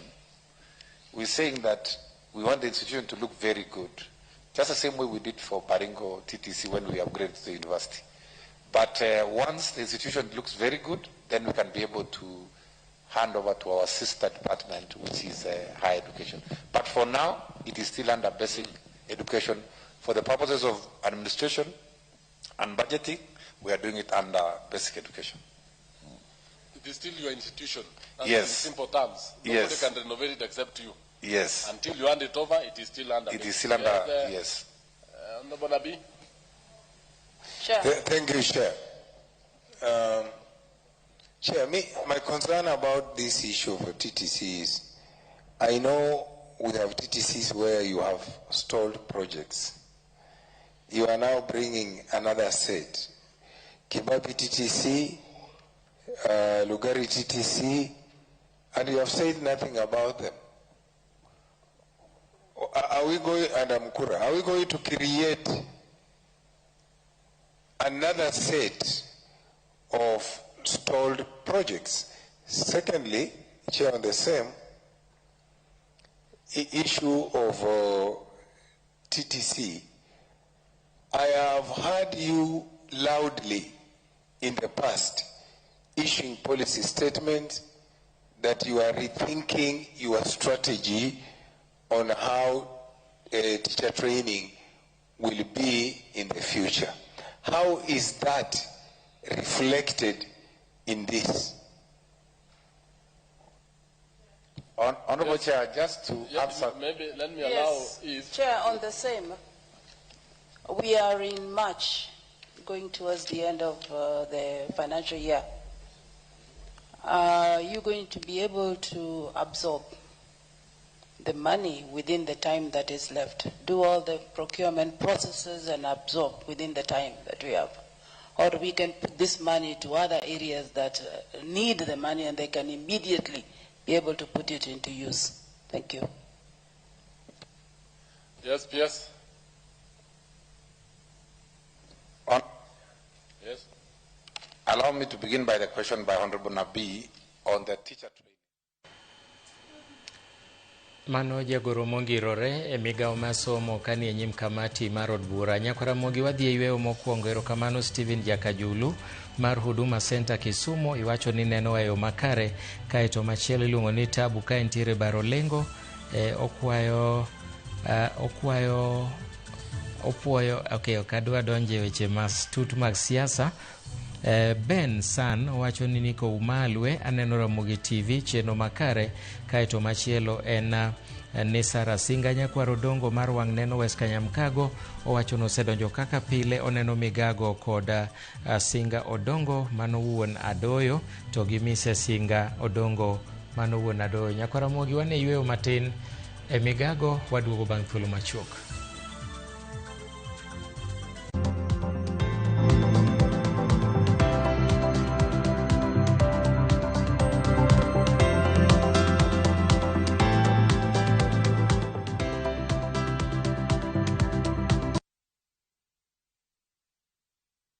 Imagine this, just the sound of waves and your children's laughter carried by the ocean breeze.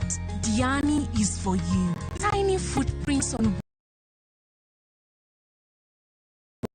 matters. Family. From 47,600 Kenyan shillings per person sharing for 3 nights, or for those who imagine discovery, then come experience Mombasa. Shared plates of Swahili cuisine, vibrant coastal life from 39,000 Kenyan shillings per person sharing for 3 nights. This Easter, don't just travel. Choose the story you want to tell. Book now with View Travel.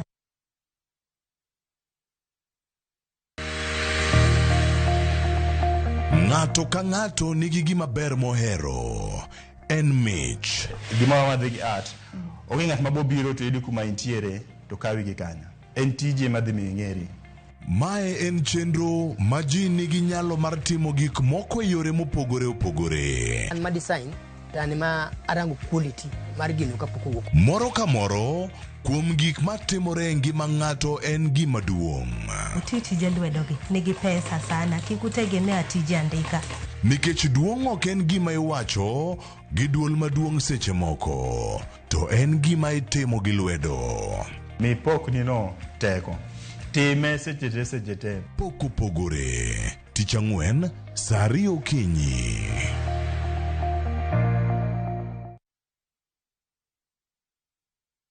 Kila siku na shukuru kwa kidogo, si haba siku kwa siku, muhimu uzima wangu, ninatembea, ni huyu Mungu, pokea sifa.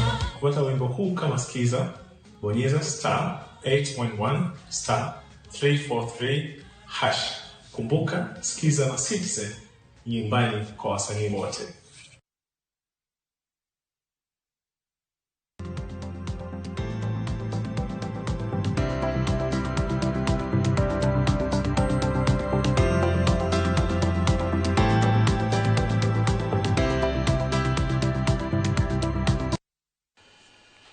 Machiegni kendo jonyuol e kaunti ma Mombasa idwa ni mondo oti kanyakla gi jopuonj e skunde mar neno ni jopuonjre timo maber e penj kendo giyudo thuolo maber mar dhi e skunde mag mbalariany.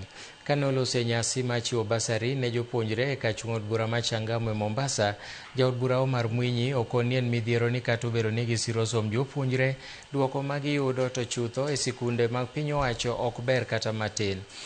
Magieki nowacho ka gavana ma Mombasa Abdulswamad Sharif Nasir to singo machwalo omenda mag basari ne moko kuom jopuonjre manie skunde mag ji giwegi bang' od bura ma Mombasa puodho budget mambalang'. Mimi nilihesabu ends katika hii coast region nikaibika, tumeshindwa na shule tu moja in other places, zote nikisema kutoka the 6 counties. Kwa hivyo wazazi tumeambiwa, tell your child you can. Yes, you can. Usiambie mtoto hawezi. Tuko na CBE. Tunataka tupate exceeding expectation 1 na 2 peke yake. Hizo zingine tuachie the rest of Kenya. Walimu wetu tutawasaidia namna gani? Na tujitahidi tulipe fees. Mimi nasikitika kwa kitu kimoja. Asubuhi ukitembea unakuta watoto wanarejeshwa nyumbani, sijui ni tuition fee, sijui ni nini. This thing must stop. Assembly imepitisha supplementary. Pesa zao zile ambao kwamba ni deni tutakuwa tunalimaliza hii wiki ambayo kwamba inaokuja, ikizidi sana wiki hiyo nyingine. Wale wa boarding ambao kwamba tulikuwa tumetoa form lakini wafisadi wengine wakaenda kotini kusema serikali ya kaunti isisaidie, tumemalizana na haya maneno na supplementary hawa waungwana hapa wamepitisha. Kwa hivyo ikizidi wiki ijayo hiyo nyingine tuwe tumemaliza deni la wale watoto wa boarding na wale wengine.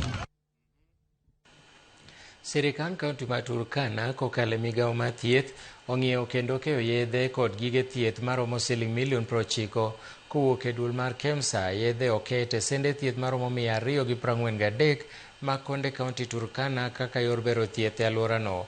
Koloso kod jofwambo e kinde sidho chenro no, jatend migawo mar thieth e kaunti no Joseph Epen olero ni koro gibiro timo thieth ne jopiny nyaka maonge nyalo mag okumba mag thieth mar SHA. Jalup gavana ma Turkana John Erus ojiwo jopiny mondo obed akicha kendo gine ni ng'ata mageto kwalo kendo uso yedhe mowinjore okony jopiny ochwal lipode mapiyo.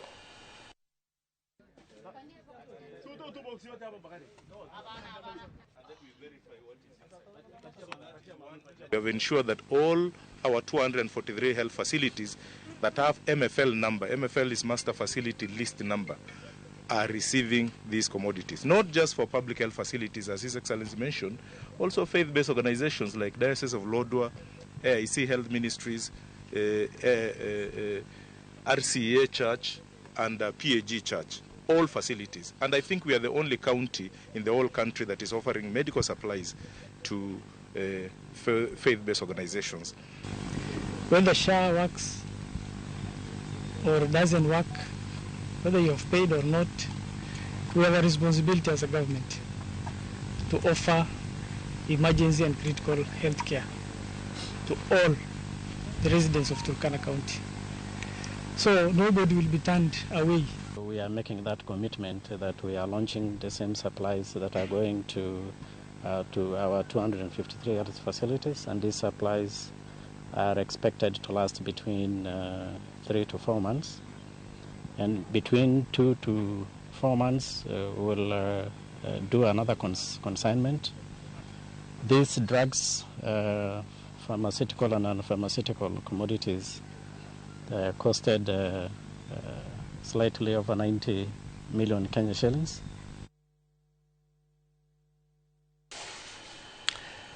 Jodong Luo kotelne kod Ker Odungi Randa okwayo joluo duto mondo riwre kanyakla achiel ka gisiro lwedo Laktar Oburu Oginga kaka ogai mar ODM kod sirikal mar Broadbase. Jatelo no bende okwayo joluo duto mondo mi ochiw rwak makare ne jatend piny moluor William Ruto mabiro Kisumo mar yango gedo mar gach reru manyasani SGR. Kanoloso gi jofwamb weche kawuono e apisi mare mantiere alwora ma Kisumu, Randa bende nokwedo monj maende notim ne jokoguta modak Muhoroni gi jolibamba mapok oyangi, kokwayo sirikal mondo kaw chik mowinjore mar neno ni kwe obedo. Unity is a trend. Kabanjara ilowewano e bamondo gibedie. Awinjo ni president biro kendo reru dwa kocha, reru dwa wuok yo Bomet, to biro wuok i Kabat Kisikaeri, to biro wuok na bath dala na koriwo go chiko Kibos. To koro go chiko Kibos to biro luwo mana ka yo machon. Akwaji duto mondo urom ne president. Awinjo ni gibiro gibuod lokacha mondo urom negi. Mondo mwandu duto mwadwaro wasebedo kwa onge kod mwandu thurwa ka mondo wayudie koth dipoko chwenwa mondo joluo okomie kodhni. Jokanyo e sekta mar thieth koro dwaro mar mondo many yore makare mag geng'o landruok mag kute mag ayaki ka giloso e kaunti ma Mombasa e kinde romo mar weche thieth gikoni medruok mar landruok mar tuono hinyo mine mapek kendo keto ngima nyithindo minyuolo e andaki. Gijiwo puonj kod chiwo chanjo mar yath manyien mar Lenacapavir ne familia mangimagi ni matek e kaunti ma Homa Bay, Kisumu, Siaya to kod kaunti ma Nairobi, kanyakla kod Mombasa, Nakuru ma ema kuom kauntis mosendiko kwan mathoth mag landruok manyien mag kute mag ayaki. Kwa hivyo kama ile shindano inaweza kutumika kwa kina mama wajawazito, tunaona kuwa hali ya kuambukiza watoto vertically itaweza kurudi chini. Kwa sababu sio kitu wanasahau, wanadungwa mara moja, baada ya miezi 6 anadungwa nyingine, atakuwa amejifungua miezi 6, mtoto atakuwa amefikisha mwaka moja na kwa hivyo atakuwa hanyonyi. We are having more than 1,000 deaths per year, and today, as of today, that is the data that we have for last year. The deaths were 21,000. If we look at the new infections, we were also having in the excess of 8,000. But if we look at the data for last year, we had 19,000 new infections. And all this has been achieved because of the consolidated efforts in the management of HIV prevention. Miche gi miche mag jodak ma Cherang'anyi ahinya to jodongo dhi mbele kod yudo thieth machiegni kodgi e nengo moyweyo gino moseke bero lek moseke chopo lek mar kinde mathoth ka iluwore gi bor mar ute mag thieth e gwengego. Chenro mar ndalo 2 mobagi kod riwruok mar piny owacho mar KTDA e riwruok kod jokanyo mopogore opogore mag thieth omenyore mantiere gwengego e konyo jodongo moti man koda tuoche modhuro. Kata kamano onge kod nyalo e chulo nengo mar thieth. Nyaka sani koro bende ikwayo jodongo mondo manyo okumba mag thieth manyalo konyogi e yudo thieth e nengo moyweyo. Kwangu mimi binafsi sijawahi enda check up, lakini kwa leo nimekuja check up na nikapatikana niko na pressure na nikapewa madawa. Kwa hivyo nimeshukuru sana na nimejua sasa afya yangu. Tuko na furaha sana kama health promoters, maana wakitibu wagonjwa wetu hivyo tunakuwa na furaha. Tukiwatembelea huko kwa vijiji tunasikia tuko na amani. Maana tukitembea huko wagonjwa wengi wako chini. bila mambo ya pesa hawana chochote, upungufu ya mambo mengi. Kuangalia pressure, kuangalia sukari na hali yao pia, hata hali ya kujua kama wako na kansa. So tumewahimiza kila wakati waweze kuvisit hospitali yeyote iliyo karibu. Umuhimu ya hii camp ni kuweza kusaidia hasa wakulima wa Cherangani, lakini haijakuwa camp na wakulima peke yake, hata wakaaji wote wa Cherangani iweza kuwasaidia juu unajua wakulima ni watu wanaamka asubuhi sana, wanaingia kwa majani, wanachuna na majani iko na maji, na at one point hawapati time ya kwenda kufanya health status, kuangalia status yao. So tumeonelea tuyalete nyumbani.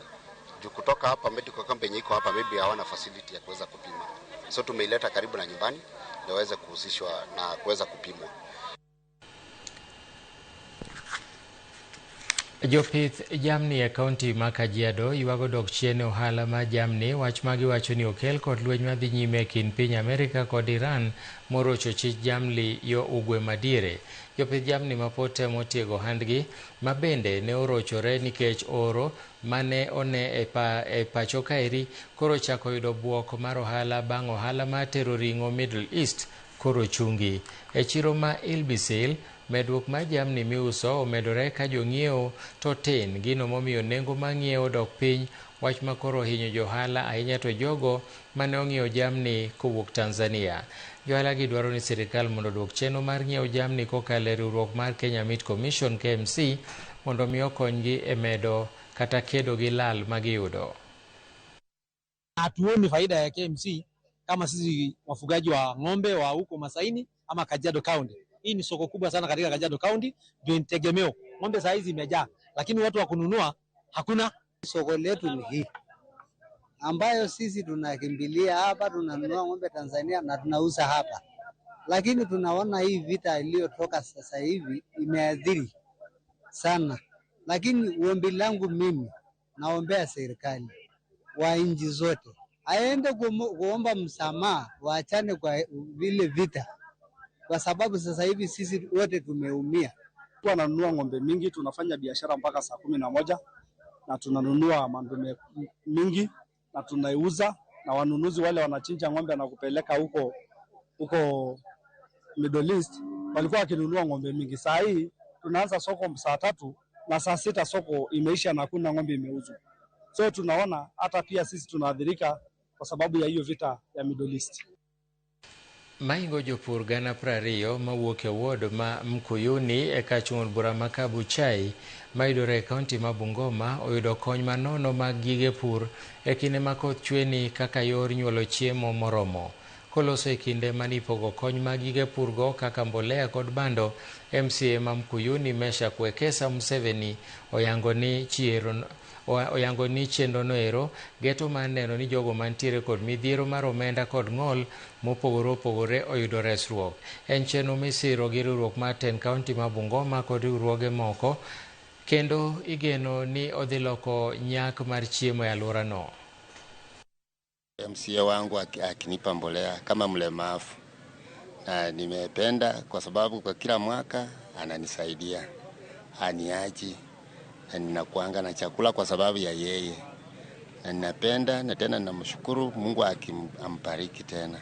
Nataka nishukuru serikali yetu hii tukumbuka sisi walemavu, kila mara wanatukumbuka vizuri sana. Tunaona kaunti zingine hata wanapeana mahindi peke yake, lakini sisi mkulima anapata 50 kg planting, 50 kg top dressing, 10 kg planting.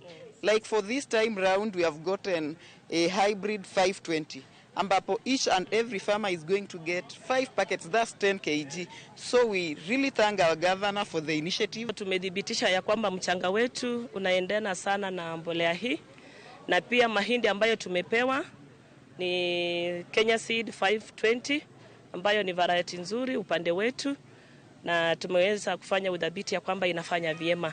Sisi huwa tunaenda kwa villages, na niko na village 6, na village 6 huwa wanatupea mifuko 500, na sisi tunakaa na hii committee yangu ya agriculture na village administrator tunakawa equal.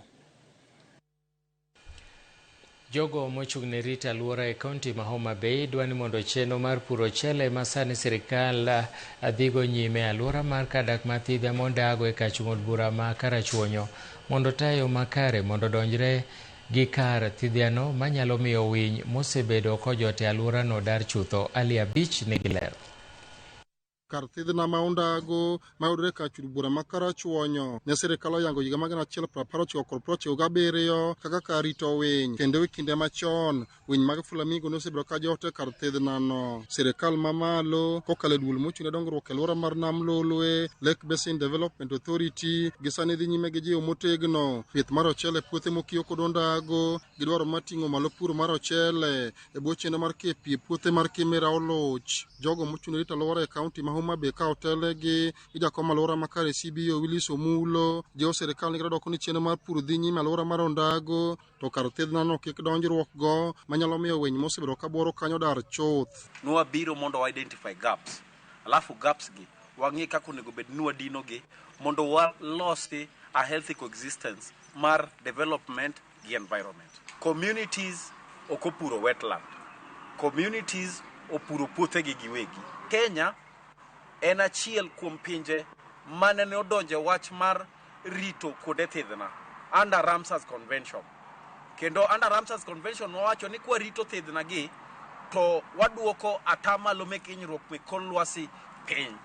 Koro mane momiyo nwa bedo piny kod jopur kod stakeholders mondo ng'ato ka ng'ato gi lonyne wabi mondo wakonja piny mondo ging'e ni to kata kobedo ni wachako timo pur ei puothegi motenore kod ondago wetland to gin gund pur mage mondo bed ni gitimo to ere kaka onego bed ni gitimo gi mondo kik gikel hinyruok e kindgi kod alwora. E romo margi manokelo kanyakla jopur me alworano wacho ni kar thidhnano onego med riti ka gijiwo jopur mane omi thuolo mar timo puro ochele alwora ma ondago mondo kik donjre e thidhnano ne gipuro. Conservation is not a single person's work, but it requires a collaborative engagement, and each and every person has a role to play.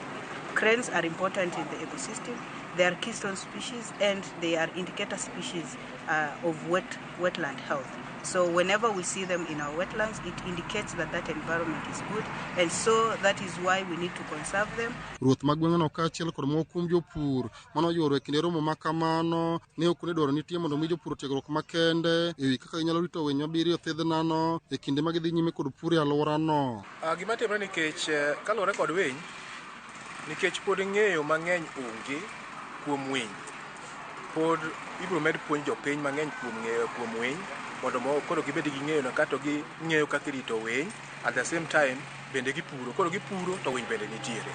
Kendo gipuonjowa matut gima onego watim gi gima ok onego watim mondo ngima gigo dhi nyime to agriculture wabedo dhi nyime. Puonjowa kaka wanyalo dak kod gigo sama koro pur gini, omiyo tich makanyo to dhi nyime, koro wawinjore kendo gibiro duogo mondo kaka maendeleo makanyo dhi nyime obiro bedo ka gibe ging'iyo kendo gimiyowa advice mondo gik manyocha nitiere kuonde chon kik wawitgi kendo kik gilal, to kata kwa pod wan kodgi kar site mar tich kanyo to wadhi mana kodgi maber. Ali Abich, Ramogi TV, Homa Bay. Wadhi e yweyo mar ariyo nyaka Ramogi, kik idhi mabor, pod wan gi weche tuke.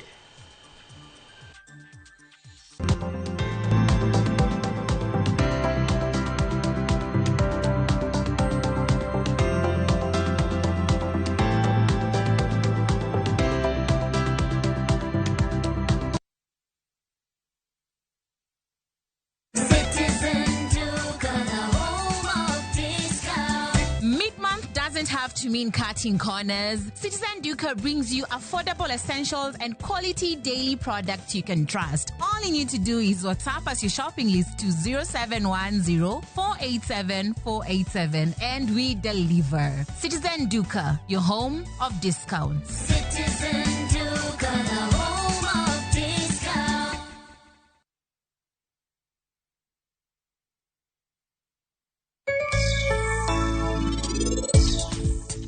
Pari, bende ng'eyo ni nitie ochung' kacha to ng'iyowa kiling'. Koro in tema ne wuondri matin. Sanju wachna ne gimoro. Anapenjra, jogi bende gin jomokendre, ok gichal kata.